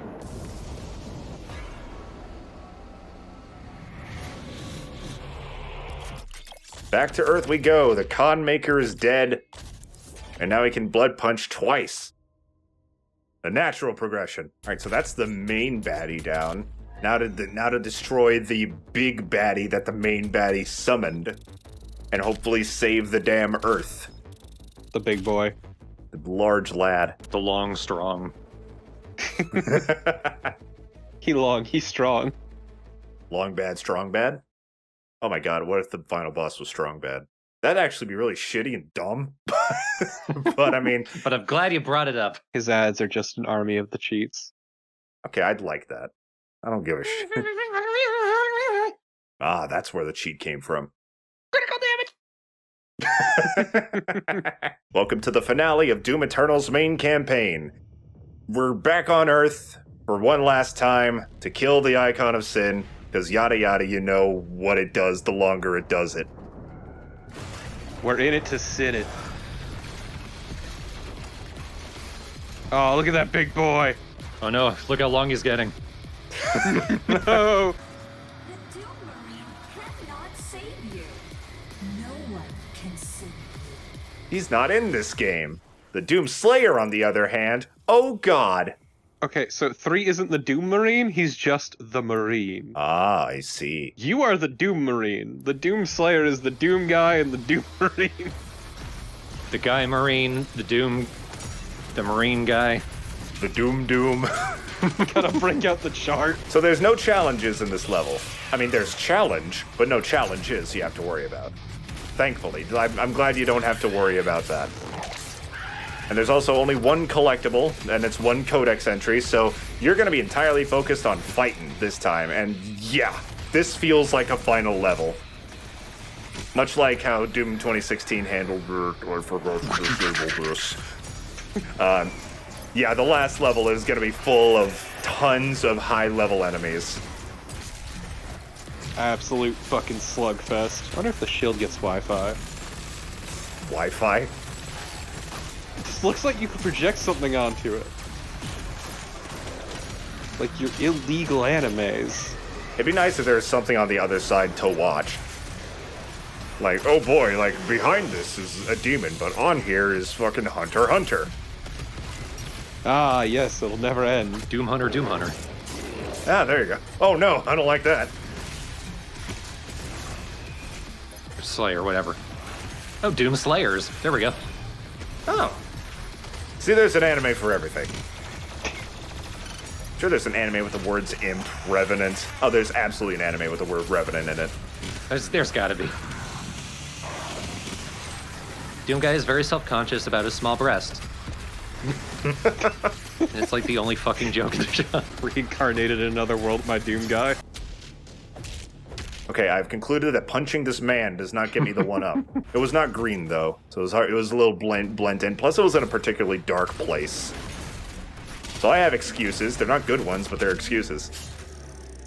With the hook, how it pulls you directly to the enemy no matter, like, what angle of trajectory you're already on, I can only assume your legs are just flailing behind you as you go. There's not a lot of secret hunting to do, except for some one-ups, and there's our one actual counted collectible there that we're gonna get. as well as my favorite line from the lady. Can someone kill this idiot, please? Lemmy is God. What? They're not giving a shit anymore. Fucking, I don't watch movies. What the hell are those? Me Oh, either. dude, what the fuck? Is that a new one? We may have seen like 1 or 2 times before. You gotta love that. You're always, like, every now and again, you just always see a glory kill you've never seen before. You know what? Sorry, I love whenever someone is linebackering at you and then disappears. Looking around for the no secrets that are around. Well, we're almost there. It's actually super nice and chill if you get to know him. Samuel just starts, like, casually talking about the Icon of Sin. You should see him at karaoke night. You literally can't hear him. Actually weirdly big into antiquing. I don't know why. Oddly enough, he collects ancient Bibles, too. He claims there's humor in the irony. And truly there is. Ha ha ha. What a guy. He just sets the entire codex entry for some reason. Sam, are you alright? No, there was a stronger, longer thing, but come on, man.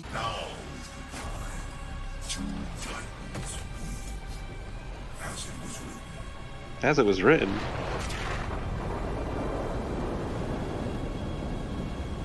Bah, bitch.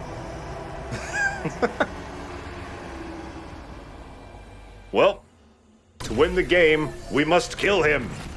Finally, we get, after seeing so many gigantic things in this game, we finally get to fight one.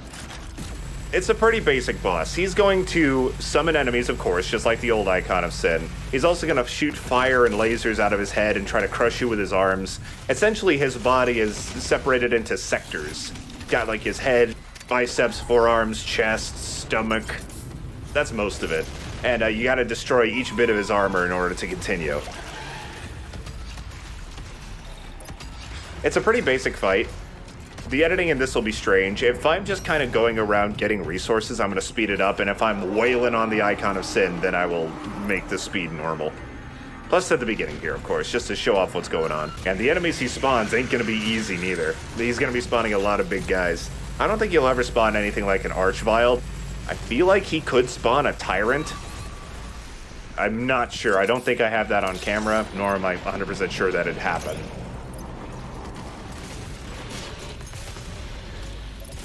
It's fine, the Tyrant isn't that threatening anyway. Nah. Alright, I already got his head, so now he just looks like he's wearing a wide-rimmed sweater. Looks quite dashing, actually. Maybe Samuel has something on this guy. To be honest, this fight isn't... Ow, I got punched. I don't love it.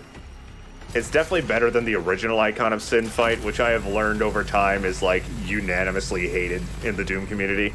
Because it's just so lame. This fight's fine. It's hectic, and you're always going to be on your toes the entire time because you're focusing on this big-ass thing, but there's also high-tier enemies everywhere you have to deal with as well. So it's very hectic, but also it's weirdly, it's like a combination of hectic and slow at the same time, if that makes any sense. I feel like this fight would be improved. I don't know how this could be programmed, but I would love like a Shadow of the Colossus style fight where you have to like climb up the icon and destroy him in certain ways that way. I think that would be incredible. Stab his head, crucible. Yeah, I know, and then it feels like something that would so fit the tone of this game, but they just never do that. It's so sad. I think it would be awesome. That'd be another fun use of the hook, using that to get up his body. Oh, yeah. It would probably require the hook to be more of a recurring mechanic specifically to get you to locations rather than grabbing on enemies. The DLC actually does that, and it's very fun, actually. So they thought of it at some point, just not during development of the main game. I guess not. You're hiding behind a car, hiding from the demons, and then out of the silence you just hear... Oh no. Well, it means he's dead, so you're probably okay. Take the portal and finish I'll take that too. Each arena also has a Mega Sphere, or a Soul Sphere, that you can get when you need it. Alright, now we're here. Now it's basically... Alright, we're gonna move on with this. It's basically the same thing now, except you're destroying the flesh itself, and the Icon of Sin has a few new attacks, and he's also going to be walking between 3 sides of this building, so you gotta keep an eye on where he is. Now we fight in Philadelphia! The mobile turret is good for this. The arbalest is good as well to do some chonky damage. And eventually I will realize how good the Unmaker is at getting him down as well, since that has such dense damage.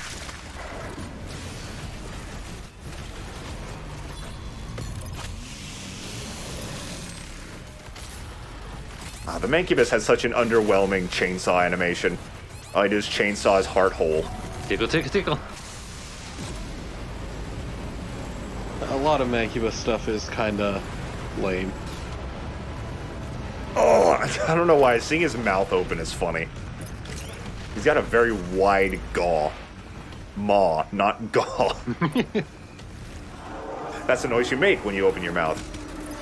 He has a very wide jaw. His mixing skills are excellent. This kind of just feels like another fight with just some little bits tacked on. Yeah, the Icon of Sin itself, I mean, it attacks and you notice it, but at the same time, it just kind of feels like another thing that's happening. He feels like an environmental hazard more than an actual fight. I would also mind it less if he just wasn't so meaty. He's very, yeah. I feel like he could have maybe 3/4 of the health that he actually has, and the fight would be like equally as fun. Or at least a bit more fun. More tolerable. Yeah, and equally as challenging, I'd say. Yeah. I believe I did lose at this boss. Actually, no. I fell through the ground at this boss at one point. I almost had him killed. I forget if this was on the PS4 or PC version, but I fell through the ground very close to the end of the boss. I either fell through or I got stuck. God, I can't believe I forgot that. Another downside is that with this phase of the Icon of Sin, it is a bit harder to tell which parts of the body you still have to destroy, because they do kind of fall apart a bit over time, and then once you fully destroy them, they become gore and chunks and shit. And it's not like you can't tell at all, but it is a bit more difficult than with the last phase. Uh-oh, I'm on the edge of glory now. I think it's about here I realized that I should probably be using the Unmaker as well. I think, anyway. At some point, I do. Oh, here's a good place to stand. That was weird. He looked like he grabbed his crotch. Don't chainsaw me there. Man, you keep fucking up his titties. It's fucked up. Oh, his titties are gonzo now. Now it's all about the abs. Oh, I did it. He's very thin. I thought I used the... Maybe I missed it. I could have swore I used the Unmaker at some point. But yeah, down goes the Icon of Sin. Just working your way up there. Give it a little bit.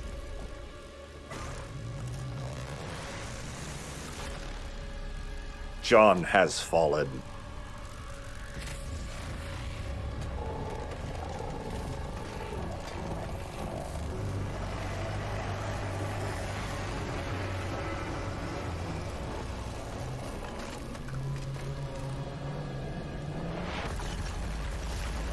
Oh, that was almost a disaster. Just Doomslayer kills the Icon of Sin, saves the world, gets crushed by his chin. That was almost a disaster, you say, looking around at this ruined city. Yeah, it's not a disaster now. I did it. I saved everyone. I saved the future. Just this backdrop. Well, all's well that ends well. Nothing could go wrong ever again.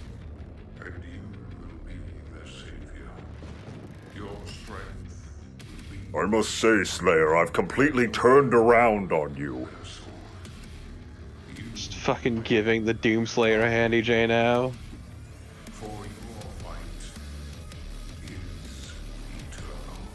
Hey!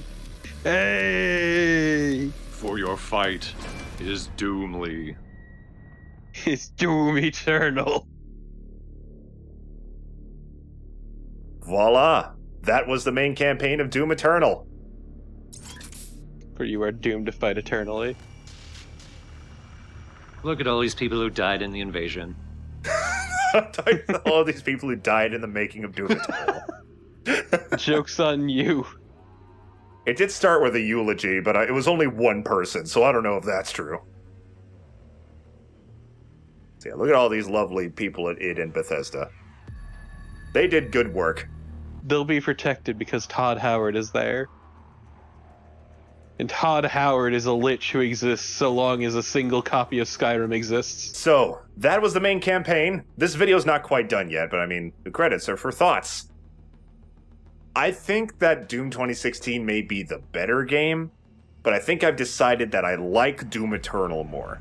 Because of all the little refinements that the game does, all of the cool new mechanics that make the game like more difficult and more challenging, more high octane and fun.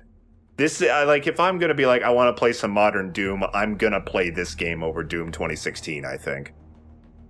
Yeah, 2016 feels like a more complete, refined package.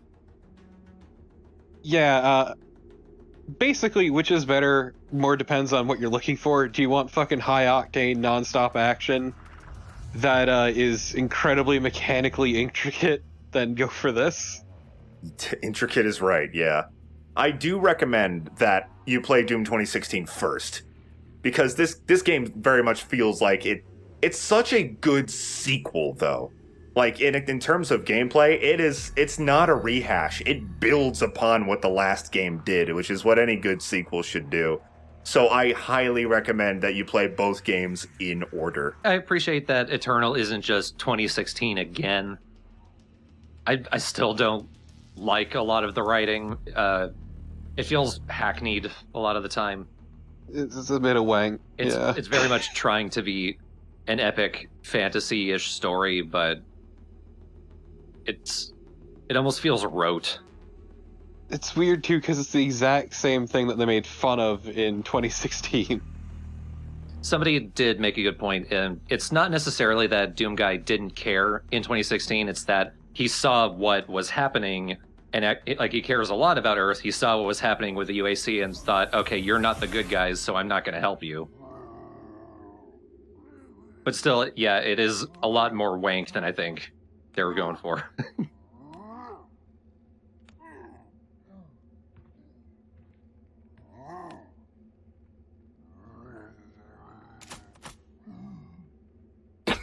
Rude. I agree. The difference is what you're looking for. And also, I will say 2016 is much more approachable. Absolutely. Yeah, feels like it. It's much more approachable because it's easier overall, and there is less to grasp overall, too. It's a more simple game to play. And I will say that my patience for the story, especially after playing the DLC, where it really goes off the rails and it just becomes less a fun kind of stupid and more just stupid. I've lost my patience for it. I don't know if I can defend it anymore. So yeah, we have beaten the game. Now you can go back, get any secrets you missed, you can replay the levels, you can activate cheats, which is what we are going to do. Let's go ahead while we're in the Fortress of Doom. We've already done everything we can here. Let's put on a good old at Doomsgate and listen to one last ARC broadcast. This is the Resistance Network, in what will hopefully be our final broadcast. To all the people of Earth, to anyone listening, the demonic horde has been defeated. The beast, that's real convenient. identified by ARC scientists as the icon of sin, was destroyed earlier today by the Slayer himself. And with it, Glad all it took was killing a giant goat man. With the threat decreased, Shooting him in his titties. now more than ever that we come together. There is hope. The human race will persevere. Many of the survivors believe the Slayer to be a godlike figure in what was a battle between good and Oh evil. my god, of just biblical please proportions. fucking... As humanity struggles to I mean, it's understand what happened realistic. to them and That's why, what would many happen look to the if Slayer now for there was answers. someone like the Doomslayer who saved the world. Remain. I'm just saying, talking about giving the Doom guy a handy J, Jesus. Now, one last thing. Just to show it off, You can now go back to any level. As you can see, I've done everything. Done all the challenges, got all the unlockables. But now let's look at the cheats. Just for fun. I can't show each of them off individually. But start them all on. And just see what they're all like at the same time at the Super Gore Nest, I guess. Yeah, that's a good place to show it off, yeah. Yeah, actually, this was recorded today. God damn it. Hey, Doom Guy, he's here finally. Please remain calm. Alright, so you move faster, you always have Berserk on. If you didn't have Berserk on, then confetti flies everywhere. If you didn't have Berserk on, then every shot you did would stagger enemies immediately. I'm not undoing the commentary for this quote, you've already heard it. This was just recorded today. I originally recorded this at the last level, but because you can't fight the Icon of Sin with Berserk actually wasn't activated, so I had to do something else instead. Was this recorded at QuakeCon? I think it was. I believe I read that somewhere, yeah. God, just... Speaking of character action games, Doom is finally that. If you found the game too hard, as I said, you can turn on cheats and still keep all of your progression. The only thing you can't do is Slayer gates with cheats on. Oh no.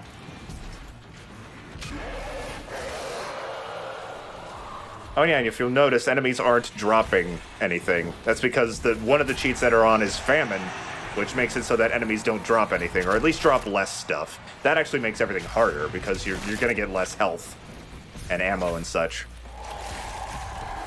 Oh no, what will you do? I know, I've taken 2 armor worth of damage. I know, I love that one. I've never seen that before. There aren't many chances to do it. No. There's like 2 Berserks in the whole game. That's kind of disappointing. That felt kind of buggy. A bit. There was an imp earlier that you stomped and he didn't go anywhere. Yeah, still a bit rough around the edges, this game.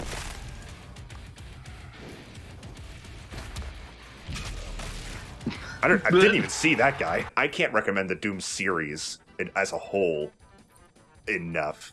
Like, it's all just fantastic. And these 2 modern Doom games they're absolutely worth your time if you enjoy first-person shooters, because they are so different from anything else on the market. I'm amazed there have not been more, like, copies or games that were inspired by Doom.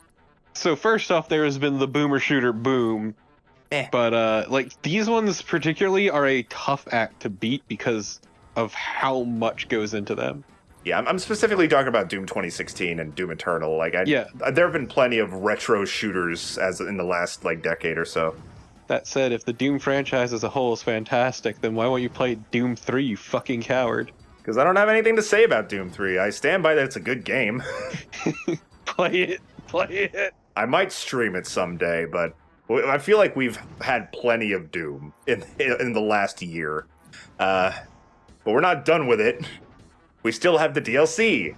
The DLC and the multiplayer. I think we're going to do the multiplayer after the DLC, just to cap it off. The DLC is split into 2 parts that were released separately. The first one was released late last year, The Ancient Gods Part 1. The last one was released just a few weeks ago as of recording, The Ancient Gods Part 2. I think I'm going to title them, like, The Ancient Gods Part 1-1, because The Ancient Gods Part 1 would just be awkward. So yeah, look forward to that next week. It's a lot harder. Even with changes that were made, it's still quite the challenge, even compared to the campaign. I might die. In real life.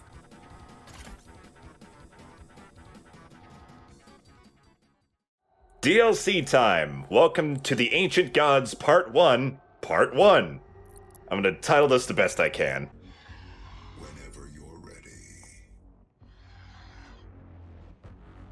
I'm glad that Doom Guy takes care of his gear and carries around a whetstone. All things considered, he is remarkably clean. He takes care of himself. How else will be in top fighting shape? Yeah. Portal ready in 3, 2...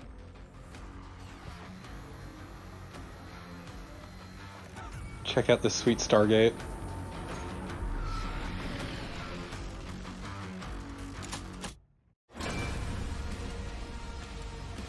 I just appreciate the little detail of everyone walking out of the way so they don't get in the way of him. Like a good 20 feet out of the way, too. They've seen what happens. Even the breath slows him down that much. So, we start on what appears to be the big shell from Metal Gear Solid 2. But actually, it's a UAC facility in the Atlantic Ocean. I was gonna say, it just looks like an oil rig. Same lady who can't be shot, though. So as you can tell, I have said fuck it to any skin rules that I had before. I just equip whatever skins I feel like. So my ballista has this awesome hot rod painting on it. You've reached middle age.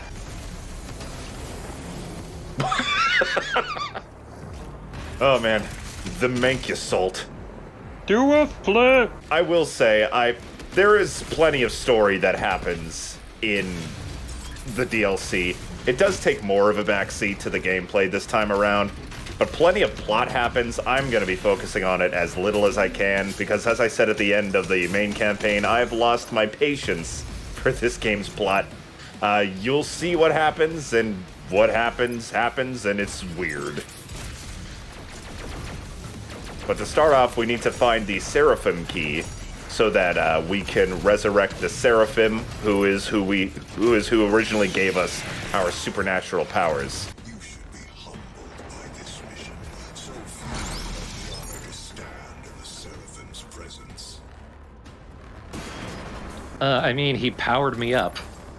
I think I've already been honored. Yeah. I've stood and laid in his presence. I found that in the DLC, there's going to be a lot more instances where you've killed everything that's actually a threat, but there's still like 6 weak enemies left to kill, and I'm just like, all right, I wish I could be done, please. Revenant's got his head stuck in a grate. Just want to move on. You see them playing cards. Marauder time. They've also changed up the Marauder very slightly. Not his mechanics necessarily, but when you stun him, it makes this noise. That looks really goofy. Holy shit. It is very goofy. Might as well put some Tweety birds flying around him. God, I love that one. It's still my favorite. Well, there it is again. It's so good. Here's Gore Nest number 1.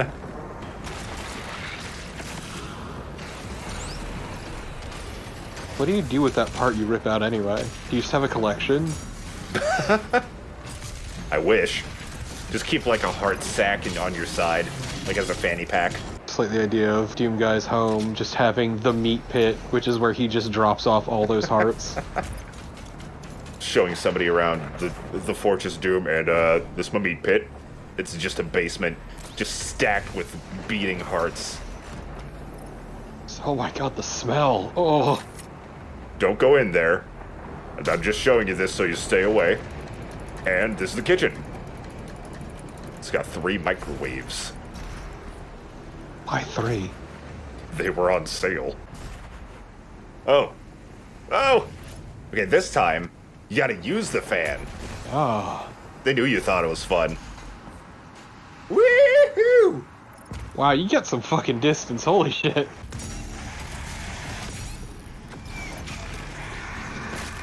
I can't tell what's music and what's screaming. One complements the other, really. Out of context, that sounds like a very, like, dad rock opinion. Book of the Seraphs. That's pretty much the whole codex of the whole part 1 is going to be mostly just the Book of the Seraphs. I've not read any of them, so I can't tell you what they're about. I think it's about the Seraphs. Nah. It's probably about some sandwich. I did my best. Doomslayer, sir. The Seraphim's key is close. I'll mark it on your HUD. The voice actor for the intern is amazing. He's saying this stuff so, like, casually and business-focused. Mr. Captain Death. Darth Vader, sir.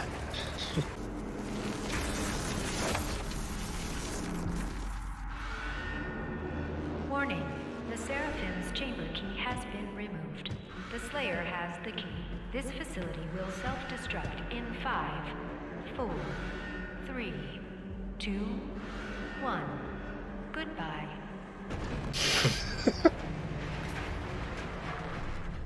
I'm going to Maui. Just one final fuck you to the Doomslayer. Doomslayer has the key. Fuck this. I'm not taking the rep for that. I'm okay, though. It's alright. It'll take more than a collapsing oil rig to kill me. I do love that he was casually walking away, and then when it goes back to him, he clearly ate shit. Good point. Oh, and I saw a tyrant over there. Can't wait to ignore it for a while. See? Shoot him in the boob. Run away. That's how I live my life. Tee. Yeah, I'm gonna get you. He needed to make sure he was out before he shot me. The Manky Trundle is really good. Manky Trundle. That needs to be the name of a song that exclusively is played on 7 tubas. You're like one more piece of brass short of a fucking ska band, so... Tuba ska. And just a saxophone being thrown on the ground.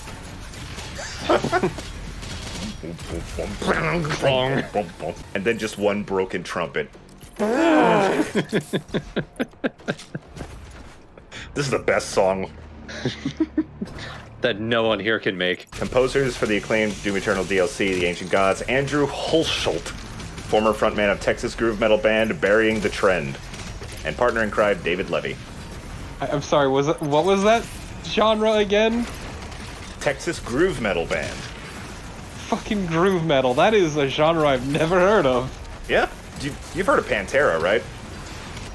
Yeah. Pantera, Rob Zombie, kind of. Some of their stuff is more groovy. White Zombie, especially. Yeah. Okay. Yeah, then I know exactly what it is. Alright. I guess it's more riffy thrash metal, I'd say. I'm very bad at the specifics of genres. It's metal with a groove. Don't know what else I could tell you. Was he just getting brutalized by the tyrant or something? No, I was just very efficient at taking him out. Okay. Efficient at taking him out and successfully ignoring the tyrant, as always. Yeah, it's not hard.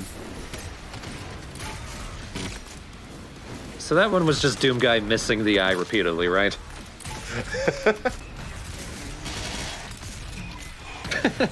It wasn't even attacked you, it was just hauling ass down the stairs and ran into you. It looked like it was trying to pat my ass. Guy just tripped and fell down the stairs. It's fucked up. Ah, come here, buddy. Haven't seen you in weeks. Wanna go grab a beer? A scuba suit. Oh. A man trapped in a scuba suit. We threw the man away. He's still alive, but I mean, he'll be fine. I got it. Yeah. You got a jock strap. I'm proud of you. Thank you, Zombie. Just imagining Doom Guy with like the diving suit horribly stretched over his frame. All of his armor. Yeah, all of his armor. And then the helmet bent out of shape to fit his helmet. Somehow still fully functional. It's like eating glowing mushrooms in Metal Gear Solid 3, as long as he thinks it works. Whoa. Oops. Can we use glowing mushrooms to finish the textures? Nah, they didn't model the underwater. I didn't expect you to be as much of a dipshit as I am and miss that jump. It's fine, I hate the ocean anyway. You know, I love the ocean, but pictures of, like, deep water or being in cloudy, open water in a video game scares the shit out of me. Yeah, no, exactly. Like, I hate open water. I hate deep water. I hate anything kind of like that. And I also learned recently when playing Valheim with Wang, actually, that apparently sailing the sea with heavy fog fucks me up real bad. Really? Yes, it was. That is an interesting fear. Well, because like I'm already uneasy with the ocean, and then add that, and it's just like, oh, I need to stop. You know, unique fears, like not to like almost delegitimize that, but like unique fears really fascinate me. Yeah, to be fair, it's not a thing you just intrinsically know. It's something you find out in the moment. Yeah, exactly. With something like agoraphobia, wait, that's not it. The fear of the water, is that agoraphobia? Are you thinking thalassophobia, which is the deep water thing? Yes, that's what I'm thinking of. I mean, with that, I mean, it's cloudy and a shark could run up on you. At foggy sea, I mean, a shark's not gonna, like, be flying at you. I don't know. Seen some shit. My dad even caught a shark once. Ooh, very cool. Your dad could beat up my dad. No, my dad's a fucking coward. Okay.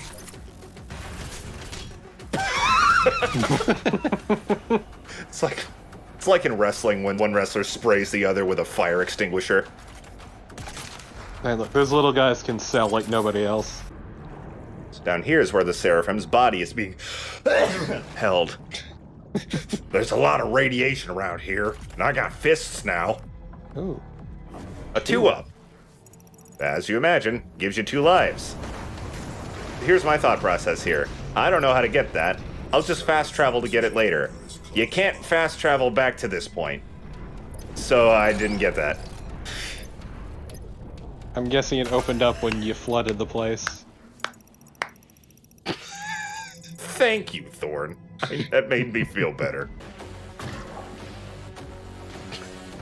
I love when there's silence and you hear the gas can reloading sound. Just sounds like a dumped ass.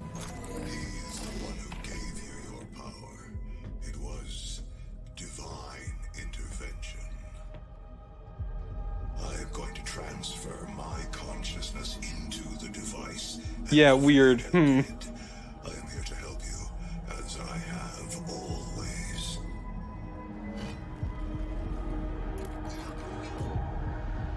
Sorry, as I have always, what? Now, they will fear you. That sound familiar? Yeah. He's doing a little jig. He's happy to be alive. Does that eye slit look familiar? For some time now, I knew who you were the moment you set foot in our world, and who you could become to us. I brought you to the divinity machine and gave you your power. Where would all of this be now had I not had the foresight to create you? Your gift. The fact that the makers are so robotic, but they have such human mouths is so unsettling. By returning him to his throne, and then he will save us all. So man, this thing that had been low-key implied, just outright stated. Samuel Hayden's the Seraphim. Great. Well, Ba-da-ba-ba-da-da. did that need to happen? Nah. I mean, did Vega being literally God have to happen? No, that felt so fucking contrived. Oh my god, I still hate it. It was so sudden. Doctor, am I God? Yeah, sure, whatever. Shut up, anyway. I'm a God's servant, but I made God my servant, kinda. Oh, how the cookie turns. We besties now. We drink beers together all the time. Oh, how the cookie's burnt on the outside and underbaked in the middle. I like the image now of both Vega with like one of the little floating drones and Sam Hayden going to drink a beer and just splashing it all over their faces. You know, Vega, I feel like I've really gotten to know you a lot in the last few years. And Doom Guy does the exact same thing with his helmet, too. Doctor, there is now beer in my circuits. Football. So does it get dumber from there? Yeah. We've yet to reach the dumbest, I promise. Whoa! I wonder why you like this game so much. You call me stupid?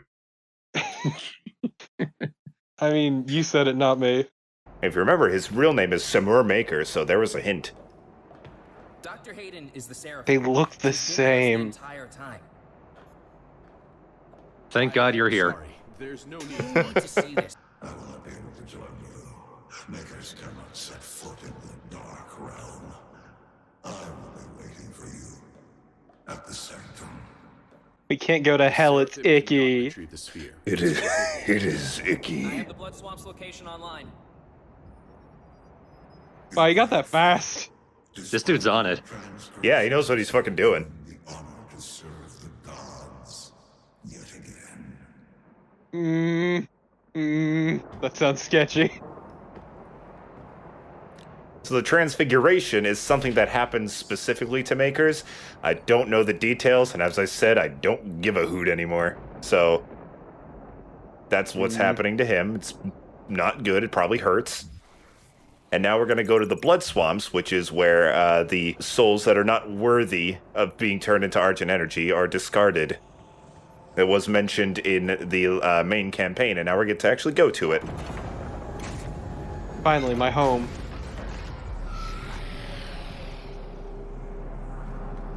I love your sweet fucking Hot Wheels gun. Yeah.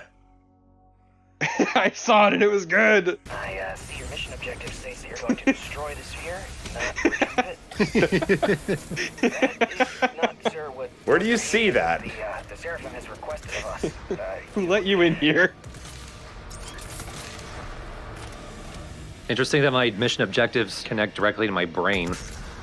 Yeah. I also appreciate the fact that Doom Guy basically enters his own objectives, and this is confirmed. That's the first thing that's really reminded me of Doom 2016, like especially at the start of the story. Just the intro going, that's not what he told you to do. Okay, that was pretty slick. This is for the masters. Ugh, I hate that I just said that, because I don't like calling myself a master at anything except being Jacob. Only you can be Jacob. That's a good thing to master, honestly. Even then, I'm still in training. I give it a decade, you'll be fine. So let's go get that page. Cool. I bet you it's full of wank.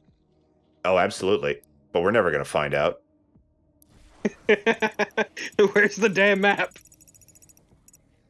Okay, so in order to get to the optional challenge there, you need to come up here. Why won't it let me up here? What?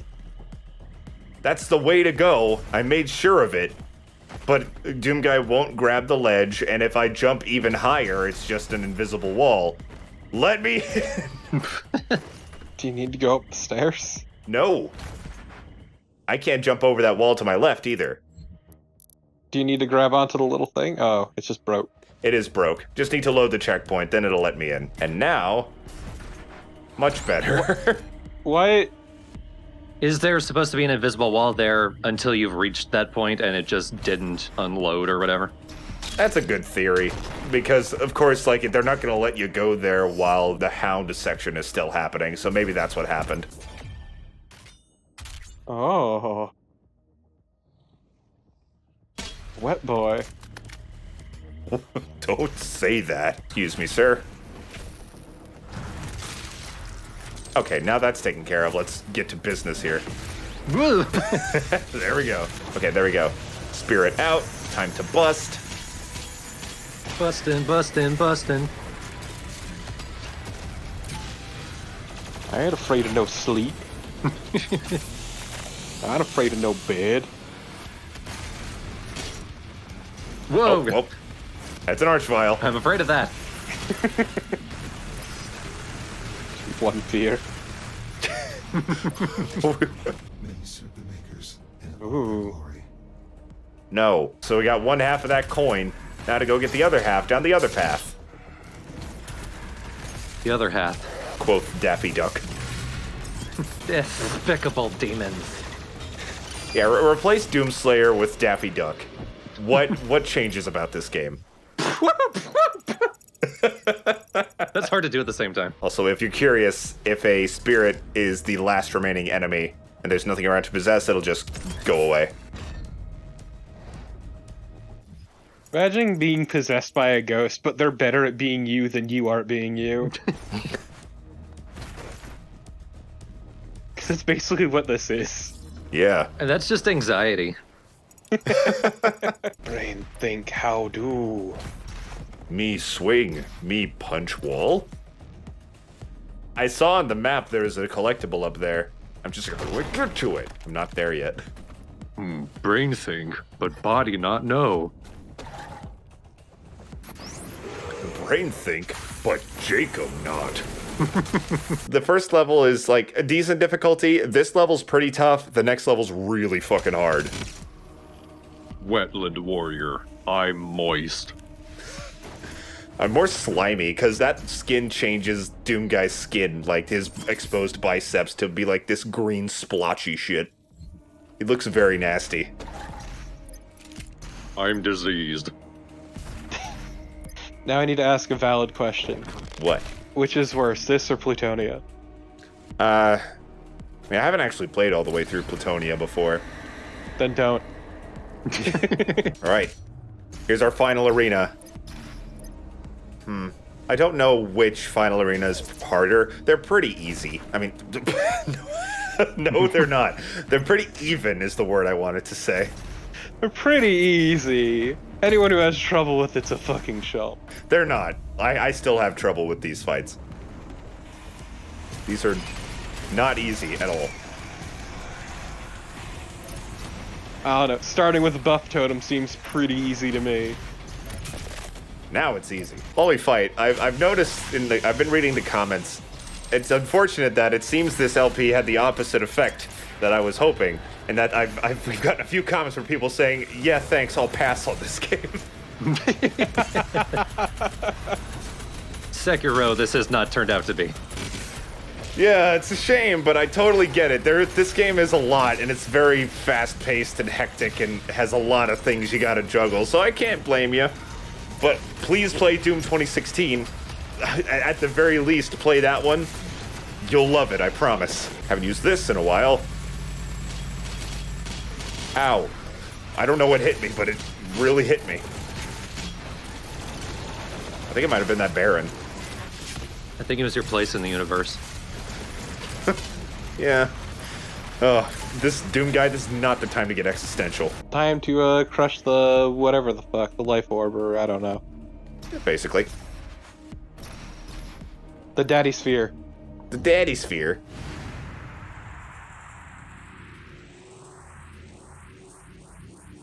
Don't wake daddy.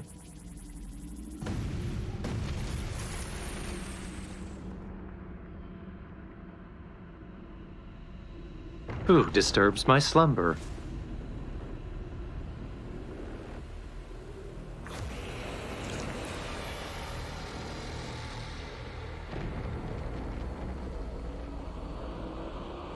No, we're definitely waking daddy.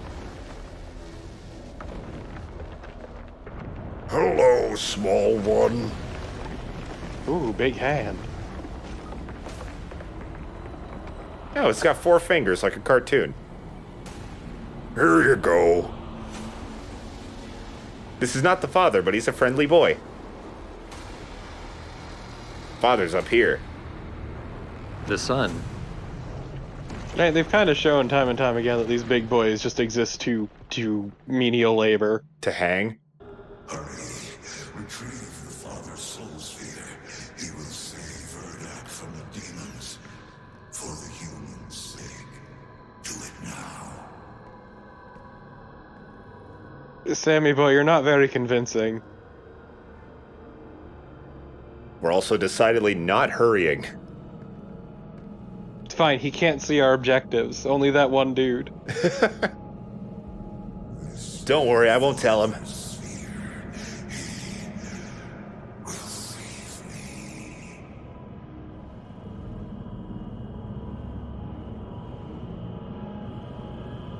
Do it. Come on. Exposed biceps are really good on that outfit. Because, like, nothing else. Oh man. Do this. For me.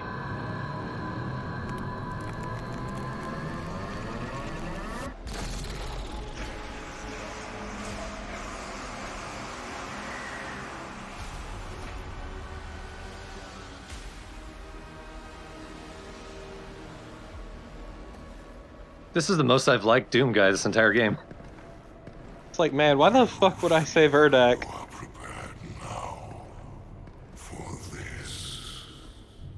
This is the Dark Lord's life sphere. He'll take physical form if you do this.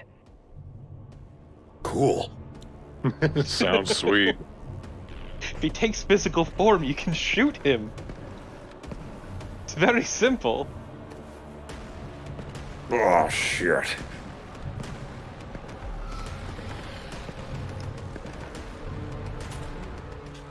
So, bye-bye God.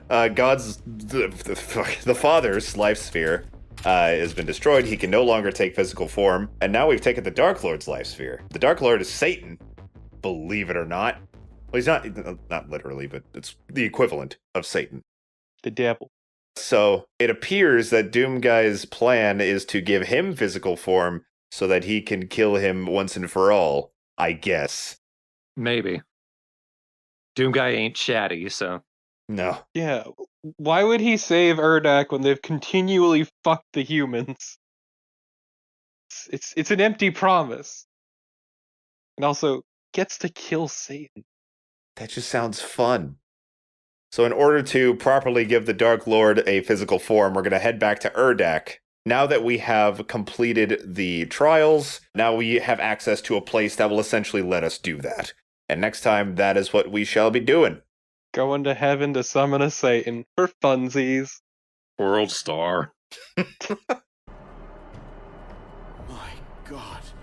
Everyone, evacuate now! Assuming you want to use that orb to go to Urdak, right? This is an emergency. This dude rules. Yeah, so I remember you were saying that you wish that Doom Guy, like, inspired more humans, and I said that the DLC kind of did that. This is him. You want to wake the devil not so you can help the demons, it's so you can kill their leader once he's taken physical form, and that'll destroy all of them, for good, right? This guy has faith in Doom Guy, that's the reason. Okay, I'll take that as a yes. Green-ass Doom Guy. I mean, we're about to save the world. Dark Lord has only ever been written about. He's like a decillion years old and hasn't actually even been conjured into any kind of physical form for that long. Nobody even knows what he looks like. So, like It'll I be said, fucking awesome. I'm in. Portal coordinates set for Urdak in the... Hell yeah, I want to see the devil. All right, ready for launch, Doom Guy. Oh god, he called him Doom Guy. It feels weird. You better be. The intern has grown so much. He is now like the only human who seems to be able to keep his cool with the Doom Guy present. He's all hyped for anything Doom Guy's doing. That's kind of sort of what you were getting at in one of the earlier parts. You could wake anyone in there and they'll actually have to help you do it. He has faith in Doom Guy. The Doom Guy has done nothing but right. By the humans, at least. Right. I mean, everyone else seems to know that, at least at the Ark, but intern's just hype. Like, everyone else is scared. No. What a fucker. Oh, there's still a tyrant. I did not even notice while I was fighting that marauder. Story of my life. Despite being 20 feet tall, everyone forgets I'm there. That's pretty much the story of Kellum from Fire Emblem Awakening. He's this dude in this huge armor, but no one seems to notice him. Kind of like Bane in the Harley Quinn cartoon. That sounds funny. Nobody respects me. Oh, does he talk like Dark Knight Rises Bane? Yeah, of course he does. Oh, great. Oh, God. I mean, in Arkham City, Bane had like a Mexican accent. But then again, I think that was before Dark Knight Rises, come to think of it. Yeah, also, he'd had that kind of thing going on for a good while. I forget what one it was, but one of the cartoons, he even stated like the way he avoided having his mind read is he'd just read off soccer scores. Oh, here's something different. A possessed cyber mancubus. Now it takes a lot more to take out his armor. I mean, I did it. It feels like it should take more, honestly. That's a really good shot. Just looks like there was an eel caught in the screenshot. Well, later, I guess. This is awkward. Okay. So we're about to go into the Slayer Gate. There's a big story behind this Slayer Gate. So when the DLC was first released, it was stupidly, ridiculously easy.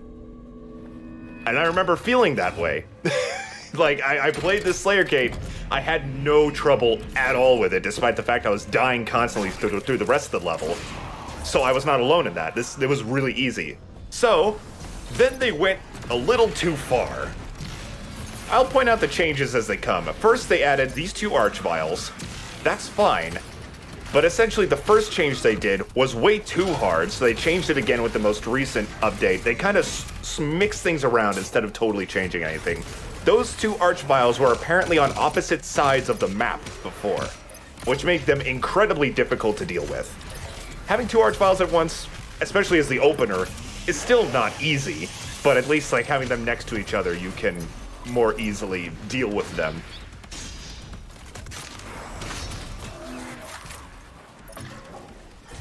Gird your loins and cover your nuts, because they're in for a kicking. Yes. Don't get me wrong, this Slayer Gate, as it stands, is still really, really, really hard. This is my first time actually playing it too, because I had only had experience with the easy original one. You know, earlier, you glory killed that Archvile, and all you did was, like, grab his hand and kill him. But I thought if you could have more fun with his actual abilities, I don't know, this wouldn't physically make any sense, but, like, say he would go to ignite the ground underneath you, Doom Guy would just stomp the ground to say no, and it would come out of his mouth or something. I would love that. That's really creative.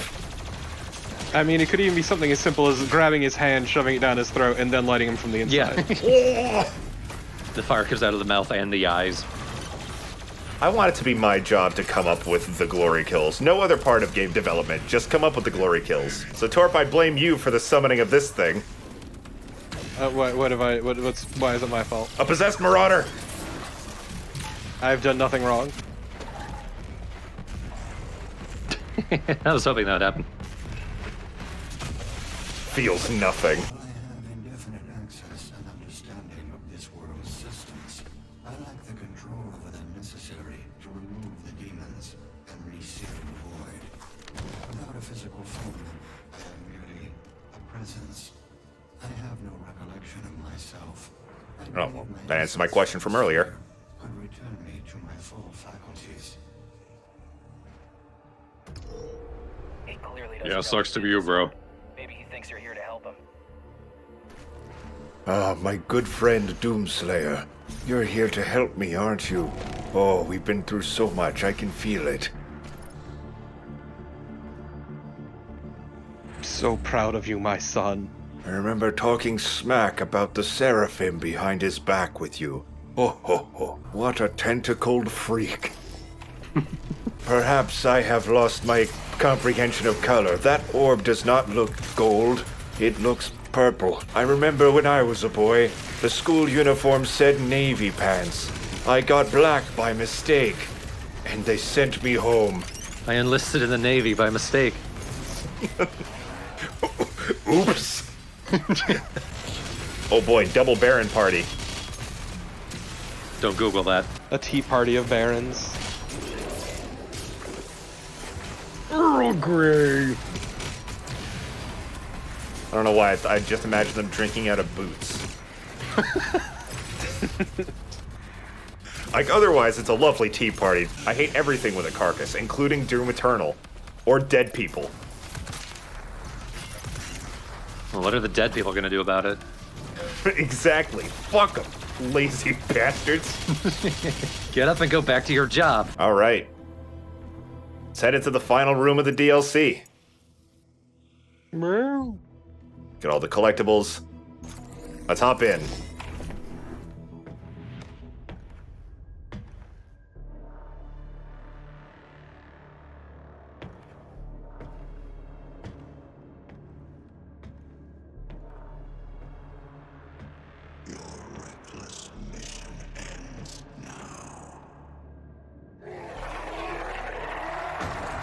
I can already sense some bullshit with the floor. Ooh.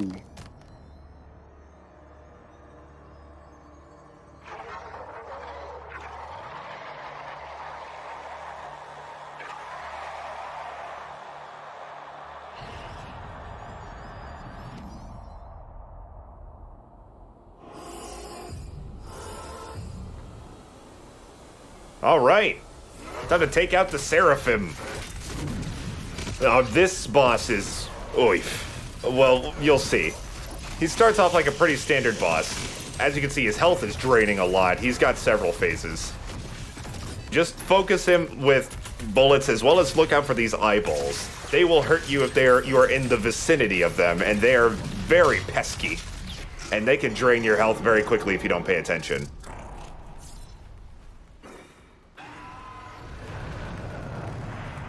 Oh, gross. Yeah, so this second phase, or every other phase basically, is he's gonna spawn a couple of possessed enemies, and you gotta deal with them both at the same time. And as you can see, they're pretty tough together. Like a Hell Knight, a Mancubus, whatever, I can take care of them, but both of them pretty much making it impossible for them to be staggered, as well as just having to deal with them both at once. Yeah, it's more annoying than you would think.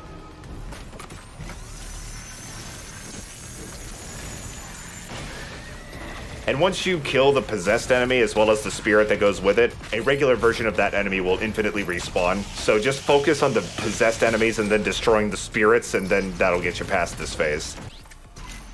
I'm Doom level 45. Hell yeah. Awkward transition there.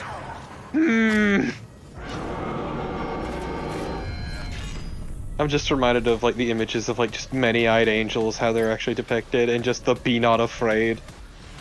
That's all I can think of. Seraphim looks pretty cool. I like the purple wings. It makes it very spooky. What if the angels were the wheel demons? Be not afraid. I'm just here to possess you and make you stronger. Okay. Okay, you got it. Also, I'm a lion. Roar. He just says that standing there. Hands in his cuffs. Oh no. A wheel. Oh god. So, fear not, cacodemons are still threatening. Oh! Jesus! Alright, out of lives. Can I do it?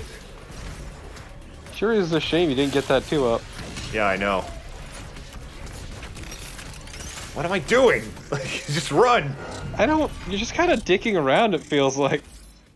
I mean, the Arbalest instantly kills cacodemons, so I guess that's what I was thinking, but it was already staggered.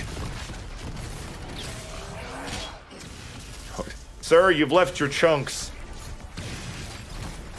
Fine, he wasn't using them. Now there's just a lot to deal with. You got the eyeballs, you got the yellow lasers, as well as some other enemies that are spawning, like Bloodmakers. Uh-oh. Trouble. Oh, no!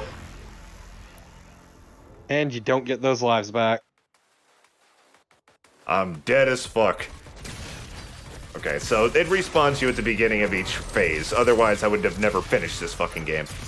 The Seraphim is the hardest boss in Doom history, hands down. Not even close. But not even because of the boss itself. Yeah.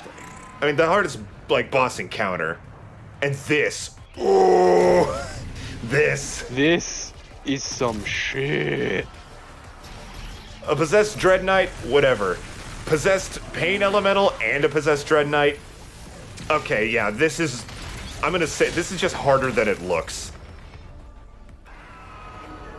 Alright, let's cut to the chase. I think I was just not being aggressive enough. Take out the fucking Pain Elemental, then just fucking radicalize the fucking Dread Knight. Radicalize? Sure. That's the word that came out of my mouth. Okay, yeah, sure. Just beat the shit out of him. Yeah, that's what radicalize means. You're right. I mean, it can. It's really fucked. Oh. And that's that. I got radicalized.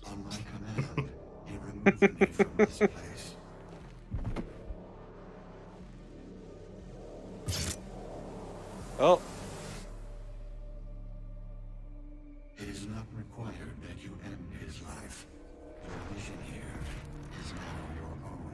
Oh, father. Dad. Denied by the daddy. I want to kill the servant. Want to unmake the maker. You're working on that. God, this sweet glowing boots. It's like those sick light up sneakers you'd have as a kid.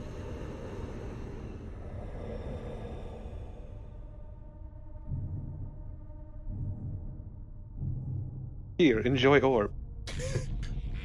As you wish.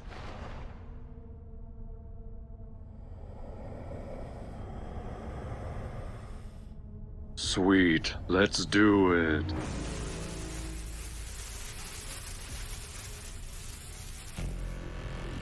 Yeah, they're just going with this, I guess. Yeah, they have to. We did the trials. They're bound to what we want to do with the orb.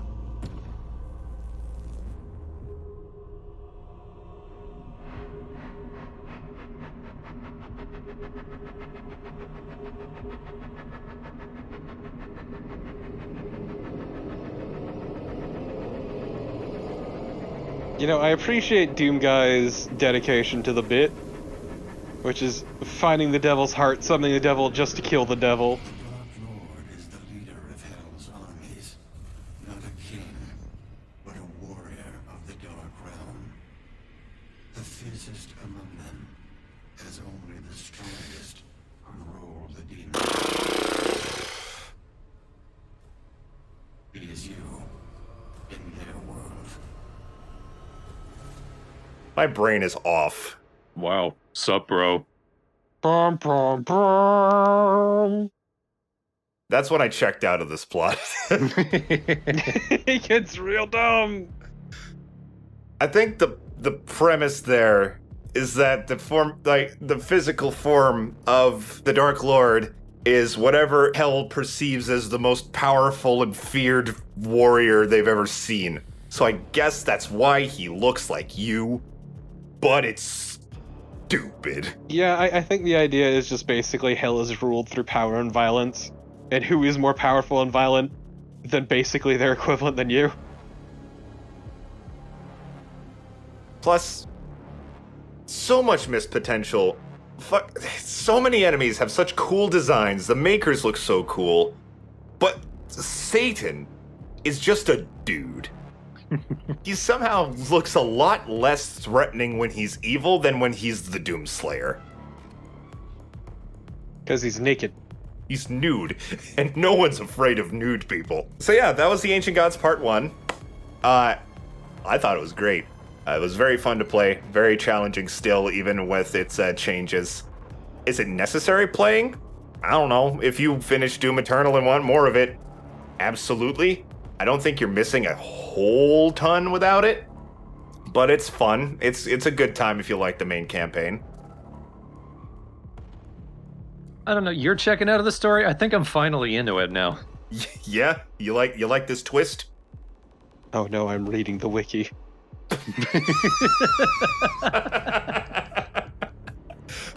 Oh no. I want that to be like the last line somebody says in a horror movie. I'm reading the wiki. The creepypasta wiki or whatever. Wiki pasta. Look, what better way to find out how to defeat the horror creature than just looking it up online? I feel like that would be a plot point in a modern horror movie. It's just rumors posted on the wiki rather than confirmed. Like, we've tested this. Yeah, that's not a bad idea. Don't mind me going to the paranormal board on fucking 4chan to find out about this cryptid, only to get called slurs. That's just to keep me grounded. We're in the home stretch now, folks. Welcome to the Ancient Gods Part 2. This was released about a year after the initial release of Doom Eternal. It's a very different approach. I'm not sure I like it as much, but it's still a good time. Now, I will say, to the enjoyment of, I'd say myself, maybe Torp, and to the disappointment of Thorn, this episode of Ancient Gods Part 2 actually has a lot less story than Part 1. Like, nothing of real consequence happens for most of it, I will say that. We'll see then. There's something about Doom Guy's design that makes him really cool as a hero and really lame as a villain. He's just a man with a crew cut. Yeah. He just looks like the human Shrek from Shrek 2.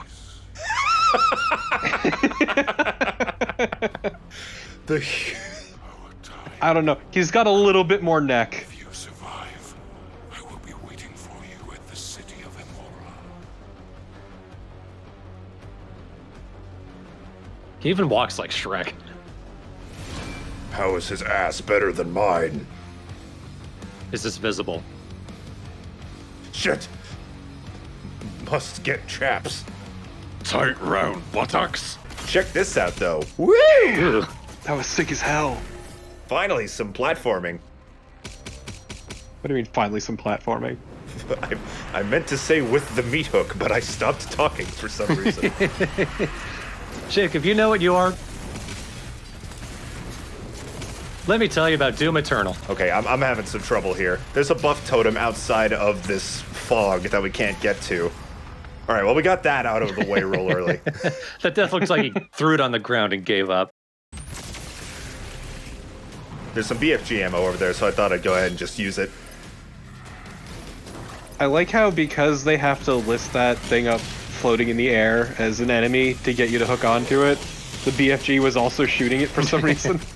Oh, the meat hook thing? Yeah, I didn't notice that. Just like, fuck that thing, I guess. Oh, apparently there was a monkey bar there. Do you ever accidentally do gymnastics in your everyday life? Doom Guy has the instinct from when he was 10. My mother was a gymnast. My dad was a monkey. Interesting lineage.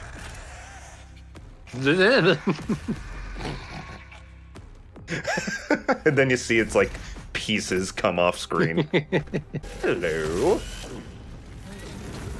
Double gulp from 7-Eleven. Only 69 cents. Way too much soda. What am I talking about?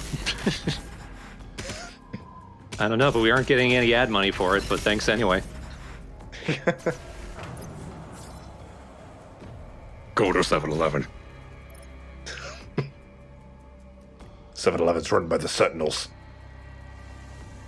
Get you a hot dog. I'm detecting an energy signature from Commander Valen. Commander Valen? Why, that's I was about to call him the depressor, the betrayer. I mean, he's a little depressing. This is the Sentinel Hammer. This actually behaves a lot differently. This is how it works. You slam it on the ground, like you do with most hammers, which stuns heavier enemies around you, but it also has a few other effects. If you use it when some enemies are on fire, they drop a lot more armor, and if you do it on frozen enemies, they drop a lot more health than they usually would. So it's very useful if you're low on health and surrounded by enemies. Just kind of flame belch them all, freeze them, and then use the hammer, and then you will get refilled on resources very quickly. In order to refill its charges, it's actually very simple. You refill charges by either destroying weak points or glory killing. So if you destroy 2 weak points, glory kill 2 enemies, or any combination of the two, then you get another Sentinel Hammer use.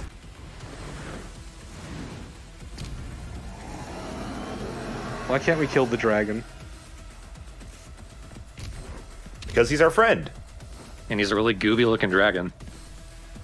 So, fuck that. He's a little gooby. I think I like him. Woo! I don't know why. This is just a cutscene. And it'd be really cool if you did anything gameplay-wise with this dragon, but this just got me really hype. Doomslayer on a dragon. That's just one of those 12-year-old, wow, that's so cool moments. We're only halfway through the fucking video, Jesus. Yeah, we're only halfway through the level. We still gotta go to the World Spear itself, whose purpose I did not read up on. I'm just saying, there's nothing more I love than slaying dragons. Well, you're Doomslayer, not Dragon Slayer. Yeah. And for whatever reason, Hell didn't think dragons would be useful. Get out of the way. We don't need dragons. We have pinkies. Then just look over to one. eating like a pile of hot dogs. Just went to 7-Eleven, #ad. Oh, now the stone imps are being implemented into the fights. Implemented. God damn it, I didn't mean to.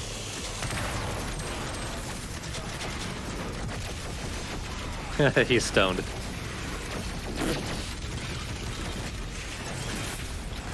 Please, Thorn. It's a little late for 420. You think people only do weed on 420? Yes. Yeah. They only do weed, ironically, you see. Here's a different kind of gore nest. It's yellow.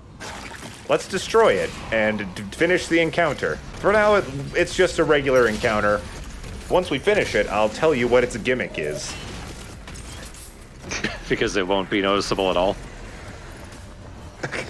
I mean, not until it's over. I mean, if again, it would have told you a tutorial, but I'm the tutorial, and what I say goes. What I say is, I'm not telling you. So it only matter after it's over. What? Yes, it will. Everything I'm saying, this doesn't happen a lot, so let me revel in it. Everything I'm saying will make perfect sense in a minute. Here, let me fucking explain this shit. When you defeat the Gore Nest, you get a Sentinel Hammer upgrade. Great. But then it comes back. If you want, you can do it again. It spawns a harder encounter, and if you do it, it counts towards your collection for the level, and you unlock a skin if you do it as well. So it's just pretty much if you want a more difficult challenge than what the original Gore Nest provided, as well as for completion. So there. Ooh. Why did you put it back in there? Aesthetics. Yeah. It's like when you see a body with a decapitated head, but the head is just kind of placed on there. See, so they can do an open casket coffin. An open casket coffin. You're thinking about his family, yes. Yes, exactly.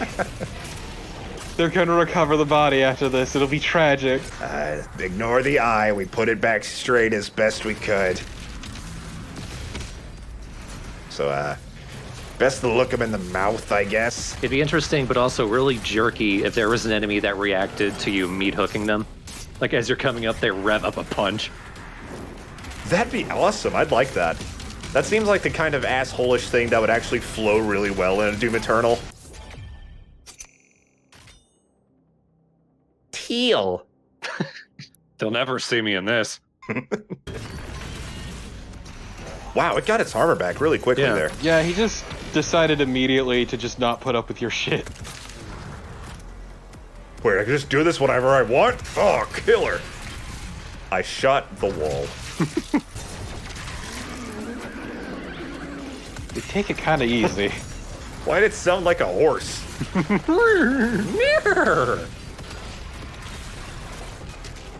I mean, horses are also horrible demonic creatures, so I understand. I like it when things, like, don't sound... Like, they just use some odd sound effect that you wouldn't expect. The geckos in Metal Gear Solid 4 sounding like cows for some ass reason. Metal Gear Solid 4 was actually my first exposure to Metal Gear because I didn't know that... I didn't know that you had to absolutely play every other game to understand it. And I had just played Brawl, and I was like, oh, this Solid Snake guy looks pretty cool. My friend has Metal Gear Solid 4, let's go play it. I had no idea what was going on. The cutscenes were forever. I didn't know it was a stealth game. It didn't go well. So, like, the fun thing for me was the only other Metal Gear Solid game I had played up to that point was 3, which is a very different experience, and also with a different cast. And then it just immediately shat all over that cast too, which is the best part.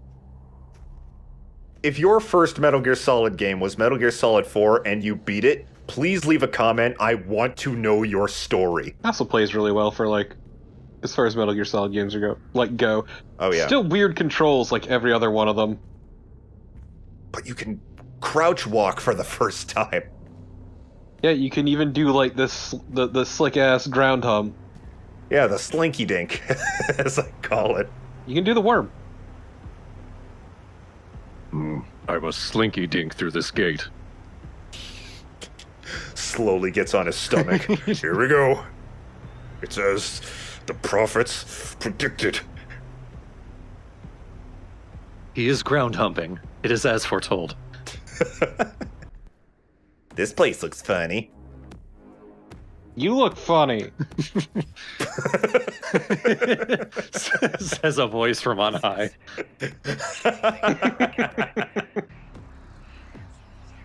These are the gatekeepers.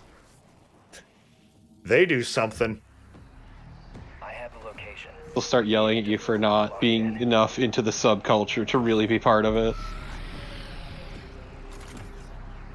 Just a bunch of maker ghosts. What kind of animes do you watch, It's crap like Naruto. Listen, Dragon Ball Z is very good, okay?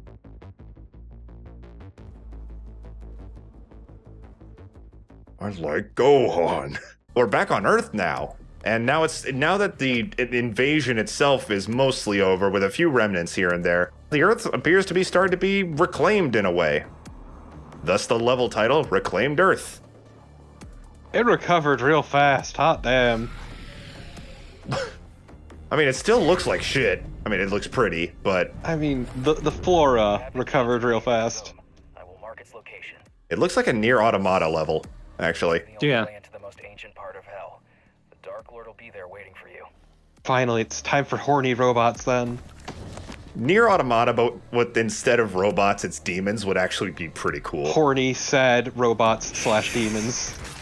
They're gonna run into, like, imps having a carnival or some shit. That'd be awesome, actually. I don't want to see imps trying to breed. Yeah, I was gonna say, I don't want to deal with the imp orgy. Damn. Sorry, what happened there? They just, like, perform the fusion dance or something? Like... I didn't see anything, other than demons dying. No, they just jumped into it right as it spawned, so it looked really weird. Oh, okay. The tyrant, that is. I'm just dashing the shield into the tyrant. It's so fun to bully enemies like that. Dashing through the dead. On a one-horse open sleigh? Hey, look, another tyrant, just here to vibe. Toward the tyrant we go. We're nowhere near Christmas. I don't know why that's on my mind.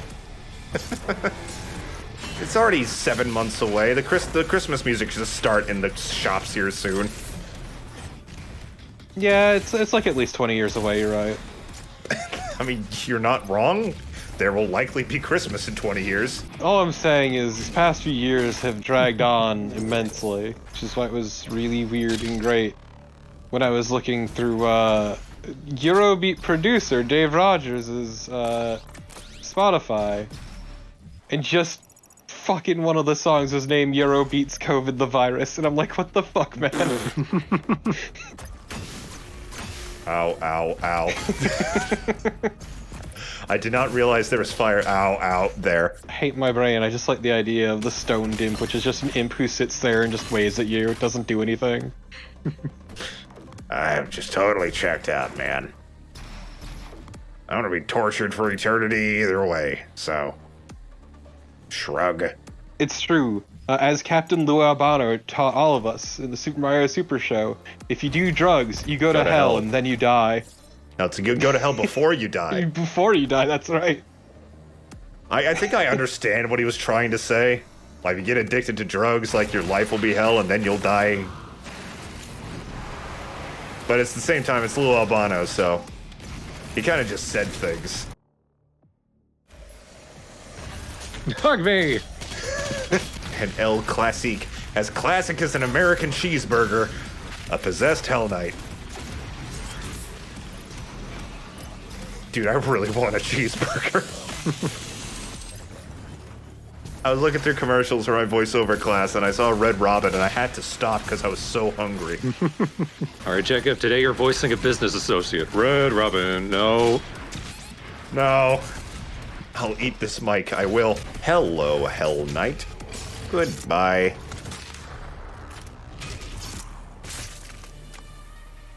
God, that one just fucking sprayed. Do you think it's some It's some message about society that hello contains the word hell and goodbye contains the word good. Okay, fine. Like, there was, God, a number of people who've tried replacing hello with heaven now, and it's hilarious because it sounds fucking terrible. Really? Yes. Aw, I wish I was smart enough to have made that joke, even if it's not a joke. Bye. Hey! Where the fuck did you come from? I don't know, but he slapped my ass. He just got out of the bathroom. They're wide-eyed, too. Cooking that meatball. Just sneeze in the cacademon's face. Man, I will never forget this image from Animal Crossing. Just a villager walking up to, like, the character and saying, "Hey, check this out. Achoo!"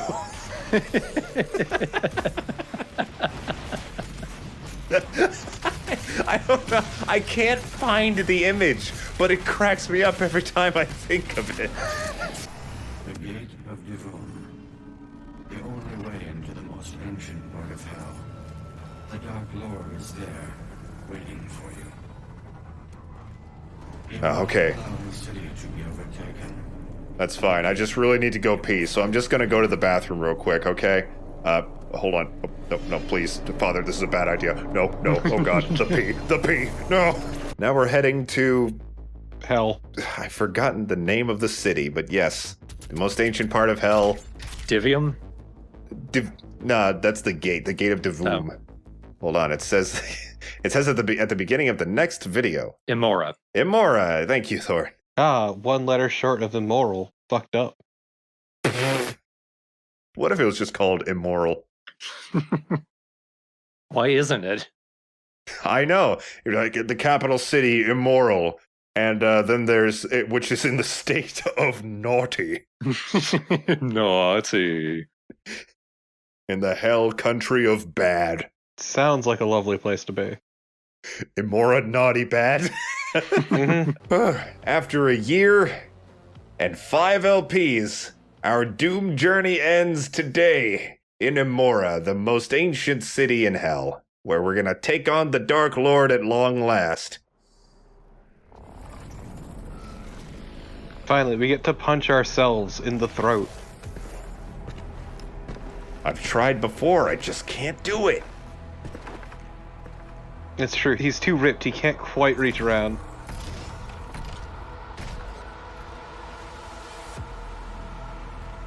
Look at his tiny head. It looks real good. That is awful armor. Please stop showing me his face.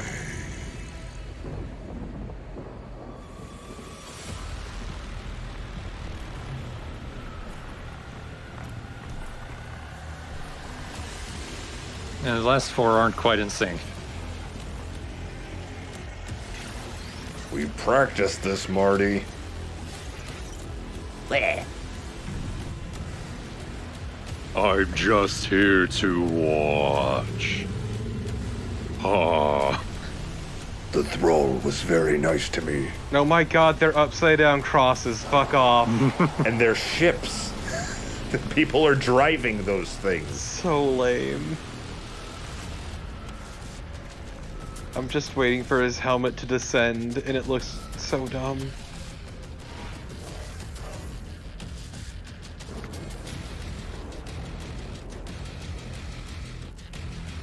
What? I know you're partially responsible for, like, all of this, but you seem to be doing your duty. Get in, loser. We're about to fuck up the devil. This is pretty sweet. It is. It feels very epic. I wanted more Sentinel involvement, and here they are. Here they come. I thought that gate was the only way to get here. I think everybody's going through that gate. Or maybe now that I'm here, they can, like, teleport to me.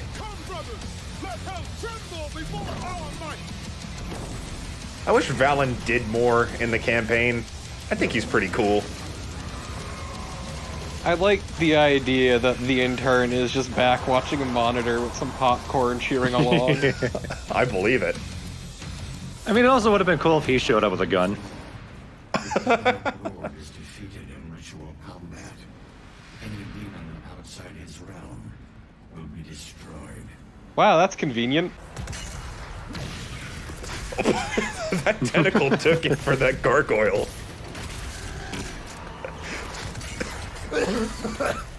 Man, that was really funny to me. I don't actually know where the Seraphim is, because we didn't kill him. The father just teleported him away. Yeah, he seemed very angry about you killing the father, but then decided, you know what, whatever. And the father doesn't seem to care either. Like, I think maybe he still doesn't know we destroyed his life sphere. Maybe he just really thinks he's our dad. He thinks that he's the father of whoever he's talking to at the particular moment. My dear son, intern, I haven't talked to you in months. My dad's name is Phil. I am Phil. At last, I know my true alias. Phil.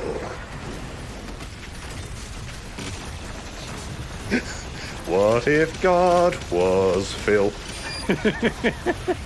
It's like the idea of the intern getting contacted by the father, but the intern's mouth is just full of popcorn, so he just keeps trying to talk through it, and the father just does not understand and gives up. Well, I have a lot of existential questions to ask myself.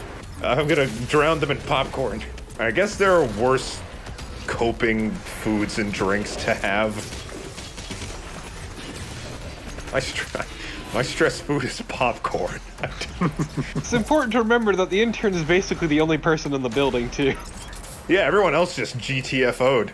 So nobody's gonna believe him when he tells them what happened.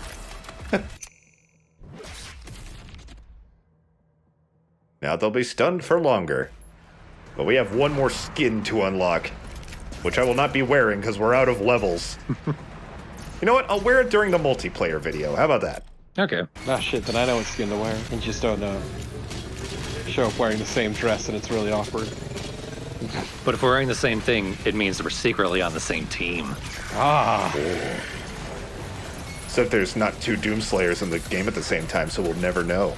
But you can't wear the same thing. Someone's got to change. We can't wear the same person. We can't wear the same species. Well, one of us has to die.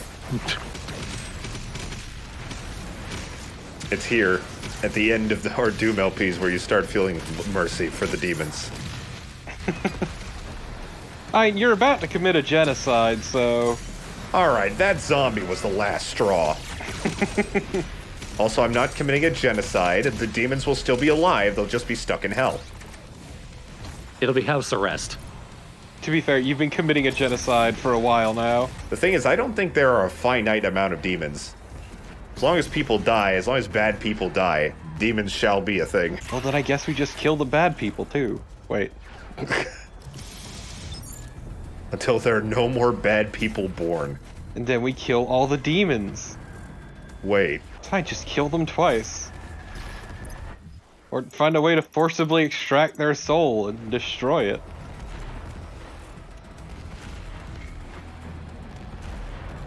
You know, normal things. Normal, healthy things to say in public. Yeah, exactly. Extract their soul. Tell that to the guy on the bus. You won't get kicked off. Everyone feels the same way I do. They're just too afraid to say it. Look at those Spartans. Hey, boys. How's it going? No, we're not allowed to look at you. I think I give the thumbs up. I'm not ready for this.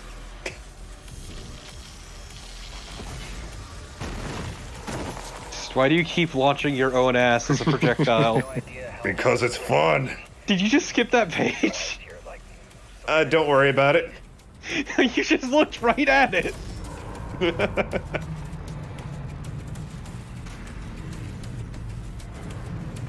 Alright.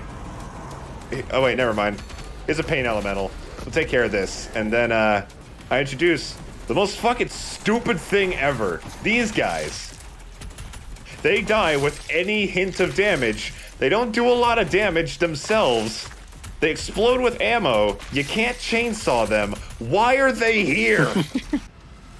Ah, yes. The Room of Suck. What? Okay, I actually don't know what happened there. Something launched me off the edge. At first, like, rewatching the footage, I thought it was the Baron, but the Baron had just spawned, like, 20 feet away from me. So I don't know why I was yeeted off the ledge like that. He spat at you really hard. Hey, Doomslayer. Hot who?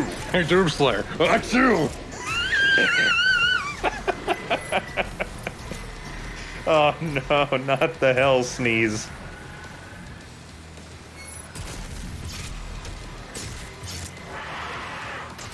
All right. He did it in sync. It was impressive. You're just so upset. Kalu Kalay. Nida Kalikimaka. I know you said you were excited for Christmas, but it's May, Thorn. Hopefully nobody tells all of these Sentinels and whatnot that this is entirely Doom Guy's fault. Not entirely. Well, I mean, it's for the greater good. Ah! Yeah, tell that guy.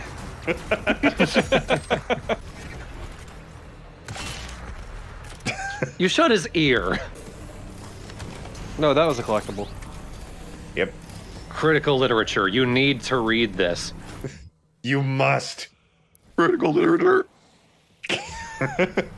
It's describing everything about the fucking Dark Lord's background, and I remember it being incredibly stupid. Oh my god, you've read this? He was the first person ever created, and he was gifted with ambition, and that was his downfall. Remember, don't want anything. Don't aim for anything. Stay in your lane. He was the Father's first creation. Don't read Marx. What are you doing? He ruled over his people well, but the problem is he was immortal and they were not. You know what? I haven't read it yet, but I completely believe you. That's the tale. I'm telling the truth, and that's the problem. I remember reading a little bit about it at the end of our last recording session, and it's just like, oh my god, this is... Oh... Yeah, somebody quoted that in the comments. Oh god, I'm reading the wiki, TorpidTypist.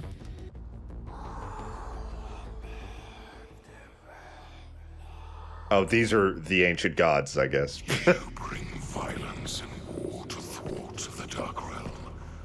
But conflict was born in hell. It is inevitable.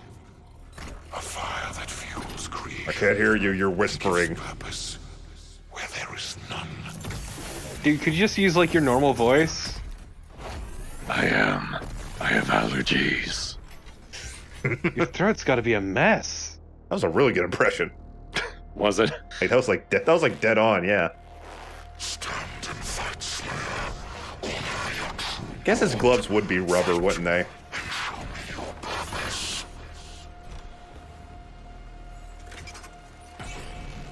All right. First of all, I'd like to say the first time I reached this boss, my computer crashed. The Dark Lord, he's a big marauder. I really could stop my description there, but I will go on. So, when his eyes glow green, which he will only do when you're at a medium length from him, you not only have to shoot him to make him vulnerable, but you also have to use the Sentinel Hammer to make him vulnerable for a very long time. At that point, the game and I recommend you just blast him with the turret mod for the chain gun. Mobile turret. Yeah, the mobile turret, to just do as much damage as possible. Did he just fucking heal? Yes! If he hurts you, he will suck your life out. And that is so disheartening, to like do a lot of damage to him and then have him hit you and recover a big chunk of health, because he will do a lot of health recovery like all at once. If he hits you like one time, it'll be a good chunk that he recovers. And in the tradition of Doom sequels and their final bosses, this is not a hard boss, but I am very bad at it. Oh my god. Look at this fucking loser using sword and board. I mean, I guess thematically it makes sense. you take the health from the enemies you kill. Yeah, it does make total sense when you think about it that way, but it's still a fucking pain in the ass. I kind of just wish he had more health instead of him sucking the health away. You don't fight like marauders, though, so that's the part that confuses me, or at least it doesn't quite line up for me. He slashes his sword at you, and then, like, if you're far away, he will shoot you with lasers, so it's similar. It's just another stoplight enemy, which we've already had too many of in the DLC. Overall, I didn't love this boss my first time through. My second time through, I hated it. He actually takes way too long sometimes to become vulnerable. And like, it is so heartbreaking when he recovers a ton of health. Oh, I was tilting very hard when I was fighting this boss. It's probably the least amount of fun I've had playing Doom Eternal, like, ever. Mechanically, he doesn't seem that interesting. He's not interesting. And look, he's taking goddamn ages. I'm just waiting to do damage to him. Marauders are at least, like, they're vulnerable pretty often. This guy's just taking his sweet-ass time. He should flash green every time he swings his sword. That seems to be the signal. I know. Another case where, like, if you want him to be vulnerable more, like... Nice. Give him more health. That would make this... Oddly enough, more health would make this fight feel less grindy. He's back to full... I know! You're never in really that much danger of dying. I'm not gonna say I've never died to him. I died plenty of times my first playthrough. But... it's just not... the Seraphim was so much harder, and it felt like so much more of a legitimate challenge, because even though most of the challenge came from the spirited enemies, they were always vulnerable, and they were just difficult encounters. This guy is just... you just wait forever, and I hate it. This just feels like a war of attrition. It's the funny thing that the Seraphim feels like it would be a much more thematically appropriate final boss than Satan. Yeah, because, I mean, the Seraphim was there the whole time. Dark Lord, I mean, he's technically been there. He created hell, but we haven't really talked to him. Dark Lord is just a big guy, and it's just like you in big armor and a doofy helmet. Yeah, that's why this boss is why I'm so upset that of the twist that you are the Dark Lord, because this could have been a big, cool demon. But I'll stop talking because something's about to be revealed. He is the first being and my creator. When he fell, I ascended. So you actually got some details wrong there, Torp. Father didn't create the Dark Lord. Dark Lord created the Father. Oh my god. And its people would have been perfect. So technically the Dark Lord is God. Of my servants, they sealed me away, stole my power and name.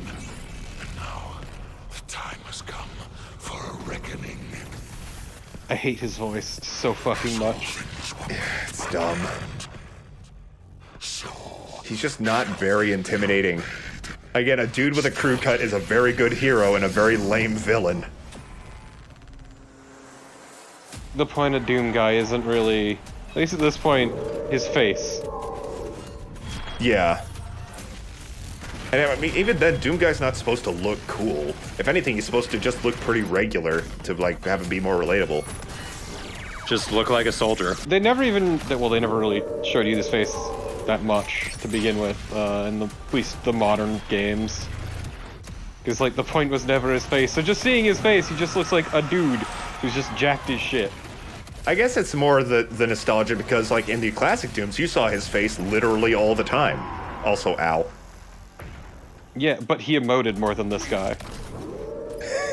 Yeah, you're right. Weirdly enough. Like, this guy's just, yeah, very straight-faced, but, like, classic Doom guy's face, when you picked up a weapon, he will do this grimace, or he'll, like, grit his teeth when you fire the weapon for a long time. I never thought of that. Yeah, he's way more expressive in the classic games. I feel like it would be more thematically appropriate if it was just a high-speed mirror match. That'd be interesting.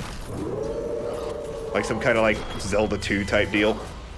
Well, to more hammer home the fact that he is essentially your opposite. Right. Instead of this clunky dude with a sword and board chilling in this giant armor. again, I'd prefer a big demon because the demon designs are so fucking cool. I know, I'm just saying if they're going with the whole inverse thing. Yeah. Yeah, because he's not your mirror. You don't fight like this. Yeah. And even then, he's only your mirror from an aesthetic standpoint. He just takes your form because you are what the demons most fear and respect. I'd imagine the Dark Lord can, like, if you looked differently, the Dark Lord would then look like that. And he doesn't act like you. He doesn't, again, his armor doesn't look like you. As Thorn said, you don't fight like this. The Dark Lord, intern. He is the intern to them, through their eyes. And I am his daddy. I think, Phil. Oh, this part's frustrating. I was paying too much attention to the health bar, so I was missing most of my shots, and I would have finished him off there. So I was shooting between his arm. I think I've done that before. I think an obvious answer to fixing the annoyance of the health is you being able to pick it back up too. That'd be a great idea. Like if you could just recover it before he picks it up.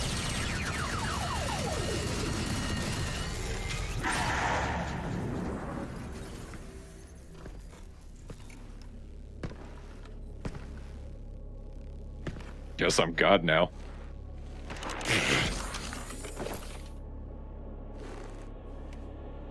I don't know what they mean by you look like me. I'm definitely way prettier.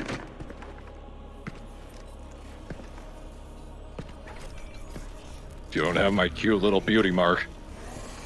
Tell me, have you nothing to say to your creator before you strike him down?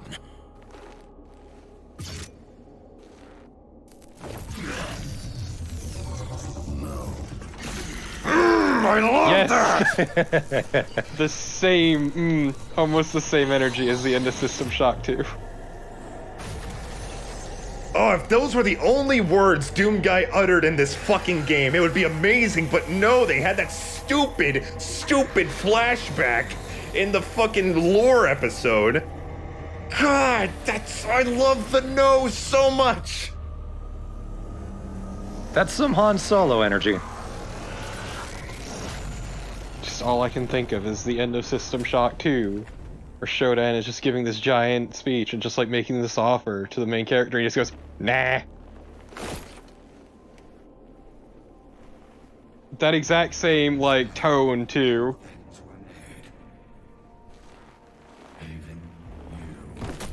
Ah. Whatever. I attacked and dethroned God. It's a good day. Twice. Almost. Well, guess we're back in the stone coffin. Whatever.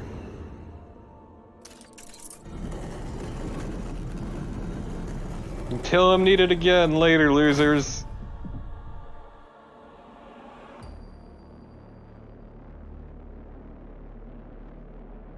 Oh no, it's actually a time loop.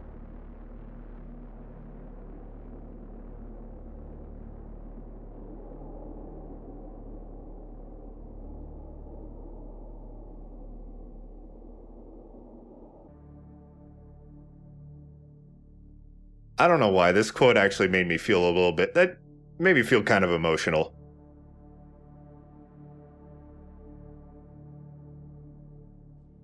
And with that, that is the end of Doom Eternal: The Ancient Gods Part 2, the end of Doom Eternal, and the end of our Doom Let's Plays.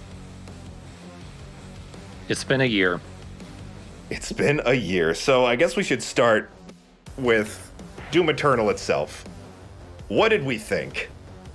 Writing-wise, it definitely got obnoxious, but with how it played, I can definitely see why, in the long run, you enjoy it more. It feels like there's definitely a lot more fluidity of movement and freedom of movement and options for you to do them. That definitely appeals to me in gameplay. I feel like if I were to play them, I would probably enjoy playing this one more. They just needed to get their heads out of their asses, 'cause Jesus Christ. Right. The movement, I cannot praise enough. Things like the dash and the meat hook, they add so much fluidity. It is like moving around and everything is so good feeling in this fucking game. That almost makes it on its own as fun, even if all the other mechanics didn't gel so well with each other.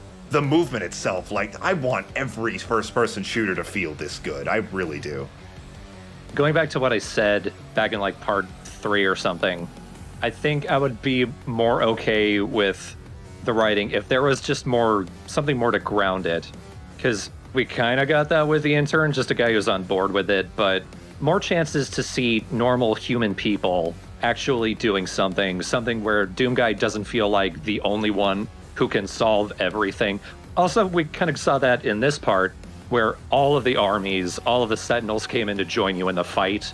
I would have liked to see a lot more of that earlier in the game. Yeah, it felt very weird and sudden. Yeah, like, where were you the rest of the game? Like, where were you when Hell was invading Earth? Well, I guess that they were kind of being held off by the makers, by the con maker and such. And then she died, and they had less of an excuse. But yeah, I agree. The writing, I used to like it quite a bit. The DLC really soured it. But the world itself fascinates me, but it just kind of, you're right, it's kind of a bit too much up its own ass.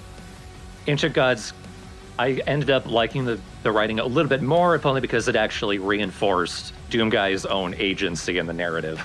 Mm-hmm. He needed a lot more of that in the main story. It felt like he was just standing around waiting for people to finish talking.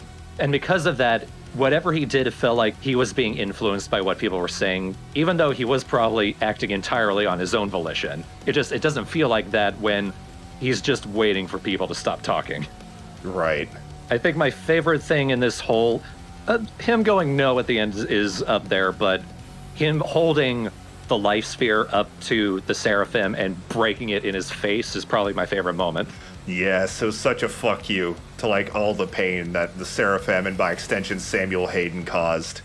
I thought that moment with the Seraphim was also a pretty good character moment for Seraphim / Samuel Hayden, that his ego is so big, he's so myopic that he can't consider for a second, after you've really not done what he's told you to do for the entirety of the last game, he can't consider for a second that you're going to go against his wishes at all. He is so up his own ass.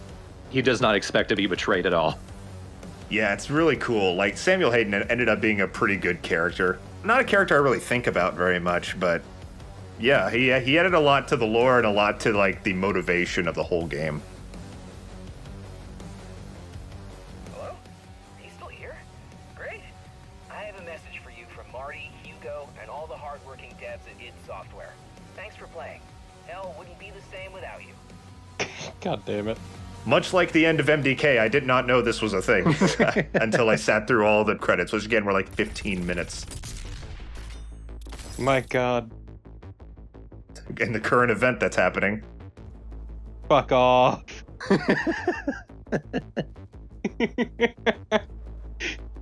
fucking hate this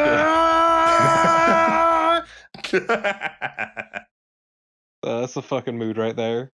But yes, the writing itself can be largely ignored. Unlike with Doom 2016, again, you can skip the cutscenes if you really don't give a shit, which I couldn't blame you for doing. The gameplay is so tight. There is a lot to it, but it is something you will get used to as you play, I think. If you have any experience with playing first-person shooters, then I think that this is definitely something that would be within your grasp. Again, as I said, play Doom 2016 first. That sets the groundwork. Doom Eternal expands on it. At least conceptually, I think it is what every video game sequel needs to be. It is not the same thing again. It adds so much. It feels like its own experience in such a cool way. Doom 2016, again, is probably the most quality game of the two, but Doom Eternal is my favorite, and it is the most fun, and I still fucking play it. Like, I've been playing Doom for a year. I've been commentating it every other Tuesday for a year. I still play classic Doom. I still play Doom Eternal here and there just for fun. I love Doom Eternal so much, and I want to make that super clear because it sounded like I was getting a bit more down on the game as the Ancient Gods moved on. But I love this game. If it looks fun to you, I really recommend it. Pretty rad game. My issues though I have already made apparent. Like it's a game I never finished, but it's not that I didn't finish it because of gameplay reasons. I didn't finish it because I was having really weird tech issues. Mm-hmm. And I need to clarify that it is only partially the game's fault, but not because of gameplay itself. I didn't like the weak point system. I liked the mobility though, and I liked being able to move fast and all that. And I feel like if I was to compare it to something, definitely something that I may have actually just played on this weekend. I think Ultra Kill does speed like that, just high speed, high octane action, things constantly happening, while mechanical depth without having the weak point system, and that feels better to me. But like I get why they did it too. They wanted you constantly be swapping weapons and using certain weapons and just adjusting to the occasion, even if it's not necessarily for me. And holy shit, there's a lot of wank with the story. It's everything Doom 2016 made fun of played straight, and that's kind of what bugged me. Is it would be one thing if parts of it were tongue in cheek or they were just taking the piss on themselves, but no, there was no self-awareness. They went all in on that shit right up to the very end, and it is not great. Yeah, I feel like this game could do with a little bit more of a sense of humor and self-awareness. Like the Mars base level with the BFG 10,000 and you like grabbing that guy's key off his neck, blasting yourself like a cannonball through a wall. I think it needed a bit more of that. Not too much to make it feel like, okay, we get it, it's goofy, but I think it needed to take itself a little bit less seriously. Yeah, I wonder if it would be better if more of the game stayed in first person, because so much of it is in third person. And when you're looking at Doom Guy, there's nothing going on. But when you're in first person, it's through his eyes. So when he does something, you're drawn attention to it. Yeah. So for most of this game, you're out of any body, just watching people stare and talk at each other. Just staying in first person and having Doom Guy do something like his eyes start drifting away when he's bored of this shit or something. That would have helped it, maybe. Yeah, that is definitely something that a lot of people brought up as the game was approaching release. People were concerned about the third-person cutscenes. It didn't bother me, like, at all, but I definitely see it. I think it would help for the personality, because it was, like, never in third person in 2016, wasn't it? Not a single time, yeah. Like, even from the start, some strange naked man looking for a suit of armor. Yep. The other thing, too, though, is all of the explanation only happens sometimes, and so just shit kind of happens and people just know names. Yeah, it really expects you to read the codex entries if you want to know the greater reasons that things are happening. Yeah. Which is convenient because it cuts down on cutscenes, which increases gameplay, but also it makes it harder to understand what's going on, especially in a game with a greater focus on plot.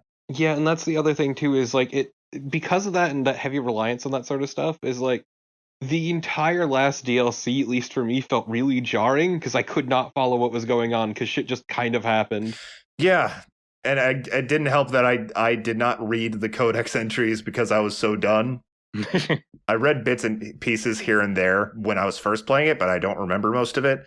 And I just got to the point I didn't give a hoot. So things happened. Why? I don't know.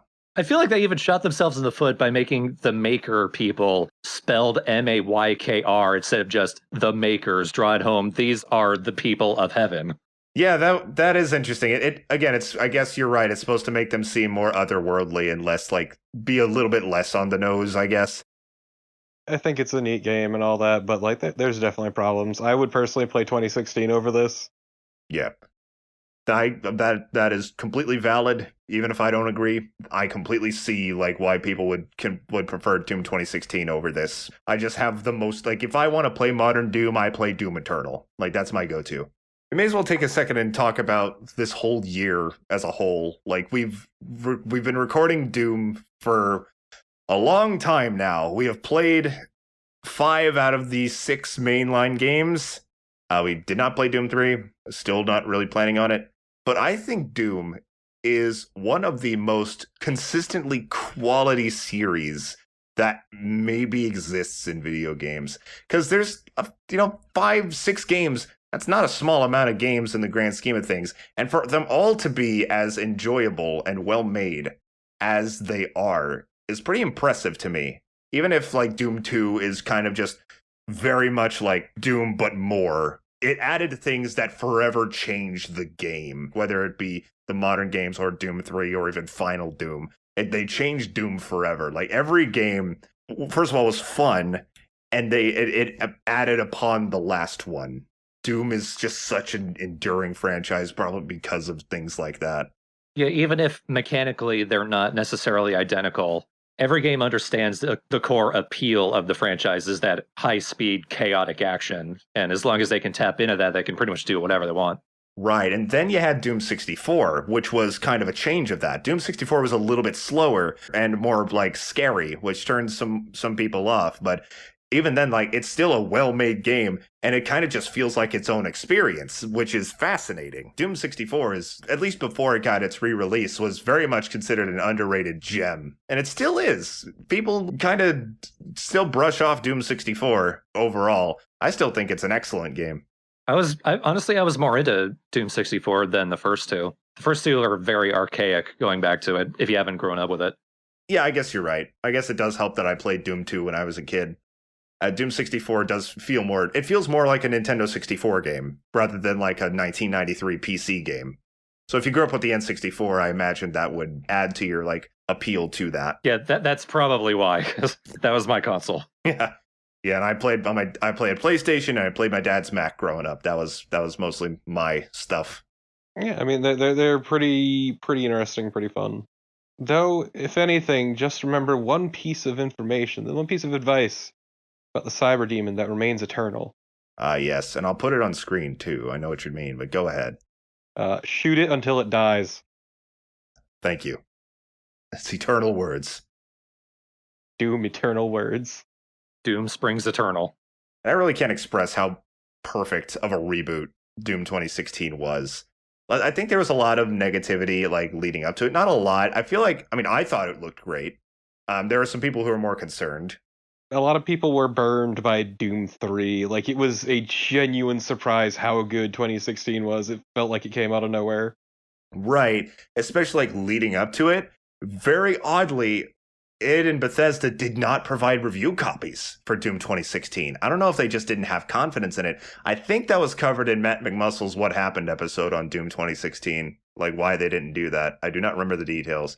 But it was very odd because, at least from my perspective and the perspective most people played it, it's fantastic. I feel like providing review copies would absolutely have boosted its appeal at that point because it reviewed well, and it would have reviewed well if they provided the stuff beforehand. Yeah, it didn't help also that between Doom 3 and up to that point, they hadn't really... A bunch of games they released weren't great. The original Rage also wasn't amazing. Yeah, and then there was that 2009 Wolfenstein reboot. That wasn't id, but... No, actually, it wasn't even Bethesda. Activision published that one. So never mind. Yeah, yeah, I was going to say Quake 4 happened in between then, but that also wasn't id. It wasn't? I thought id developed that. Pretty sure it wasn't. But no, it was developed by Ravensoft. Never mind. Yeah, exactly. Huh. Now they just make Call of Duty. Actually, they made the Wolfenstein reboot too, like the weird 2009 one that no one cares about. Yeah, that explains a lot. Yeah, it's just somewhat shaky for a little bit, but yeah, just Doom 2016 was such a huge surprise. Mm-hmm. Had id made many games semi-recently around that time? Because it feels like hearing id developed new Doom games almost feels like it comes out of nowhere, because id feels so much like a relic of the 90s, just hearing the name. They made Rage in 2011. That was the last game they made before Doom 2016, actually. Like, yeah, wow. Yeah, otherwise a lot of their stuff was just mobile shit. Yeah, like there's actually Doom RPGs for old mobile phones. I actually heard they're pretty good. Like even like but this is not like a smartphone game. This is like old like flip phone game. Oh Christ. Even that, most people like agree that for what they are, they're pretty good. Doom has just like reached a level of untouchability, it seems, because there is not a bad Doom game. Every one of them have their merits, and it's very impressive. I don't know. I still see debates about the Doom 3 shotgun on Twitter to this very day. I know, but like Doom 3 is not a universally panned game, is my point. It has its people who don't like it, but I'd say that the majority of people at least think it's fine. And I think it's good. I haven't beaten it yet, but I have really liked what I played. Well, everyone, if you stuck around through all 5 LPs, thank you so much. I love Doom. These series of LPs have made me love Doom even more. thank you, Thorn and Torp, for sticking through this long thing that I made you two to join me on. You're welcome. It would have not been the same without you. But yes, thank you for joining us, and I guess join us next week, probably, for the multiplayer stream, because we're going to play a little bit of battle mode. Oh, God. I wish I had cool skins like that. I wouldn't call this one cool. That's just your opinion. Hold up. All he does is slap his beer gut all damn day. It makes me uncomfortable. Hello, welcome to This Channel is Basically a Doom Channel, and It's All My Fault, the podcast. Today's guests are here against their own will. On my own channel. That's how fucked up this situation has gotten. Welcome to the quick little battle mode demonstration stream. We're going to be playing a few rounds of Doom Eternal's multiplayer mode. How it works, it is asymmetrical. You have one player playing as the Doomslayer, the other two players playing as demons. You can choose to play as the Pain Elemental, the Revenant, the Archvile, the Mancubus, the Marauder, and that's it. You get a bunch of like abilities and shit you can use. Each one plays entirely differently. And Doomslayer, he plays just like the Doomslayer, and you gotta fight. So let's see. My favorite's the Archvile, I think. So I'm gonna start playing as Icy Archvile. And I guess Thorn will be the Revenant. You have not played this game even like a second before today, have you? So I'm just going with the demon that I inherently like. Yeah, there you go. And Torpo will be the Doomslayer to start us off, but we will be swapping out around. So hold R to be ready. I don't know if I really am. Oh, shit! Why can you just keep holding to unready? So I am Jacob, Thorn is Thorn, Torp is Fate Fucker. It's true. By process of elimination. Look, first you got the Doomslayer, now you got the Fate Fucker. Yeah! Dude.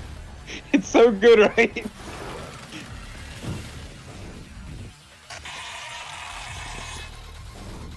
Alright, so as the Archvile, I can hold R to teleport places, otherwise I'm very slow. I can bring up a shield and I can light the ground on fire, like so.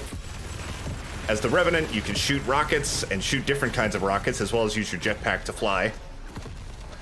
Ooh. Another thing you can do is, I believe this is the default, is that you got a little wheel down there in the middle that lets you do certain abilities, such as summoning demons. Right now, like, you can select that and use the middle mouse key to actually do it. So I just summoned a Carcass, because I hate Torpo, apparently. Do not expect high skill gameplay here.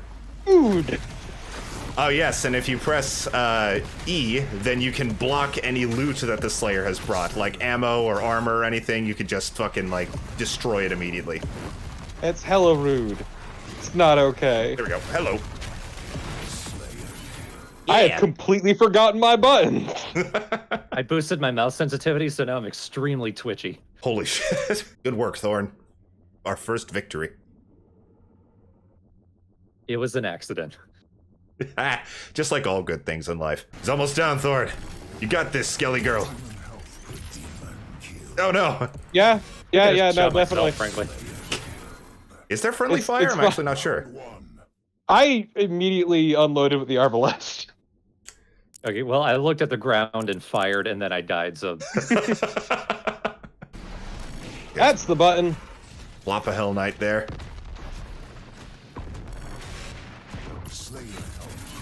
Oh, we did it. God fucking... Victory. Hooray. Oh no, I lost. I actually conclusively did a kill. Yeah, Nice you did job. a kill. I'm proud of you. I'm leveling up my battle pass. Oh man, soon I'll be able to get that shitty Commander Keen icon. Me too, I got exactly enough to not get him. I'm okay with this. I guess I will go as the Slayer next. And as promised, I'm wearing the skin unlocked in the last level of the Ancient Gods Part 2. So the Pain Elemental It can fly. It's also very slow, and it can also bring up a shield of lost souls and can fire lost souls itself.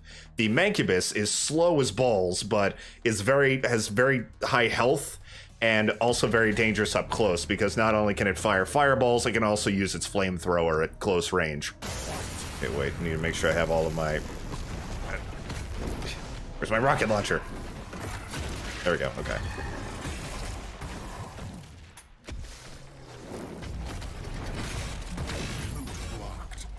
No, my loot!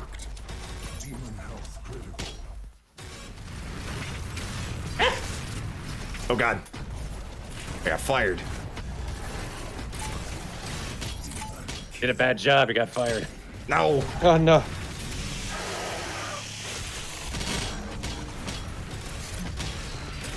Oh man, the dash looks real fucking goofy. Does it? It looks real bad. No, I had 1 second left. Fuck you. Don't think I can't see you doing that. Oh, I think you can see me. That's why I'm doing it. Oh, Prowler. Y'all are summoning, I see. Yeah, I'm learning buttons. You're too high up there. How am I supposed to meat hook you from down here?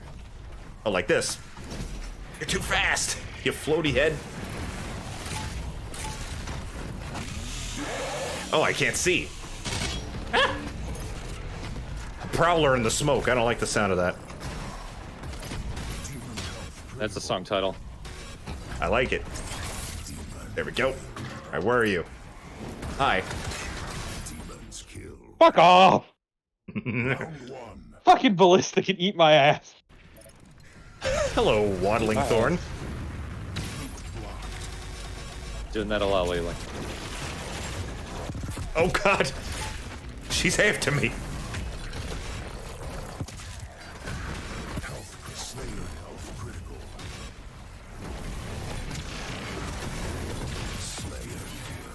Yeah. You had me on the ropes there. Back off. That was really scary looking from a first-person perspective. Throwing dog. Delicious dog. Is my dog a projectile or does it work like the game? It looked like I I don't just know. My fucking shot lost it. souls are projectiles, and it's actually kind of weird.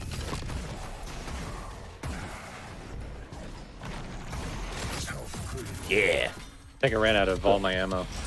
Yeah, to be fair, I have been summoning fucking demon after demon, because that's what I fucking do.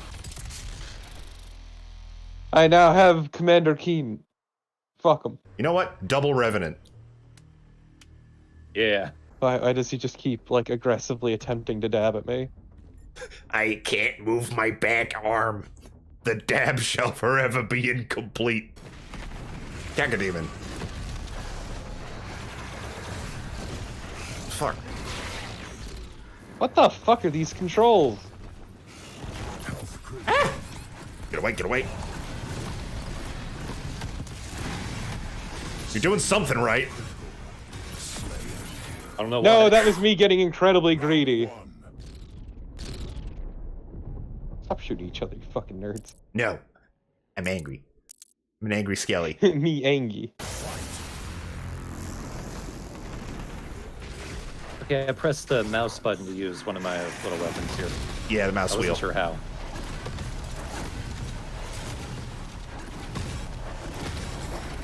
Shield. Kako. Hello. Ah! No, no, no. No, no, no. Go away. Have a shield. I mean, have a shield. Oh, that's Jacob. Hello. I see you. Oh no, I fired my missiles while you were glory killing, so you're invulnerable. Damn it! Saint Sentry. I came to say one thing, Cletus. Okay, bye. Not my loot toots. Oh, that Hell Knight took it for you, Thor. You're very lucky. Oh, you're right in front of me.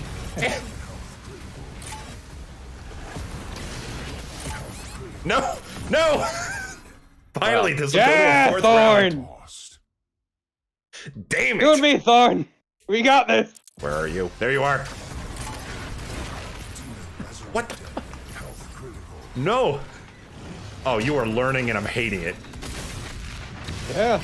I think the meat hook has a shorter range in multiplayer than it does in the single player mode. Out of ammo. Hello, Thorn. Goodbye, Thorn.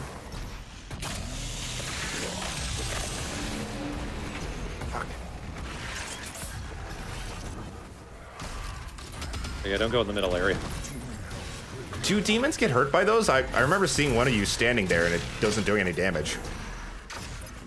I thought it was especially for the demons. No, it hurts me. Like 2 damage them. Huh. Okay. I don't know what 2 of my abilities do, so that's fun. Yeah, me Neither either. do I, frankly. Whatever the ones that aren't the demons do, I'm actually not sure what they do offhand. Well, look out. We got our 3rd upgrade slot, so now I have a BFG. That's chill. But with the BFG, the tracers don't hurt the player demons. They only hurt the fodder. So it's not crazy overpowered. Only the main ball hurts the players, like this. Oh, you survived it. That's not cool. I learned how to dodge. Not very well, but I learned. I'm being chased by this bear, and there you are. You Bearkeep. What? Oh. What? Now you got disconnected. Unable to Yeah, contact. you shot me and I just fucking vanished from reality. Sorry, I hit my mod gun. So we really covered all the bases here. We did. Actually playing the game, playing as different demons, playing as Slayer, getting disconnected. Perfect. I would say it's the Bethesda way, but this is not Bethesda's fault. But that does not make it any less the Bethesda way. This is another one of those days that just reminds me of, I have all these people on my Steam friends list and I don't know who they are. Like, who the fuck is 1996 Ford Taurus? Damn it, you know what's upsetting? That last match was really competitive, too. You know what? I'll give you 2 another chance. I'm being Slayer again. Oh, woe is you, being Slayer again. You almost had me. I want you guys to have that opportunity to have me. I think I'm good in that regard. Where are you twos? Prowler? Hell Oh Knight? no, where am I? That's a good question. Oh no, my baby! Damn it, my loot! I meant it that time. The other times I was saying it as a joke, but... Oh, I know. I'm getting better at telling when you need it. Oh, and a I like carcass. to think, at least. Alright. Get my ammo from this carcass. Never mind. I forgot how this game worked. There we go. What, the carcasses fucking hate you? No, they get ammo from fucking... chainsaw. Like, my fucking normal projectile's so bad. Yeah, the Pain Elemental, I feel, is supposed to be more of a time sink enemy. God damn it, I don't have the remote. I don't have the aimer on.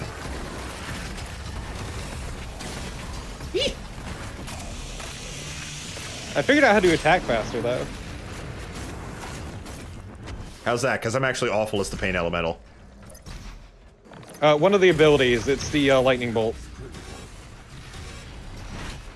Ow! You and your shields being very well timed. There we go. Fuck. Look, I like support characters, believe it or not, despite my awful personality. Darn, I think I saw you summoning the Lake of Fire, but it kind of just looked like the Archvile threw his arms in the air like, ah, shit!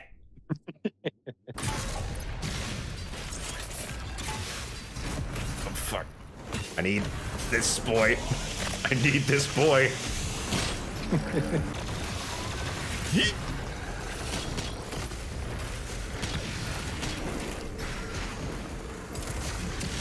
Y'all are getting very good at summons. Oh, 2 Hell Knights! No! Y'all are getting very good at choosing your summons. Choose is a strong word. Or throwing them at you when they're ready. I see you. I'm low on ammo, but I see you. Sure do. Take this.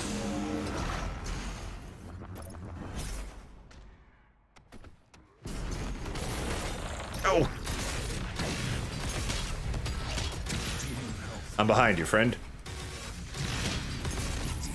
Ah!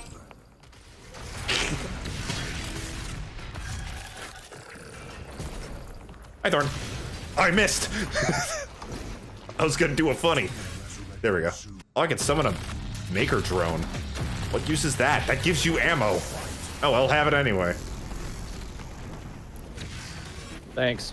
All right, Torp. Number 1 through 7.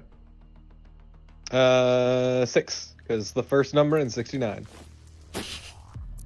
Good job. I love flannel, but this does not look good. Oh, I can do a summoner build. That doesn't even look like flannel. I know, you have to look really closely to see it. You know what? No, you're right, so I'm not gonna use it. It's a disgrace to the good name of flannel.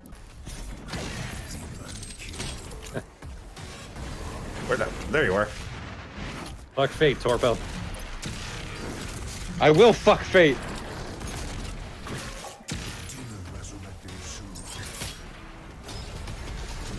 God damn it! Don't want remote detonation. Oh, you and your shield. I'm out of here. Why is my health immediately critical? You spawn with half health if you respawn. Why is that still critical though? Feels I don't unfair. know. I think you may have gotten hit by a fire beam. My ammo. Zombies are scarce in multiplayer. Leave me alone. Friends, Jacob. Ragnatron. Oh no, the dog.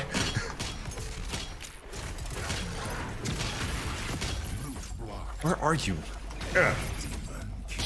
There you This are. is fun. Alright, don't get your ass over here. There we go. Round 1.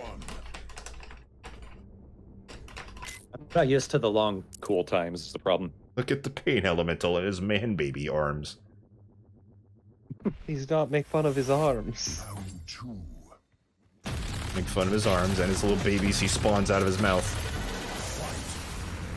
They're beautiful little babies. You're just angry you're witnessing the miracle of birth. I would be angry. And so would you, I think. Can't block this loot. Oh, yes you can. I forgot. The loot block lasts a while. Yeah, I fucking can. Don't worry, I have another.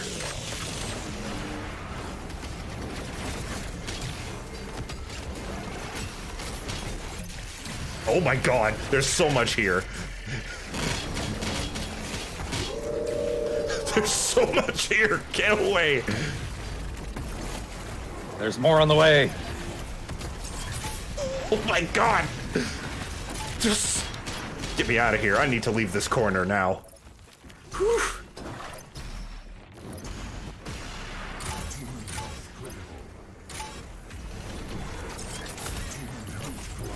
Oh god, I missed my grenade.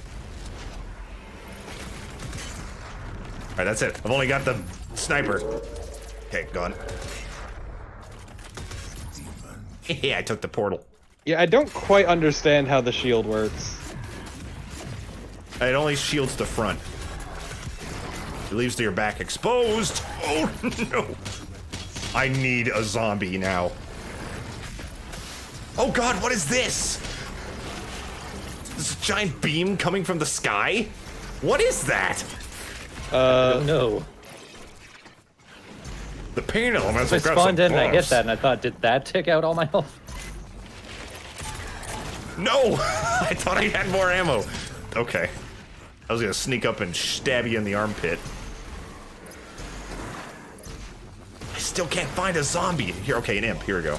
No, my loot! I will never get ammo again. This is how you win.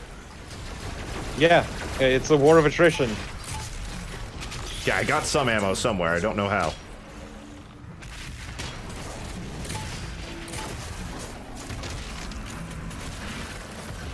Fucking hell. Okay, what am I not using? Chain gun. Okay, out of ammo for that too. Gonna have some friends. Go away. There we go. Can't block this. Oh, okay. I jumped through the giant sky beam.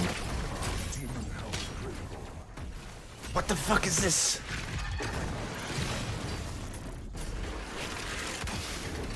Good night. You too. Oh, woo, yeah. The fire hurts you, Thor. I know. Don't let it roast your buns. That's me. I don't believe you start with full ammo. I'm wrong.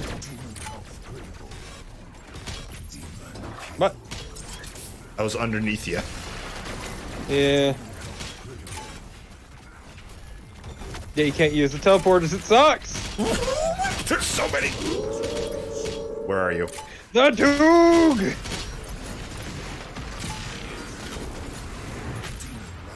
I saw an imp. Beautiful. Come here. Good night, Thorn. Oh, the carcass!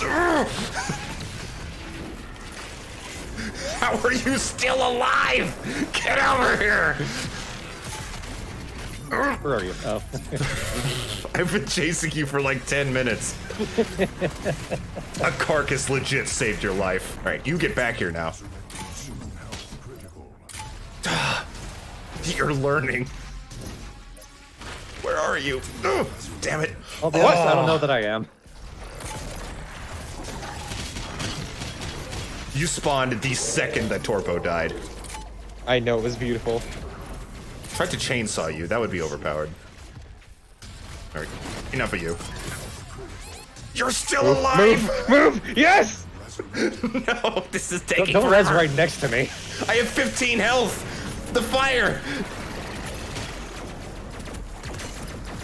Oh, you guys are taking this one. I feel it. Where are you? Oh my fucking god, that ballista! Did we kill each other? Oh. No, that fucking ballista can eat my entire ass. That was so close. You guys, you two are fucking using your summons amazingly. I know, I need to get better at the cube though, and one of my abilities is really weird. I haven't tried that pain elemental yet, so Oh, double God. elementals. Not the double elemental. My beautiful pain elemental has a home. He does look like he'd live in a trailer. I know, right? Just take one of his like tiny little T-Rex arms, pop the fucking cap off of a goddamn bottle of beer, and then just pound that shit back. You look like you just got slapped. Yeah, or like I've got allergies. Oh, every week with this. Alright, 2 floating enemies to deal with. I don't know if this is the meta, but fuck. Goodbye. You'll never find me. Maker drone. Oh, it doesn't drop ammo. Alright, so there you go. So it's not directly beneficial to me to use Maker drones. One of the upgrades is Fit Meatball. Yep. Know about the Markiplier Easter egg? Yeah. I never mentioned that in the LP, I meant to. There's a book in the Fortress of Doom about how to, like, groom your mustache. And the name on the book is Markiplier's late father, who got Markiplier into Doom. It was very sweet. This game doesn't feel very balanced. I mean, the difference is I've played this game for 50 hours and these two have not. Imagine if, like, people of equal skill, it'll look more balanced. Yeah, I played the game about 50 minutes. Yeah. Today. Also, I have a feeling there is a meta when it comes to certain demons. Yeah, Thorn, she made it a point to not play this game until today. Work it out, great. All right. Got a thing stuck in my throat. Oh god damn it, I saw your silhouette. No. I keep landing on the boost pad. I saw your silhouette and I didn't notice you walking around the corner. Oh, there you are. Uh-oh. Fee you. I'm gonna go take a shit. You got 10 seconds. You underestimate my power. This BFG is heavy.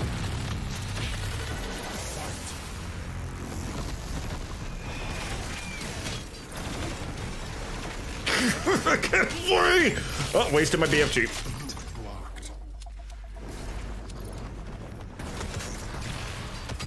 shielding bitch.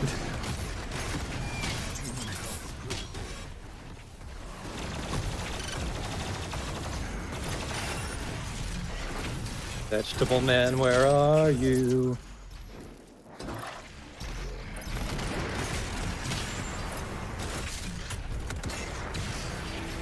Oh. Did you say that shield is not super useful, but... Oh, Baron! Oh, I'm getting better at it, is the thing. Yeah, like, every time I see it, I'm like, you piece of shit. Oh, Baron! No! He was glory killable! There we go. Goodbye, Baron. I don't care about the loot. The Baron's dead. Bing bong, the Baron's dead. Oh, you're very fast, Thorn. You're very fast. No, you're so quick. You've learned to move so well. Where are you? Who taught you your fancy feet? Sure hope someone doesn't block this. Okay. There you are. I killed you with... You were so low, I killed you with one, like, assault rifle shot. Oh, fuck off with that giant fucking laser. No. Get over here. I see you. Oh. No! That was a great cutout, Torp. Whoa, I'm at QuakeCon, dude. Oh, it shows you everything. Nice. Yeah. Okay. I'm ready then. The intro is really good for this character. I like it. Got the start. You did it. I'm proud of you. Uh-huh. Don't look at my dick. You don't have one. Don't make it weird. Oh, yes. This is correct. It's weird that you don't have one. It's in a sheath, okay? Don't. What part about don't make it weird did you not understand? Like your weird cardboard blade. That's exactly how it unsheaths, too. What? Hello, partner of the evening. Allow me to prepare. Where the fuck? I'm distracting you with my weird talk. Where did you go? Oh, there you are. Is that like 1 HP, Thorn? You can do this. Why won't you let me touch? Still at 1 HP. There we go. Thank you for the 5 damage. It really didn't want to let me grab onto this one particular ledge. From up there, Thorn, you look like just an angry skeleton grandpa screaming from his balcony. Get out of my mansion. I'm sorry, Thorn, I just shot you. Have a heal box.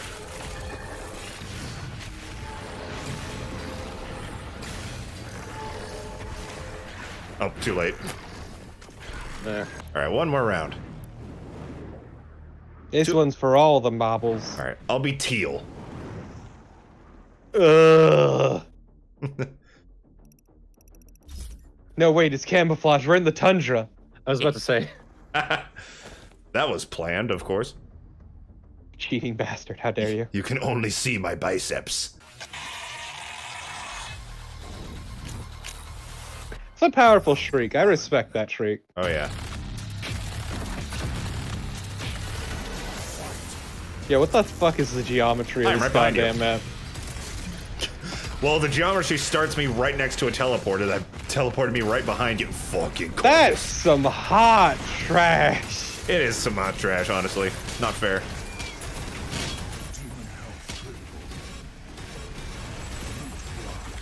Ah, my loot. Oh god, my health. No! I need that loot. Oh. Alright. Okay. Oh! Get me out of here. No! I said no! Imp! No, I meant to chainsaw you. There we go.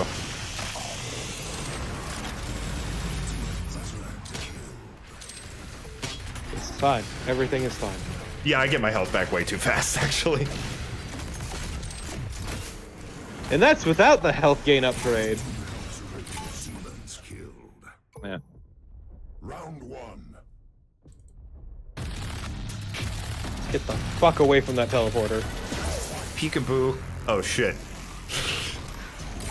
Oh, God. I just whiffed that shot entirely. Damn it. I don't know why I'm surprised every time that happens. It feels like a basic strat to use loot block when I'm It is chainsawing. incredibly basic. Oh, you got one shot left on you. There we go. Yup.